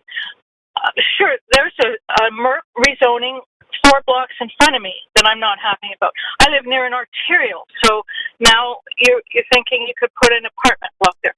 All along, I've taken some comfort in thinking, well, I love my house. It's a pain to move. It's expensive to move. But there are other places I could move in the city to avoid those kinds of developments that I choose not to have as neighbors. But under this plan, there is nowhere in this city left that I would want to live. This plan would drive me out. This plan does not respect neighbors. It does not look at the data, as many people have noted, in terms of what realistic projections there are for population increases. It does not provide the necessary amenities. It pays lip service to protecting our tree canopy and green space, but where the hell is that going to be with all that densification and all those towers? This is a bad plan. I strongly oppose it, and I urge you to vote against it. I really think it needs to go to a vote of citizenry. It needs to be an election issue so that people really understand what's going to smite them, if you will, in their neighborhood. It may be been on the drawing board for 3.5 years, but that doesn't mean it shouldn't go before the electorate. They need to have an opportunity to voice their opinion on such a broad, sweeping plan that will affect absolutely everyone. Say no to this. Thank you. Thank you very much. That was perfectly timed, and there are no questions for you. Thank you. Next, we will call on Speaker 23, Chris Fleurlage. No. Thank you. And Speaker number 43, Celia Wong. Yes. Number 43, Celia Wong. Yes, I'm here. Hi there. You're going to need to turn down your live stream in the background there. You're welcome to start when you're ready. Okay, I'll turn this off first. Okay, I turned off the video. Okay. Hello, Mayor and councilors. Thank you so much for allowing me some time to share my concerns. My name is Celia Wong. I was born and raised in Vancouver. I'm of Chinese descent. I'm a condo owner, and I live in Cedar Cottage. I recently perused the Vancouver plan and opposed the plan as it is written, simply because this plan will override existing community plans and may remove my right as a homeowner to comment on redevelopment which directly affects me and the neighborhood I live in. The consultation process began in fall of 2019 to now. Given that Vancouver's population was estimated at 660,000 in 2016, and only 25,756 responses to this plan were received, a mere 4% response rate hardly appears sufficient to warrant approval and implementation of such a wide and far-reaching visionary document, especially when a pandemic forced many people to self-isolate for much of that period and were unable to participate. Complete neighborhoods are occupied by the people living in them, and they should have a say in what goes on in their neighborhood. The Vancouver plan should not take precedence. Also, I am not sure why this item is needing approval at this time. The civic election is only 3 months away, and the new council should be given the opportunity to continue to debate this item. More work is needed to make it a plan that we can all agree with. Thank you. And thank you very much. Though there are no questions, but we do appreciate you calling in. Okay, thank you. Bye. Bye now. Next, we have Speaker 45, Michelle Frost. No. Thank you. 47, Bonnie Dakin. No. 52, Sal Robinson. No. 55, Richard Babcock. No. And 61, Carol Volkart. Yes.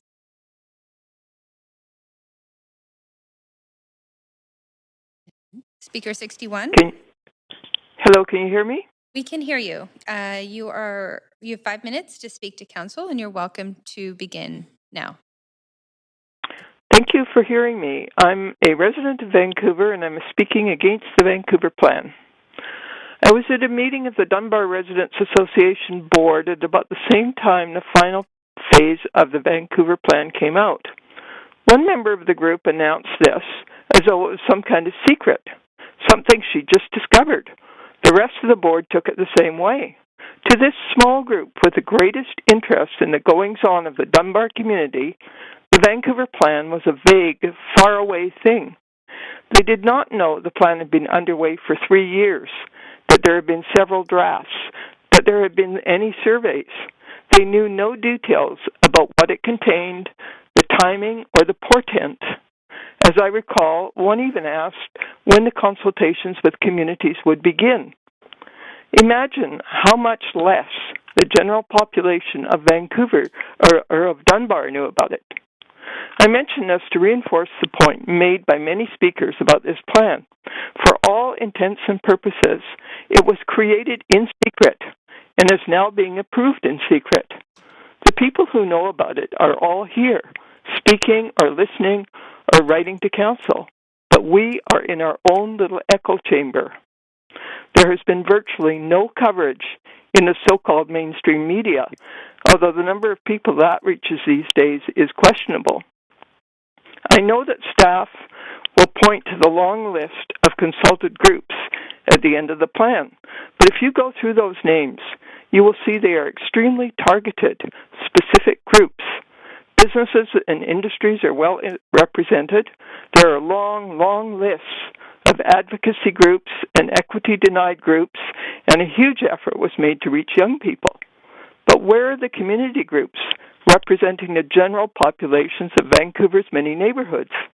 I did notice the Dunbar Residents Association on that short list, which raised questions about how much consultation actually went into the groups on those lists.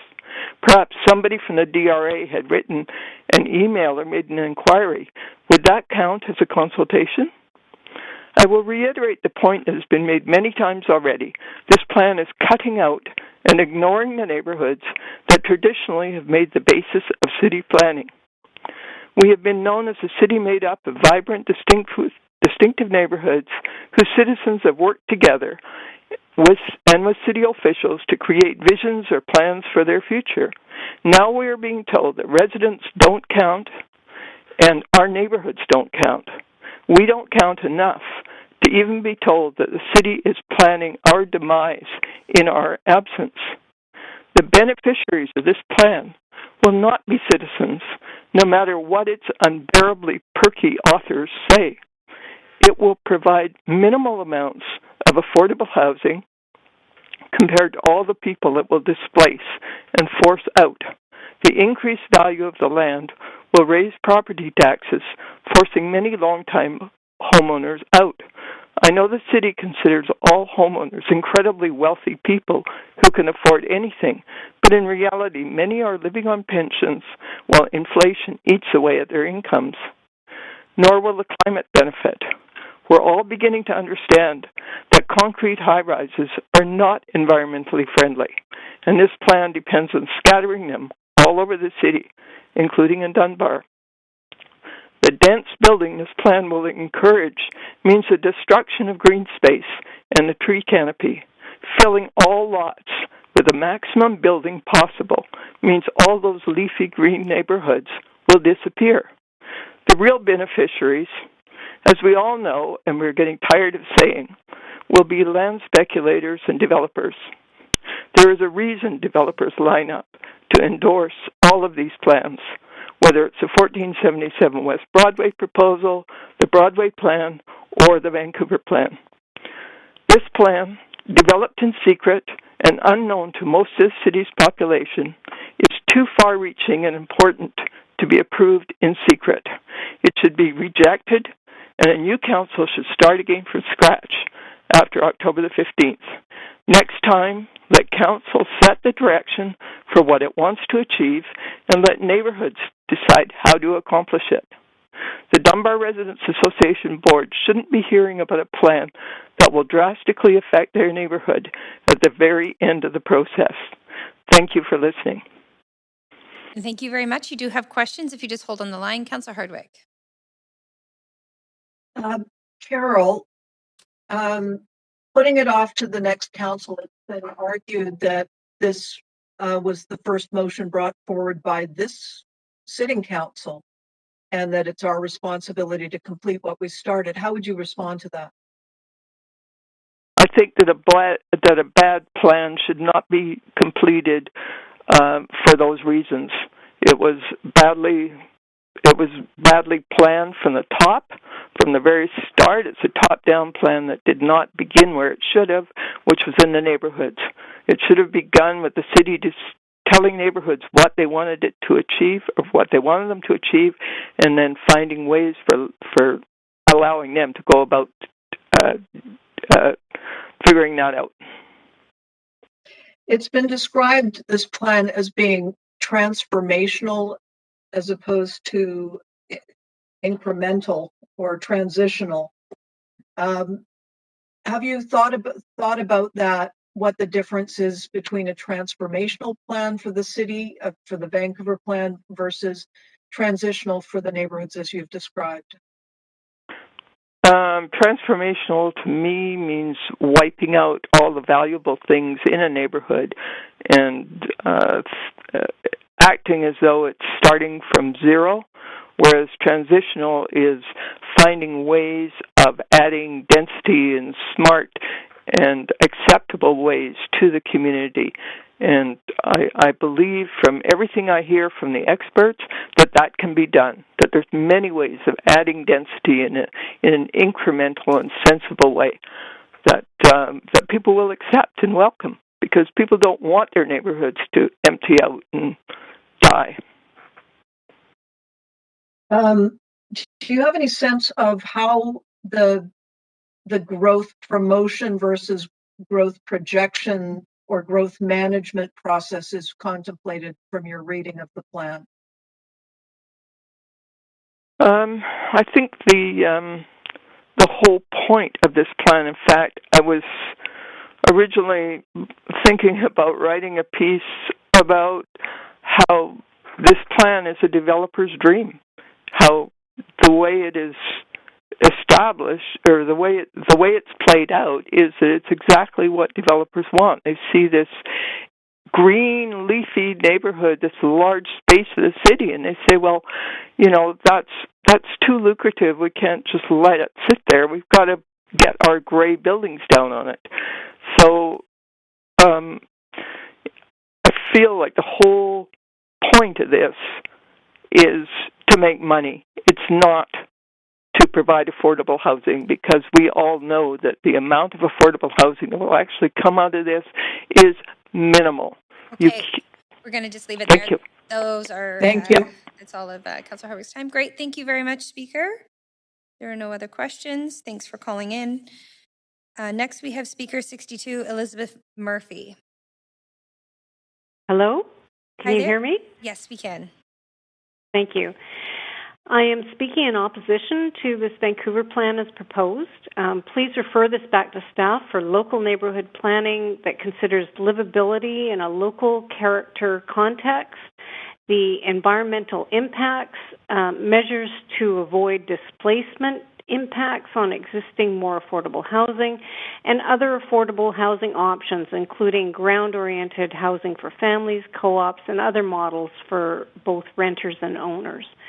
A plan of this magnitude, especially as it may become the official community plan, and that potential provincial changes could allow rezonings without public hearings, this should not be approved within only a week of the final report being made public. There are many concerns with the 230-page report. This is an enormous plan to fundamentally change Vancouver from the city of neighborhoods into the American model of bland-based typologies everywhere without context. The plan to change the entire city is brought forward with only 1 week notice, when even to rezone one individual site, a public hearing would require at least 2 weeks' notice. This is typical of the lack of meaningful public engagement throughout this process. Many planning professionals have spoken out in opposition to the Vancouver plan and the Broadway plan, including former directors of planning Ray Spaxman and Larry Beasley, senior planner and urban designers Ralph Siegel, Scott Hine, and Brian Palmquist, and housing planner Cameron Gray, as well as UBC professors Penny Gernstein and Patrick Condon. While all support increased density close to new subway transit stations with varying opinions of the scale that should be, there also is major concern about the lack of neighborhood-based planning, lack of urban design, and the need to send this plan draft back for more work. For example, Ralph Siegel was quoted as saying, "Approval of the Vancouver plan and its approach to planning and affordable housing will nail it as a disaster."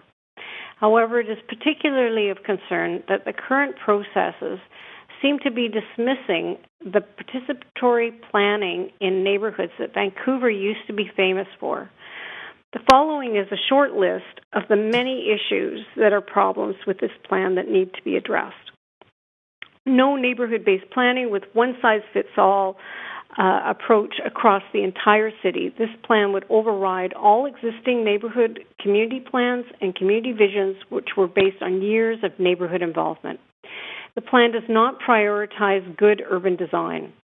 Excessive population targets, lack of consideration of existing capacity, impacts on land value inflation, affordability, and displacement needs more incremental approach. Need to build more of the housing options that we need, including ground-oriented family housing and a range of scales to fit into the context of each neighborhood, including affordable co-ops. No policy for heritage buildings and character retention incentives are undermined. Not enough provision of green space, both public and private. Embodied emissions are not adequately considered for carbon footprints and embodied emissions associated with new development, especially the use of concrete and glass in new tower buildings. And finally, the lack of city services, amenities, and infrastructure. This plan is simply not ready for approval, so please refer this back to staff for neighborhood-based planning with community involvement. There is a tremendous amount of development currently in the pipeline, and we have time to plan this right for the housing and communities that we need for a sustainable, affordable, livable future. Thank you. Thank you. You do have questions. If you'll just remain on the line. Councillor Hardwick. Thank you very much. You made a comment about the process that Vancouver used to be famous for. Our neighborhood-based planning is something that we used to be famous for. What we've heard with this plan is that it seeks to be transformational. And it's driven by the principles that are laid out in the plan. Do you see an inherent conflict between neighborhood-based planning and this nature of transformational change? Well, what has been proven to be successful is that we need to consider what is here now, what can be added on in layers, and to be developing in a more phased and nuanced and incremental approach, so that it doesn't have the negative impacts of displacement, land value inflation, and all of the other things that come with too much too soon, and too many mistakes can be made. And especially when you're pushing forward major plans like this that have very large scale buildings going in at arbitrarily, setting precedents that affect land values all around them, and the affordability and displacement that goes with that, and also basically is a driver of so much land speculation. So I think that we need to take a step back and learn from the things that we have done right in the past.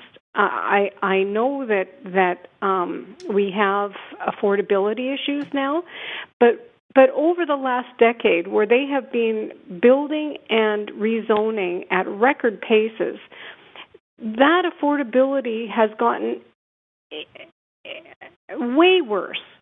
So I think we need to stop trying to do the same thing over again that is just making the problem worse, and take a step back and really do some proper planning that is takes into local context, make sure that we don't displace people in already relatively affordable housing. Okay, we're going to have to leave and it that, there. Sorry to interrupt okay, you. That is no the end worries. of the time. Thank you. I know it's hard to tell from Thank you. Yeah, where I can't you tell. are. Yes. Okay, I'm going to keep going. Thank you. Speaker 63, Jagmeet Sikon.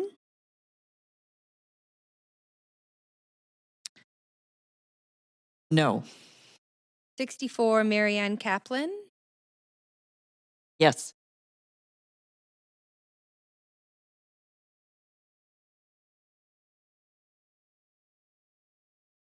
Speaker 64, Marianne Kaplan.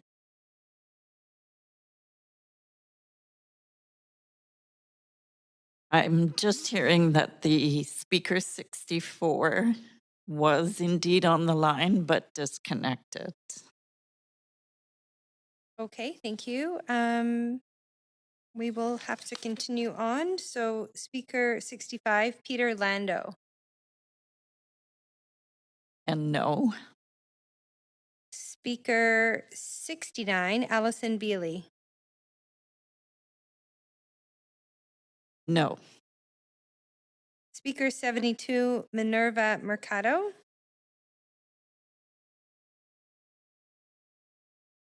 No. Speaker 73, Will Johnston. No. Speaker 80, James Tang.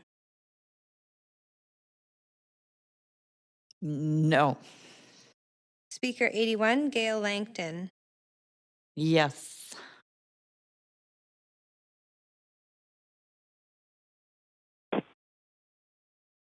Hello? Hi there, we can hear you. You have 5 minutes to Okay. speak to council. Please go ahead. Okay, thanks. My name is Gail Langton, and I'm opposed to this plan. I don't think there's been enough public consultation. I think all the local neighborhood planning that's gone on for a long time has been ignored, and I also think that that this is being held during summer when a lot of people are away and a lot of people aren't aware. And I think trying to push it through this quickly, I don't agree with, and I think it would be better either vote against it or defer this until after the fall election.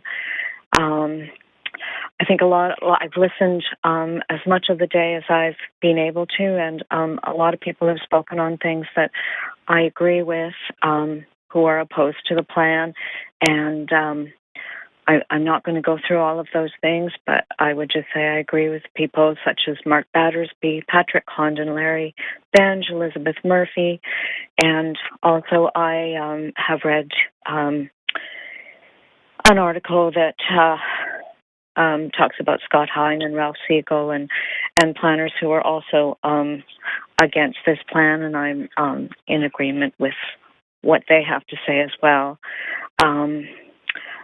I would like to say that I was born in Vancouver, although my family moved away. Then I moved back here as an adult. So I've lived here, worked here, volunteered here, raised my family here, paid taxes here. I use the local community centers. I've been engaged in community process. I've gone to meetings. I've met with the planners and walked through my neighborhood, which is Kitsilano.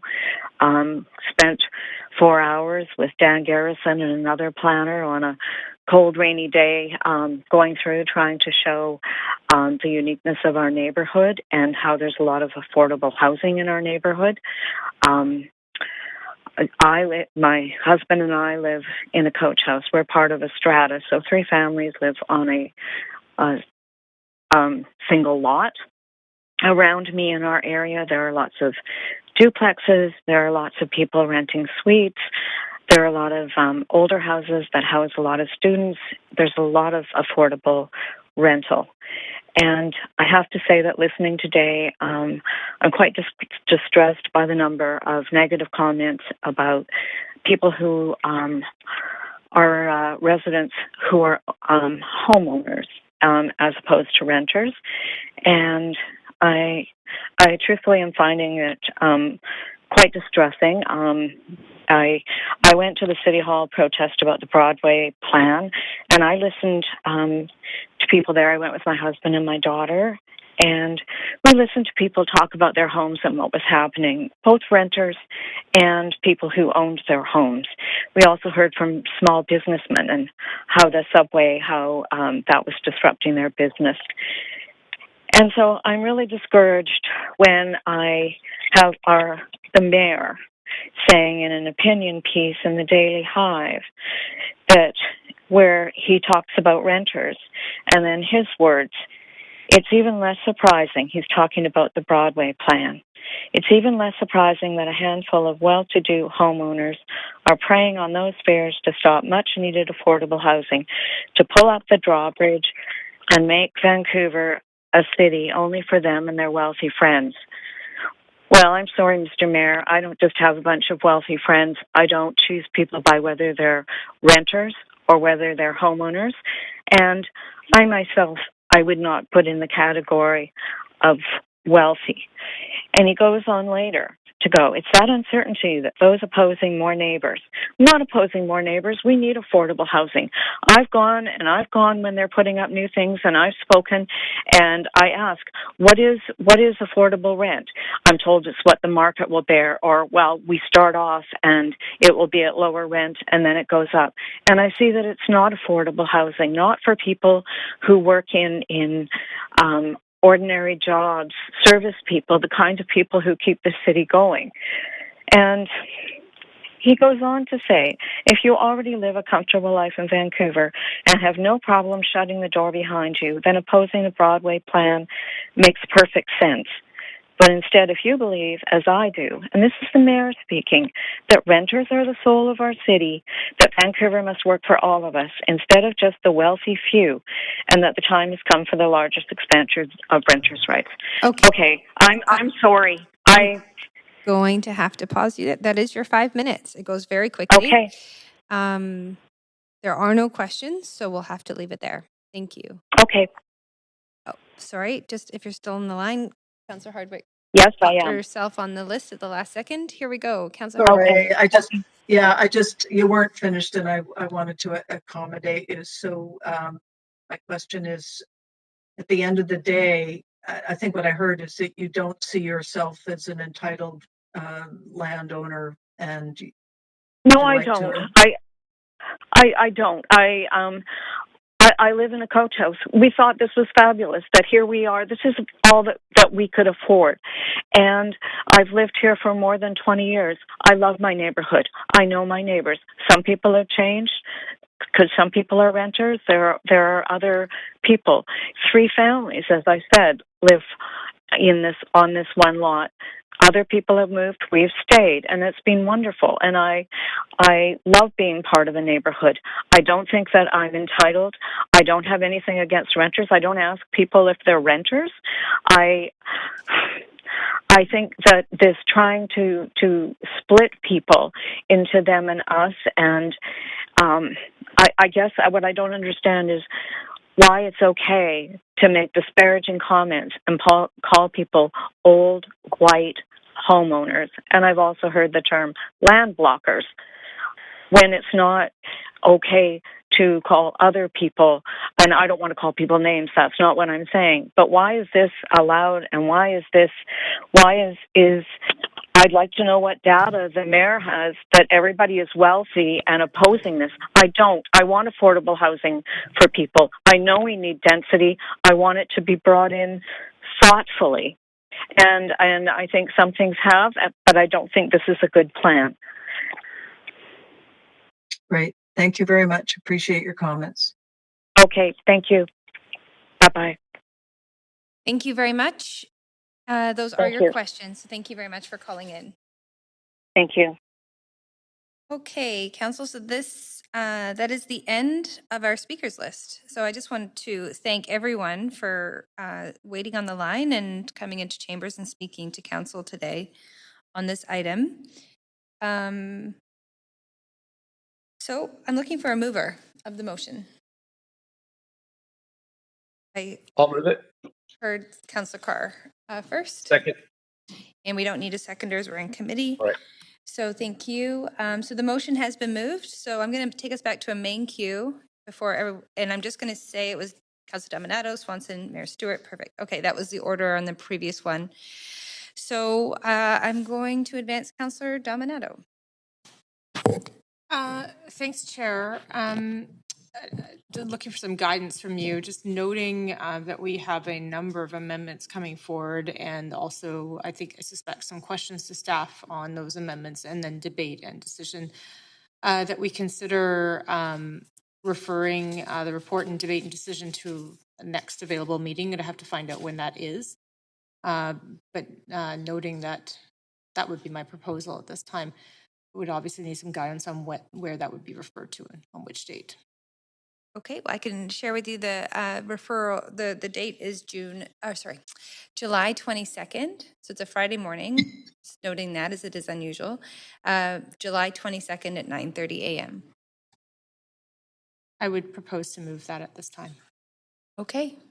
So we have a motion on the floor to refer debate and decision to July 22nd at 9:30. Is this debatable, Chair? It is a debatable motion. Let me just check. It is a debatable motion, but I'm just going to have to get us to another queue. Bear with me just to check with the clerks.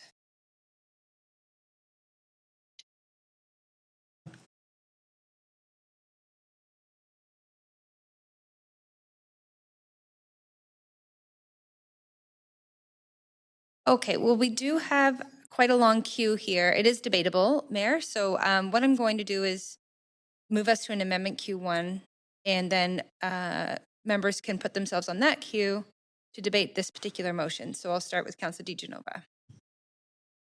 Thanks. I just wanted to speak in support of this suggestion. And I hope I won't get blasted like I did last time for, wanting to leave the meeting at a reasonable time. I think that there's different reasons for different people to have to leave the meeting, but I support Councillor Dominato's motion and happy to come back on the 22nd at 9:30. Thank you. Thank you, Councillor DiGenova. Mayor Stewart. I would like to continue, and I'll be voting against this motion. I think we have so few minutes left before the end of July when council rises that I'd like to get to work right away. Thanks. Okay, thank you. Councillor Boyle. Thanks. My preference also is that we get at least as much of this done as we can this evening, and that all of us keep that in mind in how long we speak and the amendments we put forward rather than defer for now. So I'll vote against. Thank you. Sorry about that. Thank you very much. Councillor Fry. Yeah, only to say I've just been really struggling with allergies today, and my head feels like a football. So I would actually love to take a break now. I'm certainly not going to be into going past 10, so I'll just leave it at that. I'm going to support this. So Thank you. Mayor Stewart, you're back on the queue. That might have been a holdover. Okay. Sorry about that. Councillor Hardwick. Yeah, I would, with the amount of work that's going to have to go into the amendments and into debate and decision, my preference would be to start fresh on the morning of the 22nd. I think everybody's feeling quite burnt out. Thank you. Councillor Carr. Yeah, I'm certainly prepared to do debate and decision tonight. I've been working on, the amendments and different points. So, I feel prepared. However, I really understand if people are not feeling well and are tired and need that time. I respect, I respect the needs of council members to be at their best in debating this. So my preference would be to do it tonight, but I will vote in support of Councillor Dominato's motion just because I do support the health and well-being of every member of this council. Thank you, Councillor Carr. And I too will just speak briefly. although quite happy to continue on and even go past 10, I'm not dealing with any health issues. And I know we have a number of counselors who have been sick in managing a lot of different dynamics this week. This is a big decision. It definitely will not be completed by 10 o'clock. It would have to go much past 10 o'clock, likely with the number of amendments. So I think I will support those that have asked for grace in terms of getting that health break to come back and reconvene in the morning on July 22nd with fresh eyes, and hopefully we can continue this on and of course wrap it up that day. So I will support. Councillor Weeb. Yeah, I was also hoping to get it done tonight, but I understand that this is one of the biggest documents we'll have, and I respect the health and well-being of my folks. Okay, so thank you, Councillor Weeb. Mayor Stewart. Sorry, it does look like this is going to get referred, so I'm just asking the chair if they can just keep the order of the speakers on the previous queues. Thanks so much. Okay, that's a fair point. So I'm just going to give the clerks a second to note the speaker queue. And we will go to a vote. Let's vote on screen just because there was clearly going to be varied votes. And I'm just giving the clerks a moment to get a screenshot of that speakers list. Oh, okay, yes, we can go to a vote. Great, thank you very much.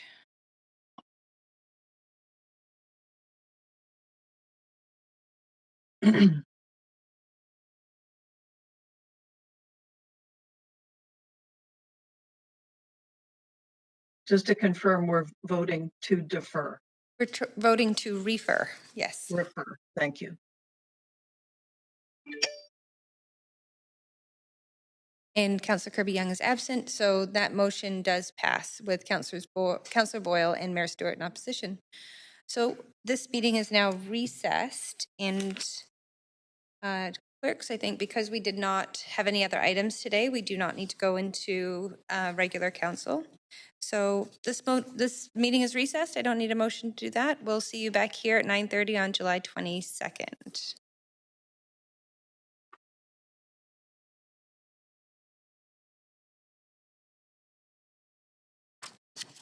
Okay, good night.